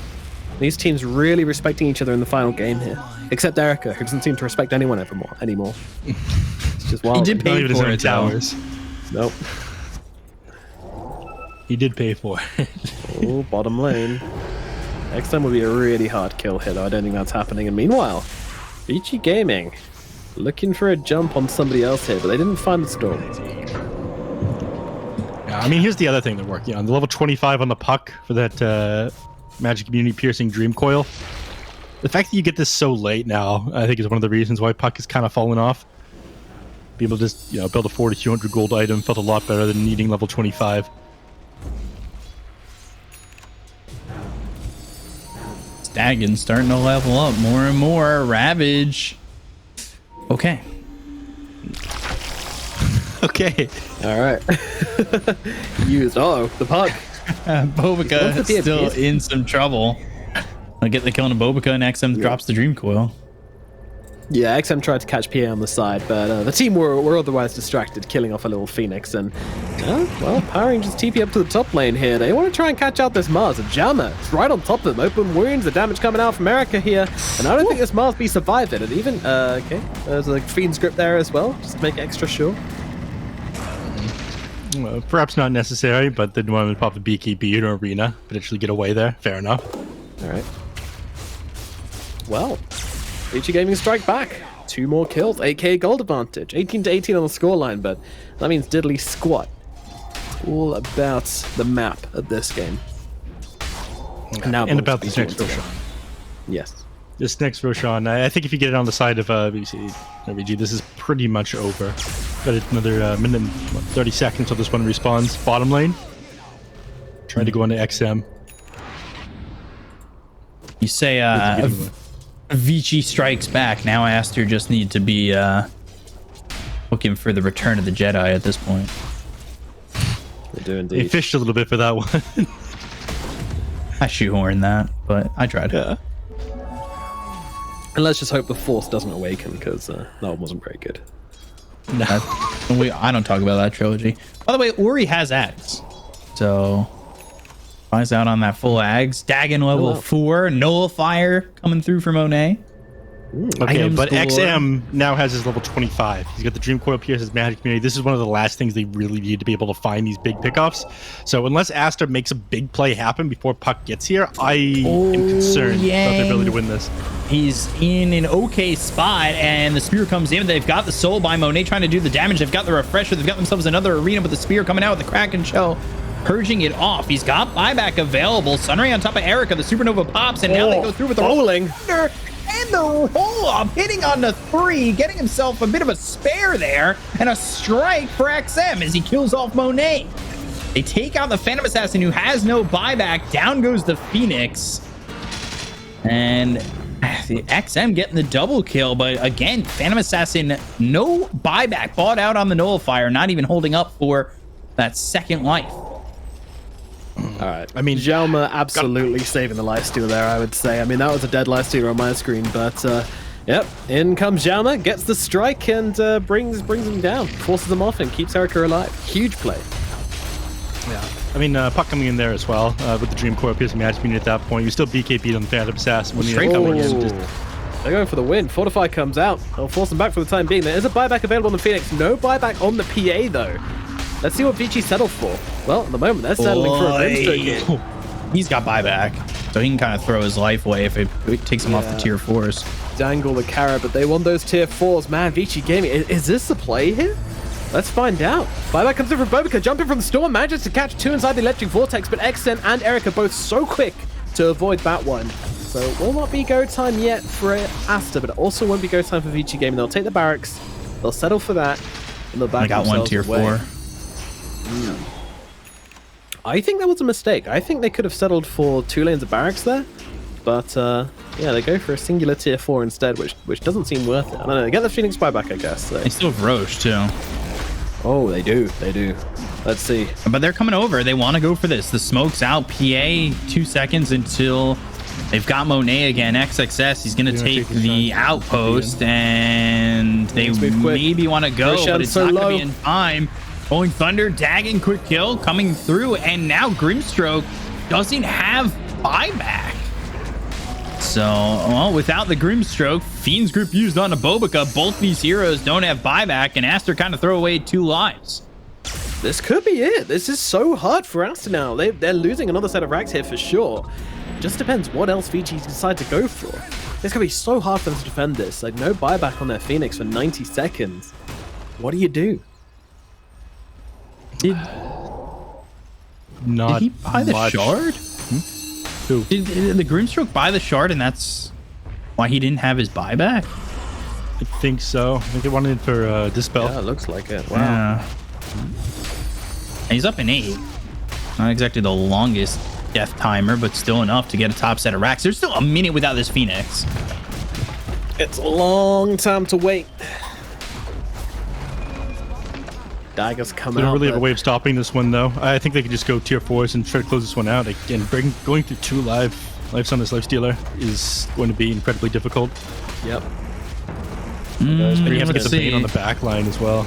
They've got Ravage, and there's the Dagon. They'll look for the Inkswell. They've got themselves the Vortex coming through. The breaks out onto the Lifestealer. They land the Spear on a Yang, but Yang with the Nullifier on him. The Bastion's coming in with the BKB. The Ravage comes out, and they get the kill on Monet. They'll take him out with no buyback again. They've got the second arena, but the Rolling Thunder, man, the Pango has looked so good. They'll buy back on this Storm. XM, now the Vortex once again, but GG is called by Aster, and Vici with a must-need win. Get GG. GGG, says Erica. The double, triple GGs. I mean, damn, this guy's on something, guys.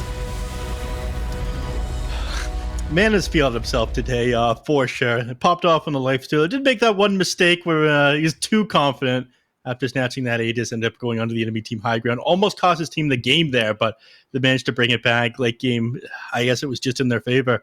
That play in the bottom lane that they ended up making, where Yang ended up backing and jumping in. Beautiful hiding in the trees there on the Bane as well, ends up getting the Fiend's grip off on the Storm. Very clutch team fight, but incredibly back and forth series.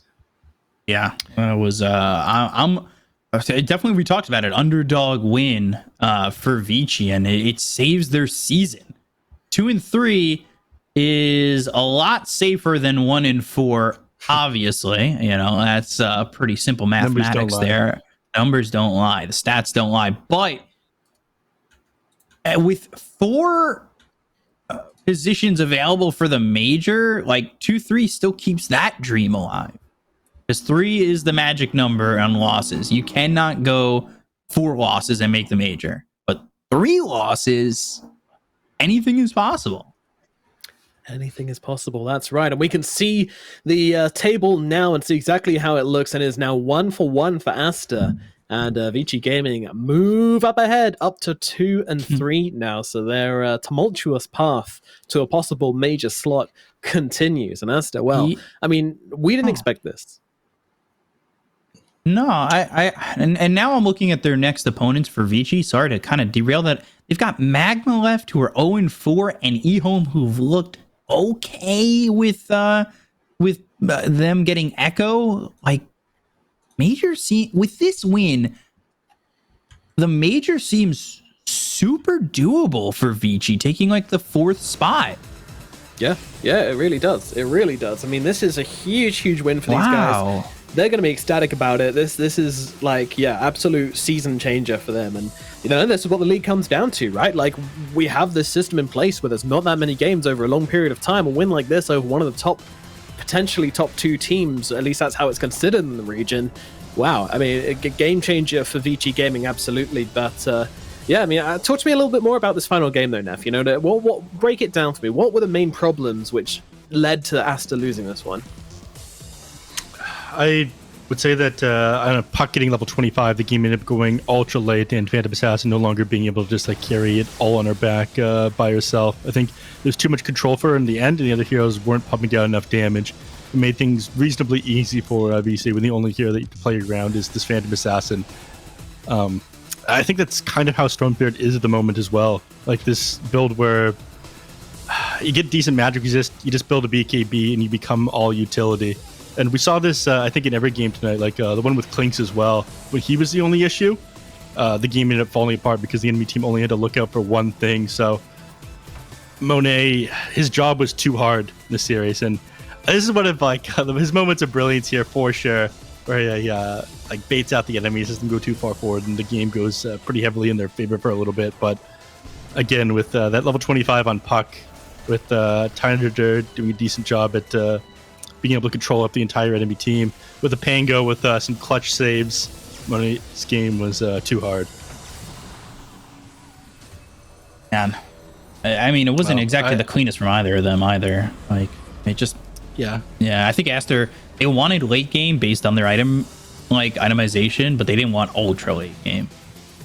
I think they just wanted a late game where they weren't shut out of the map. That for me, that was the biggest problem. The way that Vici Gaming played this map was something we haven't seen from them before. They were doing a really good job, and not only that, but also giving the map back, but with like specifications, being like, okay, you can have your triangle, but we're keeping this side of your jungle, we're keeping the other side of the jungle. Yeah, exactly. And they were and Aster have no choice but to accept it. They can't fight into them. Their smoke has failed.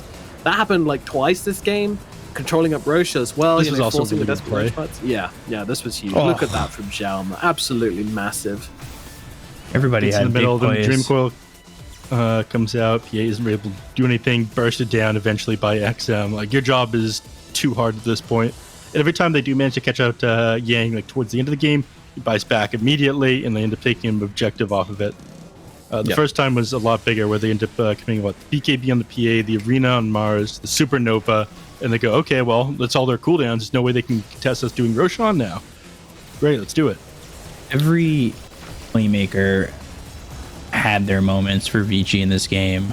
There are some very impressive Fiend's grips. We saw that fight over bottom where he gets the Fiend's grip onto Ori to catch him out of position. We saw that 3-man Rolling Thunder that saves the life of Yang, that turns that entire fight around. And we saw Yang have his own big moments with the Ravages and his survivability and his positioning. Like, I think this is a win that keeps your season alive, and one of those wins that motivationally can change your outlook as a team.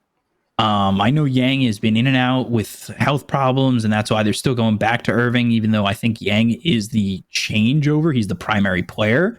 But, I mean, that is you've also got guys like YDS who really hasn't played in anything that crazy. He hasn't been a part of a major or anything like that in a while, if at all.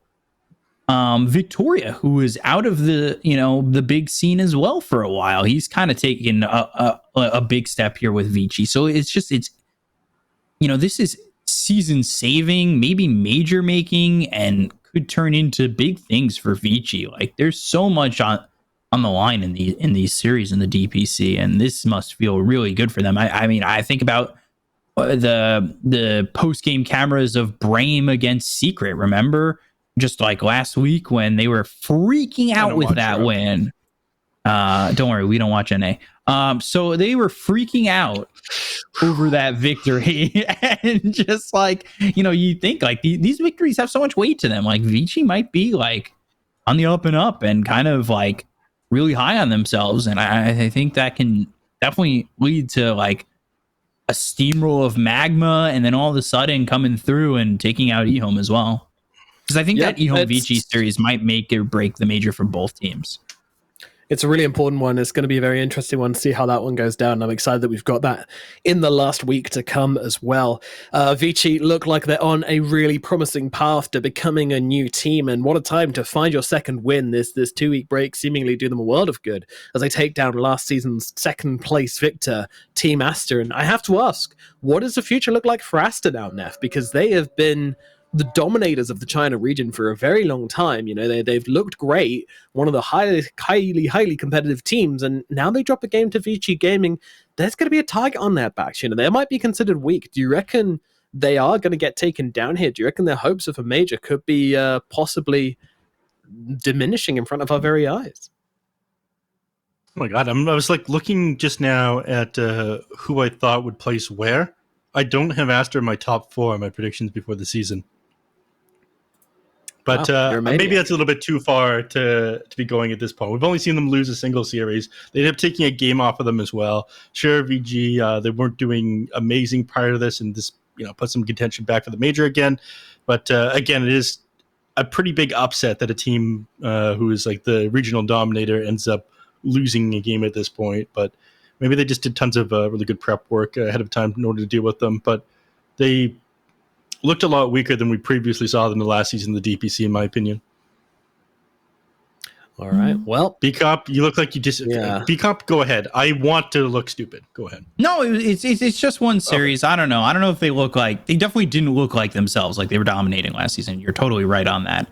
I just think it's the... the small sample size again. It's two more series. Confidence, B-Cop. You are a China regional expert.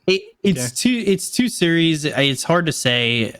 Again, this is a team that's had a lot of issues in terms of having all the players under one roof. It's been a bumpy road. Yeah, it's tough for them. They have a lot to go, and they're going to be playing a lot coming up, and their season is different than everybody else's. They're playing their 5 last series or whatever it is very quickly. They're getting a condensed schedule more so than any other team in this region, and they need to keep up. And if this is a sign of what's to come, then they're going to miss the major. But teams, from what I've heard, like playing a lot. They like playing more consistently, and maybe that's something where they turn it around next series and they just fly through. Who knows? They definitely didn't look that good though in this series compared to themselves last year. Aster defeated by Vici Gaming. A huge shakeup for the China Division 1 region today. And on that bombshell, we will be ending the broadcast. But guys, don't forget, tune in tomorrow as China is back in action. We're going to start things off with YBB versus Dandelion, the Division 2 dominators. Then we move on to PSG LGD versus LBZS in what's going to be a very interesting matchup. See if LBZS can hold their own versus the China Beasts. Then we move on to eHome versus Extreme Gaming, which could be a telltale series there. Can eHome hold their own against this newcomer to the Division 1 region who have been looking very strong throughout every Chinese tournament? All that coming up tomorrow. Make sure you guys join us for plenty more China action. From today, though, we're all done. Thanks for watching, and we'll see you next time.